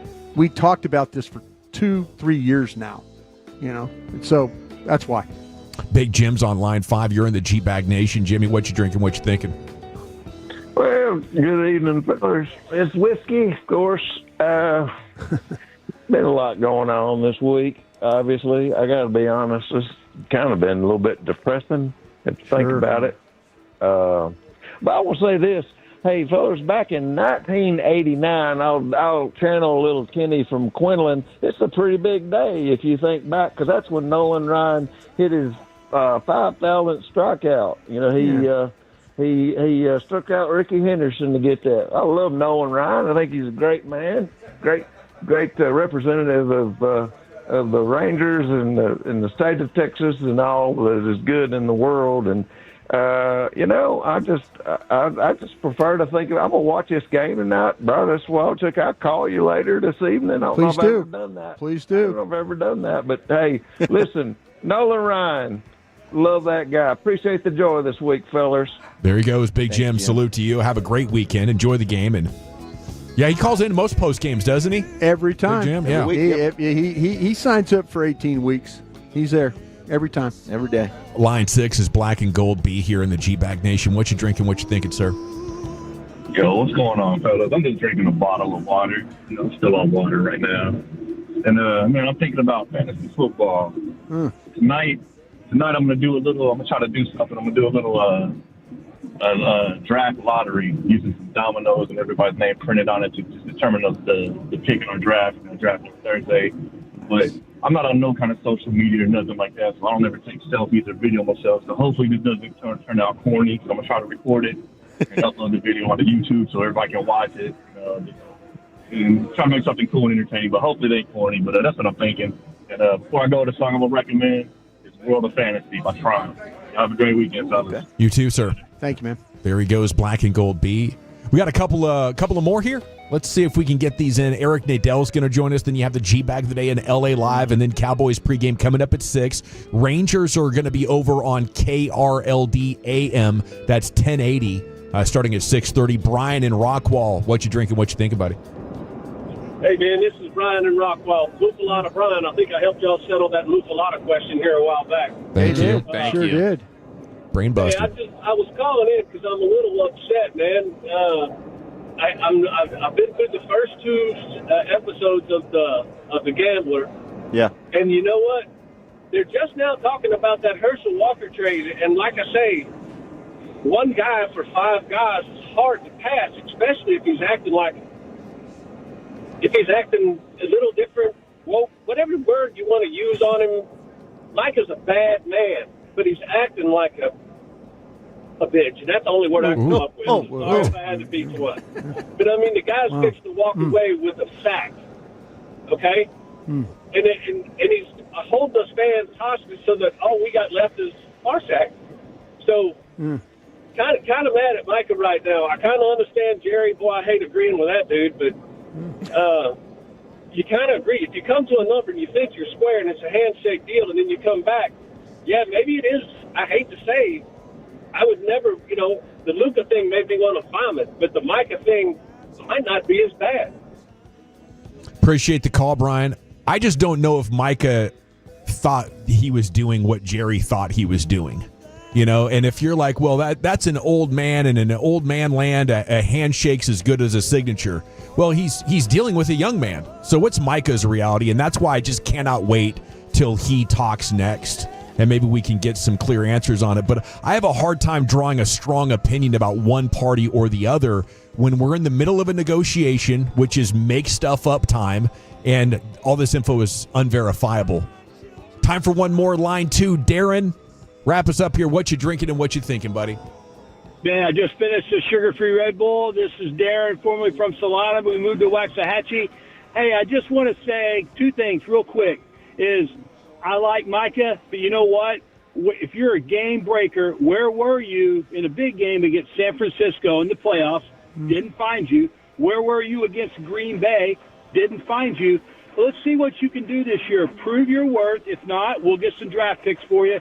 And I'm excited because next Friday, my son and I are flying to Ohio, and I'm going to the Texas-Ohio State game to see Texas punch them in the mouth. Yes, sir. Have a good weekend, guys. Take care, Darren. Thanks for Tolo. And we're back with Eric Nadel, G-Bag of the Day, and LA Live here on 105.3 The Fan. But let's chat Trajan Wealth, shall we? That's TRAJA.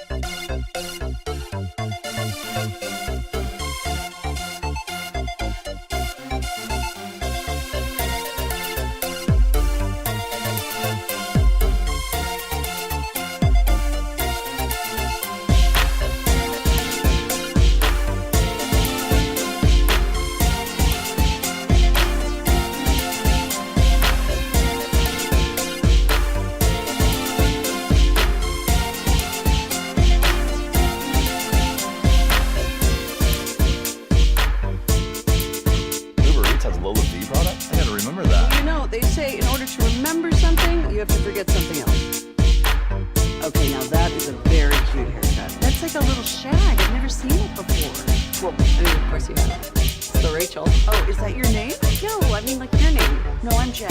My name's Jen. Right, but I just mean like this is your haircut. But that's hair on your head. I'm not saying this is your hair. Okay,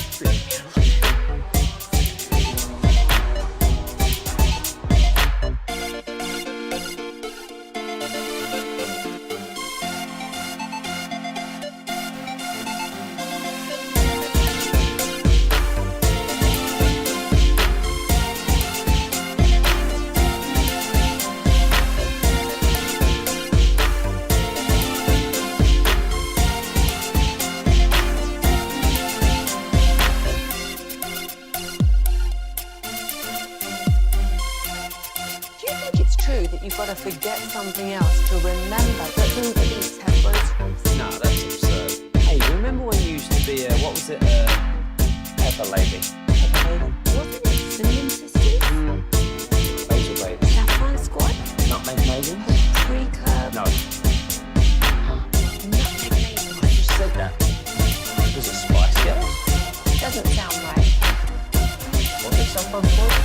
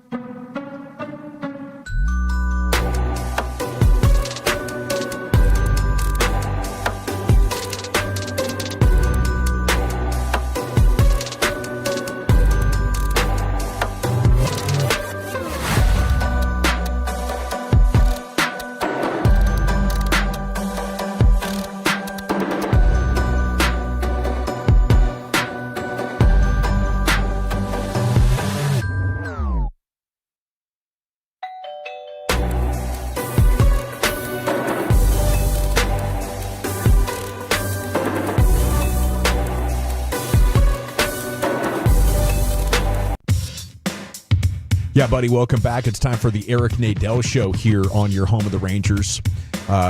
Tonight's broadcast pregame coming up at 6:30 on KRLD AM. That's 1080 AM to listen to the Rangers. We'll have Cowboys pregame coming up at 6 o'clock. The Eric Nadel Show brought to you by Anheuser-Busch and by Play Score. The segment's brought to you by Cars for Kids. Donate today, carsforkids.org. How the heck are you, Eric? I'm doing great. Glad we got here early before the crowd descends on this area for this game and the Cowboys game. There's going to be a lot of folks out here tonight. Yes, sir. Yes, sir. Cell phone coverage might be spotty, so it's great to get you on here. Let's just talk about how, I mean, it kind of seems like the baseball itself is trying to send you a message that maybe 2025 just isn't for these Rangers, with it coming after Semien and Carter. How are those guys doing as the ball found them in uncomfortable spots these last couple days? Well, unfortunately, Evan Carter, it appears, is out for the year. He has a fracture in his right wrist, so he's not going to be back. We don't know yet about Marcus. He is walking around in a boot today, so that's not a good sign. Doesn't look like he'd be back anytime soon, even though it's Marcus and you never rule anything out. But Carter, it appears, is out for the year. Yeah, this road trip was disastrous in a lot of different ways, wasn't it? Yeah, it was, and it's got to be something pretty dang serious to keep Simeon out and in a boot. Holy cow, never thought I'd see that. Yeah, apparently really bad pain, and he was told there could be some damage to the ligament underneath the foot. Ooh. And I've never really heard of that from fouling a ball off a foot, but the way things have gone for the Rangers this year, if it can happen and it's bad, it's probably going to happen. They're in a situation now where obviously, mathematically, they're not out of it, but they have 33 games left. And to have a realistic chance to grab a wild card spot, I would think they have to go something like 24-9 or 25-8. So, it's not impossible. Teams have done that. But if they're going to have to do it without Carter and Simeon, it's really going to be a tall order. As an announcer, how do you, after all these years, how do you approach expectations and disappointment?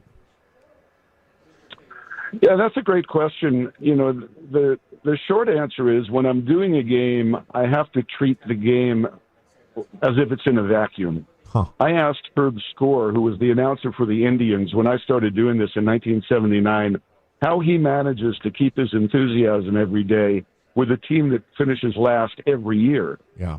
And in a stadium where there are usually 8,000 people in an 80,000-seat stadium.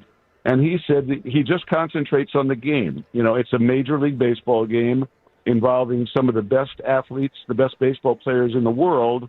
And you might see the best game you've ever seen that night, even though it doesn't necessarily impact the standings. You might see the best play you've ever seen. And you kind of look at it that way. Once the first pitch is thrown, you're just focused in on that game, and all of the extraneous stuff where the teams are in the standings, can fade away. Obviously, if you're in the middle of the race, you're very conscious of that as you're doing the game. The level of urgency in your voice is a lot different. But the game itself might be just as entertaining or more entertaining than any game that's played between two teams that are in the race. Eric, when you look at the current lineup and how it's constructed, who do you still feel confident about moving ahead into next season? Well, boy, that's a good question. Simeon and Seager are here. They're not going anywhere.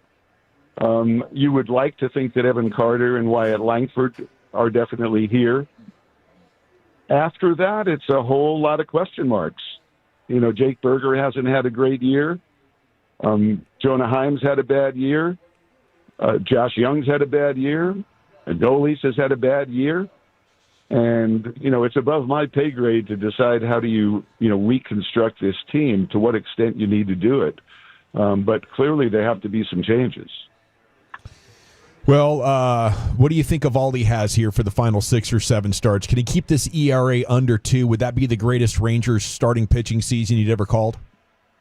Yeah, for sure. No question about that. And I think he can do it. There's no reason to believe he can't. He had that one hiccup 2 starts ago, but bounced back with a great game against Toronto on Sunday. And I'd be surprised if he doesn't do it. We've just come to expect, 6 or 7 innings every time with 1 or 2 runs. And I don't see why he can't keep doing that for the rest of the year. What you drinking, what you thinking here on a Friday night? I've been drinking pineapple green tea today, which I found at the Chop Shop. You familiar with the Chop Shop? Not me. That sounds wonderful. One in Dallas at Preston and Forest, one of my favorite places to have lunch. But anyway, they have a variety of different teas, and they have a pineapple green iced tea, which is great.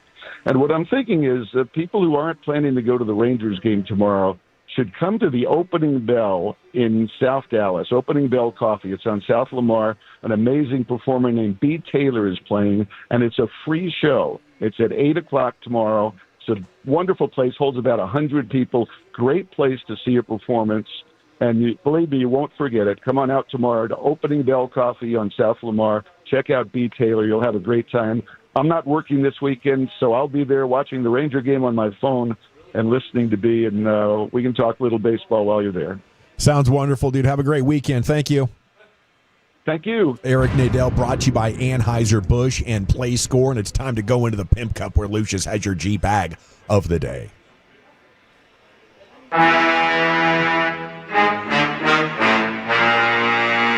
Accidentally turned my volume down up in this joint. That's when everybody go.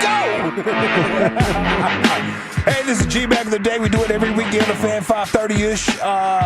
It's presented by Berkey's Plumbing, AC, and Electrical. My name is L.A. Lucius Alexander. Hit me up on social media. Lucky Lucius P this weekend. Lucius Alexander on Facebook. Find us all if you find G-Bag Nation on Twitter. All right, this is day number 4 right here for this champion audio. It's from the RJ and Choppy show. Which one of these fools is Chop? We had Bobby Bell defending the station and the G-Bags against the evil forces of Scott Braun. Yesterday for him to come on Twitter and go, one of our producers who lives in the area sent me a clip from your show the other day. Thanks for that. Because you look at his picture. That's how he talks. He goes, send me a clip the other day. Thanks for the shout out. It's an honor. Okay, so what are you like? Are you trying to like tell him like, oh, I was listening. So just know that I'm listening to anything you say. And I told him, I replied, I said, if I'd known you were listening, I would have said more. So I'll go ahead and say it now. You look like Dillard's cologne samples and Twitter bio pronouns, dude. You are a guy who puts. You look like a guy who puts Emmy winner in his LinkedIn job title and edits his own Wikipedia page. And I only say that because I know that's exactly what you do. You edit your own Wikipedia page, and you have 4-time Emmy winner in your stupid bio. Now, I know you couldn't stay in the broadcast industry on your own since you got fired from MLB Network and NHL Network. You're the 2-time fired. So it's easier for you to think it must be because you're not a shock jock, that's why you couldn't stick in the industry on your own. But you don't have a job because you're not good enough. So... And I called around about you yesterday. I got a lot of friends in media, too. 100% did. 100% did. And there were a lot of people who wanted to talk about you. Okay? So I'll holster it for now because I know you're the exact type of person who's going to go, by the way, I saw when somebody screen records that S for you again today. And so I'll have it for you with your little passive-aggressive ego because it won't allow you to shut up. But just know, people in the industry talk about you, and I'm sure you know what your reputation is. So take that dorky little chain off of your Twitter bio picture and, like, grow up and be an adult and do something for yourself instead of, like, leeching off of AJ Przinsky. I didn't see this. Pathetic loser. My God. Yes. Wow, Bobby. Total evisceration. Way to go, Bob. You're the 2-time fired. Jeez, Bobby, bro, chill out. All right, let's see. Hold on. That's like in the 80s when your dad takes off his belt and pops it once and then just sets it down next to him. Yeah. I'll holster this for now, young man. It was my dad's belt were on the top drawer. And for some reason, you can just understand the sound. When you hear that top drawer opening, you hear that like, clink, clink, clink, clink, clink. Oh, God, please don't grab the belt for whooping, please. I used to go put the rain slicker on when I heard the belt. You know that, you said with those yellow rain slickers. You got to double I'd up. quickly go downstairs and try and have any kind of blockage I could. Oh, man. All right, let's see what else I got for you boys. Let's go to the Rangers radio broadcast here on the Fan. It won't be tonight, though. It'll be on KRLD-AM tonight. Yeah. But there was a foul ball hit to the top of the broadcast booth, and I tell you what. They got him. That boy Nadell is just unfazed. He is way unfazed. Full count, the payoff pitch. Langford swings and fouls one back. And this one is just above us. I was getting in position. That just did hit the edge of our roof right above your head. Yep. Yeah. I was circling back under it. Yep. I had a chance for a two-handed catch. Didn't happen. Just so cool. You can hear Matt. Eric, and it's coming back this way, and here it is, and it almost hit us. You know, Lucius, they had several during. I was meant to ask him about how low that press box was because they had during the whole week. Yeah, they there was had quite a few. Several of them that came back their direction, and it was hitting the top of the net and the top of the. Well, box. Hicksy said that he'd been nailed by one in that booth before. Yeah, hit him in the back. Ouch. Yeah, that's why I asked Eric that question during the deal because it's like. You can be in these moments, and he's just like graceful and calm. Just nice and calm and cool. Yeah. It's a baseball game. After the game, to go see the Trash Pandas. Drinking some pineapple. Benefiting Grand Halliburton. Green tea. Yeah. All right, now I do stand on business. I say if it happened on another station and it's good, I don't care. I'll play it for G-Bagger today. I might get the wag of the finger for this one, though, but that's why I'm doing it on a Friday, getting it out of here. Yeah. Let's go to the Bit and Skin Show. Oh. What's up, boys? KT. Wag, wag, wag, Yeah, wag. I'm pretty sure I'm going to get a wag of the finger for this one. KT, he had an AI reenactment of the Rowdy interview. Oh, no. Let's go. Listen to this. So Rowdy will be the country guy that you hear here. And the AI voice, it's just the cast of the G-Bag Nation asking him questions. And here's how that interview went 2 or 3 weeks ago. Here we go.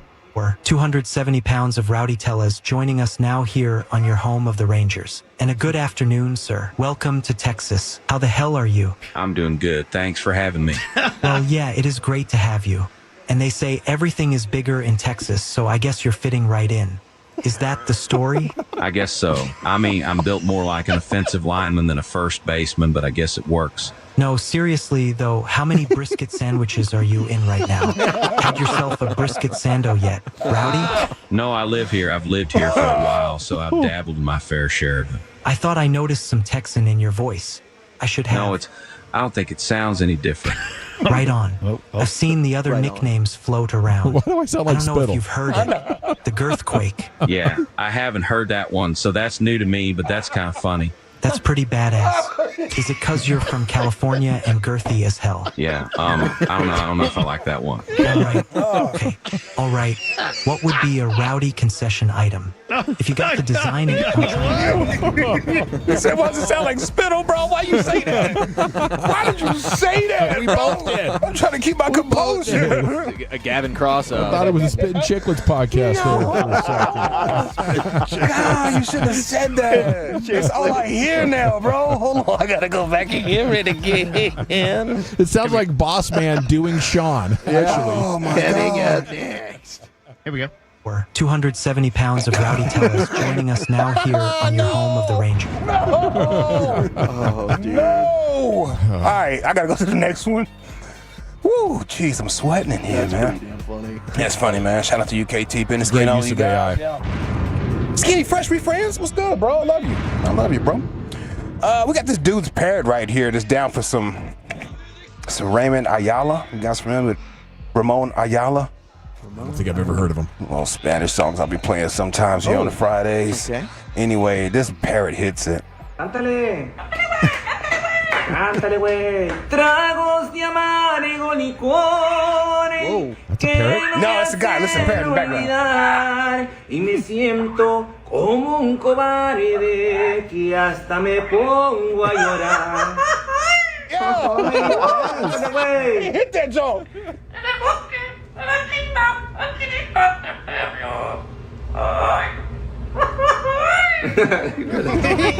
He hit that. That is well done. Is it the Ramon Ayala parrot? Is it KT's reenactment of our Rowdy Tellez interview? Is it Rangers radio booth there with Nadell being as cool as the other side of the pillow there with the hot one coming back? Or is it Bobby Belt going after Scott Braun? I'm going to go with the parrot, Chief. How about you? Big ups to KT, but I'm going to go with the champ. All righty, Lucius. Hey, Tizzle. We got Wolchuk's vote coming in. Yeah, I got to go Bobby. Really just out of fear. Okay. And Brian? How about we vote for Kevin Turner here? Okay, we're tied at 2. Jump on to @GBagNation's Twitter account, @GBagNation. Now, follow us all when you get there. All of our handles are in the bio. And you're also going to want to vote on this Insta poll. We'll announce the winner hopefully towards the end of LA Live coming up here in about 10 minutes or so, 15 minutes or so. You got Cowboys pregame show coming up at 6 o'clock with the guys out at AT&T Stadium already. Let's stay in the Pimp Cup where Lucius has LA Live. It's a feel-good Friday, baby. Well, all right, you squares. It's time to smoke. Fire up this funk and let's have a toast. It'll make you dance to some of everything.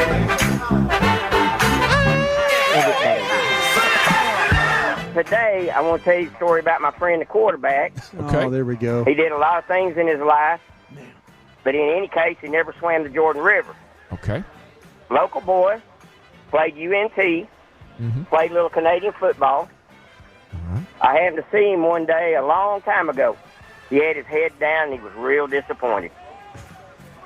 And I said, what's wrong? He told me, he said, well, I'm going through a divorce. I said, what happened? He said, well, I picked this girl. She was my first draft choice. And I'm really, really disappointed. I thought she was a tight end, but I found out she was a wide receiver. R.I.P. Kenny, baby. Kenny from Quinlan. Shout out to you, dog. I still got all my hats that you gave me, too, bro. And, hey, this is LA Live for Friday, August 22nd, 2025. It is a feel-good Friday here in LA Live. Another wild-ass week of 2025 in the books. Now let's enjoy this weekend safely. Avoid the law dogs, because if you get arrested tonight, you will not see the jail. You will not see the judge until Monday. You will see the jail, all four walls of it. All four walls of that son of a gun. But you won't see the judge until Monday, so you're going to sit in there. Mind your speeds out here. Do not drink and drive. Speaking of drinking, fellas, did y'all see that alcohol consumption in the U.S. has hit record lows? Yes, I have. Yeah, it's crazy. Record lows. Yeah, it is crazy, because they say only 54% of adults report they are drinking alcohol. Yeah, I don't it's think still over half, bro. I mean, when I hit of age, you could still get a 12-pack for $3.99. Now that's probably $20. Yeah. 6-packs are like, almost $10. Yeah. I think it's gotten too expensive. Yeah, it has gotten too expensive.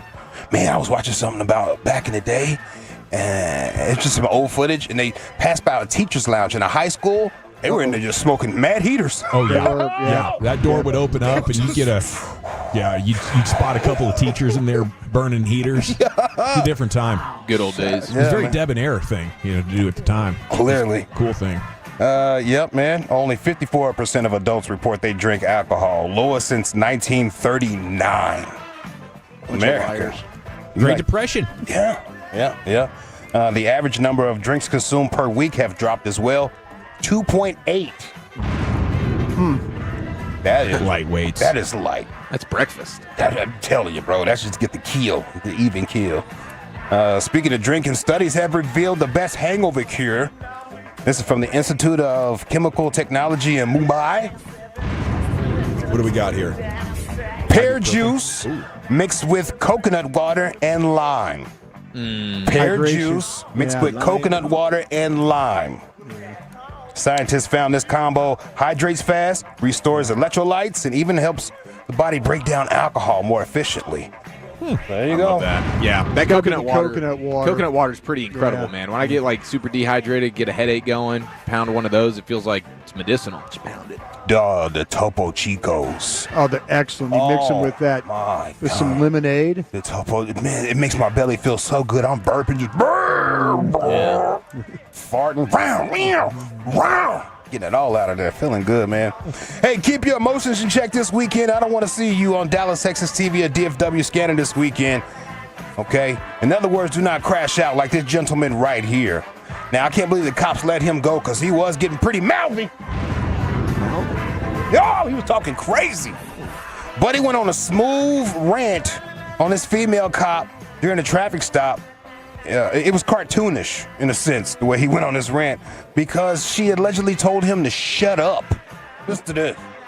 Stop talking. The f is wrong with y'all? All right, give me my so I can go. Y'all ain't my boss. Y'all work for us. Y'all don't understand that. Give me my ticket so I can go. Bro, just let her talk. She's gonna get it right now. She told me to shut up. I'm not gonna let her talk now. No, I'm not gonna let her talk now. See, you pissed me off, telling me to shut up like I'm a 10. Give me my so I can go. Before I start being disrespectful, give me my so I can go. I need to explain your ticket. I don't need you to explain it. I got millions of tickets. I don't need you to explain it. Give me my so I can go. So I'm gonna give you a ticket for expired registration. La. Keep talking, go. Keep explaining so I can go. And that's it. I'm only gonna. Not the la-las. Yeah. Not the la-las. I would have maced you off of that one alone. Sir, look right here. Okay. Give me my. All right. Have a good night. Stupid ass bitch. Where my insurance at? I gave it to you. I gave it back to you. Well, when? No, you didn't. You gave it to your partner, dumbass. Give me my No, not you. It was you. I apologize. I apologize. It wasn't you. It was her buddy. It was her partner. But she said she gave it back. Lying. Why the f*** you smiling? Get the f*** out of my car. Crashing out, bro. Goofy ass.